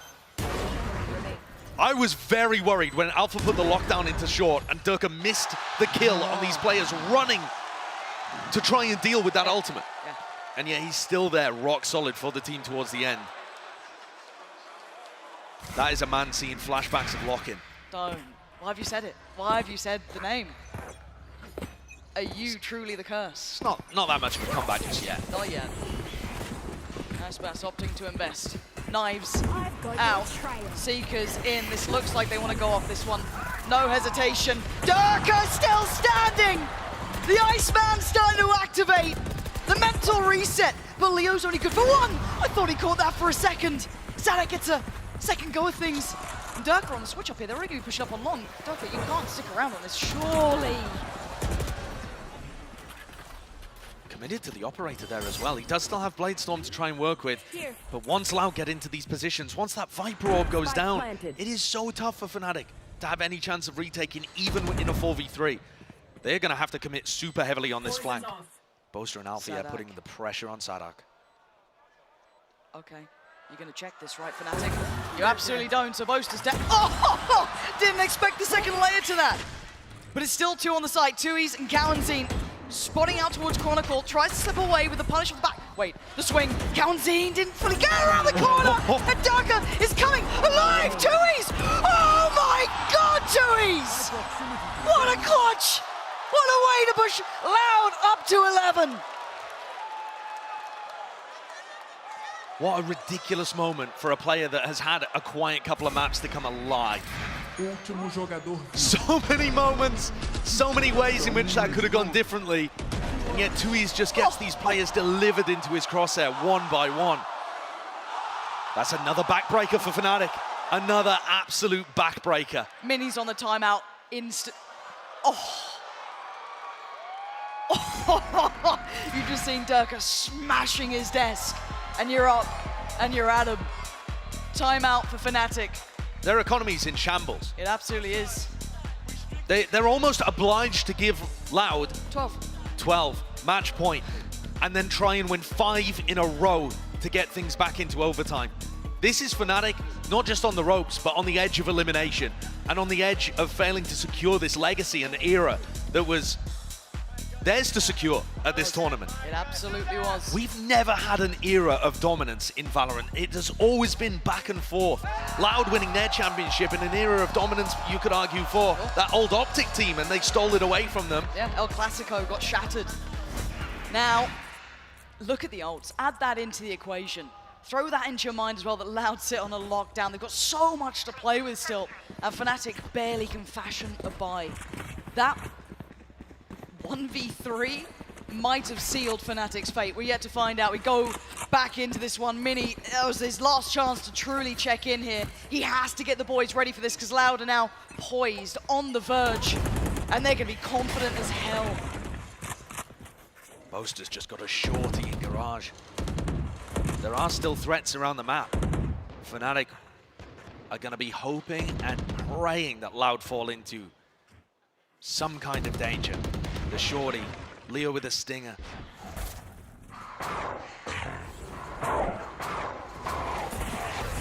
Couldn't quite find what they wanted here. A little bit of chip damage, but he's still very much alive. Pressure going to be towards the B site as well. In no hurry. That's such a great high tide for being able to cut off the player that, you know, is in Leo's position right now, trying to get info at the front of B. You combine that with the Viper Wall, and you can't see anything on defense. And here are those ults that they had in the back pocket that they get to depend upon. Thoroughly enjoy as they take away another potential round here. Fnatic gonna have to pull off the retake, and it starts with that. Aspas draws blood, takes away Boaster. Again, they're working with a lot less here. Stingers, Guardians, it ain't pretty stuff. Aspas just farming up here, making it hurt. Durka does get one back, but he's going to need more! And maybe he's going to get more. Time, though. He's running low, and I'm pretty sure... A second away.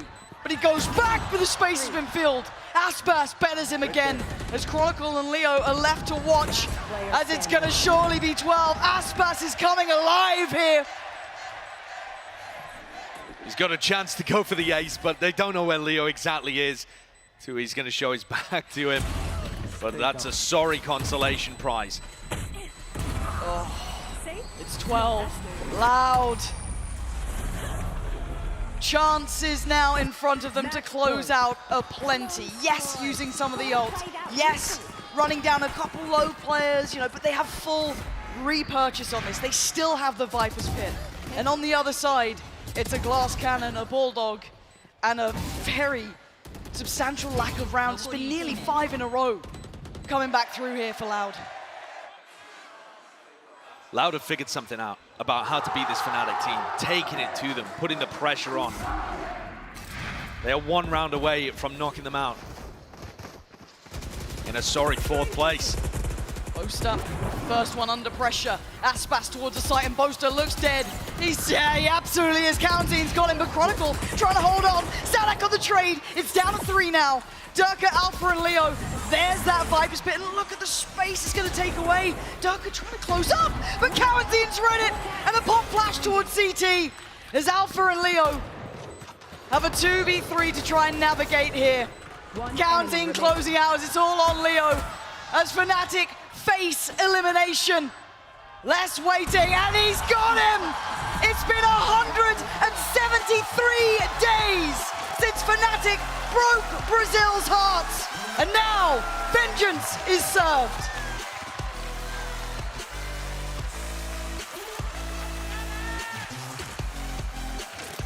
Revenge, I'm sure, definitely tastes sweeter twice over as well. The 2-0 in the upper bracket, and then a 2-1 win here with a devastating 13-7 on Haven. Loud themselves are fighting for some kind of legacy of their own. We talk a lot about Fnatic because they were the first team ever to go back-to-back with Masters and Lockett. But they're gonna go home. Loud on the other side have made 3 grand finals across 5 events and are looking to try and make that 1 more. Wow. The dynasty we were discussing with Fnatic now becomes legacy, only able to achieve the 2 back-to-back, the 3rd, the triple crown, the grand slam, just not in touching distance. And you've got to say, at this point in my mind, Loud are in championship form here. They are in full force. It's going to be a great matchup. That lower bracket final is just going to be unreal. Wow. But Loud, I think, are up to the challenge. Yeah. It's still a tough road from here, especially even if you make it to the grand finals. You don't have that veto advantage. Nope. But they applied so much pressure in this series because of their strong map pool. You think about the pressure that was applied just straight from the map veto. When we knew that this was going to Haven as the decider map, and Loud are already on a 10-map win streak on Haven, haven't lost in a year, looking dominant with the Harbor Viper, the pressure was on Fnatic right from the very beginning. You're absolutely right, and I think a lot of us were discussing that it was going to be a couple of factors, changes in the pistol conversions, the bonus rounds, all the external factors to maybe even up that veto that was going to be an issue for Fnatic there. And I've got to give credit again to the preparation alone. That split game sent the fear of God through Fnatic. I mean, the second they've worked out Alpha, the second they've worked out Chronicle like that, something that was a stronghold for them, and Loud come out in full preparation, you know you've got an uphill struggle to say the least. Off the back of Loud bombing out in Tokyo. 0-2. Yeah. 0-2. 0-2, looking like they were in horrible form individually, drama surrounding the team, them having to refute it all and say, no, we're still a family, we're still sticking together. And I think a lot of people would have assumed coming out of the upper bracket win for Loud, oh, it's just a fluke. It's just Loud having a good day, less turned up. Fnatic, they're super consistent. I'm sure they'll be able to recover, but no, Loud doubled down and win the rematch as well, proving that they were the better team here towards the end of the year. Resoundingly, emphatically, no way of denying it. Yeah, the proof truly in the results here throughout this series. Loud should be incredibly proud of what they've achieved. Not many people can say that they have bested Fnatic in good form. Not many people can say they've forced them into uncomfortable maps to change those vetoes into, as I said, unfavorable scenarios. Only 2 teams have beaten this Fnatic super team roster. Yep. And one of them's Loud, who've done it twice. What an exceptional series this was, and we have to hear from the players themselves. Down with Doug. Welcome to the Rise of post-match interview. I'm standing by with Sadak, IGL of Loud, after you managed to take down Fnatic again. Now, it's hard to take a team like Fnatic down once, but you guys managed to do it twice in the same tournament. How? I mean, I don't know.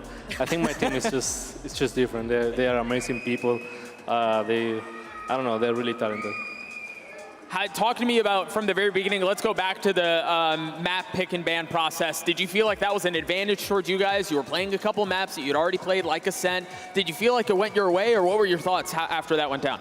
I'm gonna be honest, when I saw it was gonna be split Ascent and what was Heaven, I thought, okay, we have a really good chance because there are really strong maps. Split, we understand a lot. So, yeah, I was feeling really happy. All right, we got to talk about the crowd in the room right now. You've got a group of people sitting up in the stands who have been chanting nonstop this entire series. Tell me about what that's like for you, having relocated to Americas. You've been here for the last couple of months, and now you're playing on the biggest stage Valorant has to offer, and you've got a deep fan crew rolling with you. What's that like for you? Well, it's been a really challenging season for us, moving away from home, playing here, away from Brazil, away from the family. But thank God we have such amazing fans here to make sure that doesn't bother. So yeah, I mean, it's been really challenging, but thank God we have them. We have all the people at home also sending their energy, and we're just feeling really good. All right, you and I, we've spent a lot of time together this year, and one of the things that often comes up when we chat is the youth of your team. You guys, I think I saw a graphic today, you guys are probably the youngest or average second youngest team out of anyone here in the tournament. Now, for you, you've been to the top, right? And it's been with different rosters, and you've lived a lot in this year, but I want to get your thoughts on this. Given that the tournament is not yet over, what would you say is the biggest difference in the Loud that we saw in Brazil to the Loud that we're seeing today? Well, I would say we have to do the age for sure, because we used to have two experienced players, the players that play internationally, and now we have a bunch of kids who just want to have fun, shoot. So that's the main difference. Other than that, I think we're pretty similar because the base is still the same, right? So yeah, I would say that. Luckily we find two amazing people like Clutches, and they're amazing with a lot of aim. Well, and the last thing I want to press on you a little bit more before we let you go is how have you seen the team mature, right? How have you seen them grow? Because again, there's a lot of youth on your roster. Yes. Well, it's been a ride, to be honest, yes. Like at the beginning, they didn't even know how to communicate, how to use the abilities properly. Every time they entered the stage, they were nervous in a way, but right now, after a lot of tournaments, a lot of sessions with our psychologist also, we managed to overcome that. The thing you see right now is their best version. You still have a little bit of tournament to go, but yeah, it seems like you guys are peaking again at the right time. Again, congratulations. Thank you. You've managed to stay alive, you managed to take down Fnatic, and you've managed to take us to the end of this interview.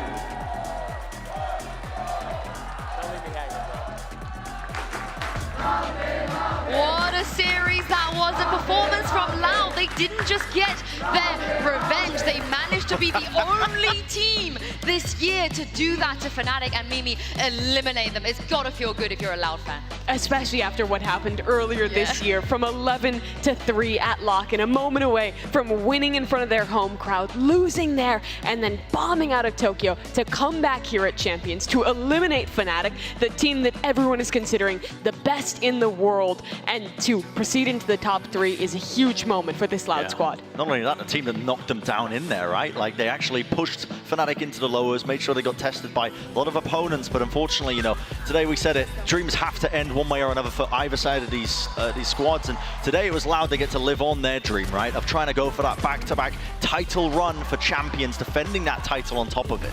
Yeah, I mean, Fnatic might still have those trophies. Nobody can take those away from them, but getting back-to-back Champions wins, Loud still very much on that course. It feels like every single player very much back on the horse here. This is not the Loud that we were seeing on the back end of Americas, on, you know, going into Tokyo where they, you know, got 2-0'd by EG. Yeah. This is a very different looking squad. This is Aspas all over the place. Les, Sonic even fragging out of control.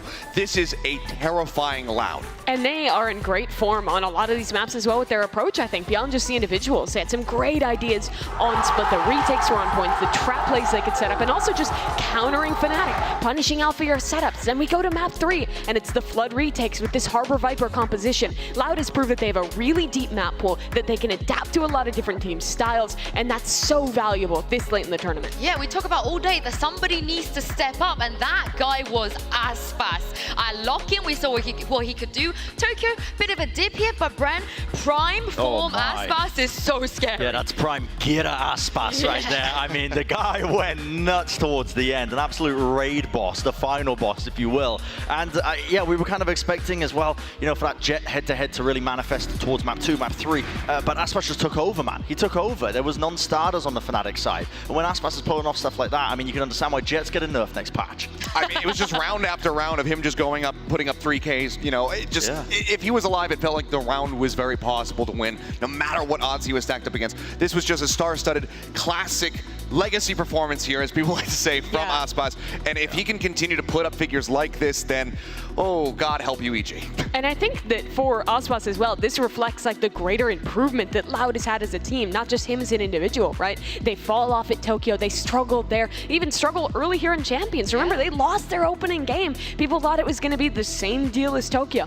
but they rallied all the way back, and an Aspas who has struggled in his last few events came out here into the playoffs, into finals weekend, and is hitting the form that they won Champions with last year, that they won VCT Americas with this year. This is the Aspas Loud needs if they want to go back to back. Oh, the top 3 is so good. It is so good. But unfortunately, we have to say goodbye to Fnatic, of course. I don't think the way that many people expected them to go out, but looking at what they've achieved this year, despite maybe not cementing that dynasty, Brent, they broke records. They were the super team that we were expecting. They got the back-to-back title, you know, plays like Chronicle really cemented as well in terms of the amount of titles they were able to bring. And I think it highlights as well, you know, how magical it would have been if the three-peat happened, but there's a reason we talk about it like it is just some ridiculous concept, like it's a fairy tale, and it's because it gets so much harder. It is so hard to do in sports across the board to try and get, you know, dominance across an entire season like Fnatic were trying to aim for. I think they can be, you know, with a bit of hindsight, to look back at this moment and be glad that they made a deep push into champs. They got their 2 titles as well. They're going to be wishing, of course, they threw it all the way, and he's throwing it back as well on the screen. But it's for Fnatic as well.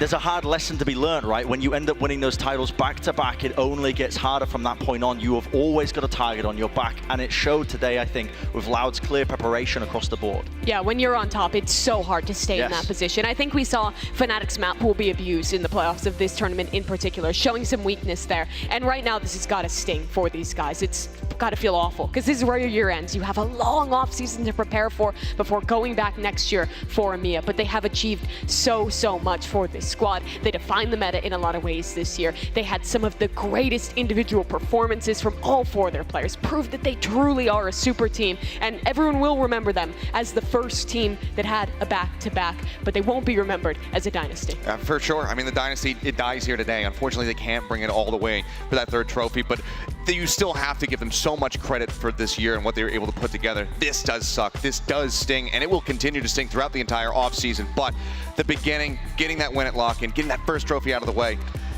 that you can't take that away from them, but you can take them out of the tournament. I mean, the rest of this tournament, though, even with Fnatic on, is going to be insane. We have an EG versus Loud rematch, a matchup that was so good back in America, that we've seen globally before, and they have to face Paper Rex in the finals either way. That's insane. Yeah, I wonder if EG are going to be the villains here going up against Loud as well. If that's the vibes that they're going to be carrying on with. I mean, I think that they're going to do it, but, you know, like we saw from Paper X, if you try to talk back, if you try to PM in the game, that can rally them back, that can make them angry, and that can get them sniping your head round over round. I mean, overall, Loud, they have the head-to-head, 2 wins, 1 loss. That was the most recent one over at Tokyo where they looked out of form.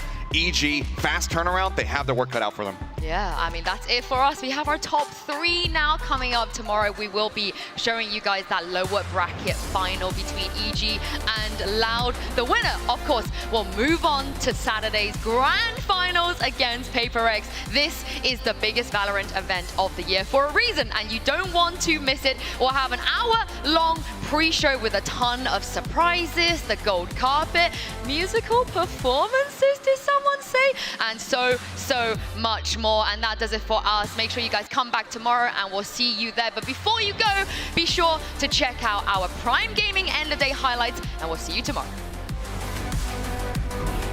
It's a rematch from Masters Tokyo, but this time a shot at glory is on the line and a trip to the grand final awaits. We're about to witness a war in Inglewood. But for both these squads, this is the match that could win you champions. If you get to the grand finals, get that veto advantage. It's just 1 step away. Oh, to the side, finds one, but then Mind Freak answers back. The swing just comes in and Mind Freak just plays off the timing. Divide down to 34. Busio guns him out. A 2-piece for him. The swing onto the corner. Come! Gets the transfer!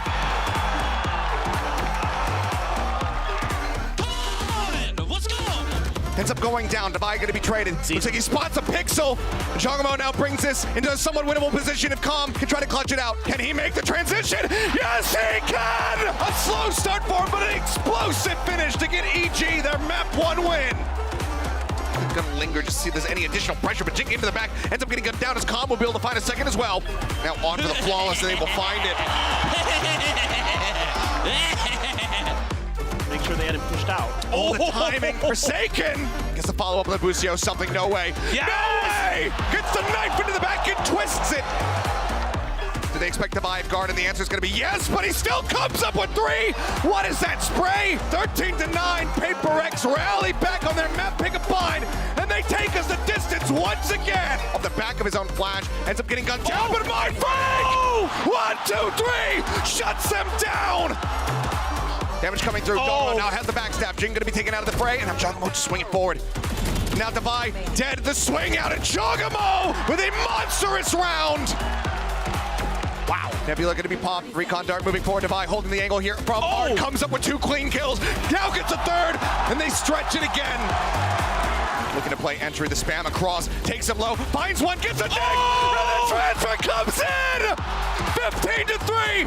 A 2-1 victory. Paper X. They advance into the grand finals.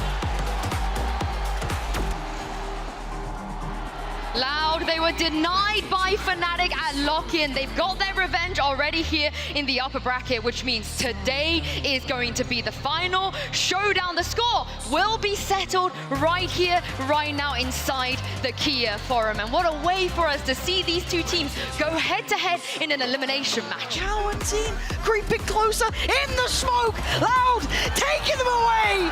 A triple for Cowan team. Leo falls first. Great trade from Chronicle, but the kills down to the 1v1. Sanak and Booster, the great IGLs, and it's Sanak! Reading them so well and leading by example. Oh, it's coming in. Booster denies Sanak. Flying in though, it's Aspas. Trade there for less, and the 1v1 less. Loud claim map 1, pushing Fnatic further away from that triple. This is becoming a disaster. 28 HP. Where's the support? It's gone.